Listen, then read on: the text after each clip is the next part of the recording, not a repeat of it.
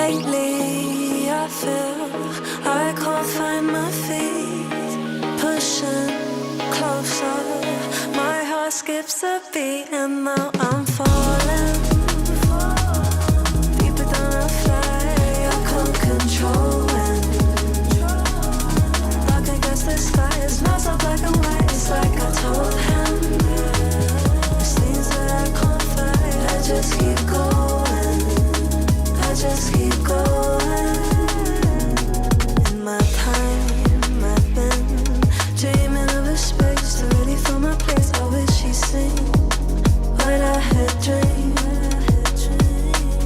Before these darker days, I thought I found my way. Quickly it fades, losing the race, closing the page. In and out, I'll move myself again.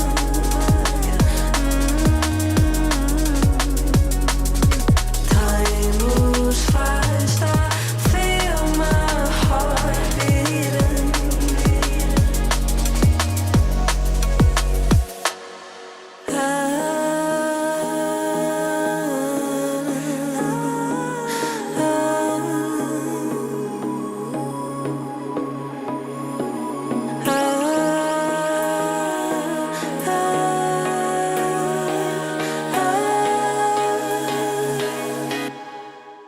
And now I'm falling deeper than I fly. I can't control it. Dark against the sky, it's not so black and white. It's like I told him, there's things that I can't fight. I just keep going, I just keep going, I just keep going.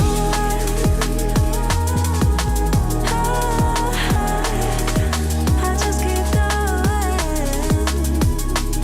Dark against the sky, there's things that I can't fight.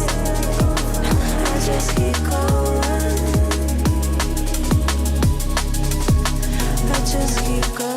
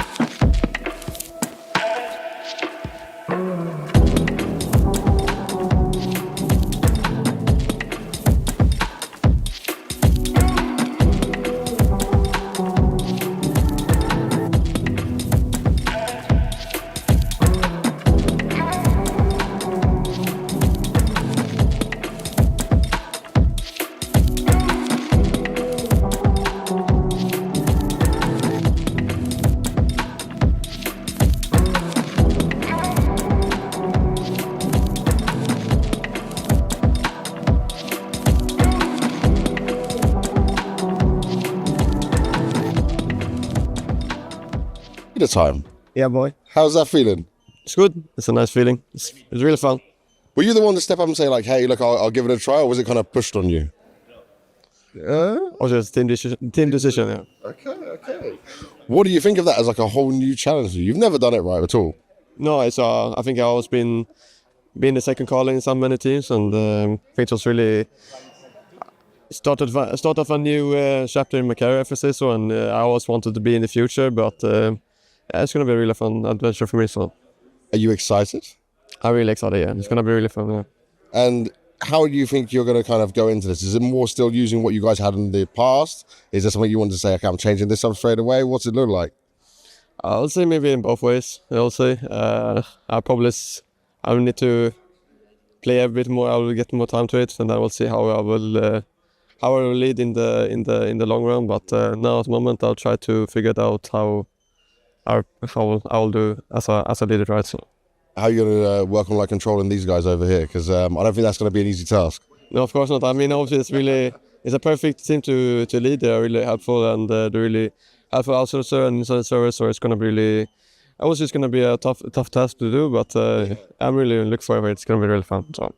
Is it kind of more scary because you're doing it at Katowice as well? It's not like you get like an easy journey in. It's like first really big event of the year. Oh yes, and I'll lead.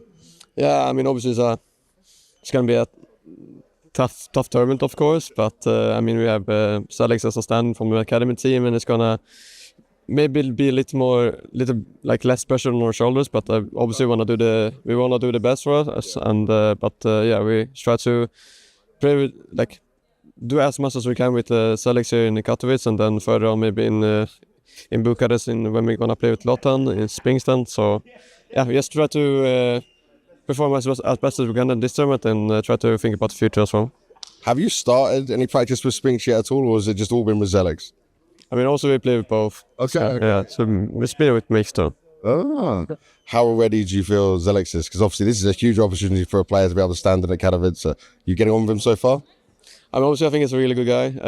He shoots hard. He shoots hard shots. So I think obviously it's gonna be his first big event and his first big LAN, of course. So it's gonna be a really fun experience for him. Of course, I remember in these days when I was playing my first LAN event. So yeah, it's gonna be really fun for him, and I'm obviously gonna help as much as I can to him to perform. And yeah. How's Roland been as an in-game leader so far in practice, man? I would say that he started off amazingly, to be honest. He's super hardworking, really nice guy to be around always. But now as IGL, I think that he had to step up in terms of his communication, and I think that he's showing it. He's getting a lot out of his comfort zone, which is something that I think we needed. So yeah, I'm just really happy with the start we have with him right now. You know, though, you guys shocked the world when we saw this drop, right? I think we were mid at Blast at the time. We see this change coming on. I'm like, what the hell's going on? You're also going to be a bit more of a voice in the team as well, right? You're going to take over some responsibilities?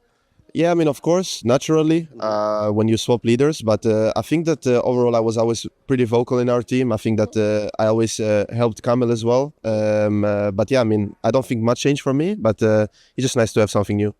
And what's the new guy bringing into the table? Because obviously Mal's NXT just constantly has really good players, so we're expecting high things. Yeah, I mean, Adrian, he has a lot of skill, for sure. I think he's a super nice guy as well. He's super calm and just super sweet, I would call it. When you play with him in the server, he's always trying to make everyone feel good about some things. But yeah, I'm just super excited to give him his first opportunity in a Tier 1 LAN, and hopefully that he enjoys the moment as well. Do you think you can get him into his first arena this early on? Oh yeah, for sure, yeah. Oh, for sure. Okay, I like that. You guys have a lot of faith, though, right? In each other. You've been on this journey together for a long time. No, you're laughing. You don't have much faith in him? I do. I have a lot of faith in this team, in the players, in everyone. So I think we have the good pieces. I mean, obviously we will play with the standing, but I think we can still go far. He said make playoffs. Yeah. Take him to his first playoffs would be pretty cool, right? Yeah, I mean, I think he has like 4 games on AHTV, Dude, that'd be nuts, wouldn't it? 4 games, and then what, you need 2 more to get to the arena, or 3 more? Yeah. So then just give him that and then straight in. I think he would be the most like unproven player to play in Katowice playoffs. Yeah. That would be a nice storyline, though. I'm going to try and drive that. Okay, we hope you get lots of really good games the whole way through. How has he been in practice of playing at this level? What's his been like, kind of jump up when he has to play against some Tier 1 teams in practice? I mean, he didn't play too much practice with us. Okay. He was either like spectating, trying to learn. Yeah. And he's watching what you were playing with Spinks. Yes. Okay. Yeah, of course. But we also played with him a little, and we will play today, like after media, Yep. But I think he was doing great already. And I mean, of course, he needs to learn some stuff, He's a little bit inexperienced, but it's totally fine. But I think to his level, I think he's doing really good. Now, I got to ask this. Could you maybe get him a good practice game? I don't know. Who'd be get him a practice game against Spirit as his first one. Do you think that'd be a nice way for him to learn? Now we practice versus like a Tier 1 team. Yeah. So who have you got? We were practicing versus G2 when he was playing.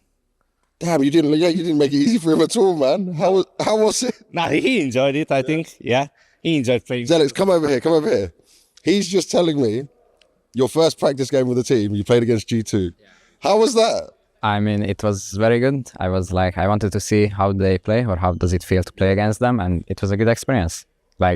Tell me this, because obviously I speak to all these guys normally, but they've been pros for a long time. How was it for you? Because obviously you're probably not playing against G2 right on Academy. What was it like when you connect to the server and you see these names, these people?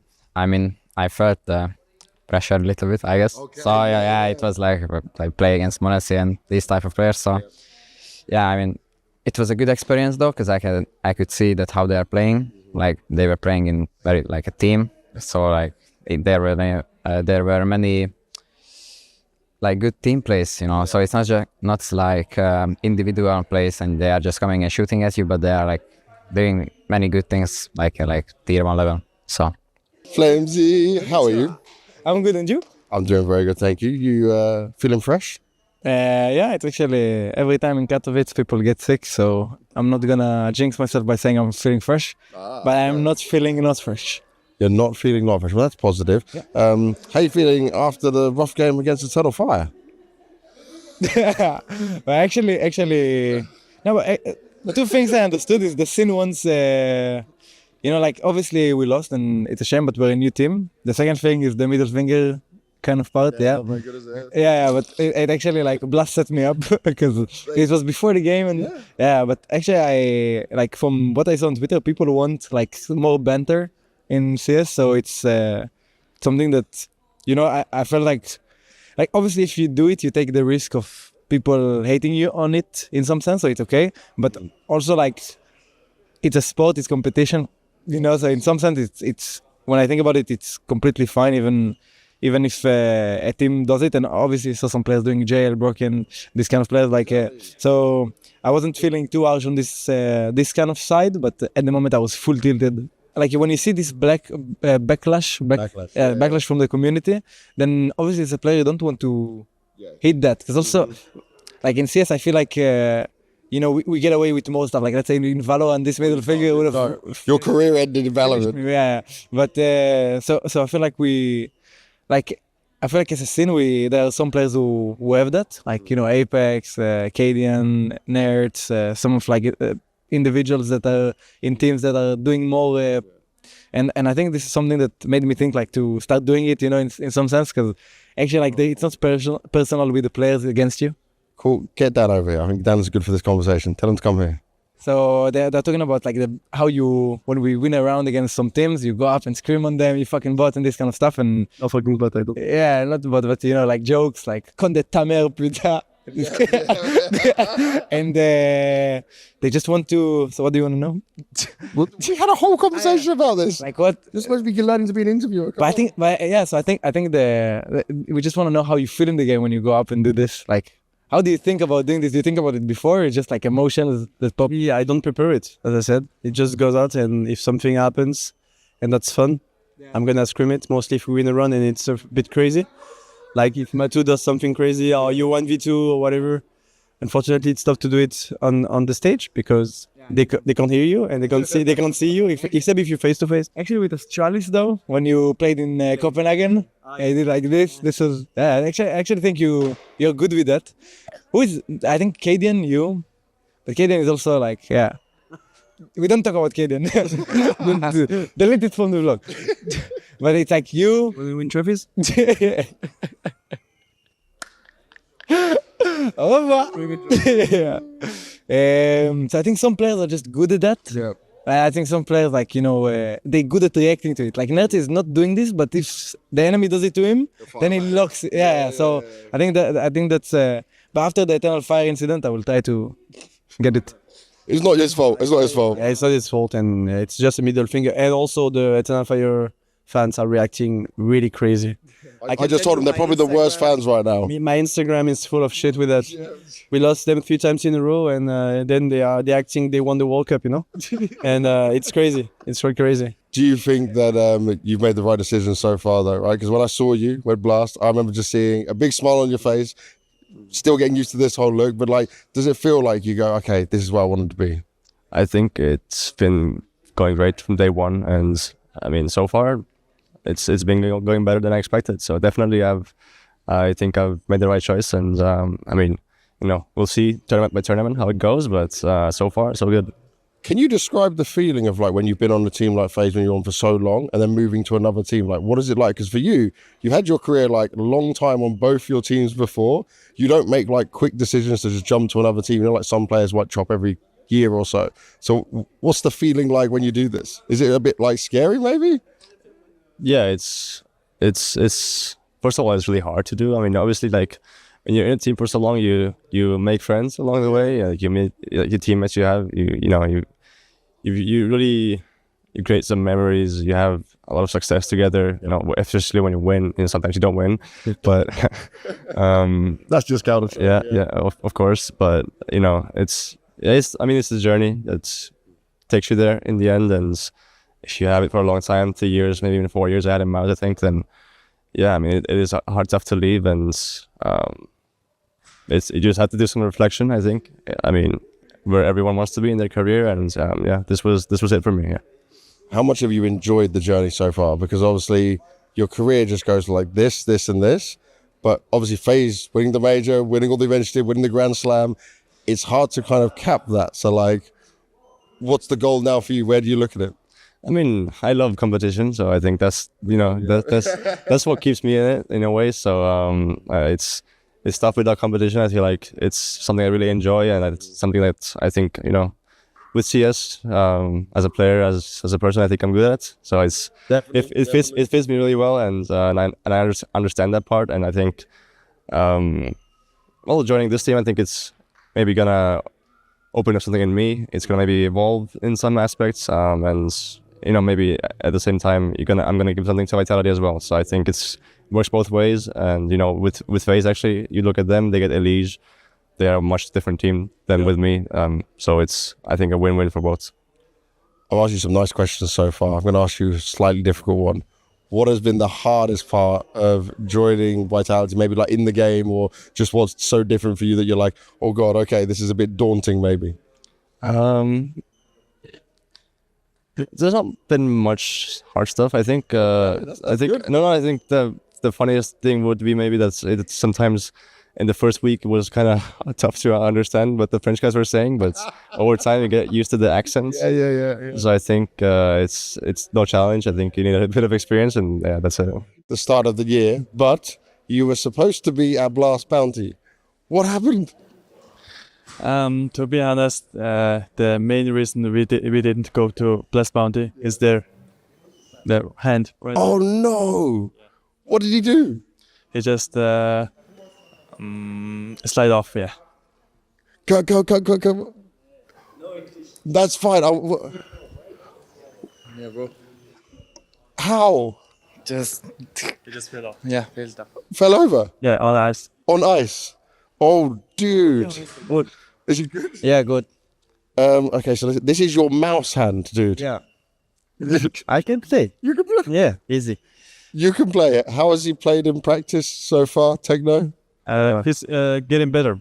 Yeah, day by day. Yeah. How long do you need to wear this for? 2 months or 2 months. Shit, dude, that's the worst thing that could happen. When it happened, you were like, no. Yes, I said. Okay, so you fell over on the ice at home, you broke your arm, but you're still playing. Okay. Yeah, okay. You're gonna play better? Yeah, better. Better? Of course, better. Yeah. I like the confidence. How are you, bro? I'm good. Yeah? Yeah. You happy to be back on the road again, events? Yeah, happy after Bounty. We miss Bounty. Oh, I'm so happy to play. His fault. Yeah, his fault. Yeah. What did you say to him when this happened? Unlucky. Lucky. How's he been in practice? He's been good, bad, struggling? In the beginning, he was bad. Yeah. Hey, now he's good. Okay. So what you're going to do, the other teams will see him and say, Mongols, that'd be so bad. And then you own everyone because they think you will be bad, but you're going to be really good. Yeah? We'll own him. You own him. I like this. So what do you want to say to all the Mongol supporters that have missed you out there right now? Watch how we own them. Yeah. You're going to be the headshot machine again? Yeah. I'm going to be the headshot machine. Can we do this? What did you do when you got the really cool kill at the major? You did like... Cool? You know when you got a kill at the major? Yeah. And you did like... This. this. Warming up. All right, my G. Mazi. I love you, baby. It's so funny. Good shit, man. Thank you very much. How's it going? How are you feeling with the new lineup ahead of, one of the most important tournaments of the year, not to make you too stressed? No, but it's really good and really happy with my teammates and the staff around the team, and everything is really great. And I was a little bit nervous of how it was going to be when I first decided to join, but very happily surprised, and can't wait to play this tournament. As you say, it's one of the biggest ones, and just want to show what we got. Why were you nervous? Well, there's obviously there's some big name players in the team, and you don't know how they are and how it's gonna be with them. And but it turns out they're really nice and helpful, so all good. Might just be honeymoon, you know. They're nice now, and then the minute you miss a couple of frags, they're just on you. You've had experience with that, probably. No, not really, but yeah, it could be. Maybe in a couple of months, Nico will start ripping our heads off. We don't know, but let's see. How are you doing? You're the last one standing over here in Falcons. From the project so far. Is that a good feeling? Yeah, new season, new lineup. That's kind of the story, no? Did you need a change? I think all of us needed a fresh start. To be honest, I don't think we can specifically say it was one or two guys' fault that the project didn't work out. I just think we didn't click together, and I think that's sadly the way it is sometimes. I would say that despite our results as a team, I think it was still one of the best experiences in terms of teammates. I think they were really nice, and I really believe that everyone tried their best to make it work. But to be honest, I think we could all feel that it didn't click in terms of the way we were approaching the game and how we wanted to play in the game. So sadly, that's the way it ended up. But I do believe that all of them will do perfectly fine in different lineups. What a beautiful answer. You know how to answer these types of questions, I know. But talking about you are a player that achieved so much, really more than a lot of the players that are playing still currently. What is it like for you to be in like a project where you want to give everything and it is just not working? And how do you put that energy into this new lineup that you have now and the things that you can achieve with them?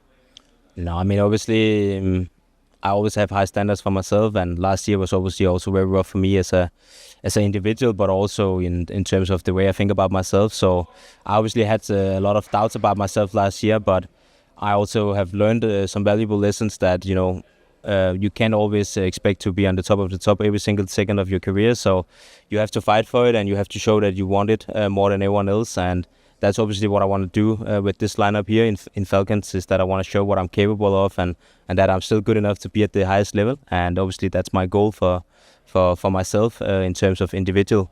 So yeah, I want to prove that I deserve to be here, and I obviously are gonna do that. Big change for you, and one of the most important roles in the entire team in terms of in-game leading, of course. So how's it going?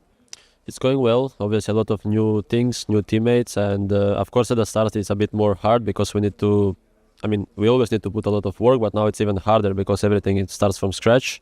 But it's going well, and I enjoy my time here. What do you think about that challenge? Because I think you're one of the most hyped IGLs right now in the scene, and people are really looking forward to this being also kind of a test for you, right? Because this is a completely different configuration of players and egos, I want to say as well.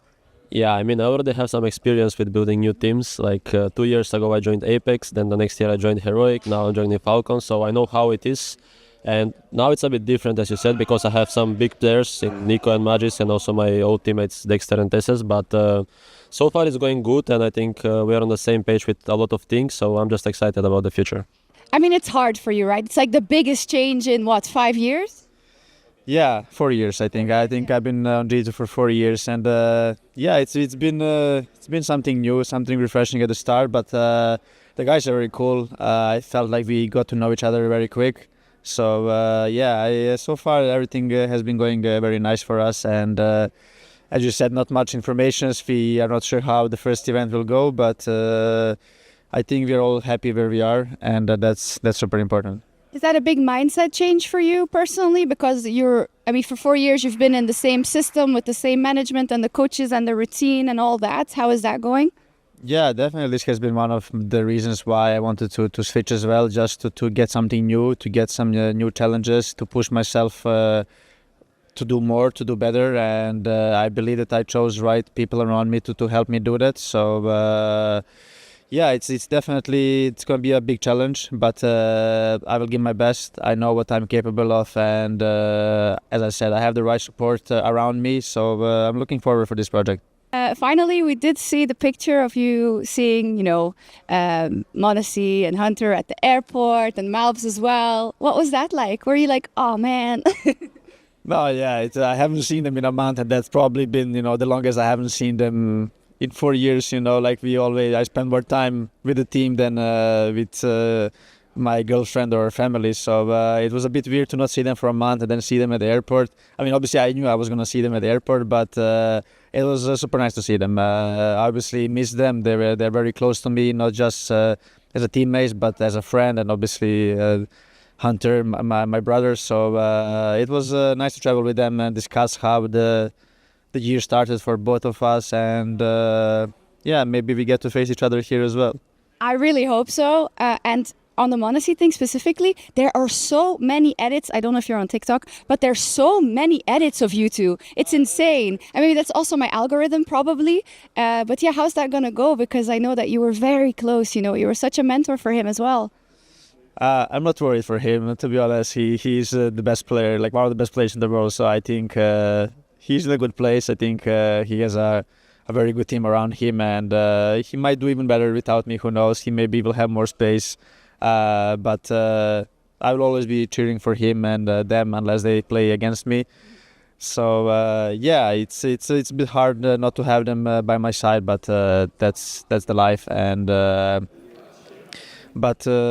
I said, I think he's in a good place. I'm not worried about him or their team. I think they have a good replacement as well. I think their roles are good, but I'm also in a good state and in a good place as well. So it's going to be interesting to see how the year will go for both of us. And as I said, we might cross our paths very soon, and that's going to be fun. ESL presents the Intel Extreme Masters in partnership with Intel, Acer Predator, DHL, Kadia, 1xBet, and Zowie.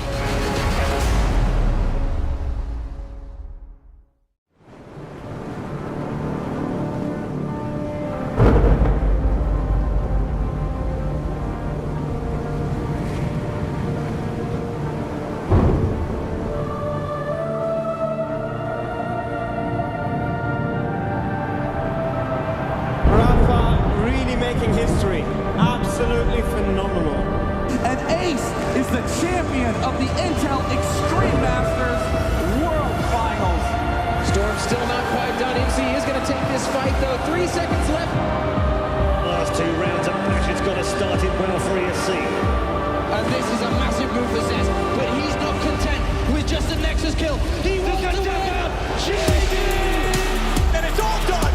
A flawless win. Unbelievable Rogue with a 4-0 victory over Classic. And they did it again in the grand finals. It's Nobu!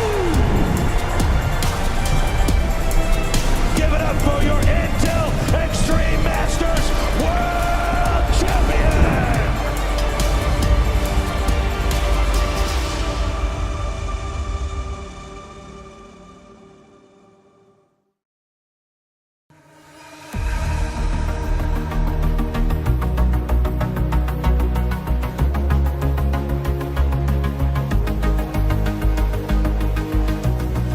The Intel Extreme Masters Katowice returns. 8 teams eliminated from Stage 1, but 8 fresh faces are waiting to be taking on the booths, including the reigning Katowice champions.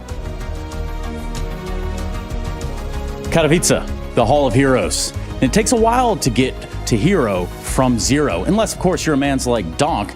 It's been a whole year since we brought the bringer of gloom and made his Tier 1 establishment, and he has certainly done that in his rookie year. Conversely, for the side of Mouse, plenty of changes afoot coming into the new 2025 season. That is because in-game leader Shuei, surprisingly, shockingly, some may say, cut from the squad. That's left plenty of holes within the team, one that will be temporarily filled by stand-in Zelex. Question is, though, can he hang in the big leagues?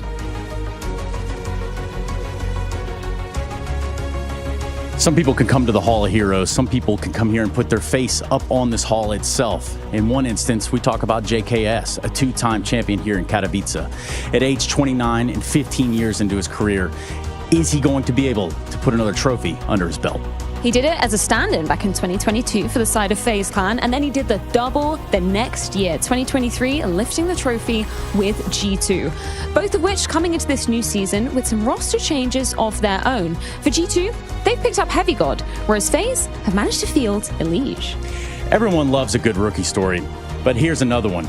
Is there such thing as a sophomore slump in Counter-Strike? Stage Uno turns to Stage Dos. Hi, I'm Trace. Donk is in the building. I repeat, Donk is in the building.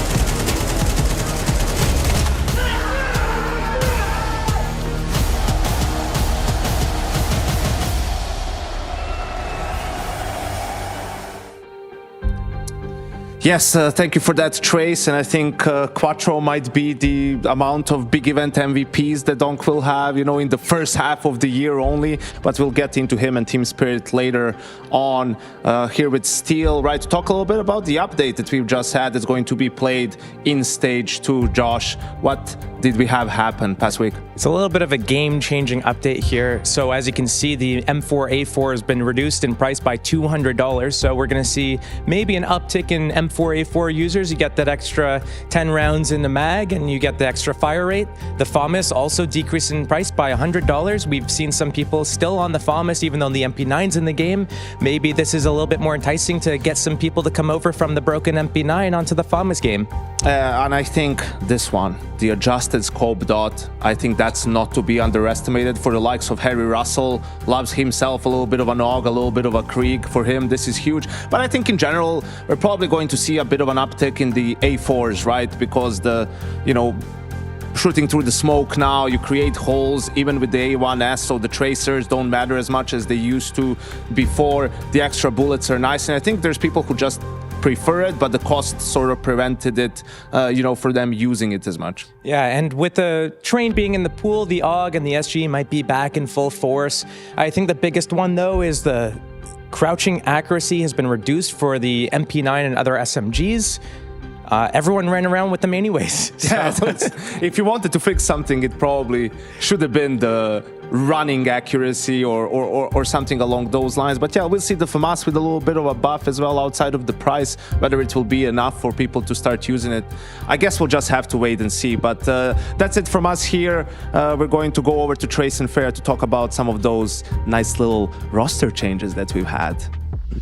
To say the least, Yanko, yeah, there's been quite a flurry of changes. It's even hard to pick up and figure out where you want to start with so many changes. Where do you want to start with this many changes? I think we've had a nice little gentleman just walk past maybe off camera. That was Nico in his Falcons jersey. Can you believe it officially happened, Trace? It's not off-putting, but it is definitely different. It is a definite sign of changing time. Is it an upgrade or is it a downgrade? What would you put it as? I think I guess we need to consider the other changes, right? Oh, we've actually got some experts on hand who might be able to give us some answers. Almost. Could see you sprinting down that hall.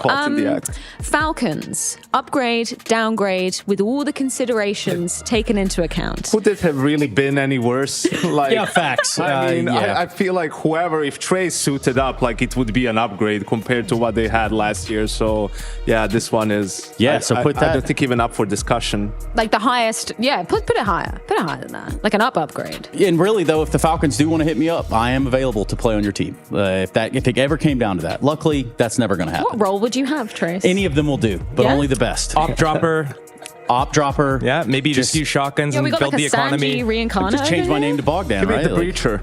Oh, yeah, okay. Breacher. Jack Reacher, whatever. Like maybe more upgrades and downgrades. Falcon's definitely one of those center points when it comes to conversations and changes, because that's a mass overhaul, right? Like you were saying, didn't go so well. Where would you put G2 then in this conversation? Because they lose Nico, Heavy God now in the fray. I think it's somewhat unfair to be comparing them on the same level, right? Because you got one of the goated riflers of all time and a new up-and-coming star. He's got big shoes to fill though, right?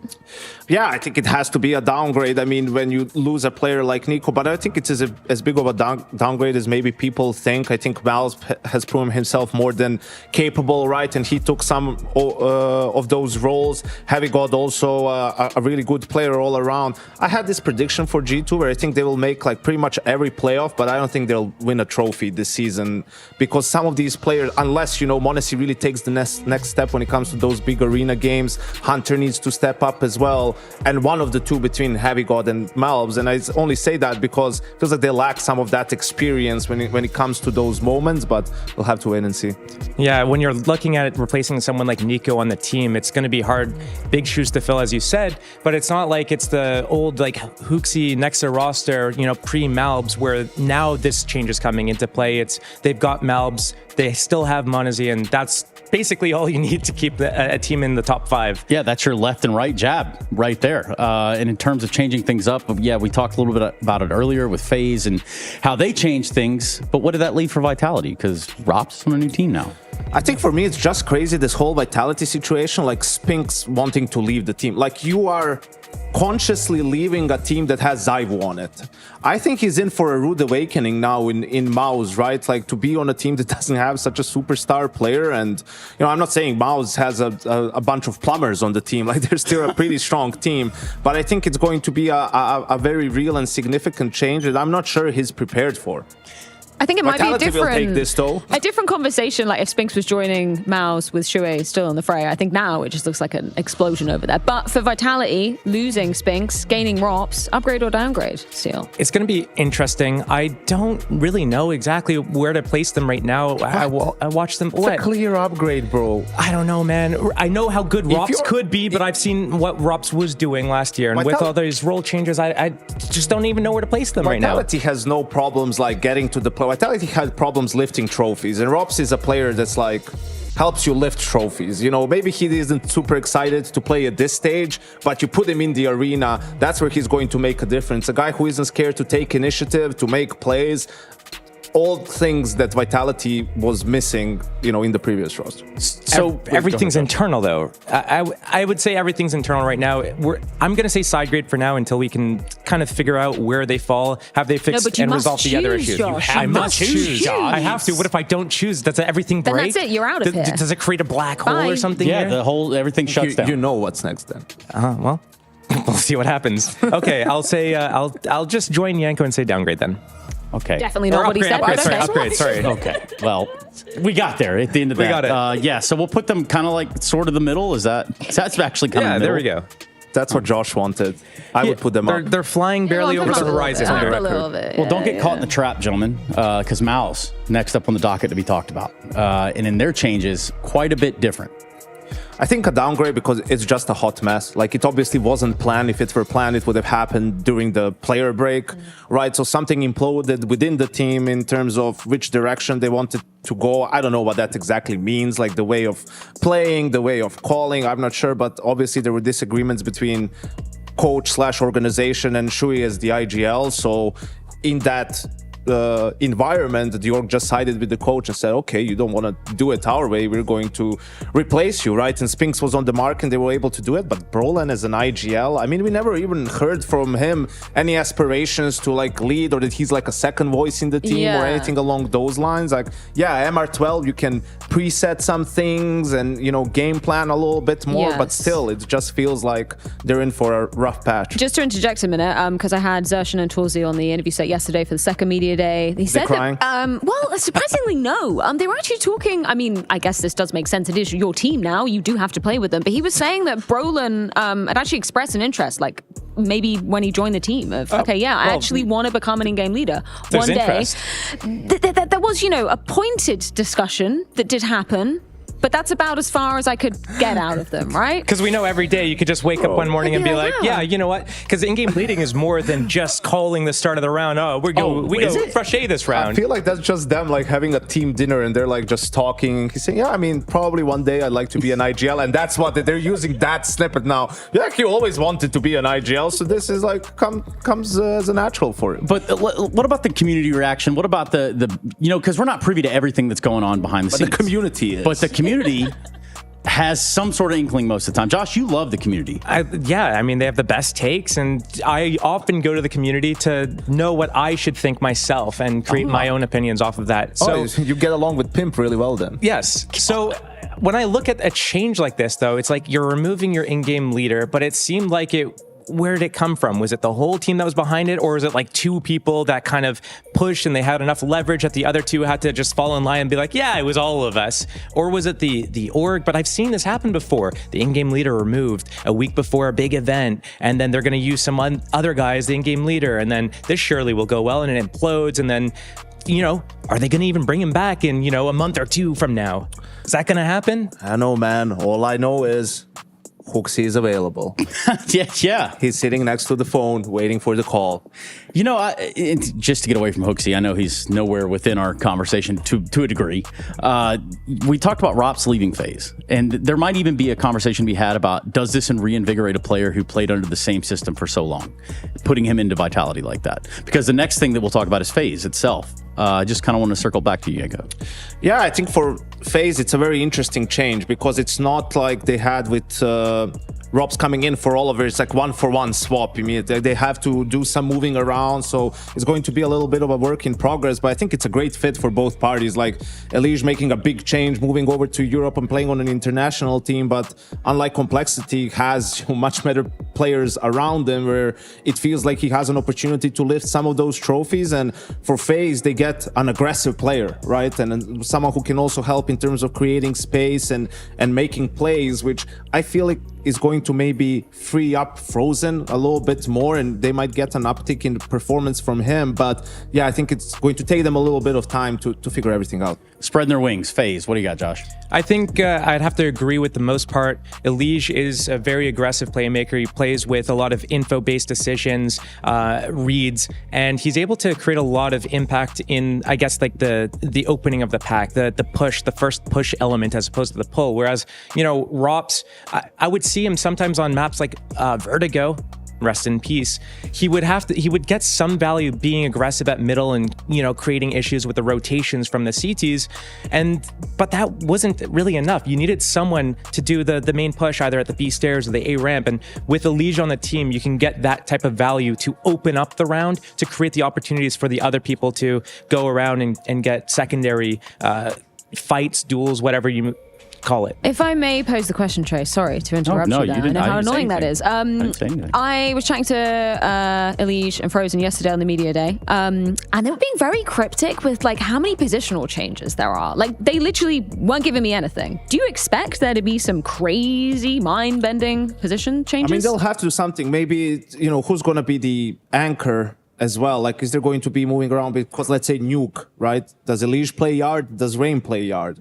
And Rain is a guy who, before Kerrigan rejoined FaZe, he had a lot of anchor positions. I mean, on Nuke, he was playing door, right? So it's one of those things. Do you sort of kind of admit that he's maybe fallen off a little bit and can't have those star roles, and then put him in some of those anchor positions because you feel like Elige can put up bigger numbers and contribute more? Those are some of the questions that FaZe has had to figure out. And also, whatever they do now doesn't have to be how they look 3 months from now, right? They will try out plan A, and they have options if it doesn't work out. I kind of was just tripped on the whole set. That would have been just not what we wanted to start our day. Hey, to close out, put a pin in it right here for the side of Maus and FaZe. Upgrade or downgrade?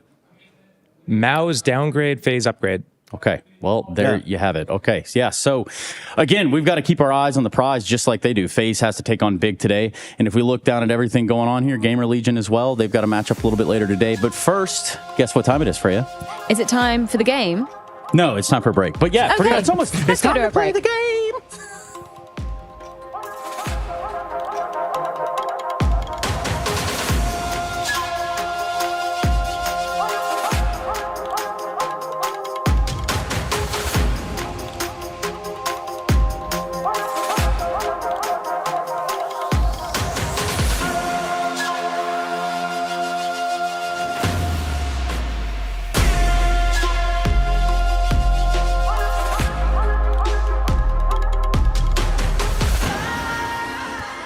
Hi, it's Bob with Face It. The official broadcast is better than ever on Face It Watch. Yep, that's right. Switch it up with the POV selector.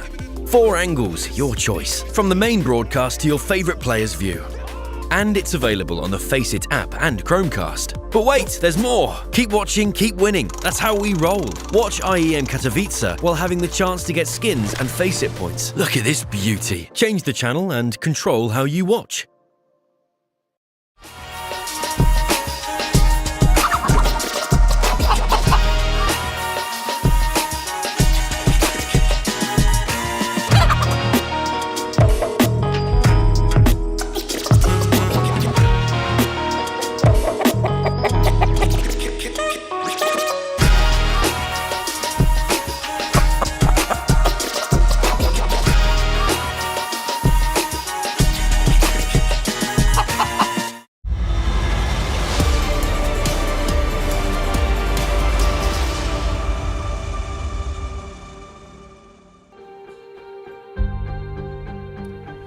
All right, we're back. Falcons versus Eternal Fire. First game to kick off stage 2, and 2 big names on your screens, Xantares and Nico, 2 leading players for both squads, right? Guys who are sort of synonymous with the regions, with their respective countries, and both yet to win a major, Josh. Both elite riflers that, yeah, you're absolutely right. And, you know, we saw them in a showdown not too long ago as well, and this is kind of a rivalry that's as old as time, but does Nico have a Nico peak, a patented Nico peak like Xantares does? I think that's going from behind on Nuke Heaven. With the Deagle, yeah. Okay, that's his signature play, yes, unfortunately. But I don't know, these guys have faced plenty of times, you know, over the course of their careers, kind of Nico always being on sort of the stronger team, the bigger squad, not necessarily a fair fight. But this time around, you feel like it's a lot more even. Gotta agree with that, yeah. I mean, we saw that recently as well. They played a couple of weeks ago and the scores were really similar. They went overtime in one of the games, but I mean, yeah, you look at the systems around them. Nico now in Falcons, which is a very new project. They just kind of took pieces here and there, assembled it together, went against Eternal Fire that, you know, they made one change. It was a small change, all things considered. They had a really good year last year, and by really good, I mean really good EPL season 20, and that might be it. We can see here on the graphic as well, you know, last time they went, Xantares obviously having the upper hand, head-to-head as well, 14-3. Do you think the fact that, you know, this game is going to be on LAN is going to mean anything, or do we expect more of the same? Yeah, we look at a team like Eternal Fire. We see them in the studio settings and the online settings. They're doing great. Their pressure's not on them too hard. But then they get to that final stages or those LAN stages in front of the crowds, and that's where they fall off. So getting to see the Nico Xantares LAN battle here might be a little bit different than what we saw a couple weeks ago. So that's going to be a big difference to look at in terms of just the straight head-to-head. But also we get to see what the difference is here now that Falcons has had a couple more weeks to work out specifically on their CT sides and try to get smoothed out whatever's going wrong there with the rotations or just like fighting out in the open. There's a disconnect. You have people coming in from 3 different projects coming into one project. Whose system are they still on? Yeah, and Major did say, you know, yeah, they have Nico, but we've got Xantares, but it feels like recently it's been a lot more about the supporting cast. Like, that's what sort of elevated Eternal Fire is. Xantares is always going to have his numbers and play on a high level, but it's the fact that the other guys have stepped up really that's put them in some of these conversations, that they've been able to make it all the way to the grand final and so on. And well, speaking of sporting cast, I mean, you have Woxic kind of stepping up there as well in the stage 1 so far with his op. It's just been incredible to see some of the plays that he was getting, opening the round, but also specifically closing in some of the clutch round situations, hitting a lot of op shots, really hitting his peak at this event compared to, you know, what we've seen traditionally from him. Yeah, definitely going to be a tough task for Falcons, but let's see what they think about their upcoming matchup. Nico, it is rematch time for your debut here at IEM Katowice. Obviously, you faced off against Eternal Fire online back at Blast Bounty. What was the biggest learning from that match? The biggest learning, I I mean, I guess we get to see how they play with Jota because we didn't really have much information on them before that. So I think now we know what to expect coming to this match. I think we should expect the similar maps at least, and then we also know what they like to do. So I think it should be a better match for us this time around. Yeah, we knew that Xantares last time around kind of had your number in the head-to-heads. What are you going to be doing differently today?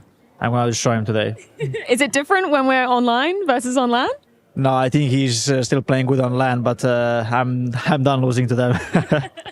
Just looking at a bit of a wider vision of Falcons, whenever we got, the pleasure of standing behind you guys when you were still on G2, you're doing a lot of mid-round calling. How does that compare to how vocal you are in this new Falcons team, obviously with Kixon as your RGL? I would say I have just as big of a voice as I had in G2. In my opinion, they give me the space that I need. I also give Damian the space that he needs. I told him, whenever you think I'm doing it maybe too much or whatever, just tell me so I know the limits when I can interfere and when not. So I want him to feel comfortable and confident in his calls. So I think this obviously takes time to get to know each other, to learn each other. So so far we didn't have any issues, and I will just.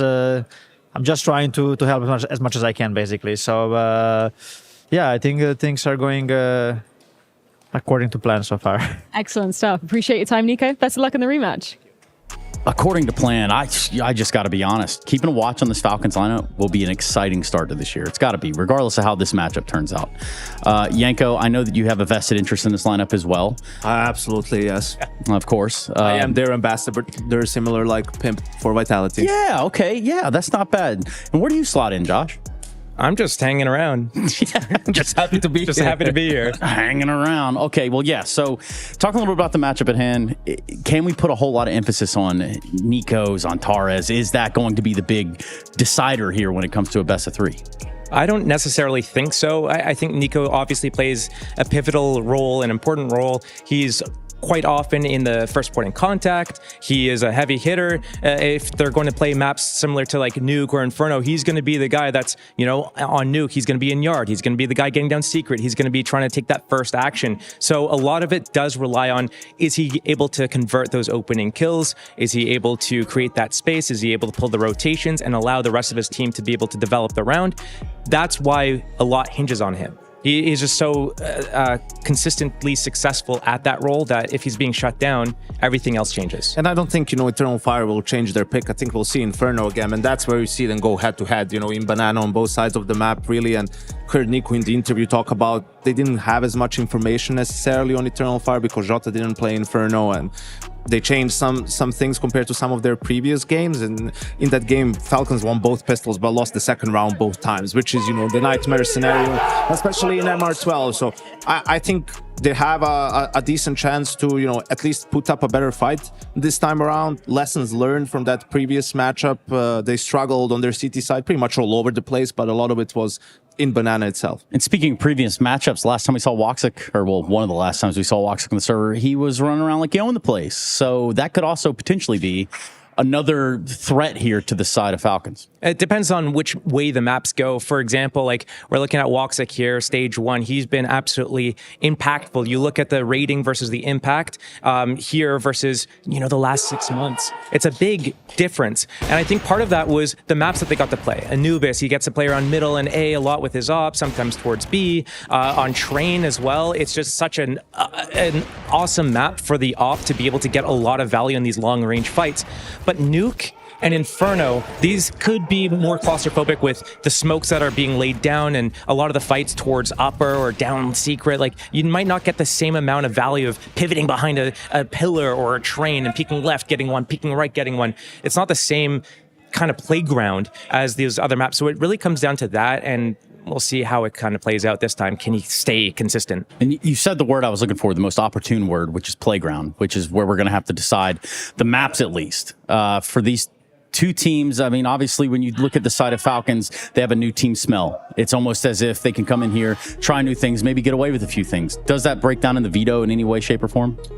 I don't think they have reason to change their pick either. I think we see Inferno from Eternal Fire. Falcons were up 12-7, on Nuke. Lost it in overtime, right? Eternal Fire with a comeback there. Magisk really struggled on Nuke, which is uncharacteristic for him too. So I don't think we'll see any changes in the picks. Then why would they change the decider as well? Yeah, it came down to the slimmest margins, and I think if anything, it favors Falcons, but the train pick, that's going to be interesting. You were talking about CT sides. I think that's where Falcons really slipped up, and having people from different systems, Magisk as well, not having a good performance. I think if they're able to iron that out, this is going to be different, but I'm very interested to see what happens down on train. Yeah, and they're deciding to test Eternal Fire, right? I think it was Complexity who picked it against TF, had a lead, but again couldn't close out, lost it in overtime. So potentially just seeing that game and thinking, okay, these guys maybe don't have as good of a grasp of train yet. The Falcons also played it against Ants in Blast. Bounty came out on top in that one. So yeah, it's going to be interesting seeing the new train again. A little bit of tape on them, and then they also saw Woxic kept Eternal Fire in that game. He did. And you've got to wonder, though, when you step into the new stage here, at least, with Eternal Fire, they've been in here boots on the ground. Now you look at the Falcons. Yeah, they got the weekend of matches under the way over the Bounty. Yeah, I mean, for Falcons, there's a lot more moving parts, right? Yeah. I mean, you have the Heroic core coming over and Kixan having to sort of get on the same page with Zonek, right? Then you have someone like Nico, who, they were talking all last year how they're missing firepower and a superstar player. That's why they signed him. Also someone who's a big voice. And then Magisk is the only guy who's left who's sort of... He was the anchor of the year, in 2023. So I think we shouldn't forget, just because of how last year went, how good of a player he actually is, and hopefully we see some of that back now in this new Falcons lineup. Do you like CS skins? Because I can tell you where to get them. That's right. There's a little bit of a giveaway going on over at faceit.com/watch. That's right. You can watch all of these games, catch all of that action in multiple different POVs over there. So make sure you check it out. And also, like I said, skin giveaways, faceit.com/watch. Now, speaking of watch, which is what we're going to do, this matchup, gentlemen, I think we're about ready to get into the game. I was going to ask you who you thought was going to win, but hell, you want to? You want to, Yanko? Falcons. No. Okay, fair enough. Well, let's do it. Let's jump right into this game. It is that of Falcons taking on Eternal Fire in Stage 2 of Katowice. Oh, I'm excited for this one. Yes, Team Falcons, a LAN debut at Katowice, no less. Stage 2. First day of it. Very excited to see. And I have to agree with the sentiment on the desk as far as it comes to the upgrade. Falcons, this roster feels like it's got legs, already picking up a best-of-3 victory online. And now they're up against Eternal Fire. A bit of a grudge match after they fell out on the online portion. Should be an interesting one, chat. Yeah, trying the same recipe as last year, the old Falcons. Steal a core and see if you can plug any pieces into it. Well, you've got two strong pieces, Nico, on your screen right now, going head-to-head with Zentares. Asked by Farah in the interview how it's going to go down this time. A bit more confidence, but 8-1 in the head-to-head on this very map, as we have a technical timeout to start things. It's called a false start if you're in the Olympics and someone just jumped off the starting blocks. That's if you're swimming. Do you get penalized for a false start? I think if you do too many false starts, you do. But you get one. I don't even know. I think you get one or two. Okay. How many false starts do you get? I reckon there's a lot Olympics? of athletes in Twitch chat, so I'm going to bring that up just in case they're going to give me the answer. How many? Because I feel like it would be pretty sad if you've trained your whole life for one thing. Yeah, but don't. And then they're like, don't. You should go when the. Well, obviously you go when the thing is, but you're trying to go as quickly as the thing pops. Athletes are immediately disqualified after one false start. Come on, that can't be right. Oh. How many false starts are allowed in track Olympics? Under current rules, a single false start by any runner results in disqualification. A single false start. This is a zero tolerance policy. So what? So I could train my entire life for this is it, my Olympic sprint. This can't be correct. Marks get set, and I thought I heard the gun. Someone in the crowd kind of went bang. What about for swimming? Oh man, this has changed my whole perspective. Yo, respect to all the athletes in the chat, man. In swimming, there are no false start warnings. Any swimmer who dives into the pool before the starting signal is automatically disqualified. It's just GG. It's cutthroat out there. We're far too soft at esports, apparently. I can't quite believe that. Is that real? Oh, well, someone said you get one in swimming, so yeah, I don't know. Mixed information right now. This is according to the NBC. I don't know if we can trust them anymore. I'll have to check in with Jason, our resident American, see what is and isn't fake news these days. Oh, it's tough, isn't it? Well, But you know what? This actually gives us a little bit of a chance. Oh, just what we needed. Yeah, we needed one of them. We needed a chance. Yeah, I'm begging for one actually. But coming into this, this smorgasbord of Falcons with the core of Tessus, Dexter, and Kixon being snatched away from Heroic, I can't help but feel... For a pretty price, I imagine. Oh, gosh, yeah. Oh, God, yeah. I just can't help but feel that, like, they've actually kind of landed quite firmly on their feet, understandably with a limited pool of trying to pick up cores to keep points, etc. They've done all right. There was a few different methods they could have gone for, right? There was some rumors they were targeting every player under the sun, trying to build a bit more of a super team, but then with the new system we find ourselves in for 2025, the Valve regional standings, and the influence that has on events, invitations, wildcard slots, major qualification, this feels like the safer of the two options. Yeah. And then you are going, okay, well, this is old Heroic, and then you have Nico plugged into this roster in place of Nertz. All right, well, Nertz is a very good player, but Nico's one of the greats as far as rifling is concerned. And then you have Magisk, who once upon a time, I think the desk was touching on it, was Anchor of the Year, part of the Australis roster, winning multiple majors. So pretty good adjustments, I'd say. And as far as roles go, does this kind of, like when you take a look at the kind of player Magisk is and Tessus, Nico, like this rifling core, do they complement each other well? I think Tessus is very malleable, especially his time over in Heroic. That was the Danish version. He did a bit of everything, right? I think the question with Tessus is him delivering in some of the bigger matches, because we've seen some crazy spray transfer moments from him. I think Tessus in this roster might be able to get a bit more shine, right? I think that a roster with Nico, sure, he's going to be taking the spotlight, but here we go. Woo! Forget about the first time we went live. This is the second time we went live. Yeah, first real time. T-start for Eternal Fire. We've got Train, guaranteed, by the way. Forgot to say that. That's exciting. Falcons have picked that. Previously banned in the second phase on their clash at Blast. Let's get this one started. Well, this is different from when they played at Blast. It was just Nico holding Banana. Then now it's three players from Falcons ready to lock things down. Flash at the ready. Julie's at half wall. Nico at sandbag. Here they go. Dexter's dual Beretta should be set for success. And yeah, Madja there was no trade potential there. And he even gets another one. Just drives into the face of Jota. Immediate trade from Woxic, but the damage is done. And now you find yourself top Banana with no information as to who else resides on that site. Nico and Kixon. Magisk has already pushed to T-Stairs. Yeah, essentially going to be locking the door from T-Stairs. So there is a bit of a timing that Tessus is wary of, because Magisk has crawled all the way through second mid. So there's a chance that somebody could have slipped up and taken a bit of room. So Tessus will only head over if there's another tell, and here that tell comes. Yeah, Nico's going to hear that. They've missed their Molotov.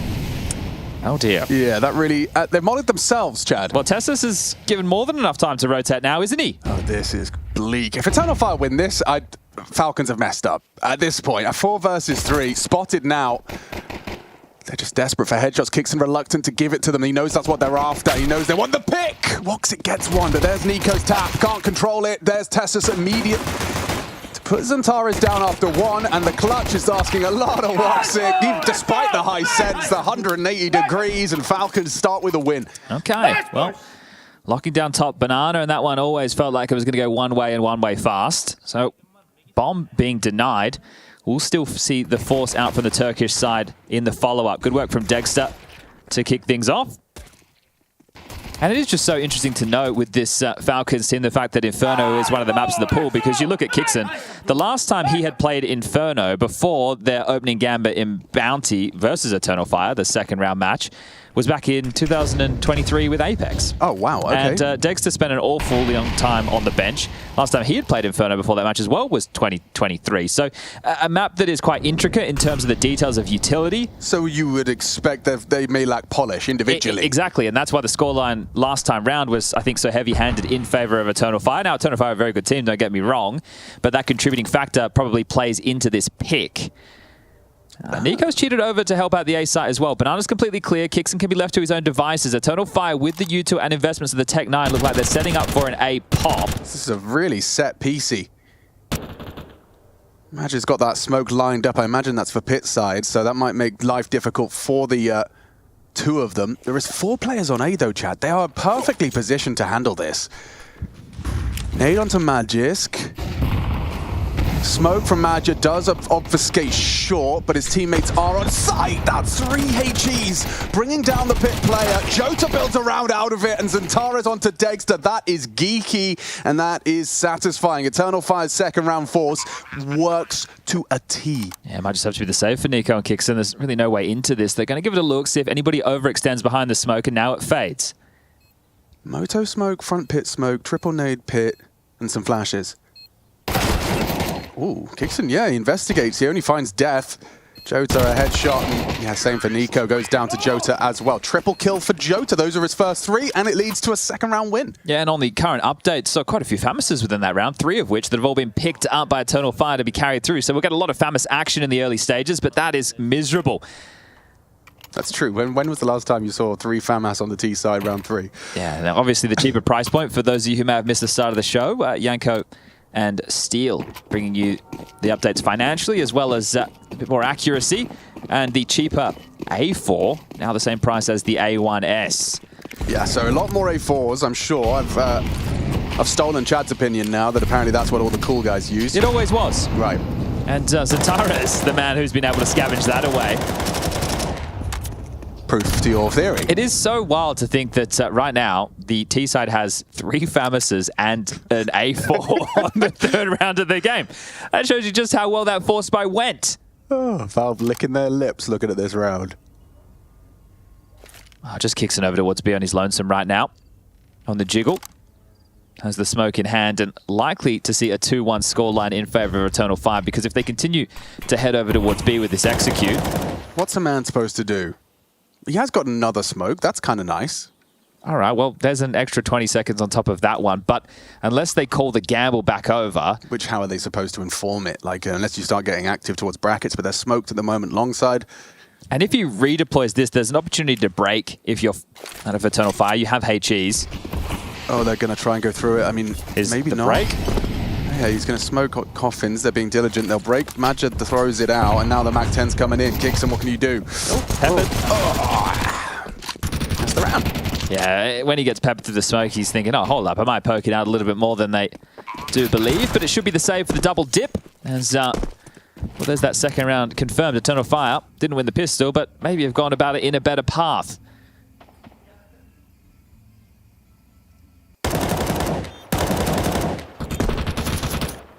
So I suppose we can update everybody on what the CT setup looked like when they played at Blast, and likely to see the same thing. Oh yeah, go on. Nico will be the more aggressive element of banana control alongside of Kixon. Okay, You're that's a going new to duo. have Magisk as your A anchor playing pit and halls. Tessus being your A rifler, which at times you'll see him as that rotating element, and then the other player that feels that same... They're losing everything. I thought they would hold on to this, so at least they'd have something into the next. Trying to do some damage, and they're the ones who really have everything taken away. Just one man staying alive there of Magisk, and Dexter, right? He's the AWPer, so you'll see him also as that rotating player, helping out the B players take banana control. Once get the AWP out in his hands can be quite pesky with that, but this one should be the eco. We can remind everybody there is a secondary stream going on right now as well. That has blockbuster names of Vitality taking on 3D Max. A bit of a French-ish affair. That should be a banger, I imagine. I think that 3D Max are a tough team to play against, especially for new rosters. I know it's only one player being plugged in, but they really test your heads-up Counter-Strike on the CT side because they're quite execute-heavy. So you need your multi-kill needs to be on point. I mean, that's funny because when you said that, I thought you were going to be talking about their CT side, where they're so, you know, wow. Zentares gets the job done on B, but they have all these like proactive Aggie moves and like really disruptive. They'll keep you having to communicate and be really like kind of in tune with one another. And I suppose on the flip side, then that's testing and stressing your default. Yes, right? How good are your reactions based off the information coming your way? How well connected are you in responses to a constricting smoke or Molotov combo? And Vitality can be one of those teams where Apex likes to call them a bit more direct, you know, into 4-1s. So a lot to consider as Zentares, 4 kills and he has to plant the bomb. They've triangulated Magisk's position and gone. Where did the pundits put Vitality of upgrade, downgrade? Did they think that one? Did they do that one? I think it was upgrade. Okay, yeah, makes sense. I think Rops is a more seasoned player. Spinks is still a very good player in his own right, but... It's a very satisfying kill feed. Zentares, you're gonna die. Oh, that's quite morbid. Indeed, it is. Okay. I have nightmares like that. I woke up one night in hot sweats. Oh my god. A 2-3 start. First rifle round. Cardia, back 10 in the boiler, but it's Banana. Nico, flash forward by Kixin, gets the first and wants a bit more. Warning shots down range with a lick damage onto Madja. That just finds Jota, and Cardia is going to have a good shot onto Tessus. He's given his team something to work. He can't die, must live. Extending play, throws out a smoke to keep the pressure on A, so that's going to lead to a 2-2 division. Kixin still in a forward stance, though. They have that top Banana control under the Falcon rule.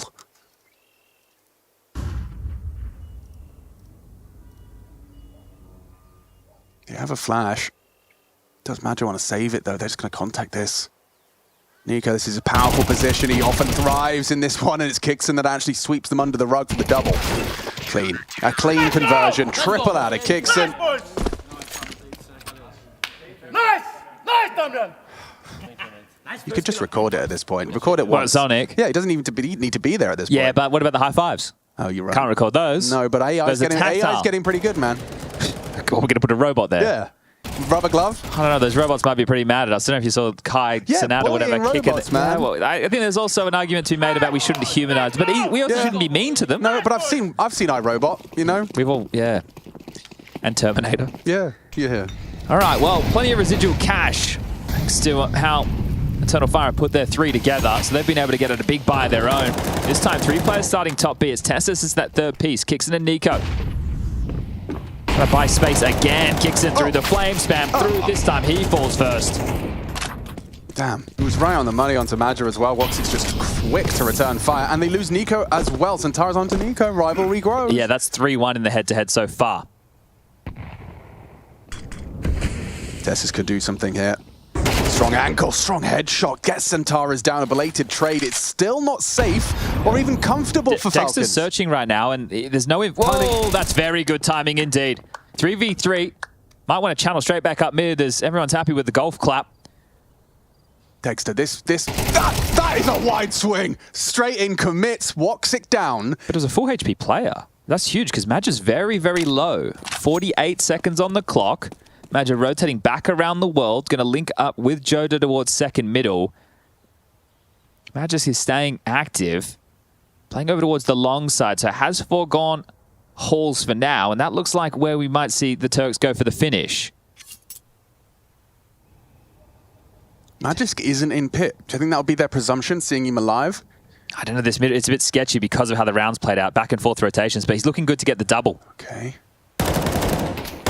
Magisk won, and it was onto the low HP player, so more work for Tessus than he'd have liked. He's here quickly. And he's got time. Perhaps an audible step. Tessus, crouch peeks in, and nails it. Great performance from Tessus in that one. He caught Zantara's top banana, and he closes to tie us up at 3 each. Yeah, really good information from Tessus so that Magis could focus fire towards apartments. So Tessus has actually pushed back out banana while we were focused on where Eternal Fire were headed. Right. He was out towards sandbag, so had a pretty good idea that it wasn't going to be the B play, and that is the most important kill right there from Dexter. The one where he slips through, catches a very fortunate time and gets that kill, because a moment earlier there was a player bench who could have been looking to that position. Dexter going for that swing mid. Now, obviously, that's for information as well as everything else. But after he's gotten one, does that feel like it's risky? Yeah, it is risky. High risk. But I like the fact that they're not scared, right? They're playing quite active and backing themselves individually. In the pistol, he did that as well. Got one swung out for a second with the dual Berettas. So yeah, I guess confidence, which we know is an integral ingredient to successful Counter-Strike. And that's how Eternal Fire have started their season. I think with the Blast Bounty games that I was watching, they were happy to take a lot of duels, right? They weren't just relying on the strategy and the nuance. That players who were happy to stand up and be countered, play aggressive through smokes, which is working very, very well for the likes of Zentaras, and Woxic's even been in some prime form too. What do you make of the setup here for the Falcons defending top mid? It's starting to feel occupied, right? Smokes are landing, Molotov short, pressure is on. And he cheats. Yeah, it's a good gamble call. Falcons actually have no information in banana whatsoever, so they're going to try and fight top mid on the fate of the smokes. Don't know what the cue was, but EF have just started to completely peel back. Now, is this just about pressure? The fact that everybody's rotated away is telling that it might just be the B finish. Top banana block smoke has landed. And then one has been exchanged over towards long. And that seems to be a tell for Falcons. Nico and Tessus both rotating towards B. Magisk has pushed apartments. He's found absolutely nothing. So an info play again. Proactive CT work. The info name of the game. 35 seconds. Okay, they've got some solid rifle work here from the Falcons. Can they defend it? Tessus, is he giving himself something to work with around that coffin smoke? Doesn't feel confident in it. Waits for contact. Kixon does spot them out. Draws fire towards the new box. Empty-handed is Tessus. Kixon, but there's Nico! Oh, wow! Pushes through for 4. Beautifully timed. He's in the right place and he gets the right result. 4 kills out of Nico. I'm liking this from Magisk, right? Again, information in back-to-back rounds for Falcons is allowing them to have their pieces in the right place to get some key kills. But Nico, he's the hero of that one. We'll make that 3-2 in the head-to-head against Zentares. I don't know how head-to-head that one was, but still massive work. So as Counter-Strike fans, you know when you see, because you're going to see it at least once, if not 10 times in Inferno, someone pushing that CT smoke and there's 3 players in front of them. That's what they're expecting or hoping for. Yes. Sometimes it is just an AK bullet in the head, or you get flashed and you end up getting a bit lost. Yeah, that one right there is the dream scenario. Yeah, but no one's looking. Your teammate have drawn the fire. Oh, and you have to have the aim to back it up, of course. But we'll see that one again. Here he comes. For the A4, isn't it? No one's looking. Look at that. One swap to a nade. 3 players with their backs turned. He's timed that to perfection. And that's also telling that maybe Eternal Fire were only expecting 2 players, right? Because Tessus was there as well. So they knew Kixon was backside, Tessus was already dead, and that allowed Nico to play through because he was there so quickly. And he's cognizant of that, right? But Nico is one of the B defenders, but at the same time, it's like, okay, well, we're not... It's a bit more chaotic in that moment. You've just seen bodies. You're counting. You're quick counting on your fingers. Well, Faber took a tactical timeout, so a discussion was had. Zentares, can he start stretching his legs in Banana? Good flash work forces Nico back off of Car. Molly burns, and he has to give up the space. Into apartments quite quickly, though, with the bomb and Tech 9. So showing Banana presence into what should be a quick explosion on towards this A site. But 3 players towards Porch and Apps. So another good setup for Falcons. But they did lose to a Tech 9 A play before. Will it happen again? You can see this is a nice little proactive lineup. Tessus is going to flash up on the cool of Magisk. Oh, Zentares plays it perfect. Dodges the flash, hits the headshot. Magisk's aggressions cut short. And that's the only rifle in play. Not again. Not Tech 9's into A. Tessus overwhelmed after 2. Kixon did find another. Bacardia got brought down. Voxic will plant. It's going to be another Nico versus Zentares.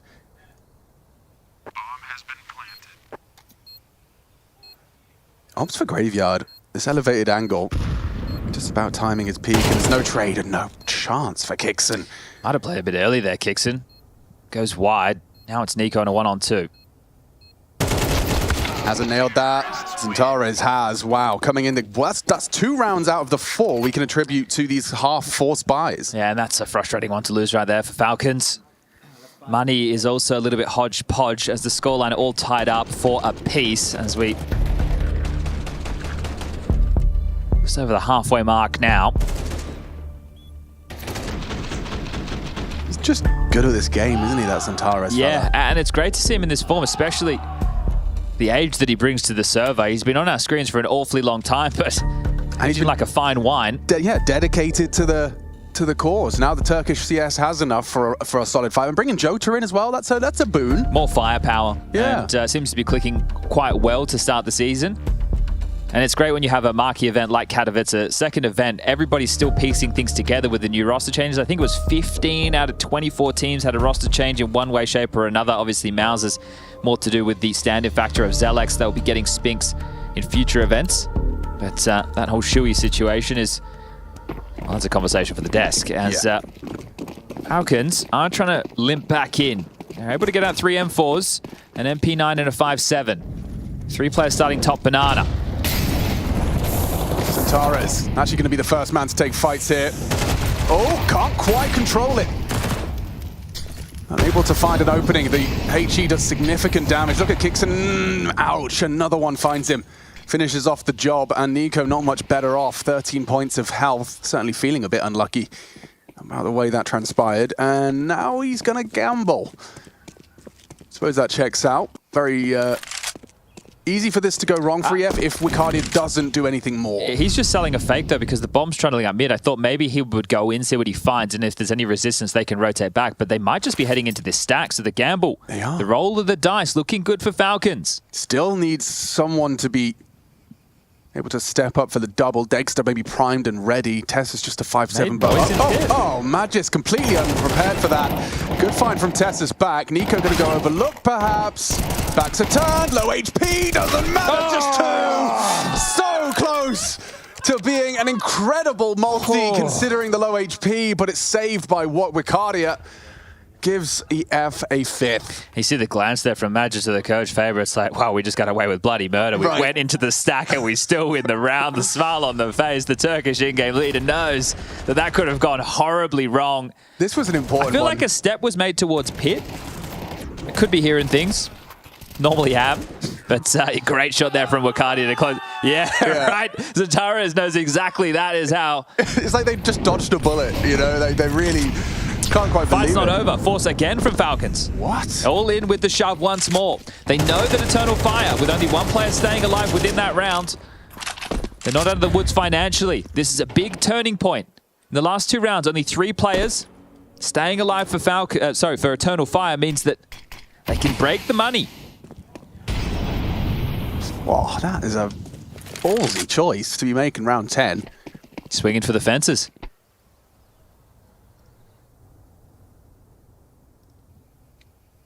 Testing Magisk. And doesn't hit his shot, only gets 1 chance really, will not brave a repeat. The HE does nothing. Second shot goes awry as well. Tessus investigates. Madja looking sharp today. Some clean clicks as EF just waltz into that A site and claim it for their own. This is going to put a perhaps sour note on that force by decision. You just find yourself, the round falls apart. You don't feel like you had a chance to win it. Well, you had to hit 2 of those 1-digs and maybe you had a shot. I mean, come on. Well played and well handled by Eternal Fire. Sometimes it's simple and yet effective. So the problem now is the scoreline will read 6-4. Falcons will have to take an eco, 7-4.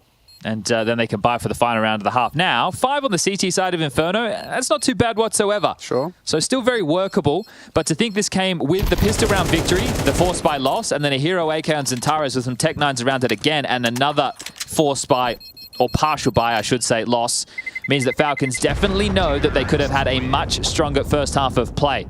And on a map where 2 of their players hadn't played officials on it since 2023, you would have loved to have taken any of the bonuses, any of the gimmies, or any of the easier rounds. I'm really glad that you went digging for that, because that does add really valuable context to the individuals and how they're feeling, you know, their comfort levels in this environment. This is also your opening game for stage 2 and for your first stage of IEM Katowice. Well, if you're Nico, winning this one means you could potentially have been taking on G2, your former team, in the second round. They'll be versing VP as, okay, add another one to Zentares' tally. Okay, important! 2 is crazy. And Jota does one better, finds the 2 A defenders in one fell swoop. Call it 7. Zentares, I wonder if he's been inspired by Donk, or did he always go for Aggie moves as well? Always. Always an Aggie boy. Donk maybe was inspired by him at certain more points of the arrival of an absolute monster. Back again is Donk.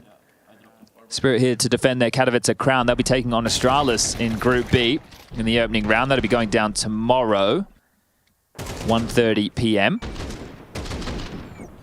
Group B has Spirit, Astralis, Na'Vi, Furia, Mouse, Game Allegiant, the Mongols, and Liquid. And Group A, where we find ourselves right now, G2, Virtus Pro, Falcons, Eternal Fire, Vitality, 3D Max, FaZe, and Big. Last round, first half, first map. Eternal Fire's pick.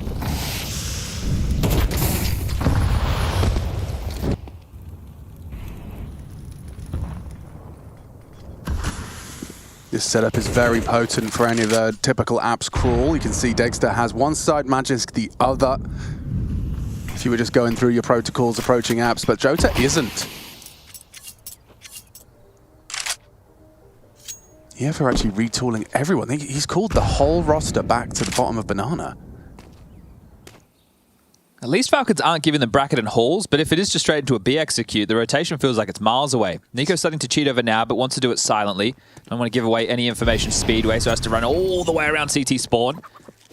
The apartments push is coming. Information has been the key to a few of Falcons rounds, and this time they have it once more. Picks up a smoke. Gets it down. He knows that they could very well have the whole roster coming in here as he hears that sound cue of a Molotov smoke thrown. HE to break. Nico going to try and flash and push. Match is blind. He's doing it again. This time only the one. Tessa as well. Kicks in the nose, the B player. Wow, Jota's quick, isn't he? Damn. They just wanted to try and play ahead while they were clearing everything else, but taking their time. Eternal Fire now set for 8-4 on the half with their T side. Takes to a Magisk last round. You have to give this one a go.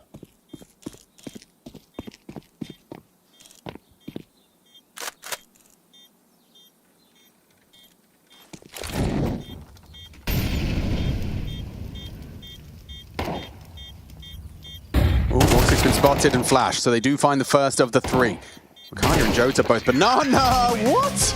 Jota, quick and clean with that one, finds himself into the double digits. Eternal Fire looking comfortable on their map pick, looking to start Katowice strong.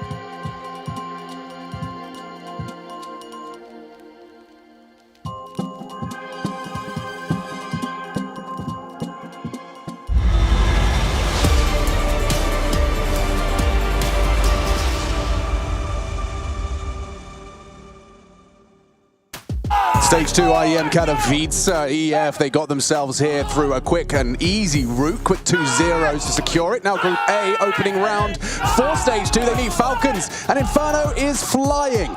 Certainly not for the Falcons. Eternal Fire 8, Falcons 4. Yeah, just taking a look, we've seen the buy come forward into this pistol round. Falcons, this is the same util set that they had when they played just a couple of weeks ago in Blast Bounty. Let's see if it results in a similar fashion or similar finish. Last time round it was into a B execute. And the round appears to be starting in a very similar way. The bomb on balcony in second middle. Banana control being taken. It looks identical. Oh, yeah, you can see what everyone else at home can't, but they just need to get past Zentaris, who has support this time round. Okay, Zentaris is going to go looking, and woof, quick turn, nearly hits the heady as well. And not this time. Dexter puts him down, empty-handed. The flash tells them there's one more on the site. Oh, smoke from Madja. Do you dare? Just waltz on through. This nade ain't going to do anything. Has blocked the Molotov. Gives him a sight line and they're not expecting, but either way, they're into the site now. Madja's trying to delay. Wow, Dexter, that's back-to-back double kills on his pistols. So half of his kills have come from pistol doubles. They're giving this a look. Oh, they should be looking the other way. 2v5 retake of the B bomb site. They're not shy, look at this. They're going to bring the fight to them, and it costs them everything. Jota's been given a gift there. 3 kills in. Okay. Dexter, can you save him? You've already reached your quota. He still delivers. It's 4 from Dexter to save Falcons. What a pistol gamer. Oh, thank you very much, is what Zonic should be saying. That one there almost got out of control. Jota, from that Sangal roster, packing a punch, also part of Eternal Fire Academy once upon a time. He almost turned that one on its head. The dual Berettas getting the job done, unloading Fury. Have you mastered the dual Berettas yet? I don't use them. Nah. The USP feels too satisfying. But also, you know, those old man hands, you have to click a bit quick. That's true. Yeah, yeah, my arthritis. Yeah, kicks up a fuss. Falcons, that's both pistols. A conversion, if you would like to try and push this one into the double digits, is necessary. 4 players over towards A. Flash at the ready for Zentaris to set his teammates up to clamp down on middle. And they will have company. This is a lot of space with no resistance. If they circle jump out, they're in. They're in. Okay, dynamic shift here. Jota gets away with a quick burst to the face. Magic's down. Oh, that's a mistake. Dexter goes down empty-handed. It's falling through their fingers. Not another second round force, Chad. Not another one. 1 you can work with. 2, it might just put a fork in this one. McCarty's got a good understanding as to the potential. Kixon tucked up on top of the box. Wox is going to clear through as well. He has no support here. He's a dead man. Kixon down. Nico, there's nothing he can do to win this round. There's a smoke on the bomb, and the 10-second defuse comes through, and as he looks away, Wakadia closes it down. Oh. Yep. That's kind of the vibe, right? That is the vibe. Yeah. Because, sure, this is the opening game of Group A for Stage 2, but in case you're not familiar with the format for an IEM Katowice, only 6 teams progress to the playoffs. Now that's 3 teams per group, but that's 2 teams through the upper bracket. If you lose your opening round, or subsequent, you fall down to the lower bracket, and only 1 of the remaining teams are able to battle their way forward to the Spodek. So, yeah, so rather cutthroat. Especially with the laundry list of names that we listed. The G2, loser of VP, this. Vitality, 3D Max FaZe, Big, Vitality. Yeah, I went through them all. I wanted to go through them again just to make sure everybody understood. Yeah, okay, that's brutal. Okay, so second round, first half, Eternal Fire had, what was it, 3 Famises and an A4. Now they've got 2 Galils and an AK. It's pretty nice. Don't know why you didn't give the AK to Zentaris, but, you know, Woxic, I get it. I respect it. You're left-handed. Well, he's flexing too. Yeah. He's like, actually, Zentaris, I won more trophies in my mouse sports days. And he dropped a 40 on stage train. 1. On train. That was great. By the way, guys, train's up next. Choo-choo. Very excited about that. Very, very excited. Guaranteed train action to start off your Saturday morning? It is Saturday. It is Saturday. I lose all track. Not on train, you don't. Okay. Oh, the puns. Oh, my God. I can't wait to conduct business on train. Everybody get your tickets. Oh, Woxic, you're blind. And you might be dead, because Nico's in the server! How has he done that? Oh, my God. Well, that's the Nico round. It's happened. Can Madja stem the bleed? Can you stop this from falling out of control, out of reach? He certainly could do. He's in the 1v1. 5-1, swaps out to the 5-7, closes the gap, and closes them down! Doesn't matter what you do, Nico, Magic can do better! And Zonic's face says it all. Call Inferno done. The war cry. They didn't play the bomb. They took 1v1s. You're challenging the in-game leader, the old man on the other side, and he sits you on your ass. An opportunity to get back in. Nico's head on an absolute swivel. The Deagle, bang! Zentaro's in the dirt. 180 degrees straight into Woxic and then back again. But that's not enough to get your Force by victory. And Eternal Fire 3 rounds away. 10-5's the score. Oh, I'm tilted. Why did they force it? They didn't have to fight him. Play the bomb, set up a crossfire. Don't just take the duel. You started the 40-second timer.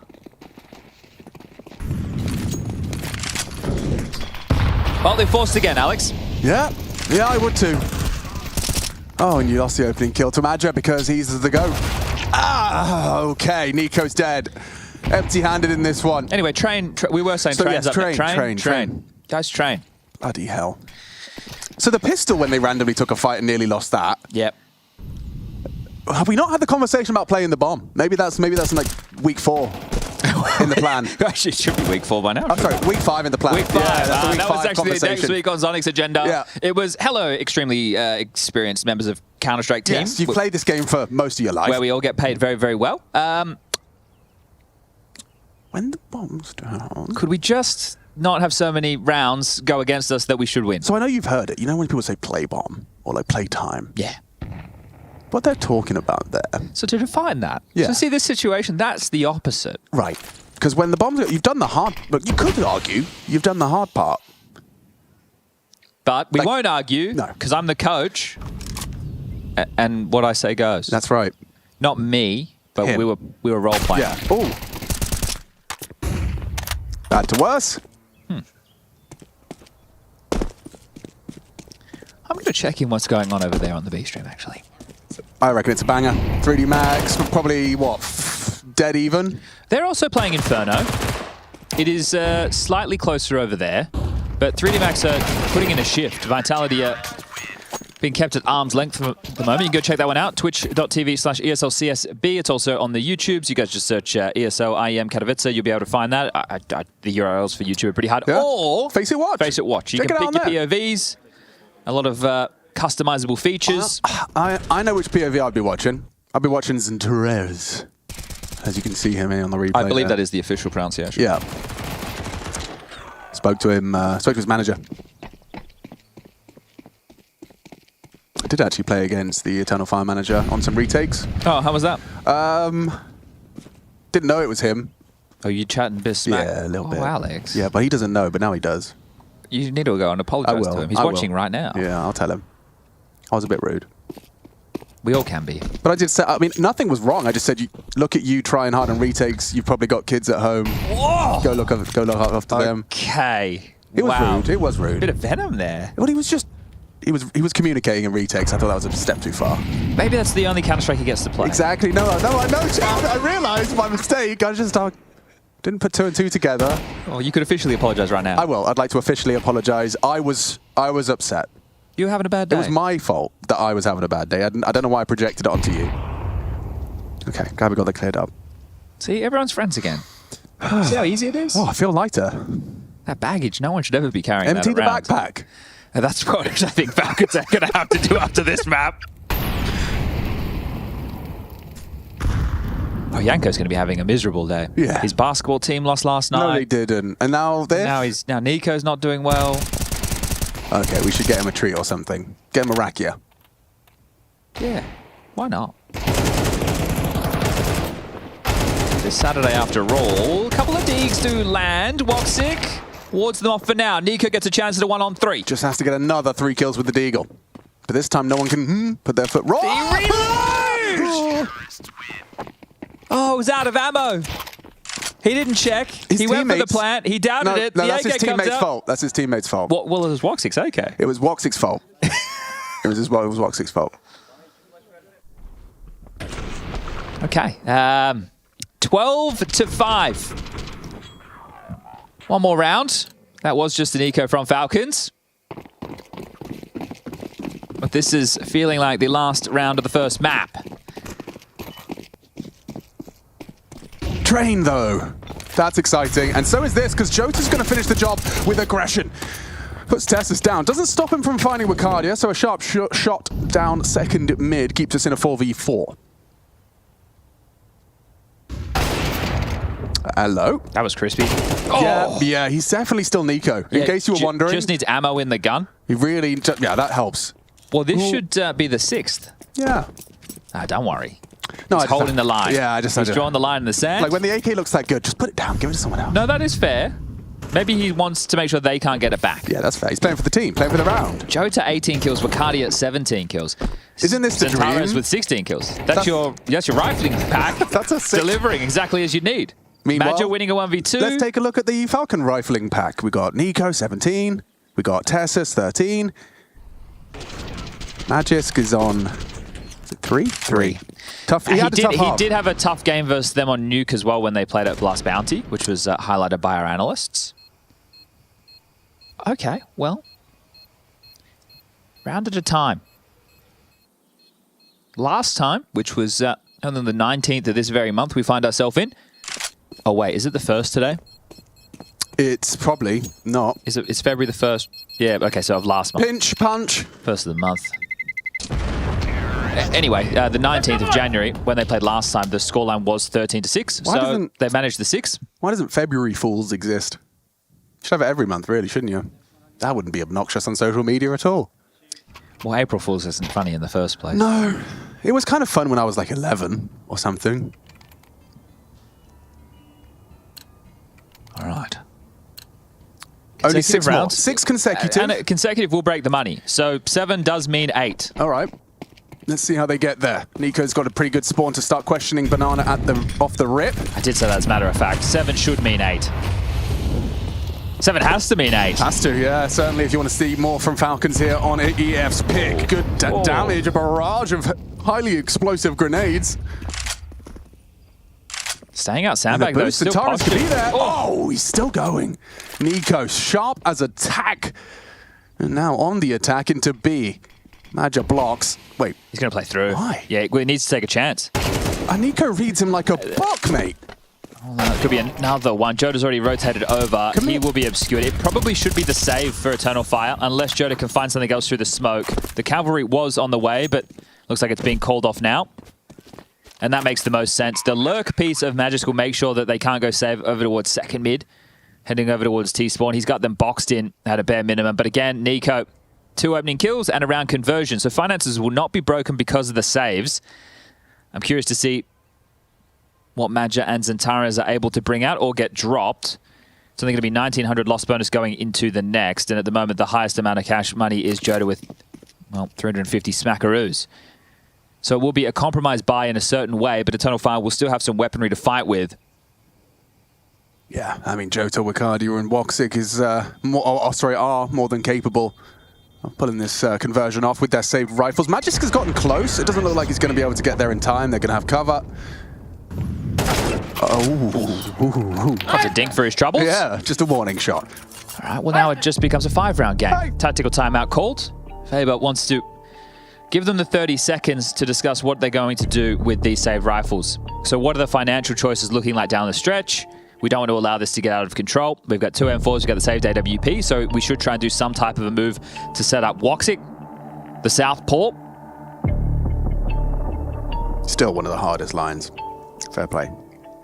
What did Henry call him? The Southpaw Sniper? Southpaw Sniper. Yeah, it's pretty baller. Yeah, love that. They haven't forced, so Madja's gone for a P250 smoker to flash. Zentares is bought into dual Berettas only. And next round with a 2,400 loss bonus, they should be able to get at a buy or just do a half buy round because you have a few extras to work with. Right. I mean, they're still obviously going to be threatening in this one. You've got 3 smokes as well. Those will be very valuable. The key for me is, do they set Woxic up for an early pick? And the fact he's heading towards Banana, that says yes. Madja has a smoke and a flash. He could extinguish if there's a molly and flash over the top for the fight. But more of a passive angle adopted.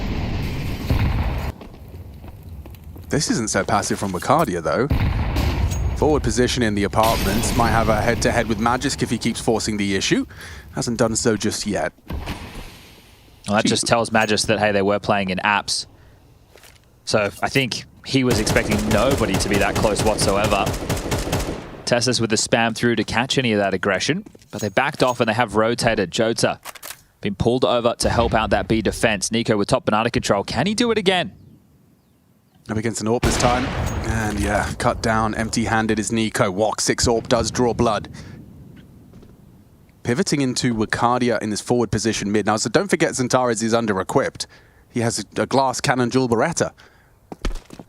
Wakadia, down to Magis. It's an important contribution from Magis. Just his 4th frag, but it is pulling us back into a 4v4. Magis has a rifle retrievable. Gets his hands on that. Woxic, last seen on B, and hasn't really moved a muscle so far as they can tell. He's still in the same spot he killed Nico. Has to respect the potential for flashbangs. There's a CT flat for him to peek off of. Magis sets up Woxic for glory! Racks up a triple! Okay, Woxic's done with Inferno. Eternal Fire take it. The Southpaw sniper secures it and takes us to train.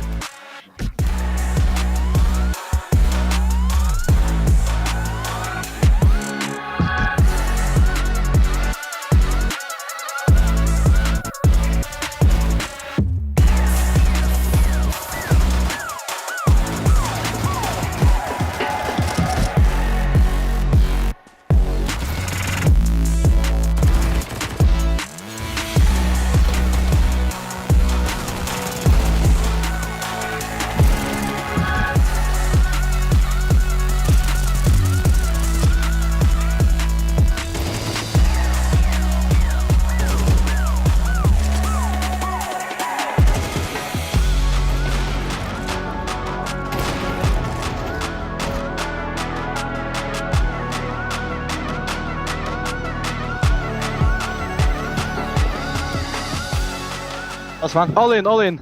Default. I'm coming rooms with you. Make noise. I'm behind. Fountain one. 2 here. Default. Joker. First box. I'm chilling. Peek now, ruins. Wait. Close. Default. Together. Nice! Let's go. Nice, Abdul. Let's go, brother. Thank you, Nico. What a fucking rush, Abdul. But we stack 5 guys, 4 guys in pool, and Emil, you play alone on A, okay? Yeah, sure. Try to kill Xantares. Pocket. Okay. Fuck. Oh. Yeah. 2B. 3. Abdul, let's get ruins then, if you go banana. I can come. Come in, banana. One more. Push close, stay close, boys, or stay there. I'm holding it.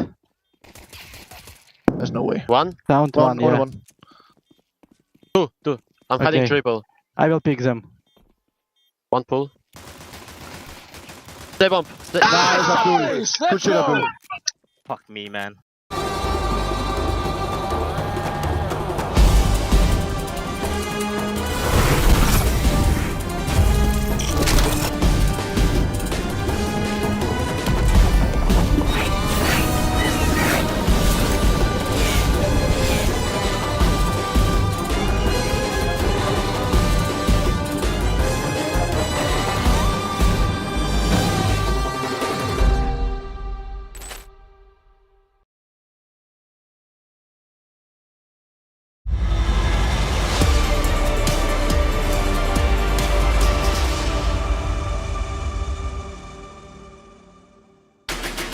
That's the first map in the bag, and going in the way of Eternal Fire.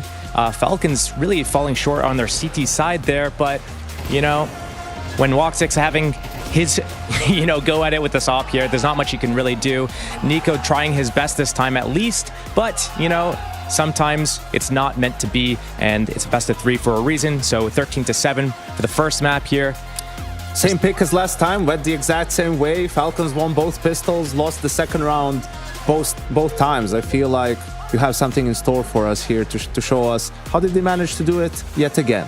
I definitely do have it in store. We have round 2 of the game here, so we can go through that about just exactly what happened there. And if we look at this map here, we'll see exactly what's going down. So basically at the start of the game, we're seeing 3 banana start. Right? What does this mean? This means a couple of things. One, we're seeing this happening over towards apartments. Magisk, he's going to lay down a smoke here to block the early halls pop. This is something that we haven't seen other teams doing while they're securing 3B. What we're going to see happen right after this, though, is we're going to see a big rotation coming back, and we're going to see a stack coming back towards this A site in just a few seconds. So the round's developing, banana control is being secured by the CTs. We're seeing hulls being blocked right now by Magisk. First, we have a Mully. It's going to block this, and now he's going to refresh it with a smoke grenade. You can tell on the clock, 1 minute and 25 seconds left. By the time this clears, it's going to be about 1 minute and 5 seconds left, and that's going to tell exactly what's happening from the side of Eternal Fire, give all the information to Falcons here, and they're going to be able to protect this bomb site really handedly. This looks like the most ideal situation you could ever have. I'm going to pause it right here. If you tell me right now who's in the winning position, who would it be? I mean, it would be Falcons because they have 4 players there, but still it feels like the setup is not ideal because, again, you're playing against the Force Buy. They don't have AKs, they have mostly pistols. What's the easiest thing for them to do is to do an apps pop or some sort of a, app/short hit on the A bomb site. If they're going to wrap, they're going to be at a disadvantage because of no rifles, right? And it's a longer way to the bomb site, so you still have time to react. Absolutely. So I'm just going to play through just to see what goes on here, because when I look at something like this, I'm looking at these players in this position here. So the first thing that I see is we've seen Magisk do a fall off. He was on this balcony. He's now gone into the pit, right? This is a position that he plays frequently, but he's going to get punished hard for this position. The next thing I'm looking at is that these players here are still playing for long. We got to stop seeing these teams play for long and start playing in the site. They're playing long when they smoked long. Like, why are you holding the smoke? Just get into the site and have one guy stay at small pit and hold the smoke. This is the thing. People always overthink it. Like, if they're going to be so next level and run through the smoke, then you react to that. You don't play for that. You don't play for, in this situation, oh, what if 3 guys jump through the smoke? Yeah, so the big thing here is the lane hits or the halls hits right now. And right now, we're seeing Magisk playing a spot that he plays pretty much every single round. So what's going to happen is it's going to be beautiful. Eternal Fire has a few HE grenades. They're going to just lay them right on top, just nade stack Magisk out of this position. But Magisk, he was inside of halls. He could have chosen to stay top balk. We're seeing these players on A trying to start rotating in, but it's a little bit too late. What I want to see teams do more of are these like double site setups, one on the balcony. You have that last guy on that arch side, that long side who can spot, keep that info, but it's so hard to break through. If you've got this crossfire where all 3 people are, looking triple lane or looking at halls together, you can't break through this crossfire. But what ends up happening is the smokes come down. Magisk is playing the spot he always plays. The nades come in, and look at this site setup. You have 1 player on this default box and 1 player holding this smoke that the CTs have thrown as well. They have no crossfire. They don't have the same angle, and it's going to be so easy for these pistols to come through and isolate these kills. And Nico's still holding the long smoke. still waiting for that guy to come. And then on top of all of that, they stick around in a 2v4, poke their head in and lose the 2 guns, lose the armor, lose the remaining nades, right? And in MR12, just losing, the second round both times, it's always going to be super detrimental. But this wasn't the end of it. Like, we had a round later on in the second half, right, where you would think Falcons, okay, now they're going to have an opportunity maybe to bring one back. We see Nico hit 3 crazy 180 1-digs, right, to put them in a favorable situation. They have a 2v1, right? You see here 9-5. So the game, actually, they win this round, pretty winnable still. I mean, the money isn't great for Eternal Fire. You're like, wow, okay, great, 2v1. Major is actually pretty close. They plant the bomb. Why is Magisk facing him? Why are you facing him in the 2v1? The bomb has just been planted. You've spotted him. You have the information. Kicks on probably some miscommunication there. He's throwing another smoke long, and they give him 2 1v1 fights, and they throw the round. This is like, I'm watching this, and you could see Nico's reaction as well after the round is over. It's like, what the hell are we doing? And I was talking about Magisk in the pre-game, right? He was the anchor of the year in 2023. Had a rough, obviously last year everyone had a rough year, but even the start hasn't really been his old self. I mean, this is him falling off a cliff, and he's going to need to, turn this around as fast as possible if Falcons are going to perform. Well, he's looking like anchor of the year in a different capacity this time, but let's hear more from Trace right now. All right. Just caught up with Zonic, and between the maps here, they did go down on that first map, and he's attributing a lot of this to growing pains, which does make sense. You bring in basically an entirely new lineup here and try to make ends meet. So for the side of Falcons, they're saying that they need a little bit more time there on the map of Inferno. which does make sense. But optimism still at all-time high. And I also did ask Zonic if Nico was learning Danish. And guess what? He's not. So here we go. Let's find out what the rest of the series has in store. He's not learning Danish. Would you believe it? And would you believe that somehow Janko and Still have found their way down to the other side of the studio, where we're going to talk about another anchor, or I guess the same anchor, on the map of Train, Magisk. What do we expect from this gentleman on this map? Well, it's going to take a little bit of time, right? He was with Zonic for a long while here. Kicks in Nico just coming to the team. He has to unlearn all the bad things that they were doing last year. I mean, he's had like a really pathetic, showing so far right now on this new Falcons lineup. Rough series last time against Eternal Fire a couple weeks ago, and now today, I mean, 4-14. He's in a position right now where he can do so much, but he's just giving so little in terms of output. Even in the basic rounds where all you have to do is shoot at people that have pistols, just stop playing the same position, stop over peeking, hide and play the crossfire with your teammates, like the simple fundamentals things. And the thing is, I remember Magisk in his prime a few years back. I remember playing against him. This guy was a monster. It's just crazy to see the difference. What have you done for me lately? Yeah, what have you done for me lately? Should we dive into it? We've got Train waiting on the other side of this break. Falcons pick coming into the series and a chance for them to bounce back. We'll see you on the other side.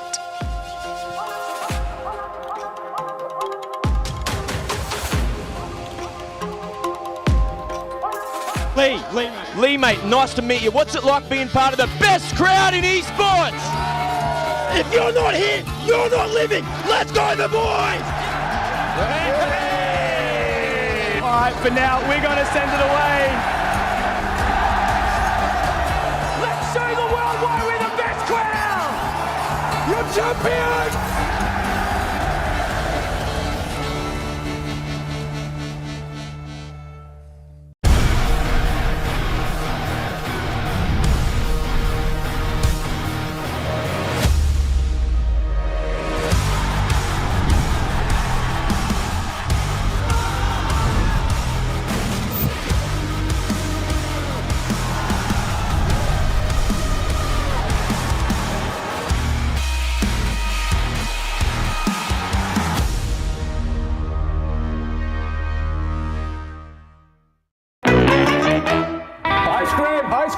Ice cream, free ice cream. Not free. Not free. I mean today, only today.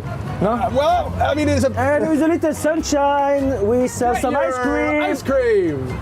Okay, we got first customer. Yeah. Hello guys, can I take one ice cream please? Well, absolutely. You want some caps or you want some... Cap please. Cap please.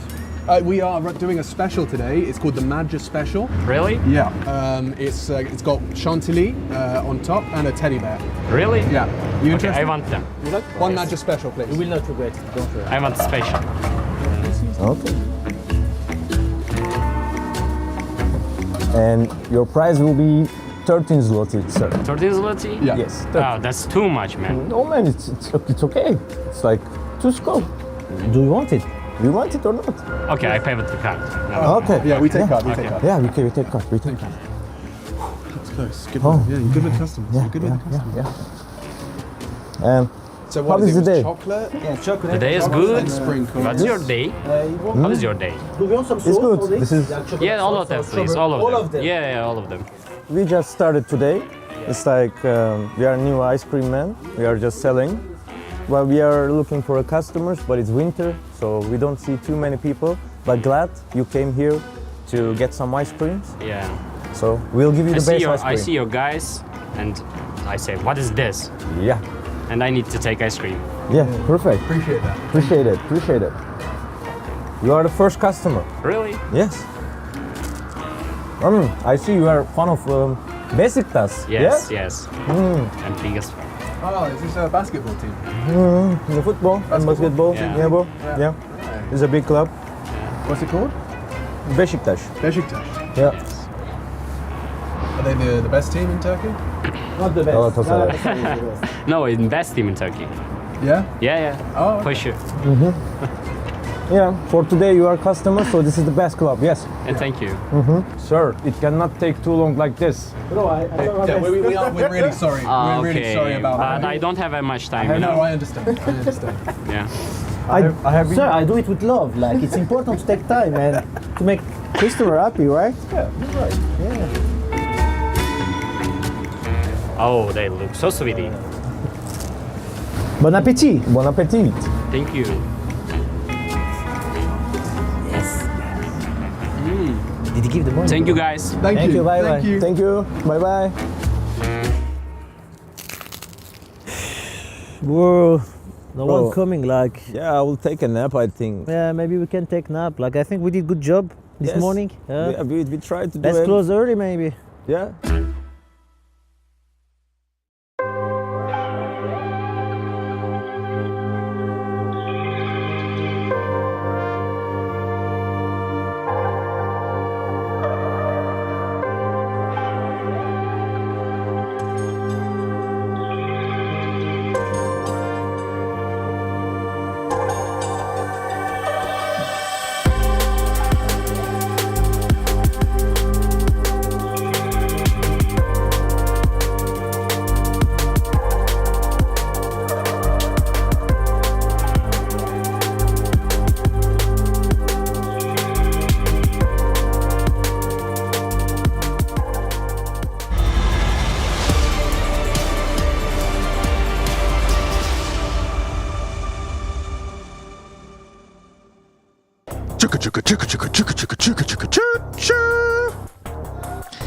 I actually was going to do the same I thought you were going to intro. join me. I was, but then you started and I was like, well, that's where my brain was. I should just let him go with this. Okay, cool. That's fine. As long as you're cool with it.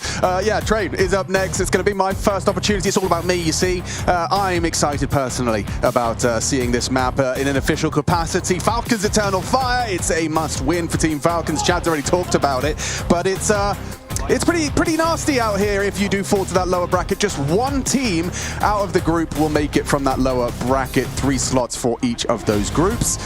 Let's get it started then. Falcons start on the T side, and Eternal Fire will be defending 2 pairs of dual Berettas for their superstars. And we've got an Ivy start. Let's have a little look. Now, I think we'll see this Kicks and Smoke land over towards camera. So that's going to obscure the vision from anybody back bomb to be able to help Woxic, who's the one... Oh, actually, hold up a second. Where's this one going? Okay, no, it is. It's deep. It goes... Oh, it's been blocked. Body blocked. Yeah, Zantaris has already caught Dexter as well. Now there's a T-Smoke deployed to get them out of Ivy. Blinded is Tessus. Magic's found one in the meantime. That's B-bomb site open for business. He's surging forward as well. He's taking that space, but can his teammates get the bomb there? No, not if Woxic can do anything about it. Clean tap onto Tessus. Bomb lost, round lost probably. Yeah, they had time to rejig. They didn't have to force the issue because Magis has the space. They could have played out the mid-round, but sure, he's over towards CT spawn. Is Joda accounting for this? Oh, they definitely have had that conversation. It's been accounted for now. Oh, he just got timed. He just turned away. And he's going to get 2! Oh, that's massive start from Magisk. If he finds Antares as well, he's done everything, but it's just a headshot instead. It's still, he's recovered the round. It's more of a conversation than it was. I'm trying to recover his performance from the previous map as Antares spots at least one. Bomb still needs to be collected. 25 seconds on the clock. Yeah, got to get a wiggle on. Centaurus is playing this very wisely. Given his low HP, he's trying to get as much bang for his buck. Run. Got to get that bomb down, boys. 17 seconds, and Taurus' rotation is a whole lot quicker. He can do it silently, has that advantage, and now swings in to find Nico. Has to That's plant. incredible. Just has to focus on the plant. Yeah, oh, he's going to get run down. If Centaurus really leaves with 4, that's crazy given his low HP. Oh! It's Centaurus. What a demon he is. He had 20 HP for 2 of his 4 kills in that pistol. All right, well, nobody accounting for the flank on B did get a little bit out of control, but still, the round will be theirs, and the first pistol in the series so far to the Turkish side, Eternal Fire. Both these teams have played Train once. Eternal Fire more recently against Complexity throughout their campaign throughout Stage 1. That went to an overtime affair, and same as Falcons, they played online against ENCE, the one with Glaive, the one with Kaspersky, the one with SDY, the one with Poddy, and the one with Netu. Hope I'm saying it right. Sounded good. And that was also an overtime win in favor of Falcon, 16-12, as it will be the force bite back from the plant. Pop goes the Weasel. Yo! Okay, come on, mate. I think that Inferno's got him a little mad. He wants to just show us exactly what he's capable of. That was like a one-man army out main. Well, it seemed like a one-man army on map number 1. Yeah. Shooting hard. Now they need to find the finish. We've seen Nico get 3 kills and not convert the round. Touche. Why don't you break it down? We've got a lot of space. In fact, I suspect an uncontested bomb plant looking at Jota and Madja, Woxic behind the smoke. So is this as simple as save and have another go? Yeah, well, I think the posture of those players that you just highlighted tells the story. Nico was burnt down to 50 HP and then just takes fights. Just takes fights. Fair play. I mean, so just wanted to kind of set the scene on main fights and timings because the spawns were shifted back. Yes. Has this made things play out a bit more like the train of old? It's more that way, that exchange, yes, right? That the T's can get contained by good CT utility. Yeah. But we've seen teams who do like a bit of a second tempo. So they'll run in and they'll hide from the nades, they'll jump to the right side, make sure that the H's and mollies don't singe them early. Then as that starts to fade, flashes come over and they're catching players pushing E-Box and getting towards Sandwich. Might find 2 more kills here. Low HP, they can blow them over. That's a double kill for Kixon. A massive force bite round started by Nico, ended by Kixon. And they take away almost everything. It's just an MP9, so Eternal Fire, feeling how that one tastes. I want to see that from Nico's POV. Let's see. So, spots the E-Box player, insta just down to 10 HP, and just one tap, bang, to the face of Zentaris. Well, that's helping us establish the CT setup. So Jota will be the inside anchor. You're going to have Wakadia playing pops, and Zentaris tasked with going aggressive to deal with main. Woxic will be with the AWP, so you'll see him 6 lane, camera, focusing on Ivy, and then Madja rotating here, there, and everywhere. It's a whole lot less potent thanks to those kills from Kixon. But this, I say that, this is a deadly crossfire. Magisk is going to have to be very careful. You're a dead man. You're a dead man! Still takes 1, but Jota finishes the job 3 on 3. And the bomb loose. Woxic and Jota peeks out a pop. And they were noisy about it, so a lot of those footsteps will have been heard. Tessus on his own Ivy, and it's such a risky move for him to push forward, but they're actually coming his way. So if he just keeps his boots planted on the dumpster, he might get delivered 2 kills with the upgraded FAMAS. Oh, that is hot. So the 5.7's a lot cheaper than the FAMAS, and it just didn't get range. buffed. Maybe it didn't need to be buffed. Maybe. Okay, well, if they just head down low ramp, Magic can activate late. Oh, they don't like the sound of inside whatsoever, and timing. Magic's now just pushing forward. Ooh. He's going to clear out brown walls, which will keep Woxic and Jota facing yard. Nico needs to hit a couple of filthy AK shots again. Nico got a hard task in front of him. It's going to come down to the timing on Woxic here. Peeks out from heaven. Smoke Z and push. And on top of that elevated position, though, the Molotov will limit his options, but there's Jota for support. It's up to Kixon. Kixon is up for the clutch. Madja from behind. That flank is going to become a fact. He's actually smoked himself. Oh, that's smart. Does he walk through it? That's the possibility. Has to. Smart enough to go back, though. Oh, no, he's not. He's just walking through the smoke, and Madja denies the 1 versus 3 just through the walk key. It will be Eternal Fire 2. Falcons 1. Tough for Kixon. He's in a 1-on-3 situation, drops the smoke. Where do you walk? I could go through it into Con, could be there. Could go through towards back of bomb, could be there. Goes the route he just came from, which was E-Box, and, well, that's exactly where Madja had rotated in through. So another clutch for the in-game leader. And the Force by Wars will continue. I'll tell you this much, though. Kixon had he was swimming in money. He had 6.5k. And he's actually been able to drop an AWP for Dexter. Ooh. I don't know if you'll be expecting this just yet if you're Eternal Fire. Okay, I'm very intrigued to see how they try and utilize this surprise AWP. He's actually taking an Ivy. Sandwich smoke thrown out to start. Nico given the green light to search out main at his own discretion. Dexter is smoked off, so that kind of nullifies the AWP, I suppose. It's clearing. Zentaris versus Nico. The head-to-head is coming. The head-to-head is on its way. Zentaris edges forward. Nico peeks in and loses his life. Doesn't even get to pull the trigger. Another one for Zentaris versus Nico. Yeah, this very, very sharp pairing. And we have Locking Horns are definitely delivering some blistering hot shots. Now Dexter's posted up and, oh, elbow spotted. Well, there goes the surprise.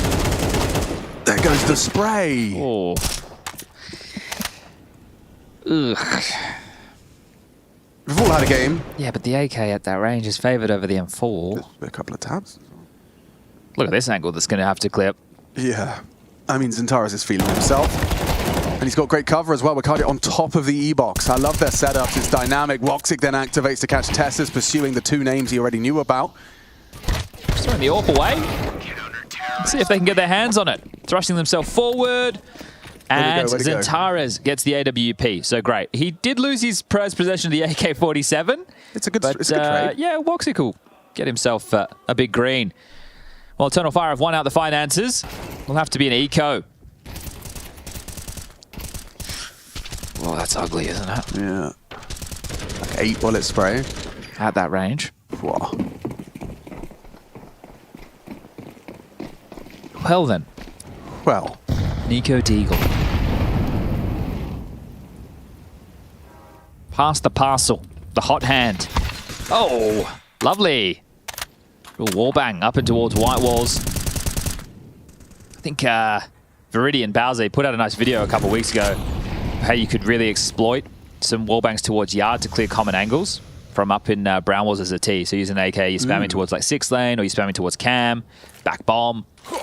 I'm not sure how much we'll see it. I'm sure eventually it will become, you know, vogue. There used to be a thing in 1.6. So when you would push up, there used to be a train that would go into pop, essentially. Like it would be adjacent with pop. Yeah. So you'd go up that ladder, and what you do as a CT is you'd throw a HE over the wall. And back in 1.6, it was kind of like a splashy type skybox thing. So it wouldn't just like exit the map. It'd kind of go over, and then within the texture, it would detonate, and you'd hear the Ts get hit by the nade. So you'd know, and you could slow them down. You'd get up on that train, you'd spam, so you'd slow down their pop.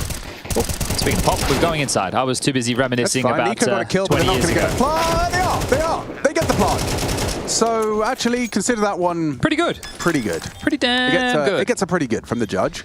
I'm going to just want to set the bar for everybody as the scoreline now 4-1 CT side Eternal Fire. I think CT side of this map, you want 8-4, 9-3. Yeah. Okay. Right? So I think this is because of those spawn changes. Before, when it initially came into the map pool, the Ts were able to flood a lot more bodies out of main, and I thought that was actually a nice quote-unquote change. Yeah. But with how it's been reverted, it feels a bit more standard with those timings. So as long as you lock down main early on the CT side, then you can worry about the extremities. It's Insta Sandwich Smoke.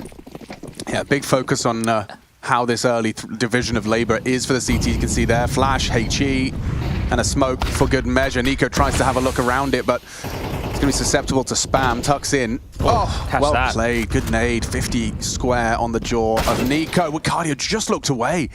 Wonder if that was just a conversation he was having. He looked to check at his teammate. But opening kill Falcons, can they convert? Forward stance, and Tara's and Madja trying to establish a crossfire, and there's a Woxic Orb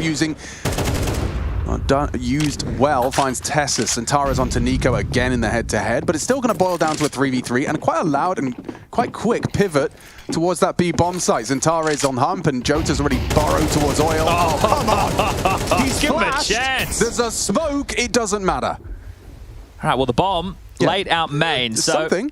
Should be able to get the plant. There is a smoke for Kixon, and Molotov's in play as well. What did you just pick up? He got an incendiary. I should be able to get the digits in. Oh, Woxic's going to play through this. I like the risk.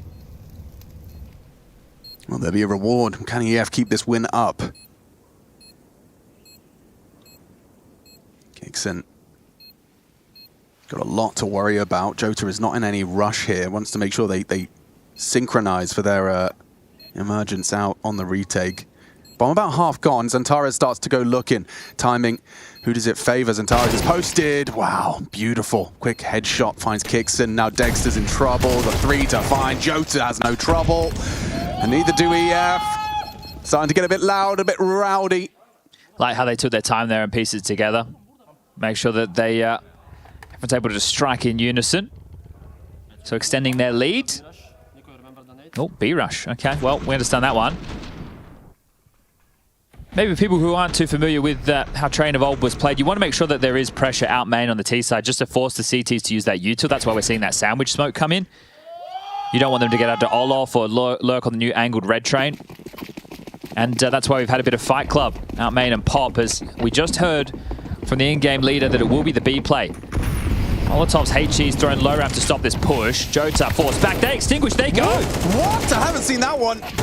And it's not gone fantastically, but an idea all the same. I understand the thought process. If we molly HE the low ramp push for the CTs, they're not going to think we're hitting B, are they?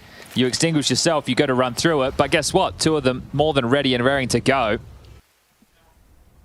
So another opening kill in favor of Eternal Fire as they continue to slather on the rounds.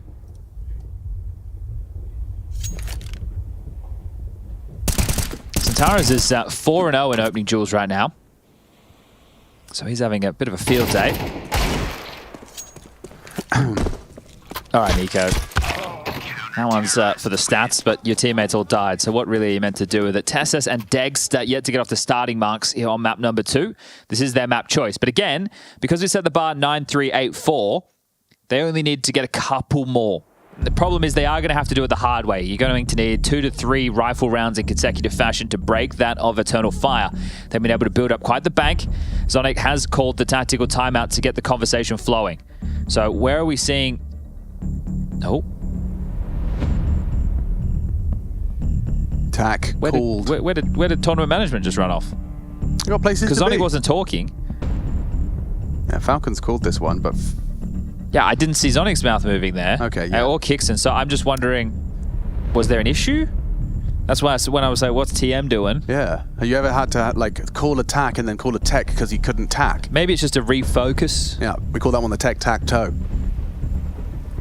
Touche. Touche. Insta's lined up. Does seem like that's going to be very meta, right? That sandwich conditioning. Oh, very important, right? And even just a flash or two. That's just to continue to force out the CT util, because watch this. You'll see the barrage. Nade. Flash. Actually, not a lot. They are going to try this walk up again. Flash late. Molotov as well, in combination to a secure Brown Hall's control. There's a CT smoke just up these stairs. Here it is. You can see how it stifles white walls. Wow. Okay, yeah, this is geeky. And that's how they have pop control. So they have full pop, they have full brown walls. So these type of maneuvers, definitely something made available by these changes. And you know what the response is? The only open quadrant of the map is that kind of Ivy walk. Tess is still passive, though. They're going to try a retake. Okay, interesting. Nico looks Flash like he's going to flash. good. Yeah, Jota, is he exposed to it? He seems like he's got a pretty solid angle to not be blinded here. Going to play the fade. Ooh, it's tactical. He's reblocked them. Kixon's going to start running him down. Zentara's trying to lend a hand. Oh, and Kixon finds them both. Massive, massive find for the T side. They can't lose this now. This has to be the second round for the T side. But they can't just hit the W. No. Right? You need to make sure that when you go for this execute, it's pieced together. So a smoke down low ramp, sure. Taking a look at the util available, Dexter has a molly the same for Kixon. So they could just set up for a B hit. And this is a fake. While the rotation's already there. It is just Woxic you have to get past outside. But he has the AWP. Yeah, and Woxic's been told by his teammates that it's a bit quiet. Already Wakardi's starting to flank pop. He goes looking and will have a great angle for the cross. Oh, missed shot. Nico puts him down. Why you're stressed, Sonic? Chill, man. You're good. This is yours. Well, they need the rounds. I guess that's really where the stress is coming from. It's a 5v1 and he's furrowing his brow, wiping sweat off.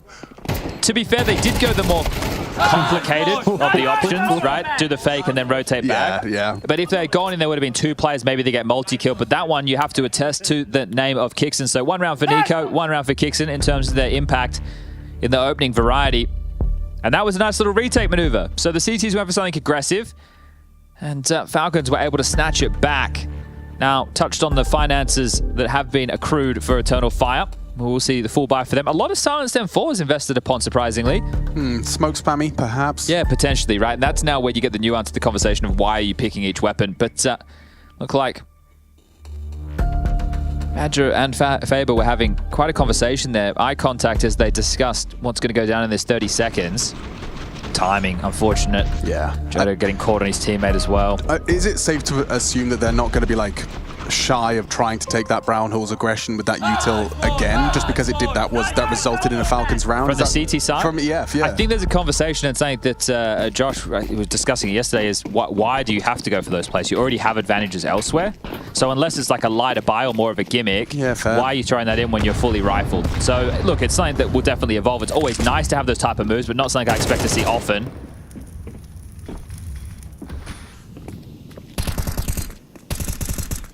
All right, well, main control completely established. Very boring for Woxic, isn't it? Just post up the AWP on Ivy, one of the most static positions on the map. I imagine with diligent professional Counter-Strike util, some of his options that typically would be available are less so.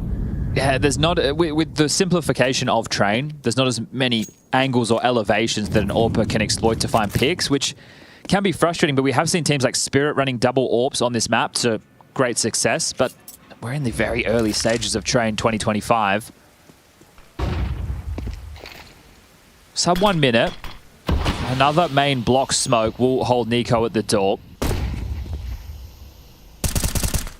And now Woxic, he's been allowed to take the AWP elsewhere. Now the likely set smokes are no longer part of the opening gambit, he gets to post up on main. Magic takes Ivy. This should be a cam smoke. Here they come. Oh, shadow advantage is fantastic for Woxic. He just has to time this right. On the commitment, on the swing. Nico down, cut out of the round by that AWP. First blood drawn. Tessus is out though. He has managed to progress out Ivy, so synchronizing with his teammates. Woxic! Woxic! Doing it again! Racks up a triple. What was that? Nearly reacted to Tessus. I lost my marbles if he hit that one. And yeah, the round's done, Chad. Dexter just trying to die and does so. Okay, well, something that we would discuss on an Inferno once upon a time is about a transitional defense, right? You want to go forward for that banana controller, hold the bracken control, and then slowly drop back through all the angles. Same for Train. You want to lock down main and pop early, make sure that the T's can't get that early space and be applying pressure and lurking out. And then as the round establishes, the T's util is getting lighter and you know they need to retake those key choke points. You can post up in different angles or more passive stances. It's great to go aggro early, but you can't stay there forever. And I love that little adjustment there from Eternal Fire. And just as you were saying, it's boring for Woxic, he gets that late finish when they have no nades. So watch Ivy at the start, but then we'll activate you as he's actually stuck in hell right now. Tanks some of the molly damage. So's Nico. Zentares, he's going to have a fight with Kixin, and this time his crosshair could not have been perfectly placed. Look at him go. Well, that's one way to win a round. Nico's going to try and change things. Walking out towards that sandwich side. Maybe walking through the smoke. Woxic's going to be caught off guard here. He's not looking currently. Timing is everything, and Nico does deliver. Okay, AWP gone. He's on his own. Everyone else needs to head to B. And, well, now what? You run down the ramp and hope Jota misses his shots, which he has. Okay, you're in. Good util. Some mollies right now to hold the rotation. First one lands, bomb can get planted. Magic. This is it. This is a real hero opportunity to make a half out of this. Oh, he needs to control his spray! It could have been better. It could have been worse. A 1 versus 2 handed to Tessus. Winnable. Only 1 kill so far from him, but these 2 would be worth their weight in gold. He's planted high round side, not default. Oh, in the open. Oh, Zentares is just too good. You knew where he was coming from. You could have maybe approximated it from his pop dog kills early, but so much time had passed and Tessus starts worrying about high ramp. Yeah, it's tough. As I said, he had planted high ramp side. Right, so he wouldn't have been able to see the defuse, then get stuck in transition. So that one there does hurt for Tessus. Yeah, you can see what he's thinking. I want to try and get across high ramp side, and then I can play out the round, but just gets caught in the movement.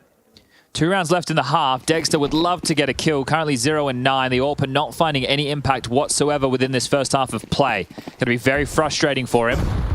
And there's that barrage. Util nuked. Oh, God, they're in trouble. Nico just rounds the corner. A single body shot brings him down, and this is horrible. Melting as you leave main. So I guess what we can say, what we've learned from that is that the EF protocol utility towards main works. And also, though, we saw a round earlier where we were discussing, oh, look at all these nades, and it was a H in a flash. And then this time round, this is part of the mind games of Counter-Strike. Mad just gone, all right, boys, I think they're going to try and run out main. Let's use triple nades. Yeah. And then they run out main. So, you know, sometimes you'll throw those triple nades, nobody will be there. This time, you do huge damage. You essentially win the round right there and then. And look, Dexter got a kill. 9-3 still on the table. Falcons, this is your last chance before we head to the halftime break. This is your map choice. You know with the third round, you can still turn this on its head.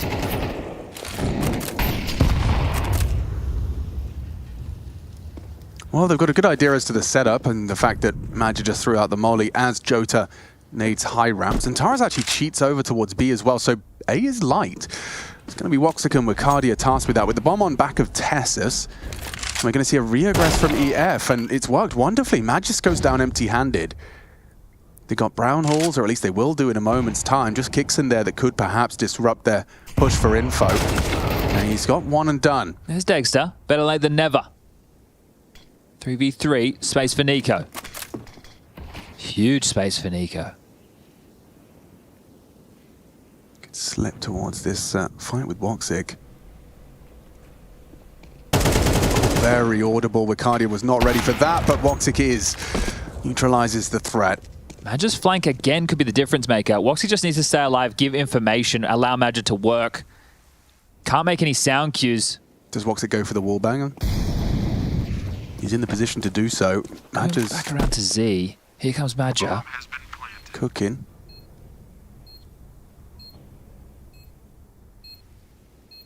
Tucks on heaven. Dexter's not ready for this. Yeah, a free frag. Lovely work. Great read from Madja. Tessus, what can you do? Another 1v2 presented to him. This is an important round for Falcons. A third is workable. But Woxic's holding him, and Woxic misses his shot! It is a Tessus clutch to close, giving them something to work with on their map pick. Falcons, are they going the way of all the train pickers so far? It's been nightmare fuel for them. Let's see what happens when we swap sides.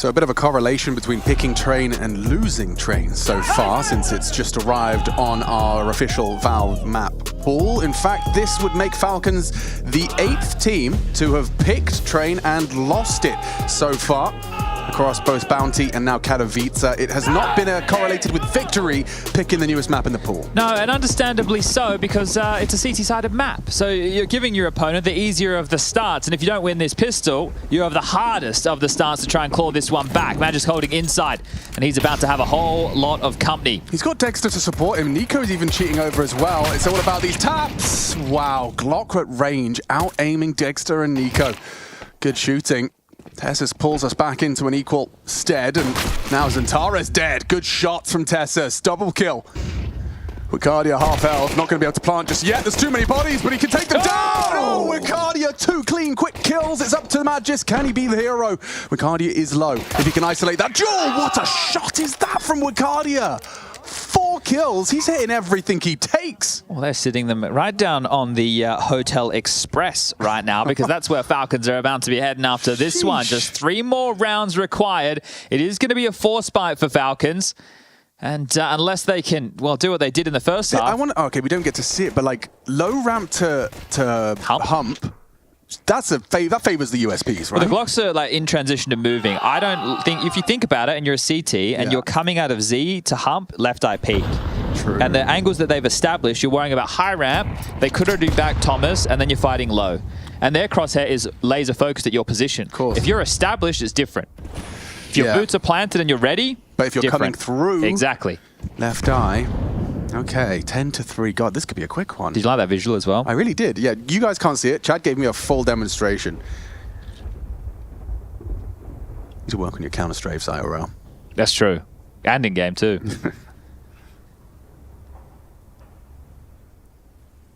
Is Nico aware they're already left side? Slightly problematic as he jiggles from E-box. Does now. No, well, Tessus does. Now Nico does. Good diligence there from EF. They throw a close A-main molly, flushes Tessus back straight into Zentara's wombo combo. Nico. Eagle, 50. And Kexon dead. God, Wicardia is just ready to get this done, isn't he? Good team effort as well. It's just been a horrible one for Magisk. He's going to be caught on retreat. Great reaction from Joda. Right? Damage gets done. You go straight down low ramp. You know he's pinned. Really good work. They're flowing right now, EF. This addition of Joda coming into the new year, the new season, it's paying dividends already. And for a team that were already right on the precipice of like glory, deep runs at tournaments becoming more frequent, for them to just find a firepower upgrade that also could perhaps reinvigorate motivations, perhaps, you know, kind of clean some of the, empty the backpack if there was any tensions in the previous roster. This, you know, that might be the largest shadow advantage I've ever seen. I do love the shadows though in spawn. Aren't they great? Like I'm trying to work out my dance routine. It's just crouches right now, but I think a wiggle. You can throw a wiggle.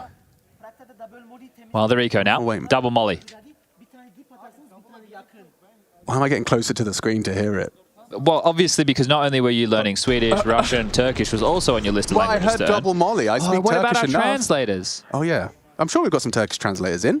But I reckon it was something about double molly. Something about... They mollied for the low ramp push.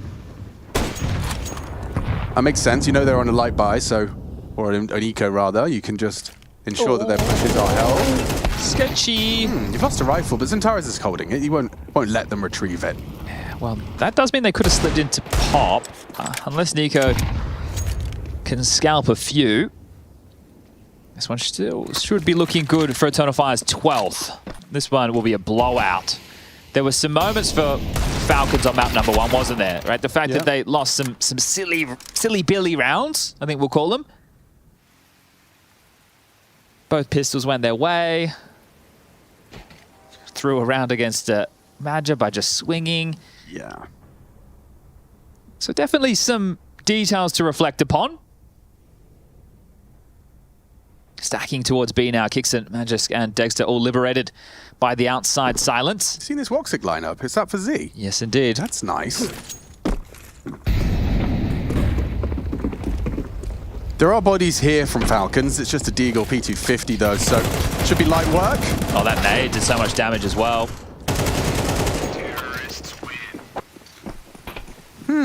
I'm stealing Woxic's nice little Rush Z-smoke. sent me... We got JQ on the 1s and 2s right now, so Rush probably won't even hear this. Rush sent me like a 4.5-minute streamable video of just his util on train. That's the kind of guy he is. Yeah, bit of a geek. No, he's making content for himself. Yeah, fair enough. Hey, Future Pro. I'm talking to you, Rush. Wow. 12-3, man. Blowout. Yeah, it's. I mean, this is the blowout warning. It's EF can finish it right here and now. Yet to drop a map in their campaign here at Katowice so far. This will be third best of 3 on the trot. Of course, grand finals just the other day at Bounty. And Magisk has passed his first test. They come testing his sight and he leaves with just the 1. Dexter, however, has found the 2. And Jota has to get out of there. Pieces out, the damage inflicted too much for him to stomach. So a man advantage. Let's see what you can get going though, Madja and Jota. The round is not over. However, with the bomb under enemy control, they've got their work cut out for them. He wants that AK, has no idea whether he's being held or not. Oh, okay. Fair play. A little bit of science from Jota there. The sound cue keeps them somewhat interested as Madja is on the creepiest and crawliest of maneuvers around the world through CT spawn. If he gets one. Oh my god, he might. Nice. Dexter's done with it. Okay. Falcons will win the first of what has to be many. If they wanted to see overtime, if they wanted to see a map win here, if they wanted to break this train picker curse. Just quickly taking stock of the finances, Xantares can drop an AK. So it should be good as far as the buys are concerned for Eternal Fire. Woxic even has an AWP. Do you think that's the main contributing factor as well for teams not picking train? Unless it's usually like an underdog that's picking it, just because why would you? You're pracking it, you're prepping it. Maybe they saw when Eternal Fire played this against Complexity just the other day, it was a close series. So they thought maybe, hey, this looks a little bit weak and we can exploit some of the tendencies that we had seen ourselves. Proactive from Nico. Pushes pop. Well, that's something. Plenty of bodies on the other side. 3 players here to try and stop them from getting towards the B-bomb site. Nice find. Nico tries to get that re-smoke down. Magisk as well chips in. Madja does bring down that pop threat, so he does win that battle. Tessus is going to try and quickly take his place. Does Woxic consider this? He certainly does. Oh, the timing is amazing for Tessus. Oh, they do disappear behind the smoke. They're lucky that smoke's there. Oh, and then he walks through it. This is interesting. Not ready for that one. Oh, and the bomb is on their door. Smoked off. Bomb under enemy control. Could be set for this conversion. It's just Woxic and Wakadi going to have to try and somehow either bring your rifles through. Maybe that is the best thing to do, actually. It is hard to see how this one goes wrong. If you are Falcons, you've done more than enough. And something to work with in the next round for Eternal Fire feels like a must. This is a nice little angle in case somebody wants to be peeking out high round. Woxic could punish you. But with 25 seconds left on the clock, this one does look done and dusted, as the old saying goes.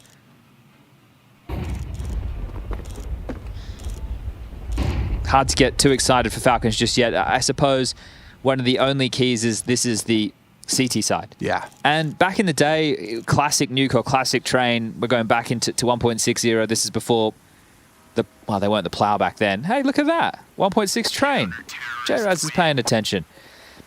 It used to be lockdown halves, right? It did used to, we're talking 13-2, 12-3 halves. And then even if you lost the pistol, you knew that you could still work back into the half because you could also have a shutdown. It wasn't about maps being back and forth like we have with an Anubis or an Ancient. You knew, okay, anything they can do, we can also. This is the way the game has developed over time.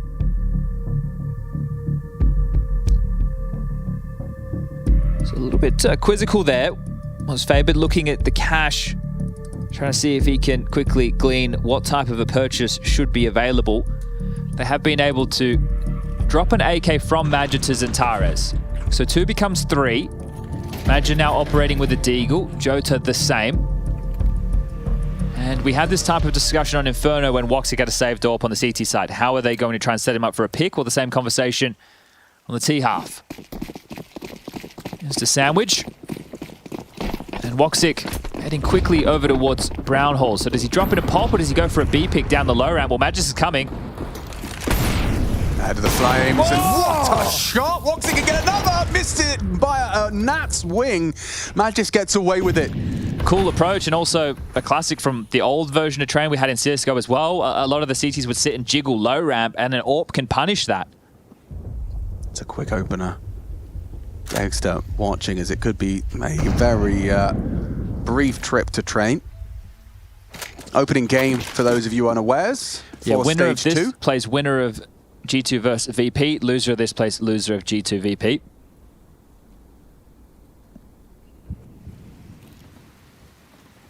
And the lower bracket is brutal. Just one team makes it to those playoffs. Tessus, oh, couldn't win out the duel versus Wacardia there. Wacardia's been looking incredibly sharp. 3v5. For the game. Oh. And the missed AWP shot as well. This is falling apart.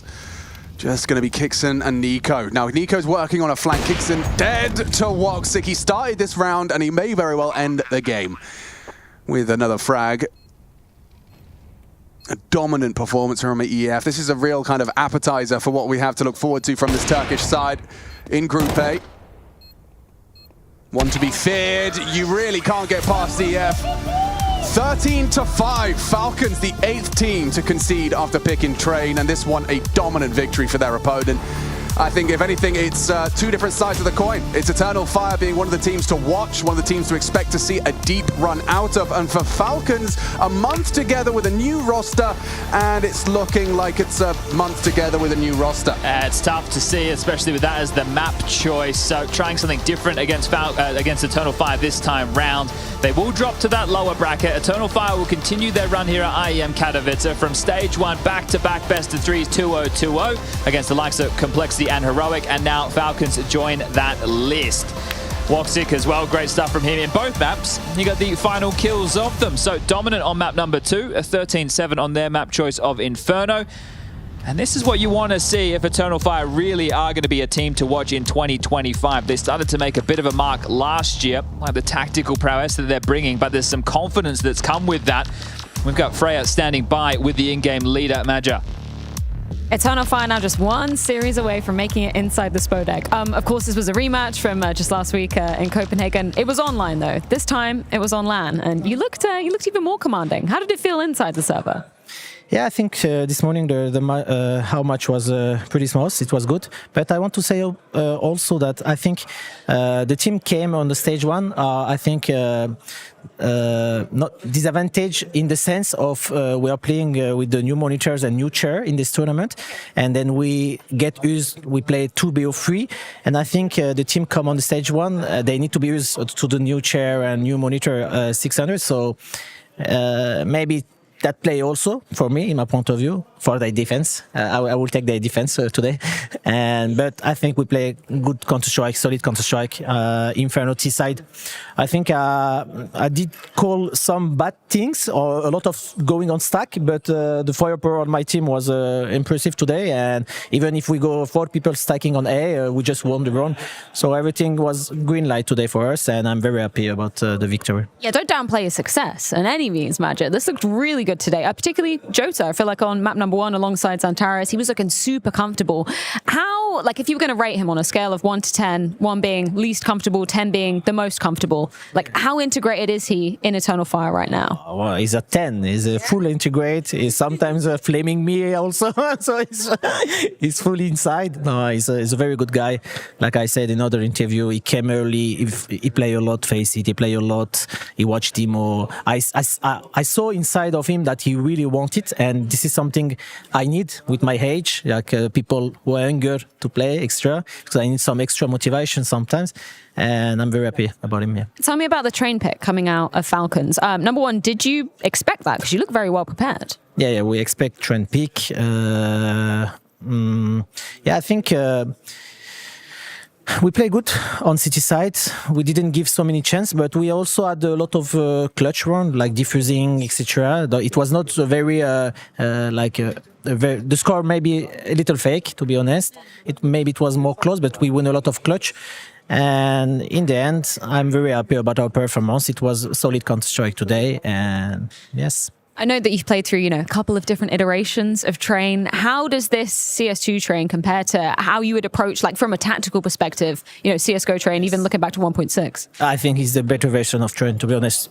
I will flame myself. Like 3 months ago, I was saying that Train is not ready to competitivity, but when you play after few pracs and few match, I think the T balance is very good. Now on T side, you have a lot of things to do.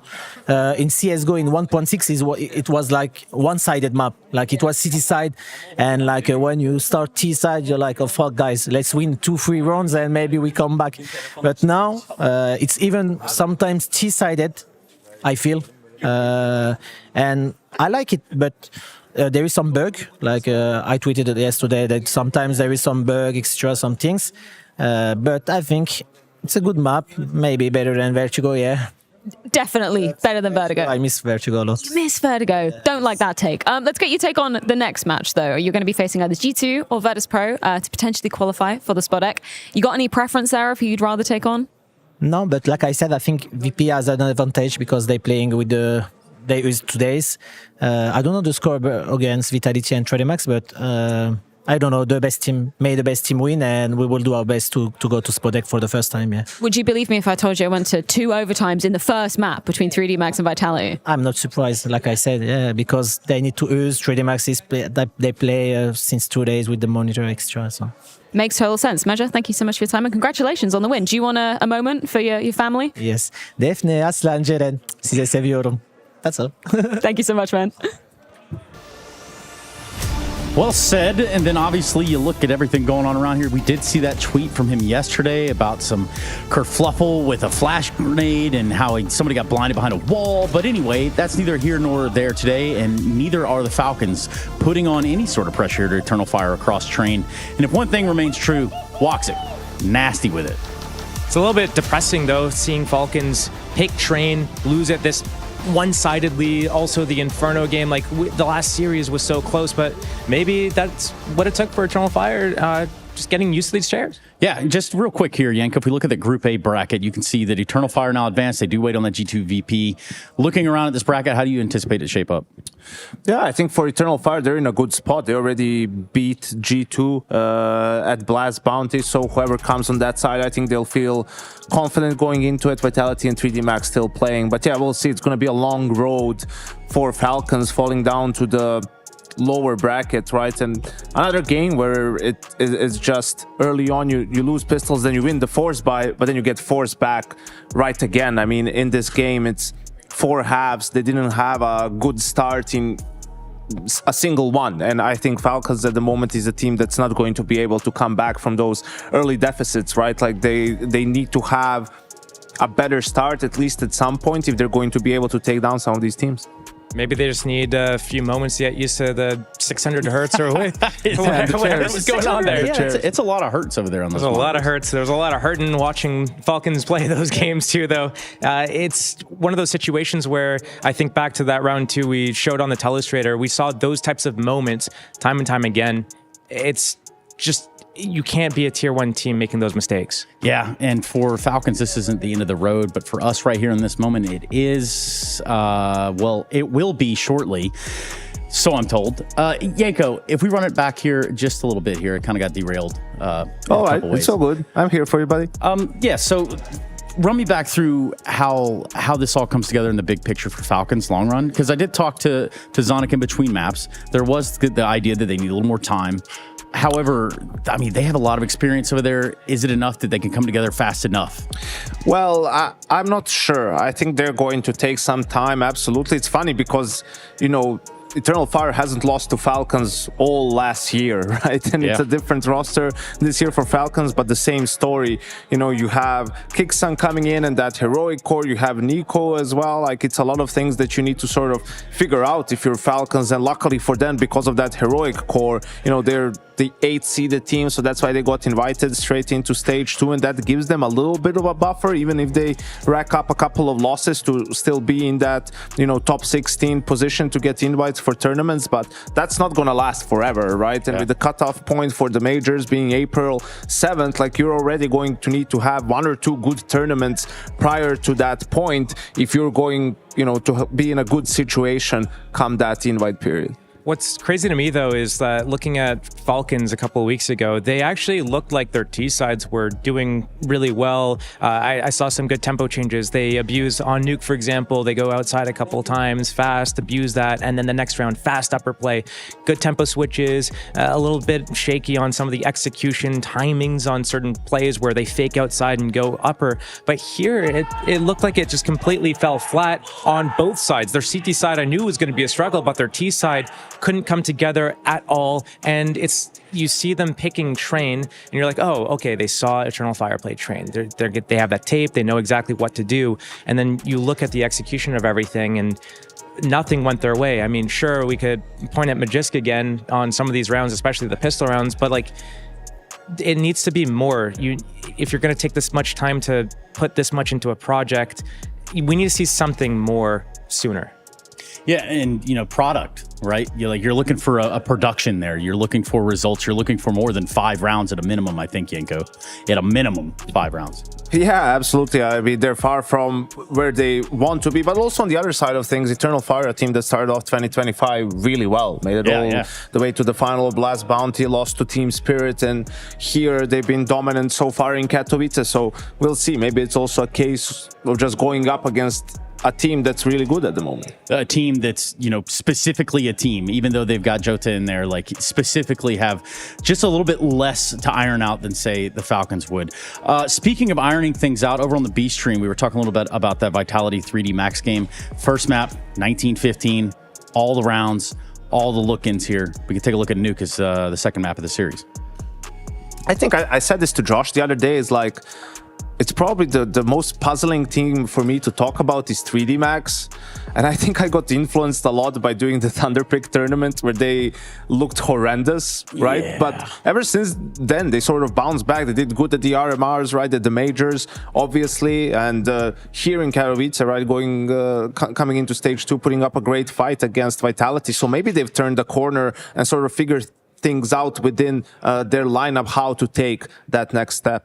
It could be partly that, and I think also there's a part of Vitality that's still figuring things out for themselves. You know, bringing Rops into the team means that Mezzi has to switch positions. Flamesy's also taking up more of Spinx's positions, and I was watching Vitality playing on Anubis, and, you know, Flamesy and Mezzi, they're walking into each other as they leave that E-box cave area into the middle of the site. They're just bumping into each other, so working out the chemistry of how they want to figure out some of these positions. But Rops... Can you smell what the Rops is cooking there? That's original content. If you had 10 more seconds. Yeah, it was looking really cool there for a second. Then you pointed at your watch. I'm like, oh yeah, you're right. It's not going to happen. It's not going to unfold that way. But again, that is on the B stream. We're looking at 3D Max and Vitality. We got some look-ins at 3D Max all the way back to Pro League. Like we're talking about a 3D Max that is trying to put themselves, you know, concretely on the map. Have they done that for you yet, Josh? No. I mean, not really. Yeah, fair. Okay. Well, yeah. All right, gentlemen, thank you so much. I think we go to head to a break now so that we can jump into our next game. Today, looking at FaZe and Big over here on the A stream at least. So don't move a muscle. You are watching the Intel Extreme Masters, and we will be right back.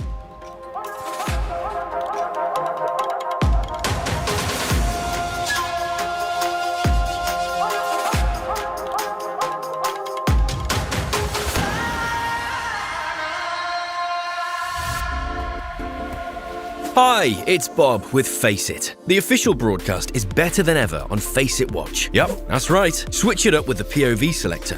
4 angles, your choice. From the main broadcast to your favourite player's view. And it's available on the Face It app and Chromecast. But wait, there's more. Keep watching, keep winning. That's how we roll. Watch IEM Katowice while having the chance to get skins and Face It points. Look at this beauty. Change the channel and control how you watch.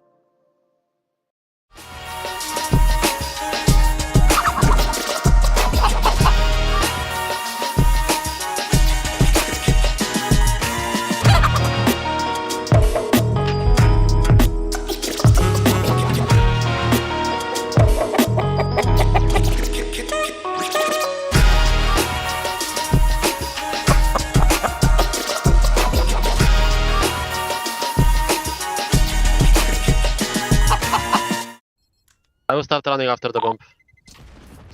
Yeah, 2-1 HP, guys. Dead boys. Nice! FMS. Nice, boys! Sick I need round, drop, Nico. guys. Thank you for AK, bro. Of course, bro. What do you mean? I got you. Boys, let's do. I'm out. Nobody. Go, I'm boys. picking. Probably house. Gun. Very, Behind dog. I'm getting dead. plant. Dog. He's pushing. Slow, slower. I'm a con. Dog. Good plant, good plant. Fuck, we didn't have info on this guy. No. We did. I said dog. He was behind dog, yeah. 1B at least. I'm Let's go, picking. boys. Come now. I'm only backside under I'm heaven. only under heaven. Okay, you did. Whole gap, boys. Can someone do it? Take Does he space, hell? con. Yeah, I do it. Hell. He cannot fall back. Gap. That B. That was hell, you know? I kill. Okay, I have okay. con. Did we kill B? I killed B push. Who is last nickname? Fire. Guys, he's right side. Come, Emil. He's right side here. Yeah. 3, 2, 1. Nice, boys! Nice, boys! You want Come up? no, man! You want up? Take. Yeah. Come no, René, man! Fuck nice, boys. Fucking nice sock flash. Hey! Flash. Up red, not blind. Up red. He's up red. I'm taking speed. I'm I'm holding red. electric, boys. Holding red. I hold Could be red. electric. Could be sides. Red, Red, more red, close, red. On red. Red, red. Could be one more electric, boys. I'm all aside. Side. You kill him. Yeah, but the bomb. Yeah. That one. Burning. Yeah, no. It's just...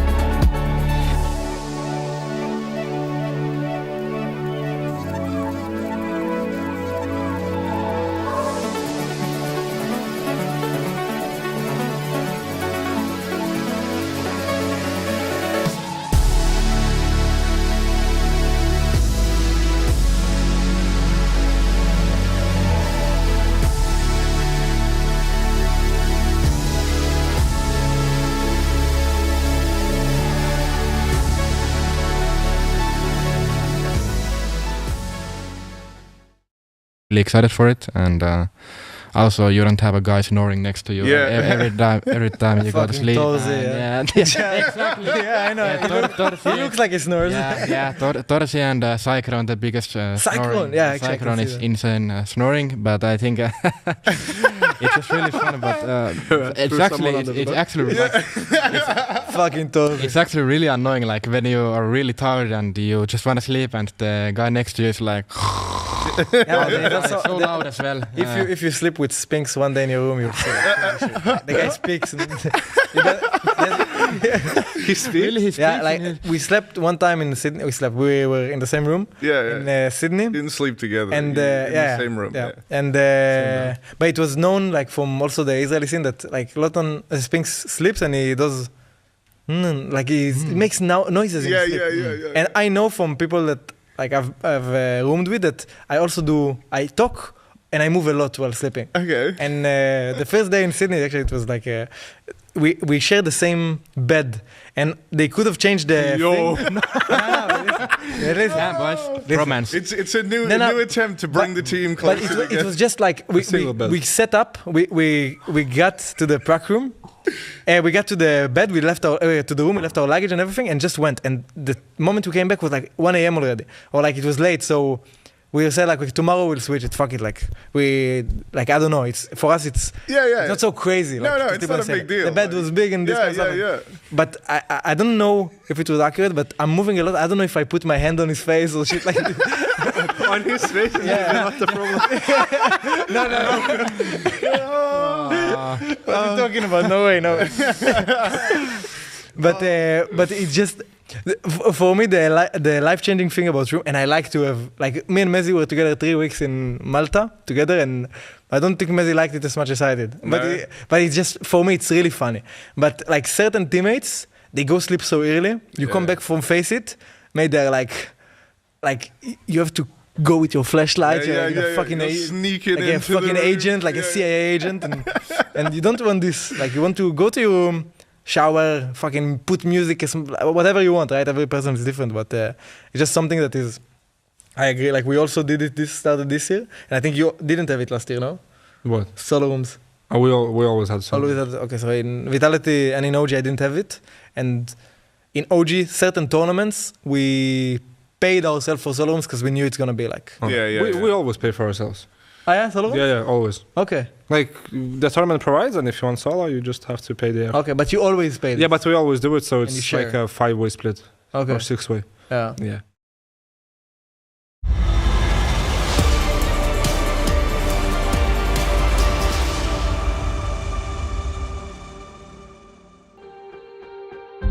Big moment here at the Intel Extreme Masters Katowice as FaZe and Elige are playing Big Clan.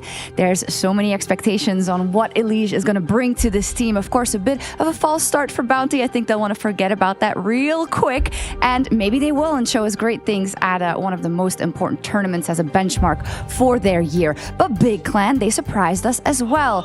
You never know with Big Clan, but versus Heroic, they were extremely effective. So we'll see how they step into the games today. And for a little bit more insight into FaZe and Elige, we have Stunna, who's standing by for an in-depth chat. Yes, I'm with Elige of FaZe Clan. It's hard to believe it. It's hard to look at. Johnny, how you doing, bud? Doing pretty good. Excited to get started. Yeah. Long time since you've been back in Katowice. Roughly, some would say a year. What's some favorite memories for you here in Katowice? Honestly, we haven't had a lot of good success in a lot of my years here. So I'm hoping to change that. I think the best that we did was, top 8. So not a lot of good stuff. Hoping to change that now. Yeah, this might be about the time to change it. I would say that you have a pretty good opportunity because you did go to FaZe Clan. So tell me about the move to FaZe. How did it all come about? You know, some of the stuff that maybe not everyone's privy to know. Pretty much after the major was done, Finn just sent me a message and asked if I was interested. We hopped on a call and we just talked CS for 30, 45 minutes. And I think that we were both super interested after that. And we kind of just went on from there. Well, yeah, you guys did go on from there because you went on to be his roommate for a little while, right? Tell me about that experience, because kind of unique in this day and age. Yeah, I mean, it was super nice of them. I mean, obviously, like, FaZe doesn't have a office in Europe, so I needed, like, somewhere to go. And instead of me being, like, sent off somewhere by myself for, like, you know, about a month, it was better for me to, you know, go with somebody, and it was super nice. They were super welcoming. Made me feel like at home and had like a nice setup and everything. And it was cool to, you know, also just be able to like talk CS. It was like a mini boot camp with just me and him. We were just like talking about stuff. So yeah, it was super fun. It's like you moved in with a tutor almost to kind of learn the new system of the new team. Speaking of a new team, you know, were there any chances of you ending up at anywhere else as a home than FaZe? Yeah, there was other good options that I was definitely heavily considering as well, but I felt like FaZe was going to give me like the best chance to win. Also, just the place where I feel like I would be the most comfortable. I was super interested in playing with Kerrigan as well, since he's, you know, best IGL of all time, and I was super interested to see like how it all works. Yeah, and I guess, you know, you got a new team. It's a new year. New problems. Tell me a little bit about maybe how this could be rough around the edges. It started for you to go into a new team, an international team at that.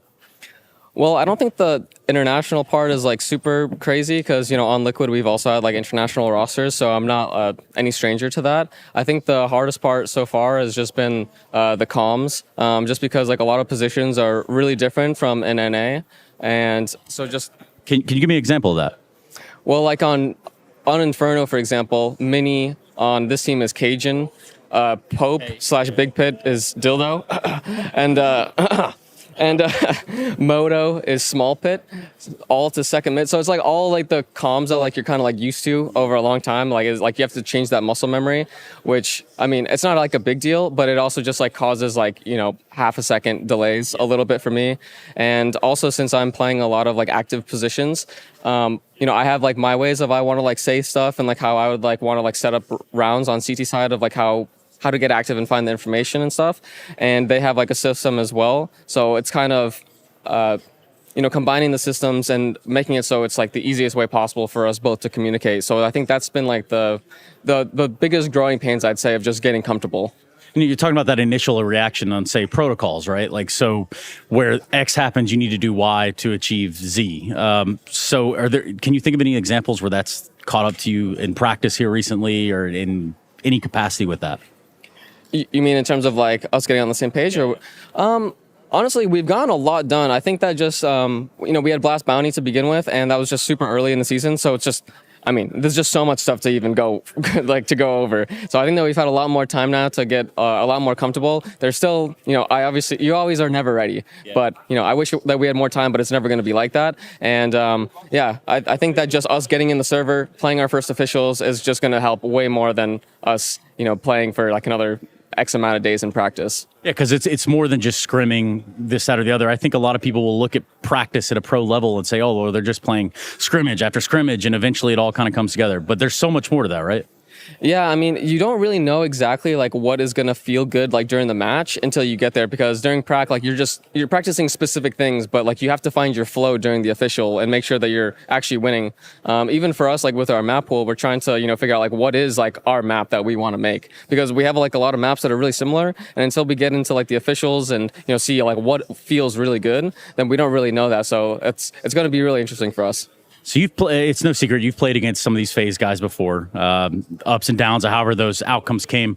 Tell me about them as individuals to you now, that your teammates, dare I say even friends, is what I think we're supposed to be around here as teammates, right? So talk to me about your new teammates and how you're adjusting.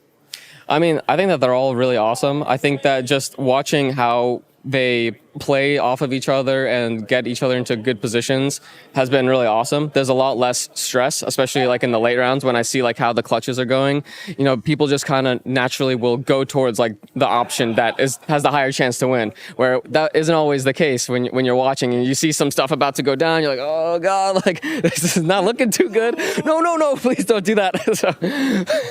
Some of that frustration, I'm sure we've saw on your face over the course of the past year, if you would. Let me ask you this then. In terms of this lineup that you're with FaZe now, and let's say even as far back as the Intel Grand Slam winning lineup, is there any comparisons that you can make there? The one that might lead you to think, okay, this FaZe is on for success as well? Yeah, I think like the calling from Finn is actually just amazing. Like, I mean, you would already guess that, but like I think the way that he sets up rounds is really great, and he does a good job of like making sure that everyone is comfortable. I think that the way that, you know, we have so many aggressive players and trying to make sure that he brings the best out of everyone, Rain going to a lot of more passive positions, but still trying to make sure that he can, you know, put his impact on the game. Like, he does a really great job at that. And I think that it's really, really fun. It does remind me of like 2019, like, and when we were on Liquid having our great runs, like the way that we played off of each other was really amazing. And I feel like the same ways of like how everyone plays off of each other on this team in a similar way. You know, it's interesting when you get those teams or you get in those moments where it's like you can't do anything wrong. And I feel like FaZe has the potential and the tenacity to do that more often than not. That's why we see them in grand finals or even running her up at certain points. So I guess I'll ask you this then, because we talked a little bit about Liquid here. When you look around the room now and kind of just scope out who's where and what's going on for each individual person from that Liquid lineup, how does it feel, man? Because everybody's kind of grown up, but also grown away, and you've got different trajectories and paths for each of them. So what do you think about it? I mean, you were there. I mean, we obviously had a really special lineup. All of us are still doing pretty good. Like, I think that we had a lot of really good players. We're still pretty much at the top of the NA scene in terms of, you know, how good we all are. So yeah, I mean, it obviously was something really special. And now we're kind of like the older guys on the team, which pains me to say, but I mean, it is what it is. But yeah, I'm pretty happy to see like how much like everyone's grown. Like, I've grown a lot.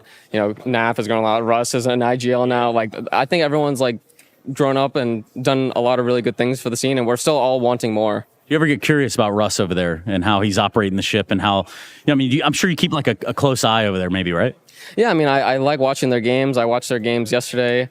They have a lot of really good stuff. I think that Russ obviously learned like a ton from his time in FaZe, obviously won a lot. And, you know, you can see it in his game. Like, how he plays now is really different, not only like in the roles that he's playing, but the way that like he's creating the rounds and making things happen, I think is really apparent to see, especially on their CT side. I think he does a really good job. And I think you can hear the team comms even when it comes down to Russ and just how you approach the team as a leader, which I'm sure you had to do a little bit of that complexity. Yeah, exactly. I mean, it's a different feeling like when everyone's like looking at you as like the guy that, you know, everyone's like expecting you to, you know, make the call, make the right play, keep everyone like in like the mood to like win and stuff like that. So it is like a learning curve when you first have to do it. And when Russ like went to IGL, I'm sure that he immediately like felt that. But he honestly, he's always been like a guy that would keep everyone super positive. Like on Liquid, he's always one that would be saying like, let's go guys, like we got this. Like, he's saying that like every round, even like when we're losing. So I think it's pretty natural that he would bring like those vibes as an IGL too. Well, look, man, I know you got a big day ahead of you. You're a FaZe clan member now. Can you hit him with one of these maybe, or how does that? I got it already. Here we go, boys. FaZe up. FaZe up. That's Elise. We're going to see what they're rocking here in just a little bit. Stellar interview from Stunna there, a little bit of insight into one of the most decorated players of our scene. And I feel like, Assad, whenever this happens, whenever one of these types of players joins another kind of legacy org, it's always a very exciting thing to see how that's going to change both parties and what they can achieve together. I think it's a big deal, obviously, for him, you know, for himself and the FaZe clan. And, you know, there is a drastic change in the North American scene right now. But for him especially, like you said it, when a big move like this happens, I think it kind of creates a hype for everybody who is watching, who is playing the opposite teams. Everybody's like kind of excited to play the new FaZe. Everybody wants to see Elish perform. And we saw the accomplishments from Elish. He won a Grand Slam, bunch of different titles. I mean, he is the best guy together with Twist in North America, the most successful person. And obviously coming into the FaZe clan, I think he's going to bring a lot of experience and a lot of like ideas, creativity. Robs also had the creativity, but I think for me, Elish is a little bit more outspoken as a person. I think he's going to disagree with some things and he's going to be afraid to say it. So that can be really good for FaZe. Yeah, let me ask you, that is very interesting, right? In one of his first interviews, I think, with HLTV, he was talking about, I have a vision for the calling, right? I want it to be maybe more code words, a bit shorter, so that in those chaotic moments we can make it better. I want the positions to be more dynamic. I don't want someone who plays a certain role to always have to do that, right? If you have to do kind of the grunt work, stuff like that. It's interesting, but it's also unquantifiable, right? Because you don't really know how that's going to mesh together, and that's exciting, maybe a little bit scary. Yeah, it's definitely can be a double-edged sword, right? I mean, just the fact that Carrigan was the one messaging him to join the team is absurd to me, because just imagine your guy Kevin De Bruyne messaging somebody else instead of Pep Guardiola to join the team. Kind of upside down, but it can be crazy. It can also be good. We cannot say anything right now. They had a shaky performance in Blast, Banananti, whatever the Bounty, yeah. And the thing is, like, now it's a real event, LAN environment, real opponents right now. It's gonna be a real, like, kind of to see, like, what iTest says after the first game. Absolutely, and I believe that Pimp and Freya are standing by to theorize a little bit about what the roles might look like. Yeah, if you will permit us, Shocks, we'd like to get a little bit nerdy over here at the LED wall, because as Kassar just aptly said, we did see FaZe competing in 2 series at the Blast Bounty. Yeah. That was online, though. We only got to see 3 maps. That was Ancient, Inferno, Dust 2. We get to see Ancient again, guaranteed. Anything different you're expecting? Mirage coming into the mix, which is a map that I think is quite interesting that FaZe have picked, which again gives me a tell that obviously they've been they've been boot camping, they've been practicing, and they've been trying to better their map pool coming into IEM Katowice. Nuke being the third deciding map, a map the new lineup also have not played, so only Ancient so far is the one we know for sure what's going on with. Okay, yeah, let's dive into the CT positions, because I was on the Media Day interview set with both Frozen and Elige yesterday, and I was, poking and prodding a little bit. Tell me a bit about the positions. Frozen said, my lips are sealed. You will have to see in the game, which makes me a little bit skeptical of whether there's anything, cryptic going on here. I think on Ancient, though, we've seen this map. What was the case here for the positions? Well, it is interesting that Frozen is the one not wanting to say anything, because I feel like Frozen is the one player in the positions where he's not really changing a lot. So to me, that's kind of interesting. Anyway, we do have Robs, we have Elige, and we have Rain, and those are the 3 players in question. Robs obviously leaving a spot open, and then Elige coming in, being a very different player than Rain. On Ancient, we saw Rain being the guy who stayed on that A-bomb side together with Carrigan, like he's always have been. So nothing really changed over there, or the B-bomb side on Ancient.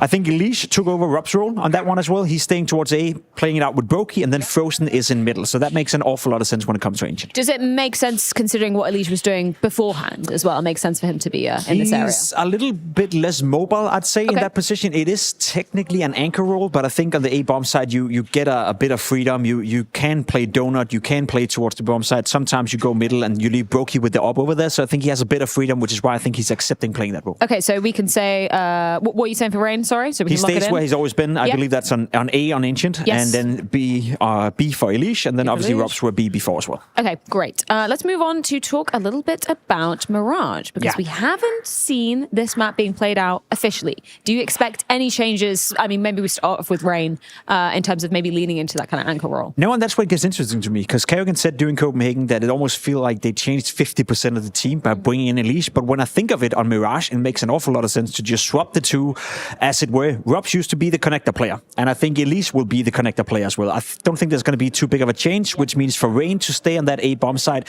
where he's been an anchor for quite some time, it makes an awful lot of sense. So I don't really anticipate too many changes on the CT side. It could get interesting on the T side, because Elige wants to be involved, and then perhaps me and Rain have to move away from middle and play a bit more of an anchor role on the T side. But as for the CT side, I think he stays. Do you anticipate Elige and Robs playing connector any differently? Because it's a position rather where you can get, aggressive if you want to, you can fall back a little bit if you want to. Do you think Elige is going to be a bit more up in your face? I think Elige is going to be a bit more up in your face. I think Robs is very good in connector and around the stair area. I think Elige is even better when he's pushing out middle, when he's pushing up top middle, when he's getting a little bit freaky with it. Sometimes you see Elige also being in underground, So I do think there's going to be a slight difference right here. Robs a bit more passive, Elige a bit more aggressive. Let's talk about the third map. If we do get to see it, that will be Nuke. And this is where the conversation, I think, gets very, very interesting indeed. And maybe we even need to add Frozen's name into the mix here of what could potentially happen. We have to establish from the get-go that Robs is the ranked player. We need to take that into consideration. He's obviously no longer around, which is going to be a bit of an issue for FaZe Clan, because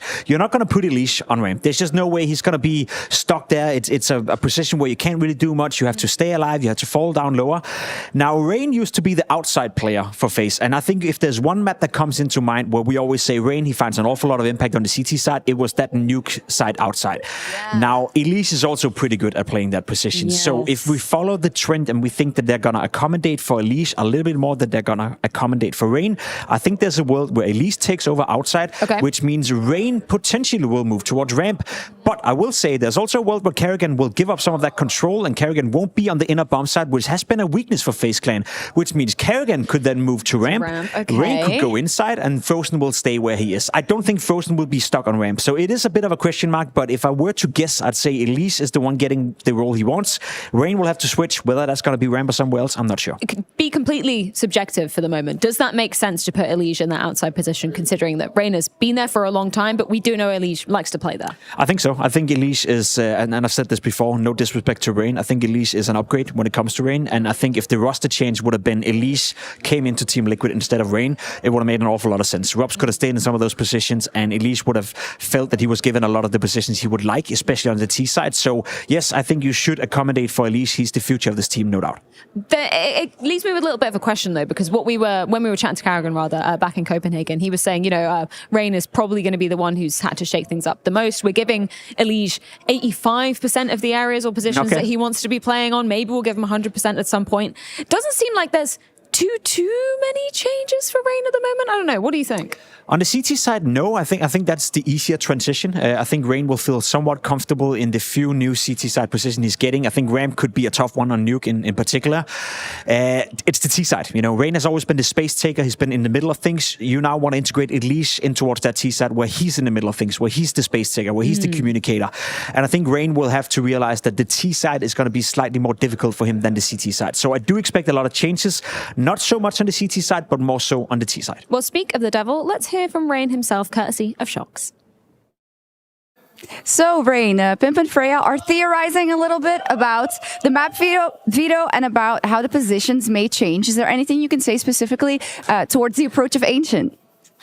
Nothing's really changed on Ancient. I've already played B Anchor and the B Lurk there as well, so kind of had the role set already and nothing really changed. Okay. In an interview with HLTV, Elige was saying that he wants, or his philosophy is that he wants things to be more dynamic, that people aren't necessarily always set in their roles on certain maps and that they want to change that up. Can you say something about that approach? Yeah, I mean, we of course don't have the same kind of players as we used to have. Like, I wouldn't lurk as Robspool, so there's definitely going to be some changes and some quirks we have to fix. But I think Kerrigan and John is implementing a lot of good new stuff for this year. Are you feeling already the kind of consequences of the fact that John seems to be very vocal about things that he wants a team to have as well, together with Kerrigan? Yeah, I mean, it's just positive for us right now, and also me going into new positions as well is like a new outlook of Counter-Strike. I get to look at it in a different view and have some new things to work for. We'll look forward to it. Thank you. I think we all look forward to it, and I think he's onto something when he's saying that not too much is going to change for Rain on the CT side. We kind of theory crafted on it as well. More so on the T side. We know Rain to be a space taker on that T side. We know him to be involved. Do you think a player that's been around for such a long time, 5-6 years in the same position, from one day to another can transition into becoming a little less, I guess, in the middle of the pack and still find the impact he's needed to? No. No, but seriously, I think that like a player like Rain, especially, some players can. I don't think player like Rain can do it simply because he's a W holder kind of player. He's gonna either with shift or without shift. He's gonna walk and walk and walk until he runs into somebody and just tries to kill him. And I think it's going to be a problem. He has to adapt. It can be really kind of traumatic for him, although he's not a player that complains. I've never seen him complain. Nobody who ever played with him seen him complain. For me, some of the CT side, but we spoke in the green room about Inferno, him going maybe back to Pit. He's playing Pit now, yeah. If he's playing Pit, then, I mean, I don't see that as a good option, because Rain is not the type of player who can just sit back. He needs some action. He needs some, and there is also like flashes that needs to be thrown on long. As a supporter, and he's not really a supportive guy that can throw flashes for somebody. The situation when they're wrapping long. He needs to flash. He needs to rotate. Unless they have some sort of a certain setups and reactions to different things, can be good. But if you let a free kind of flow, it might be causing an issue on maps like Inferno. Well, let me ask you this question then, because that's my theory as well. I respect Rain an awful lot for what he's done throughout his career, but every player has to make themselves worth it in this moment. I think moving him into the anchor position also puts him at severe risk of potentially being kicked if it doesn't work out within FaZe Clan. Do you see it the same way? I mean, you can't really position him as an anchor and then take him back and then maybe Elise has to go over there, because I feel like Elise is the future of FaZe Clan. So if it doesn't work out with Rain in those anchor positions, will that also mean that he's now at a severe risk of potentially being replaced by guys like Jimfat, guys like, Perfecto for that matter as well, anchor players who have shown in the past that they can play those roles? That's a natural kind of stream of things, no? That's the thing, if you end up like being, But the community doesn't like to hear that because Rain is very lovable. There's a lot of things community doesn't like to hear, but they need to. In order, this is a real world. This is not a business. This is like about performance. This is about money. That's why I like you. It's not just like, just play video games and hope for the best. It's like, if he doesn't perform, it's also on him that he accepts those roles, when Elige came in and everything, right? We don't know if he's going to perform or not. We all want him to perform. Rain is a Hall of Fame player. Definitely, he was the main major MVP. He won majors. He won a Grand Slam and everything else. So nobody can take that away from him. But the time never waits for anyone, right? That's the thing. As the seasons progress and like this one and the next one, FaZe will be looking to replace him one way or the other. And maybe it can be Jimfat or whoever it is, right? We can just guess, maybe Spinks, we don't know, right? Yep. But the thing is, like, all these players are there, youngsters, they're there, right? They're just gonna be there to take those roles from the older guys, and that's just the way it is. I very much find this whole conversation interesting, and I'm curious to see whether or not it's going to work out for Rain, whether it's going to work out for FaZe. If we zoom out a little bit and look big picture at the game at hand, they're going up against Big, who obviously yesterday had a great showing against Heroic. It did feel like Heroic didn't show up whatsoever. Now for FaZe Clan, we've seen them a little bit in Copenhagen online. Do you think it's going to be a rough game for them, or do you think that they are already now at a point where they should be able to beat Big relatively convincingly? The thing with Big right now is I think they feel really good. They're a German lineup now fully. I think they meshed well, at least at this event. Hype is the number one rated player, in the whole playing stage with 1.46 throughout the 6 maps. So that's a big thing. So I think they have Ancient going on, which they feel really good on. They proved it by beating Heroic 13-0, was it? No, Wildcard, sorry, 13-0. And then it was kind of, good momentum for them. But on the other side, we have FaZe, who didn't really start well, but they're LAN players. Like, they're a LAN team. We all know that. We all know how they play when they come to the studios. Arena is even better. For me, for Big to win this game, they need to take care of Ancient first and then hope for the best in the second. And that could be a bit of an issue, right? Because you're right. I think Big's Ancient, they even said it yesterday. I think it was JDC who said that he feels like they're the best team in the world on the map, which is big words coming from a big player. However, it's also one of the maps that FaZe always have been great at. One of the maps that they've always liked to play. So I feel like in terms of the raw map pool between them, it's not really that big of a punish pick when you go up against FaZe Clan. I'd also argue that if there ever was a time for Big to beat FaZe, now's the time. I think in a month or two, when they figured out this whole range situation, when at least it's been integrated in towards FaZe Clan, there's no way a team like Big would be able to beat FaZe. However, today, right here in this moment, as we're about to head into the game, would you agree that this is the moment, this is the time, this is the chance for Big to take a big scalp?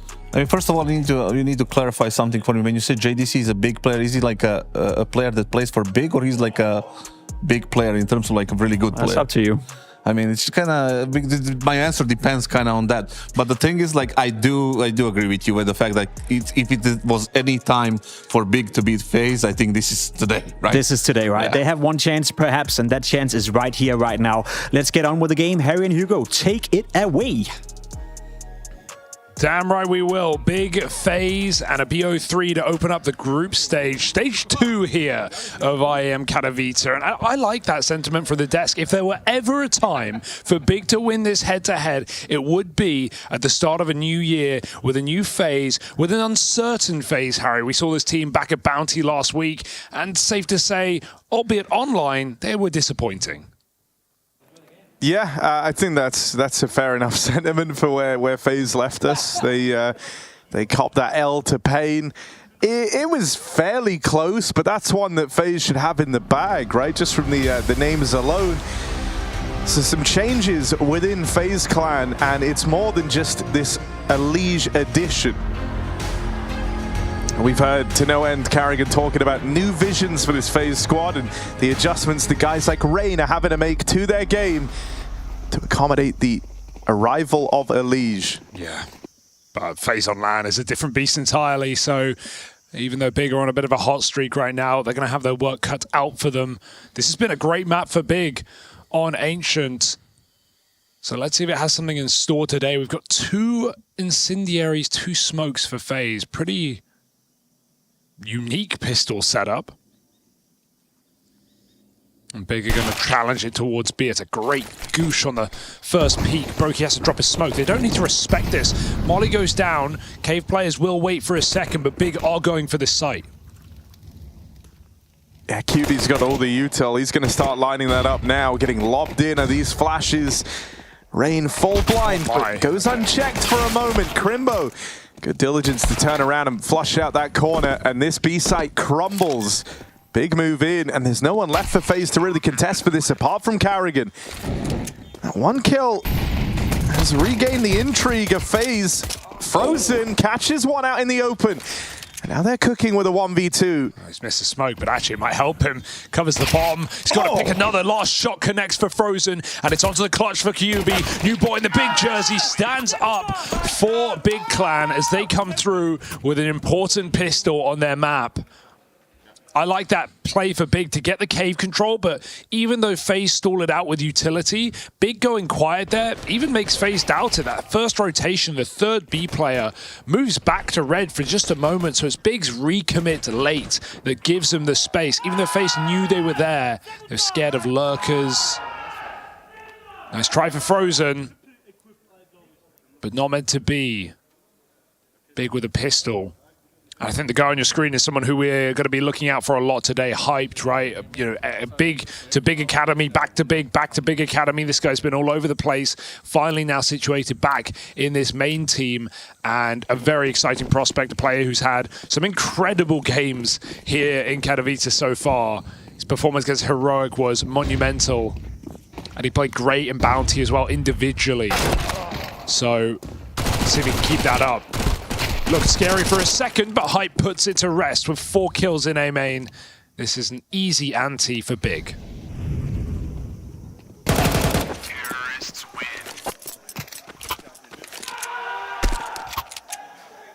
Yeah, we got to see Hyped in that debut game back at Blast. He ruined Soar's day there. Yeah, definitely. He did the same thing against Heroic, man. He was if not more, if not better, like, across 2 maps as well, on LAN against a hot Heroic, who I actually had a lot of expectation for here in Katowice, but they're in a really hard part of the bracket. It doesn't get easier here in stage 2, does it? Oh, JDC in middle. Bit of a mid-man on this map. Bit of an ancient one-trick.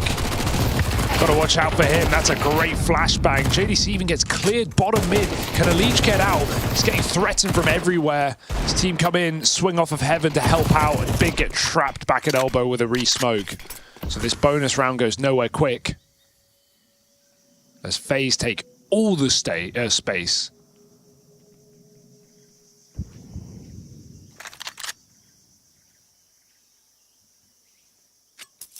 And as Big try to regroup here, FaZe have kept being active, right? They've taken all this lane control.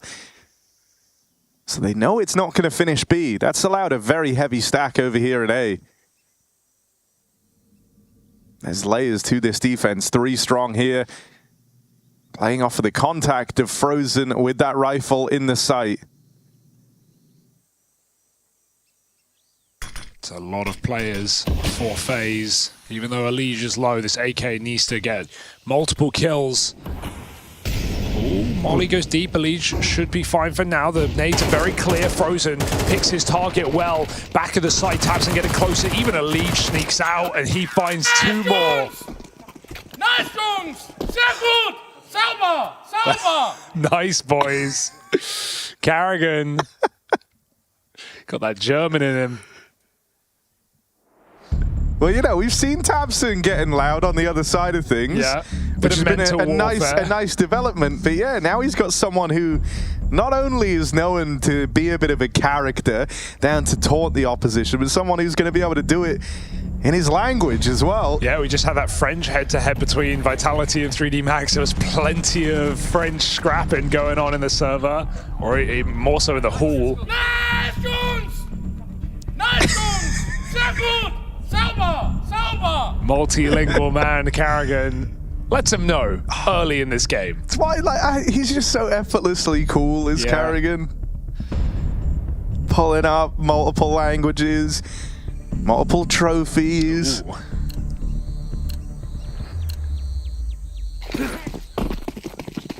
Double instas coming down here for FaZe. Try to take that space early. Try to assert some dominance over the map in this game. That's what we want to see on the CT side. Big attempting to move through middle. It's JDC edging the smoke. He's got a bit of support in Crimbo. But not much utility for Big. They can't really flash themselves back in. That's the last one going out, and Frozen just comes in swinging. But oh, it's an ugly couple of sprays, and look at the picks for Big. A flurry of frags in mid. No, Brokey. All right. That first one will connect cleanly. And he actually wants to fight further afield here, flinging himself out into the open at mid. Big mistake. Bomb away from Big. Rain with the spot. A lot of damage, but this is all going to fall onto Brokey's AWP. Trades out for the AK. He's getting wrapped all the way through the red room. tabseN already here, and so will collect. tabseN a bit more stoic in the round win. Doesn't try to respond to Carrigan on the other side just yet. Yeah, build into the game a little bit, you know. Start really winning before you start smack talking the favorite. I think we've seen that come back to bite so many players here. But oh, look at them in line shot, with each other. tabseN Carrigan head to head.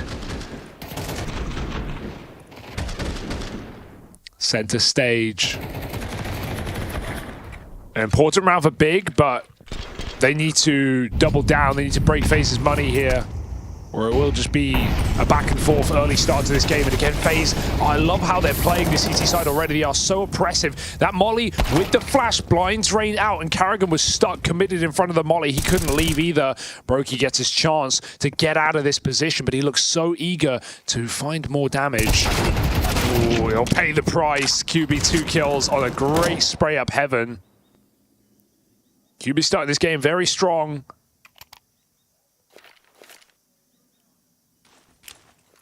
Big 3-on-2, just grouping for the B hit. Double short smoke, a bit of a miscommunication for Big, but Hyped catches Rain in the cave, and they know Frozen's coming from a long way away. They're going to get the info.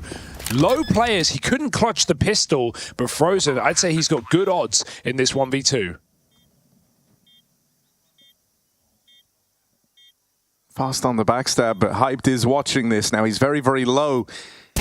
One shot's all that's needed from Frozen to get rid of him. QB at least has the info, but smoke down now. Frozen, that nade would have been very valuable. QB's been able to dodge it. Spotted on the edge of the smoke. Frozen needs this kill, or needs that stick, and QB with the spam. Gonna walk that one over the line. Feel like we've been waiting to have a big game out of QB, and this could be the one. 6-1 on the opening, but a couple of clutches to his name already. Yeah, big impact in this map so far. Was one of the more curious players being pulled into this team. We saw him for a time in Fnatic as well. Pretty underwhelming, to be honest. Nothing really to note. Didn't last too long on that roster. About a year. Or rather, a few months, actually, before he got benched, so...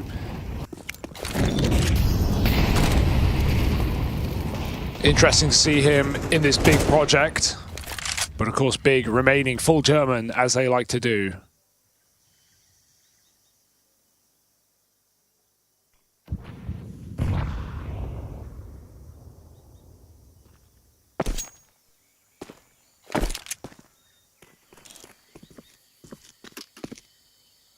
And this Big team has brought me more faith than maybe the last 3 or 4 combined. Just from the early look. Right now against FaZe, looking for a 5-1 lead. They are going into a B stack, but Armorless, Vida Mac 10, tabseN's time to feast. Yeah, he's got support from QB, who's really feeling it right now. Farming. tabseN gonna run up with that Mag 10 and put it to work, and this one's already over.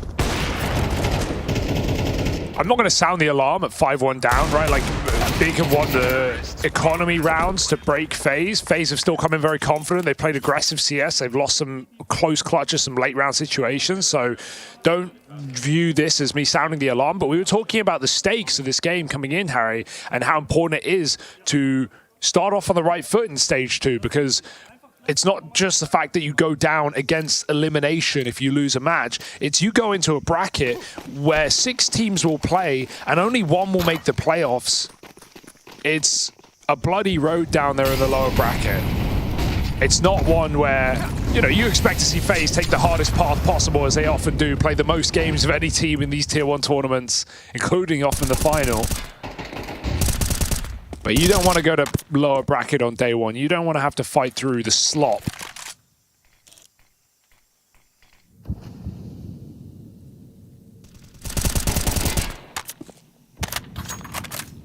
But these hungry play-in teams already proving to be a bit of a threat. 3D Max making it interesting against Vitality. Eternal Fire beating Falcons. Elige, hello!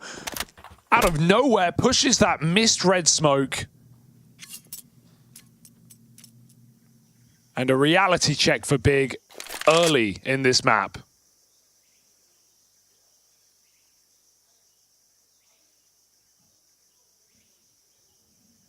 Waiting to see some more Elige multi-kill moments. Wasn't full of them.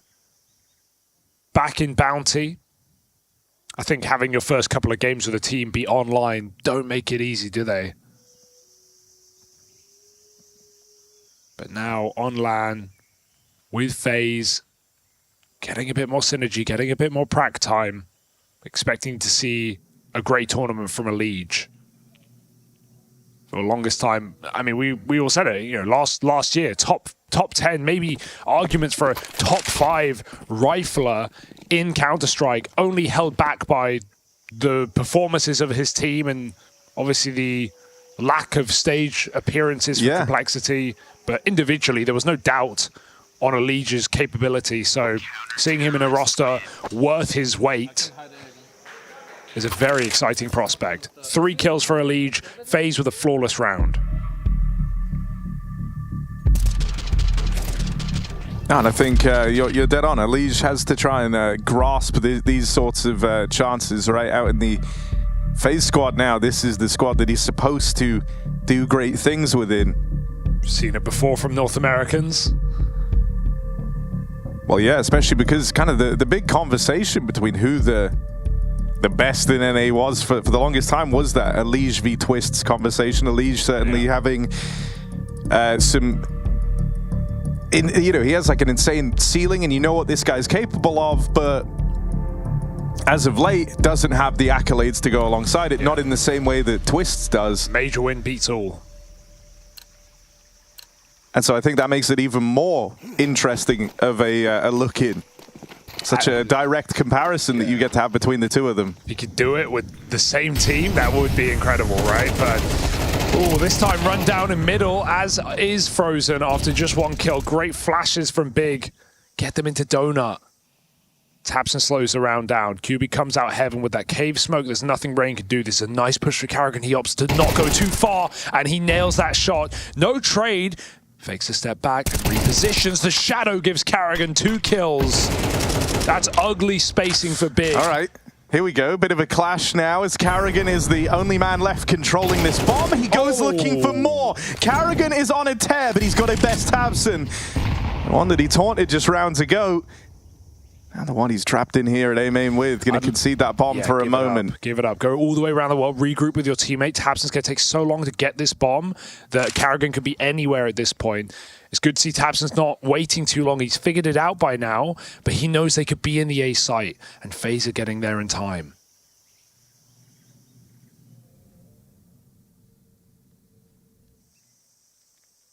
I mean, the reposition is next level. He's not even gone donut, taken red instead. It's dead. And with Rain holding on, Tabson walks to his demise. Hell of a round out of Karrigan. Yeah. As this head-to-head between him and Tabson heats up. No more yelling the place down anymore, though, right? No. It's game faces on. No. It's interesting, though, right? Because, obviously, we were saying how Karrigan is someone who's going to be able to yell back in German to the big boys, but he's had a playing history with Tabson. He's played with some of the old German legends and guys like Gobby. And the start of Finn's career was kind of trading between Danish and Scandinavian rosters and German squads. We're really going back there. Yeah, it was on an older version of ours that Tabson and Karrigan actually played together. So these two guys know each other. All mates. Fast play up in a beat. But Brokey, quick work made of the pistols. Yeah. Here's the helping hand. Carrigan in with the close. And so FaZe starting to build something on this CT side after all. It starts with a bit of a hero round from Carrigan getting aggressive. But now they're in control of this game. The money was running out for Big. They've come through with another buy here and now, but that situation ain't going to get any better anytime soon. I think Brokey dying there is actually a blessing in disguise. It means without 5 alive, someone could drop him an AWP. So we've got that in play. Now in a buy round near the end of the half. Hyped on his 10-7. Did have that awkward spacing in main last round. This time it's Big with 3 players raring to go. FaZe, the whole map is quiet and they're clearing more of it, walking down the ramp and realizing no one is here. At this point, you must know that A is the focal point of the round. They're going to hear the steps as Big get deeper and deeper into this site. There's no smoke right now. They just want to cross dry. A flash comes in late. There's no plant allowed without a smoke down, but they're going to wait for tabseN to backstab this round. Oh, Elige makes the first play, flashed in, and cut by Big. tabseN, that's awkward. Oh dear. QB might have had clutches up his sleeve today, but this is not a winnable one. 1v5, very far away. That one, Big, they were hoping tabseN was the man to seal the deal on that round. Instead, FaZe bring the fight to them. I love how oppressive Elige is. He just goes through the donut smoke like it's nothing. Flash through, gets 2 kills. I think if tabseN stops there in deep in tempo, if he kept walking, he would have had a backstab on Carrigan with better timing. But I think maybe he felt like he was being held. Brokey saw him cross temple, felt like it was too obvious, wanted to go slower. And fair enough, they had smoke down, but FaZe just come running through it. So it's an awkward round for Big, where again, Elige and Carrigan give us the multi-kills.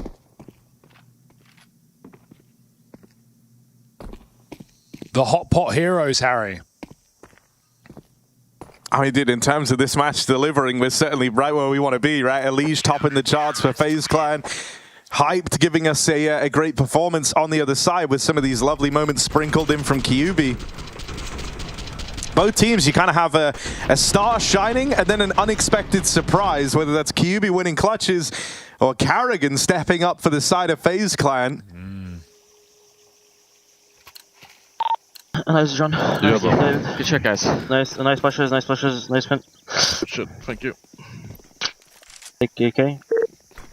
Casual for FaZe. No one's stressed. Despite the start for Big, this was 5-1 up.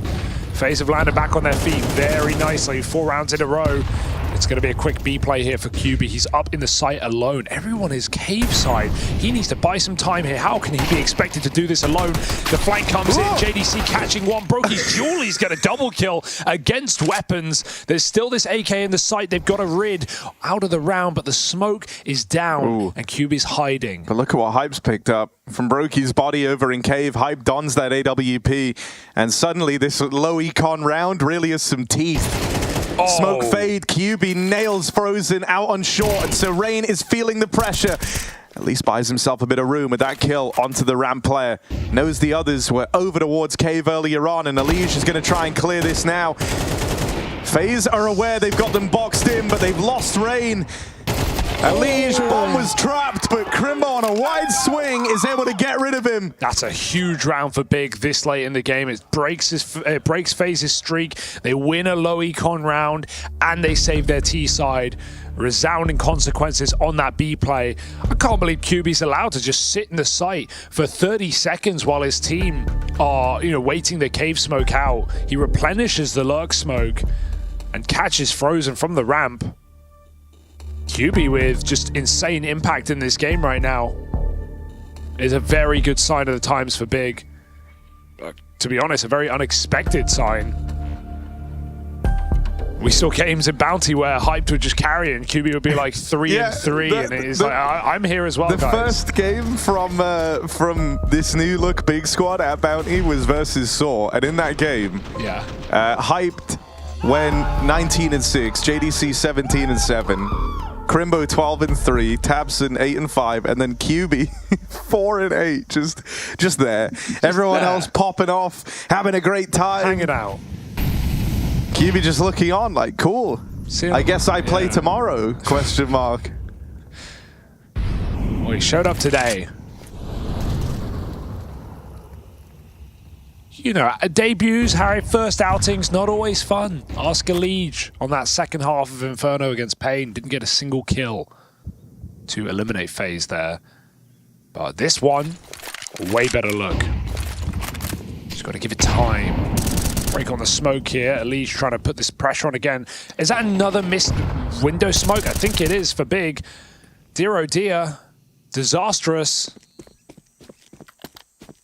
Hyped picked as well from the heavens. I mean, moves into cave. Rain is my GOAT cave player. Oh, QB's dead here. Oh, I say that. Brokey's moving, but yeah, this is the fight Brokey was born for, I think. The shotgun orb. Don't know how QB can get this kill. I take it all back. Brokey misses his shot. QB with another clean entry. And Big surround this B bomb site in the last round of the half. The awareness on QB there is impressive, right? Yeah. You saw him shift the crosshair over. He was ready for that exact fight. Reads Brokey like a book. Elige could get spammed as well. He's got to be very careful. They're ready for Rain. Elige is this third man in the site itself. Meant to be a bit of a nasty surprise here. They're going to get out past Rain. They overrun Elige. Smoke blowing open. Rain offers up resistance, but it's going to come down to the captain. Carrigan in the clutch.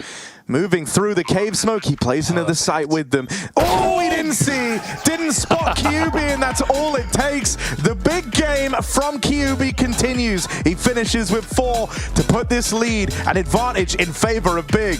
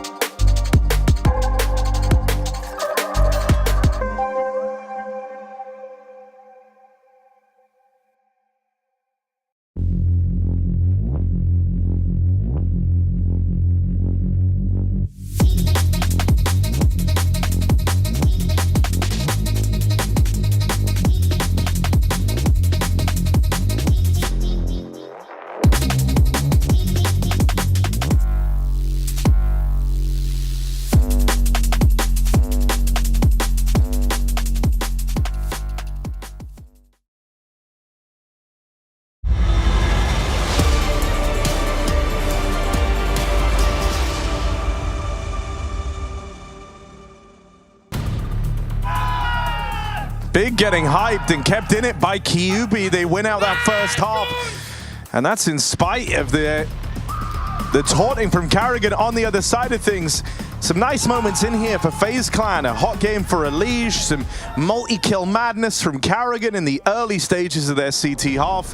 But more will be demanded of FaZe Clan if they want to keep this one in check. It's Big up in the lead now, moving on to the CT side of their map pick. Yeah, Mirage and Nuke to follow if we need that third. And right now, Big are up for the task. Great first half, some nice mid rounds, winning an eco in there as well to set them up for 7. It's all gone to plan for Big. And now it's FaZe who get to run the board, get to make their moves. We've got Rain tucked in on a lurk at this B site while they fake and execute. Red and Donut smoke. Interestingly enough, as the pack comes out middle, Frozen taps out hyped. Pressure in A main, but they don't need to commit here with his boost position. Don't want to run the bomb into Crimbo. He goes back. They've got Donut. This is all over the place for FaZe, but it's actually trapping this A bomb site. And Big don't even really know for sure. Good position for Crimbo, but they trade him out. Well, not even. Frozen with another tap. Push back from the flash. This is excellent for FaZe, and they don't even know the Rain is still in the heavens. He can come in on a flank later in the round. Won't really be required. Big know it deep in their hearts. They've got to save. But they're going to push in nonetheless. Oh, okay. That's clean. That does add a bit of intrigue into this. JDC tapped out, and it might all fall apart. It was a nice shot to open. It whet the appetite, but no follow through for Big past that point. Means FaZe Clan walk away with the pistol to open up this second half. Very naughty pistol for FaZe. One that Big, seeing the smokes, they really have no idea what's going on. They're in A main, they're out mid, Rain's up on heaven. I don't know what's going, like where are they ending? FaZe keep them confused. Worth pulling out that dry run strat in a game like this, where Big are already up in the lead after their T side, so it's going to give FaZe the way to get back in this game. Full eco for Big, should be even keel. B stack, Astralis stack even.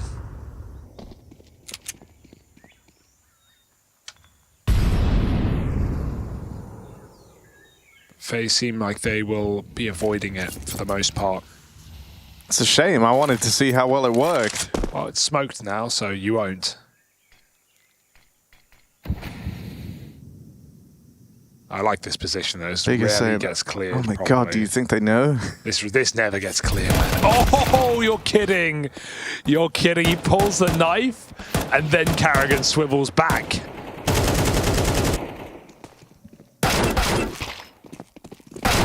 Whoa, that's a lot of dinks. That's way too many dinks. That's enough dinks. Brokey puts it to rest.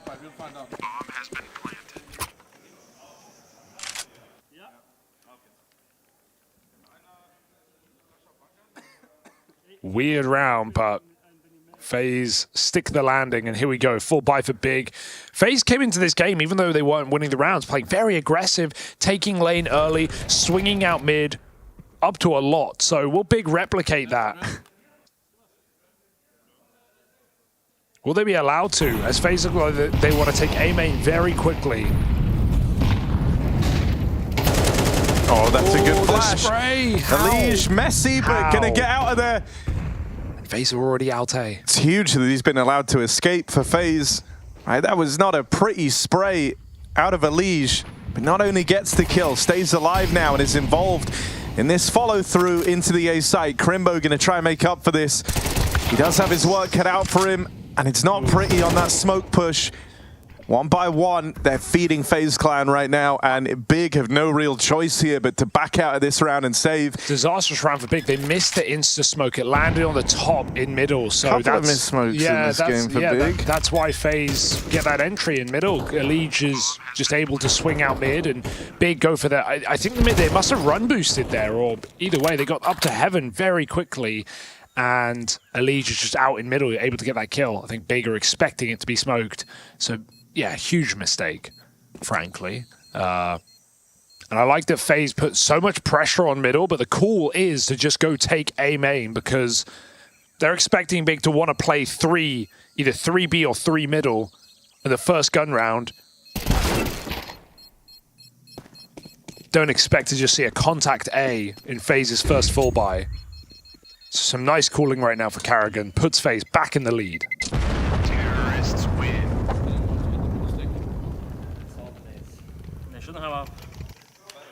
I say back, this is the first time FaZe have been in the lead all game.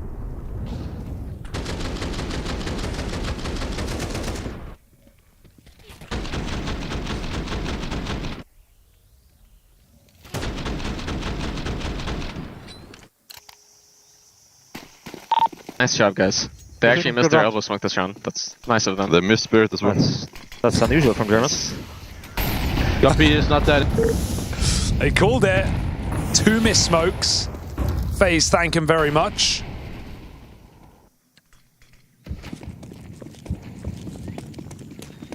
And I think when you say missed Spirit, I think there was a B door smoke. It didn't go too deep. We saw Rain spam through it. Yeah, even FaZe coming at how it's unusual, but Yeah. they'll... This is not a team known for missing their no, utility. this is a team, if anything, known for... inventing it. Mm. How do you win this? I mean, they may have a stack up here, but FaZe have faked that they're going for the A play. Yeah, Get here's the leech on thing. boost. Rain's been doing a great job on the extremities of the map over towards B. He's been keeping pressure on, but not ever overextending. In this round, he's just made sure they haven't pushed ramp. And so he's left the door open, essentially, for FaZe to change their mind, right? And now that they've lost Elige over on A, they've got all this position in middle. They link back up with Rain over at the B site. A couple of players have been able to slip past Carrigan on this push. Doesn't want to get caught fighting too soon. I think he would rather be controlling these rotates instead. JDC finds him on that push in through red. This is getting out of control here. Frozen and Brokey, important couple of kills out of the cave. Going to allow this plant to come in. Rain now pounces to action. That util. Gets rid of JDC. Suddenly, what was looking like a wild round for Big to pick up is left hinging on just 2 players. QB, can't underestimate him in these high-pressure moments. He's been delivering them to Big all game long. And with Tabson opening, this round is still on. Half the time ticked off that bomb. One more back from Tabson. It's going to come down to Rain. Tap on it, back turn for QB. And Tabson is low. Rain with the tap. A small shower from Rain over at ramp. And Big get washed clean out of that B site, out of that retake. All right, who knew it? Rain is the GOAT lurker, the GOAT closer. Forget entry. He's up to his own business on the other side of the map, and he puts a round on the board for FaZe on his own. Love to see it. Great util on long there when FaZe get that double entry into B. JDC actually could have stopped the plant, could have killed that guy getting onto the site with the bomb, but FaZe have great, on the fly, molly, flash long, completely screw him over. JDC having a mare, as is Crimbo as well. 2 very quiet games, or players. That's a sick pick. They run in onto B off the back of it. Rain follows up with an entry.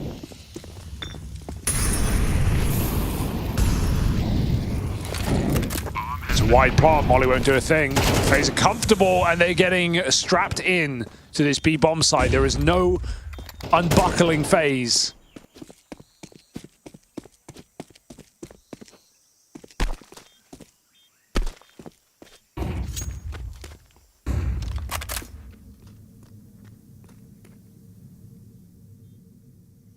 Considering the early stages of this game were held together by big rounds for Elige and Carrigan, the fact that Brokey has ascended up the board as this one's gone on is a big deal for FaZe. He was a notable missing piece. Oh, sick. In the quieter parts of last year for FaZe Clan. So having him looking good in this match bodes well.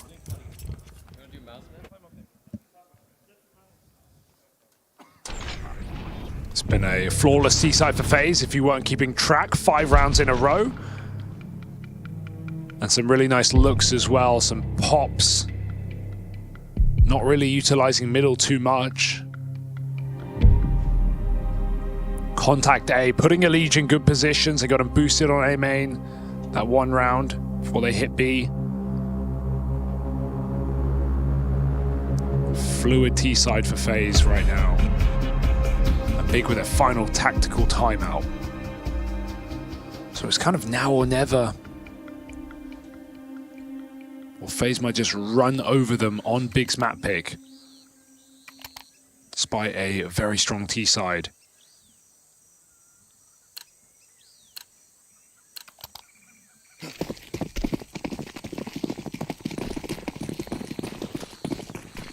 I mean, Big aren't going to have guns till FaZe are on 11, and so from that point on in, it's got to be flawless. They're hoping for a bit of damage in this round, right? Still have a hero gun for Crimbo. Bit of util purchased up. It's a weird Some bounce. upgraded pistols. It's a very weird bounce.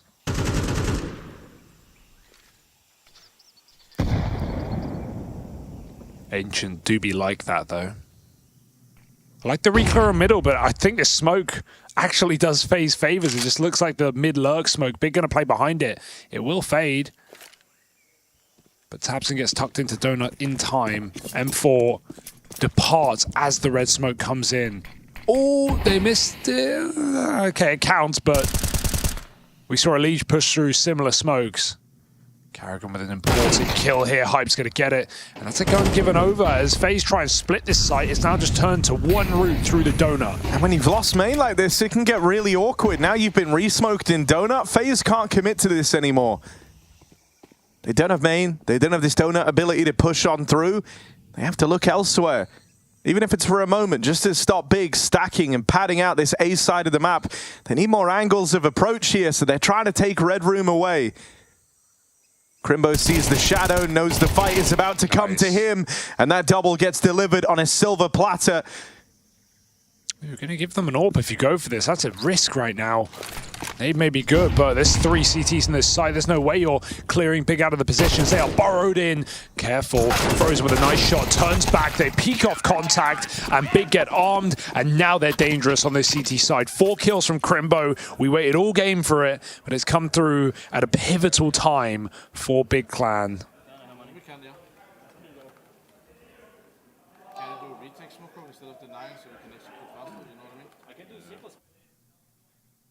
This was a bit of a revenge for Big, right? Karrigan in that first half, hiding in the exact same position, got away with that triple kill round on the main push. Hyped gets his revenge and stops that A play in its tracks. So that was the hero gun round prevailing for Big. Is that enough to give them a second wind here as they have broken through the money of FaZe Clan? I like the FaZe half ball here. They actually could have justified a full buy, but they don't want a triple rifle buy. They want to just have everything in the next. So, sure, they've given Hyped an AWP, but you can just swiftly take that away with a fast B pop with pistols. This first line is really strong, though. On the jump, no less. Frozen gone, Hyped mollied out, needs to hit 2, he does. Can he survive escaping behind the flames? FaZe 1 by 1 getting picked apart.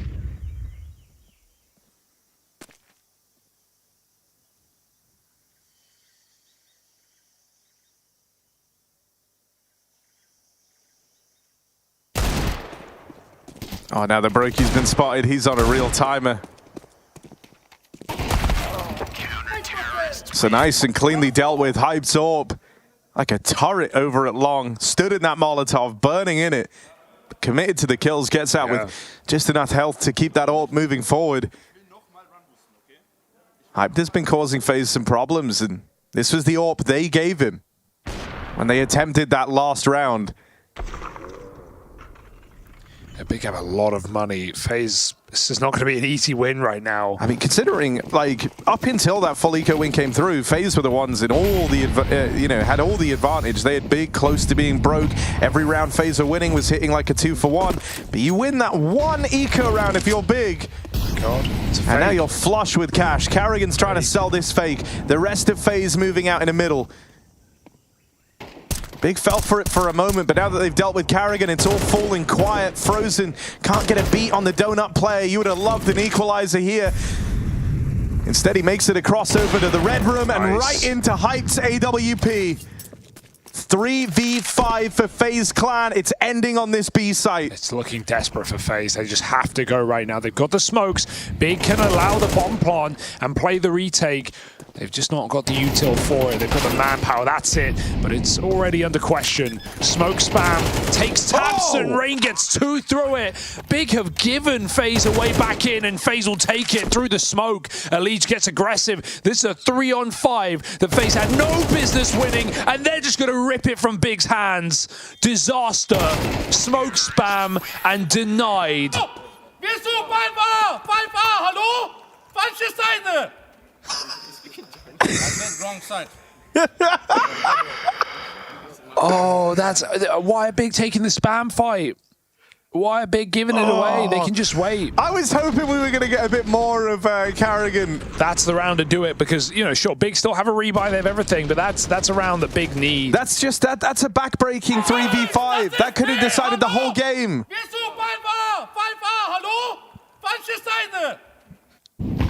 Legend. Oh, man. You first heard Carrigan speak up when FaZe got their first round on the board. Then they went 5-1 down in the first half. The next time you hear him yelling at you is when you get 3v5'd in the tail end of the game. Yeah, but don't get ahead of yourself because, like I said, Big have the ore, Big have the money, Big have every reason to reset, and they've survived long enough in this game already. This is a dangerous position, but one that FaZe are not considering. That Tabson could be out in the open on lane. He's holding the heaven. Elite just climb up denied. It's a weird angle to fight.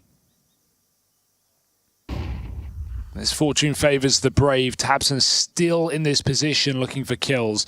FaZe will go back to the A site.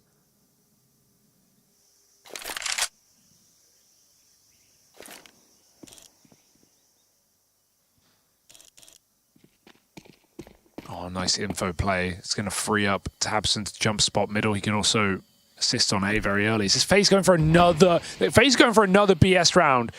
Oh, are they executing A and then just popping into B late? That feels like the move right now. 3 players on this site. How long will Big hold on the wrong position? And can they rely on QB yet again, who has been a monster on this game, to hold on to B? Even smoking there is going to slow down Big's rotate. QB hears these footsteps at least. And Hype's up in the right place. Yeah. Oh, that shot could have stopped this. The second one. The follow-up shot lands. And so just Brokey left a long way from home. Big battle back. Having Hyped and QB on the same site there is actually the best case scenario for Big. Those are the players who have more reliably won you rounds in this game. And FaZe may have had the lead, but that's going to get swiftly stolen away. They're in an awful position, FaZe Clan. They've got players with $1,400. 2 of them.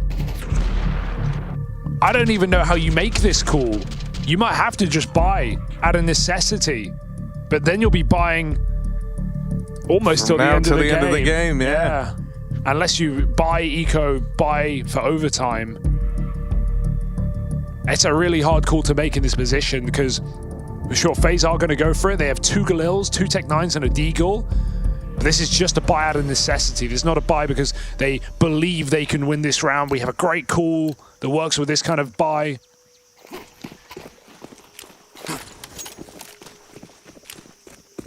So, how do they make it work?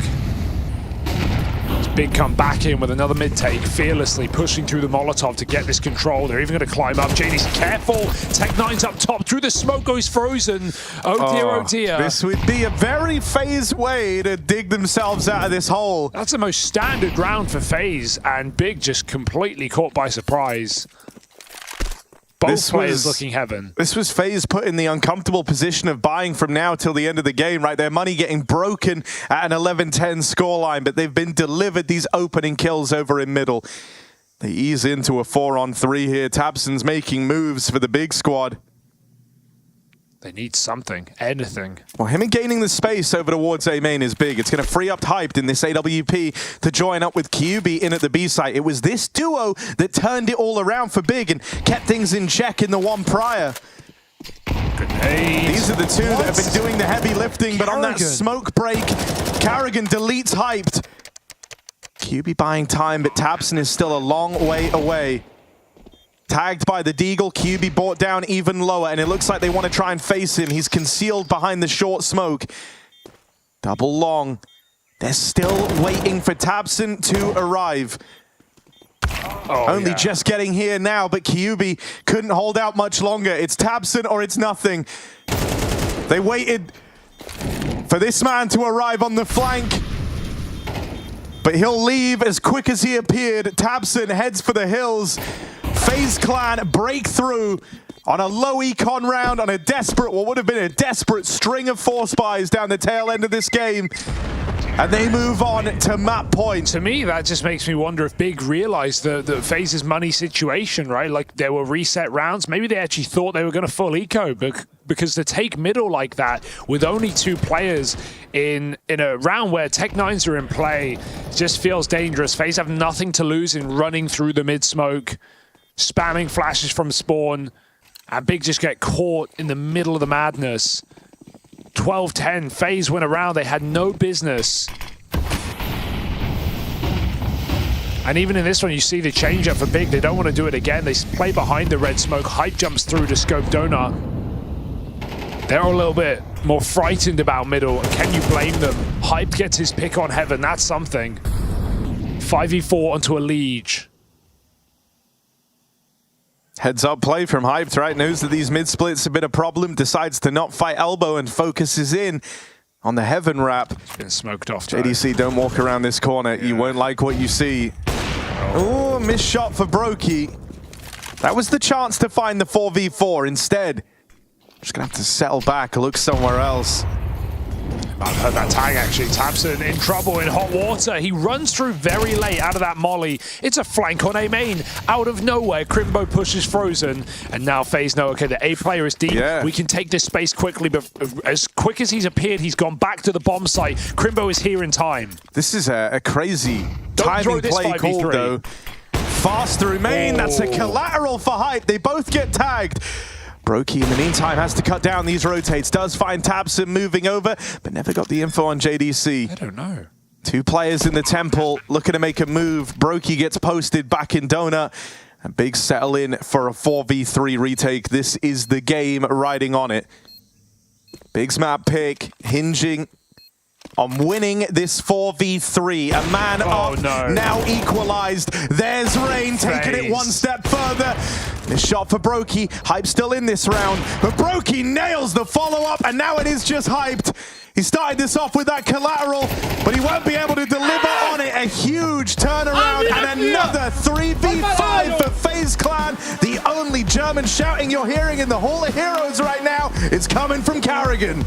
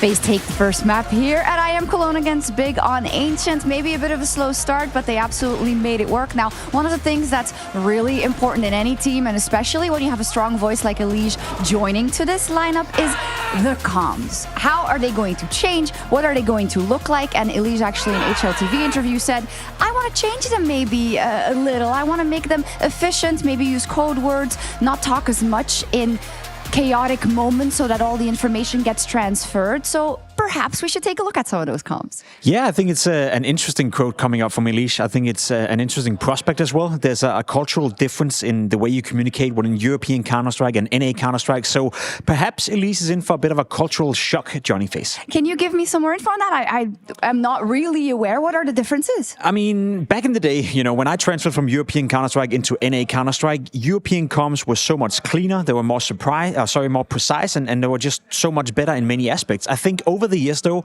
NA Counter-Strike have imported a lot of European talent. They are obviously practicing and boot camping in Europe, and they're standing next to the team. So they picked up along the lines. Now, I think today it's not necessarily about one being better than the other. No. It's just a little bit different. Yeah, it might be a mix. So shall we listen to some of them? I know production kept an ear out, so let's take a listen to the first comm.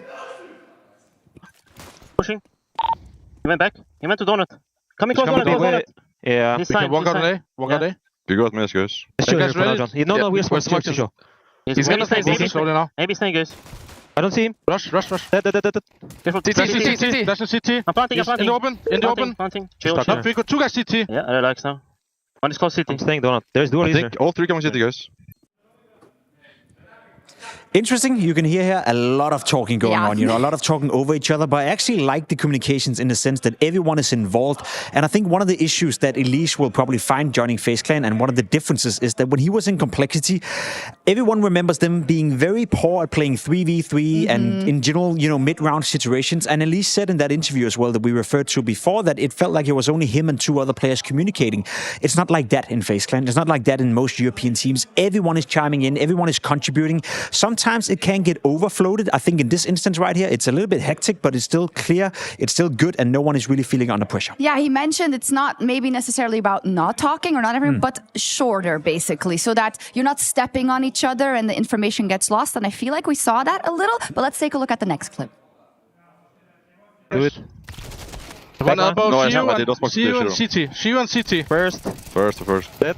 Close in the Shio smoke and CT. I'm planting. I'm planting. Boom. First, burning. Nice. One more close. One more back. Chill. Maybe no kit. I'm just showing the deliver now. Sitting tree. I have maze on 1 HP. Yeah, Sitting tree. Can walk through. One flash elbow, both here. Both there. Breaking elbow. Hiding tree. I love this. I absolutely love this. One of the things you need to pay attention to right here as well, and especially if you're playing Face It, if you're playing matchmaking, is the fact that Kerrigan dies pretty early on, but he's the one with the information. He's the one first in, so even when he's dead, he's the one guiding. He's the one, you know, keeping check that the guy you killed is also the guy that we're now talking about. He even goes after the first kill, after the guy he spotted. He continues to provide information to the players alive, and that's what a great in-game leader does. That's what a great teammate does, and probably also where Elige feels like it's a good thing coming into FaZe Clan. I could imagine in Complexity, it was a little less, you know, vibrant. It was a little less hectic, perhaps, but that also means that some of those bits of information would sometimes go lost, which is why I think they struggle so much winning these clutches. So from what I heard right here, maybe not perfection yet, but I think Elige should be pretty happy about this, and I think it's something he has to get used to, because European comms are just a little bit more, I guess, precise and maybe a little bit more spicy as well. Perhaps. It's something that we can track. As you said, it's just the very beginning. Small sample size, but look good. Yeah, and maybe we can check in on it in a few other games as well.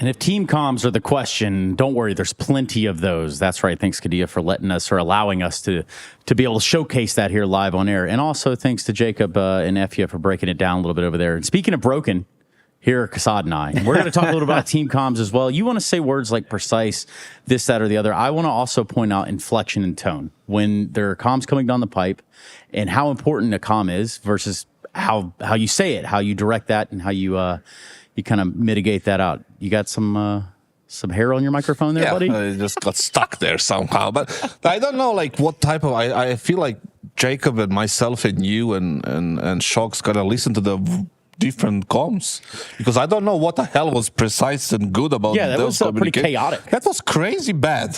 First of all, in the first clip, Carrigan says, like, rush at some point, and there's like only one guy just running to plant the bomb. And that's it. Nobody moves. The second clip is like at least 15 or 20 unnecessary words being said. With tone and inflection. Yeah, it's like a super important information, but it really isn't. Like, I'm low HP. I don't need, like, I'm low HP. I don't care about that. Like, tell me what you're holding. Tell me what you're, like, what's happening, and that's it. I don't know if the guy on first died or he didn't die or who died in the corner or who is. It's just cluttered. I don't think, obviously, it takes time. I'm not going to bash on... Well, you don't have to bash anybody. On a leash, but the thing is, like, it's not good. I don't know what you saw, but... Yeah, again, we don't have to bash anybody I'll physically. bash you. Okay, fair enough. Calm down, Fred Flintstone. Let's go with Jacob. You look a little perturbed about that. No, I mean, I really think there's different ways of interpreting communication. I think in the second clip that you referred to right here, there's a lot going on. I, as a player, would always prefer knowing what my teammates were up to. I would always prefer knowing what my teammates were thinking, seeing whether they're 1 HP or not. The more I can paint a picture in my head about what's going on with them, the better I can position myself, the better decision I can make. Yeah, I can do that. You see when I step into your word, that's how phases communication. Do you like that? Listen, I like, what if I started doing it right here in front of you? We all talked a little bit like this at the same time. All again, the post plant and everything. The point that we're trying to make here is that with clear and concise comms, that shouldn't happen. But in the game and in the environment that we have, that's almost good. Comms is not necessarily clear and precise. They can be, in certain instances. It depends on the round, depends on the dynamic, depends on the situation. I think in the second pistol right here, when there's so much going on, when there's so many fights, and when you're coming out to a bomb site, that's what you want. I've seen and I've listened to so many goddamn teams who are a little bit more laid down, who the tone is a little bit more laid back.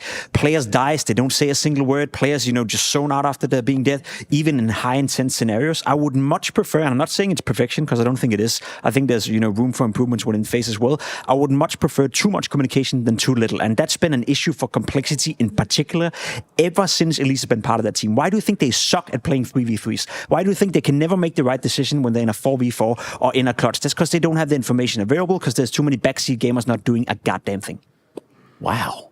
All right. Well, I think we're going to stop that conversation right there before Jacob blows a gasket. Now, we can move our attention swiftly on into Mirage. Thank you, Jacob. You all right, man? I'm cool. Yeah, cool. Let's talk about Mirage here. What should we expect? Or rather not. We don't even have any time, I'm told. So Mirage it'll be. Does the series end here? Yes. Yeah. Okay, cool. Well, with that being said, we're going to go to this quick break so that we can come back and see what FaZe have in store here on the second map of the series. Guess what you're watching? It's the Intel Extreme Masters in Katowice 2025.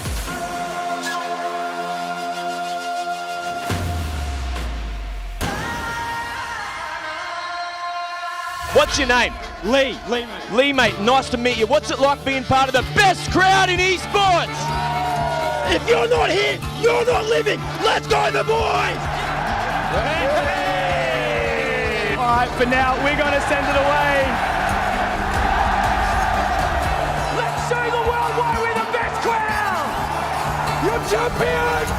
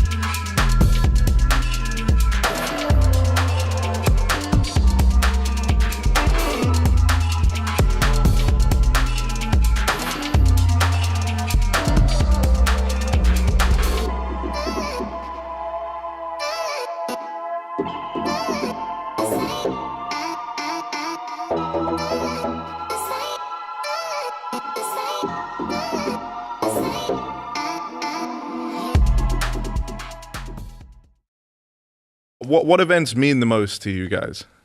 I don't know who we'll start with for this. Jel, you look like you wanted to give an answer, so let's go with you, bro. I was actually talking about this today with my teammates, and I asked them a question: Katowice and Cologne or major? And different people gave different answers, but for me, if you already have a major, you need and you want to have a Katowice and Cologne because those are the most iconic tournaments besides the major. So I guess after we won the major, now it's Katowice and Cologne. Of course, major is always nice to win. It's It's a very prestigious tournament. But it's just that when you look back at your career and you have 4 majors, but you don't have Katowice and Cologne, it's nice. People will remember those majors, but I think it's up to you to fulfill this individual need of winning every single tournament. Those 3 trophies are like aligning. Yes. Katowice, Cologne, and major. It's for me, those are the most important ones for sure.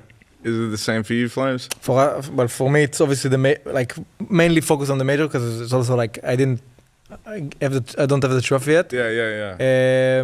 Katowice is also important, but I think like you said, other than those tournaments, right? I think for me, I don't know, they're all the same. Like those other ones, they feel. We treat them the same sort of. It depends on where they are, but like some, like the Blast World Finals, they seem more important, you know. But it's, I don't know. It's just like EPL, Dallas, this kind of stuff. Like they're big. I guess EWC maybe. Yeah. So, but I don't know. Like the other ESL and Blast tournament, I don't feel like there is. What the fuck are you doing with your head? So no, I think that's fair. Like so the tiered ranking would be like major, but then you really also want the Katowice and Cologne are just like this is the major and this is like Katowice and Cologne. They're so close to each other. Yeah. Because there's so much. I would love them to be the majors sometimes. Like I think next year we'll have one. Long. Yeah. Which Cologne or Katowice? I'm not sure. Okay. I forgot. I knew it, but I forgot. Okay. But no, the thing that's sick with Cologne and Katowice, I think, is just that there's so much like history. They've been around for so long, right? It really is like kind of the Counter-Strike like DNA tournament, right? Like these are the big ones.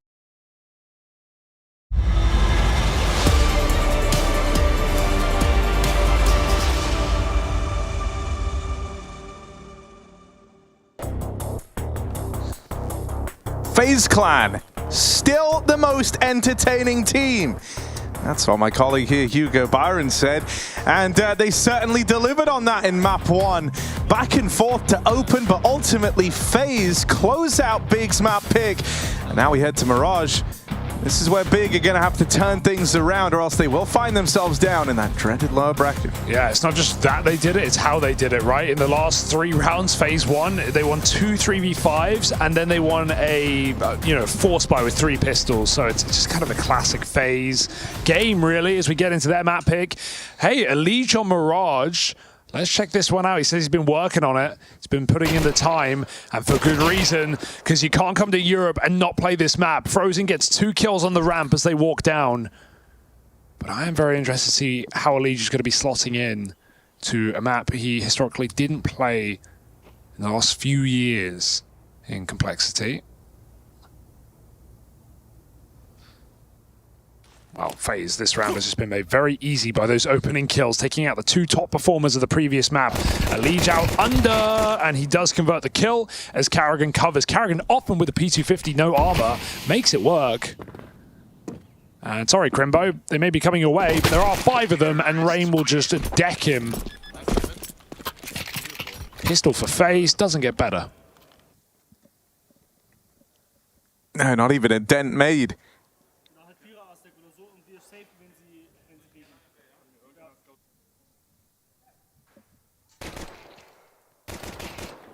I mean, when the round starts like that, it kind of doesn't get sweeter in a pistol round. So FaZe, they've got the early control, but Big want to try and upset that. They've come through with the force buy. Hyped with this scout over in middle.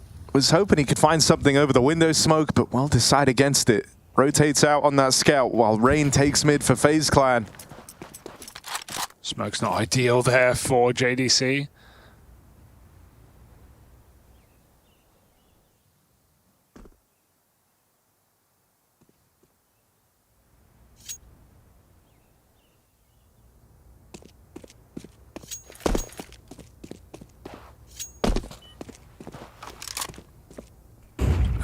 be honest, even though he hasn't fired the scout, he hasn't revealed they've forced, I think even just seeing a smoke in this round is enough warning for FaZe to be ready for the buy.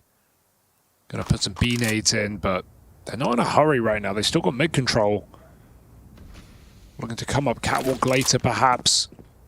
Re-exec into middle. This flank is going to be pretty meaningless other than freeing up other players to reposition. So Hype's bringing that scout to the right site. JDC needs something here on this hold. He is but one man, though. Hype will connect something, and now Big are cooking. Oh, another one from Hyped. But Crimbo's springing out from the bench. That had to be a continuation of this defense. Instead, nothing posted. Once more, it's QB and Tabson left up in the tail end of a round here. They've lent a bit of time to Tabson on this backstab, and that's a clean deke to open. Earlier damage onto Elige. QB catching him with the spam. Might lend a helping hand here, but QB's been flushed out, and they know that Tabson was up in the apartments. The crossfire is strong with Frozen boosted. And so Elige and Frozen will keep that one in check. It's close for Big.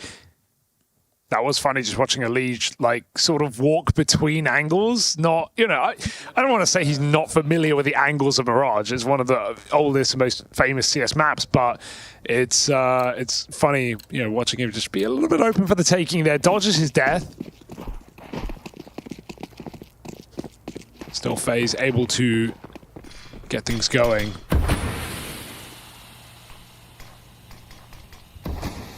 Blind Deagle timing shot 10 seconds later. Oh, he hit it. He hit it. He hit it.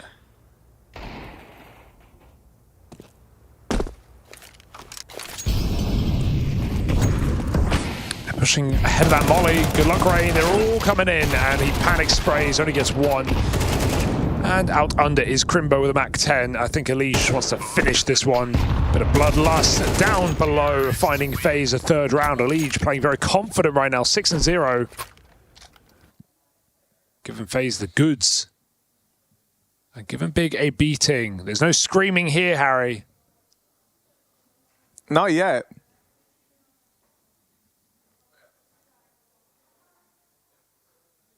I mean, you know, Carrion is intentional with when he does stuff like that, right? Map 1, it was after they'd lost a couple of rounds to open. This time, you're in full control. I don't think you want to muddy the water, risk pumping up Big. And everything's flowing, you just let it rip. Oh, no trade available. Yeah, it's a bit awkward for Elige. Great shot for Crimbo. They settle back into a passive setup now. 5v4, FaZe have to get something here. Gonna go for top con. Still got Frozen upper B, so short still might be the best option. Karrigan on the smoke, he gets HE'd, QB finds him. Crimbo gonna hear this one coming. Yeah, Rotate's already arriving. It's Hyped on that AWP, and he's dealt with the apartments, meaning Crimbo can just focus ahead. Hyped is very keen on these Rotates, right? That was even evident when the scout was first brought out, now donning the AWP. He's going to look to make his moves, make his plays across the map, and keep FaZe Clan guessing. Both times these B hits have come in, Hyped has been in the right place.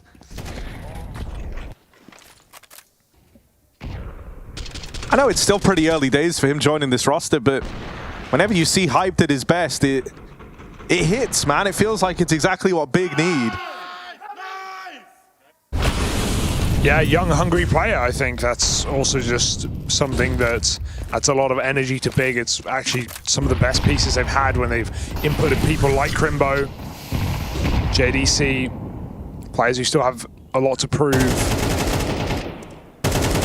Still early in their career.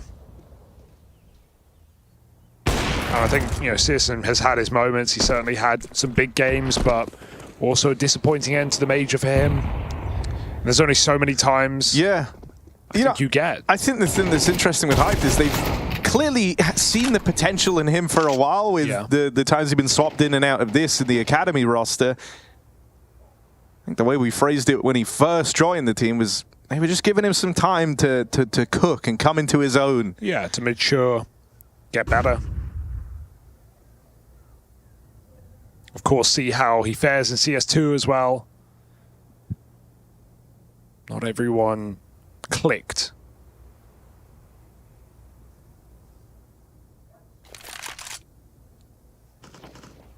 Hell of a dominant first round, though, for Big to find here. Or second in a row, rather. Ooh. They managed to keep 5 alive as well, which is worth wonders. As the CT money going to start to build up for Big. They're even hunting down Brokey's AWP. It's the only item FaZe are going to have in the next round, so if they do get rid of it, just pistols here. That has opened up a gap through the apartments, but Brokey should never take it. He's slowing down, so just looking to save. And there we go. Time expires. Brokey gets out with this AWP. We can find with that. Well, I saw there's like 10 seconds left. He has the open runway to B. I was wondering, but... Yeah, he doesn't know though, right? We can't presume. We're going to do 9-10. 9-10, come. Let's do 9-10. Do 9-10. Been watching Mongols demos, huh? Going to see the Mongols play today as well. First event of the year for them. Sitting out Bounty. Bit of an injury, I think. Oh, sorry, they'll be playing tomorrow against Liquid. That's Brokey opening up right through the mid-smoke. I think this round's going to slow down a good deal now, right? It's an odd swing out of Carrigan as he tries to hit a timing through Palace. When you found the opener on this AWP, that's already added a lot of intrigue to the round. They're going to give Brokey a bit more time to pick and choose some battles here. Rain's reasonably active over in middle, but going to get caught trying to move in through the window. And QB, quick work made of the first players in. It's all down to Brokey. That did connect, but it's only the leg onto JDC. If that was the killing blow, Brokey is in this. Instead, he'll get double swung, chased down. First time he didn't shoot, he switched off it, sadly, so we don't even get a 1v5 for Brokey, but gives us a very nice try. We don't even get to get the 1v5. No, I'm disappointed. We could have if he hit that shot earlier. You know, you only get so many shots, Harry. You only get so many chances. Here's the break that got Brokey the pick. A couple of nice ending kills, but it's still going to be Big. Coming back into this game, looking for the lead now as FaZe pull out Tech 9s. Oi, oi, oi. I kind of hope they were going to let Brokey roam a bit more before committing there, right? Yeah. Like, he already got the value out of the AWP with the first pick in mid. Anything else would have just been a cherry on top. They ended up in a position where they kind of had to commit to the A play. Here's the util in, though. FaZe, they liked what they saw in that last round. They're going to go for something a bit more set here. This util in over the top. As the pistols try to break through the A site. 1 kill and a gun for Carrigan, but smoke's down. They might be able to even get a plant here. You're always susceptible to spam with CT and jungle being contained. Bomb trying to cross. That molly might provide a way. Carrigan's got a kill on the edge of that smoke. Crimbo can win this whole round right now. Carrigan gets aggressive, and he's doing it all on his own right now. 2 kills for Carrigan. And there's guns to grab as well. He will lose his.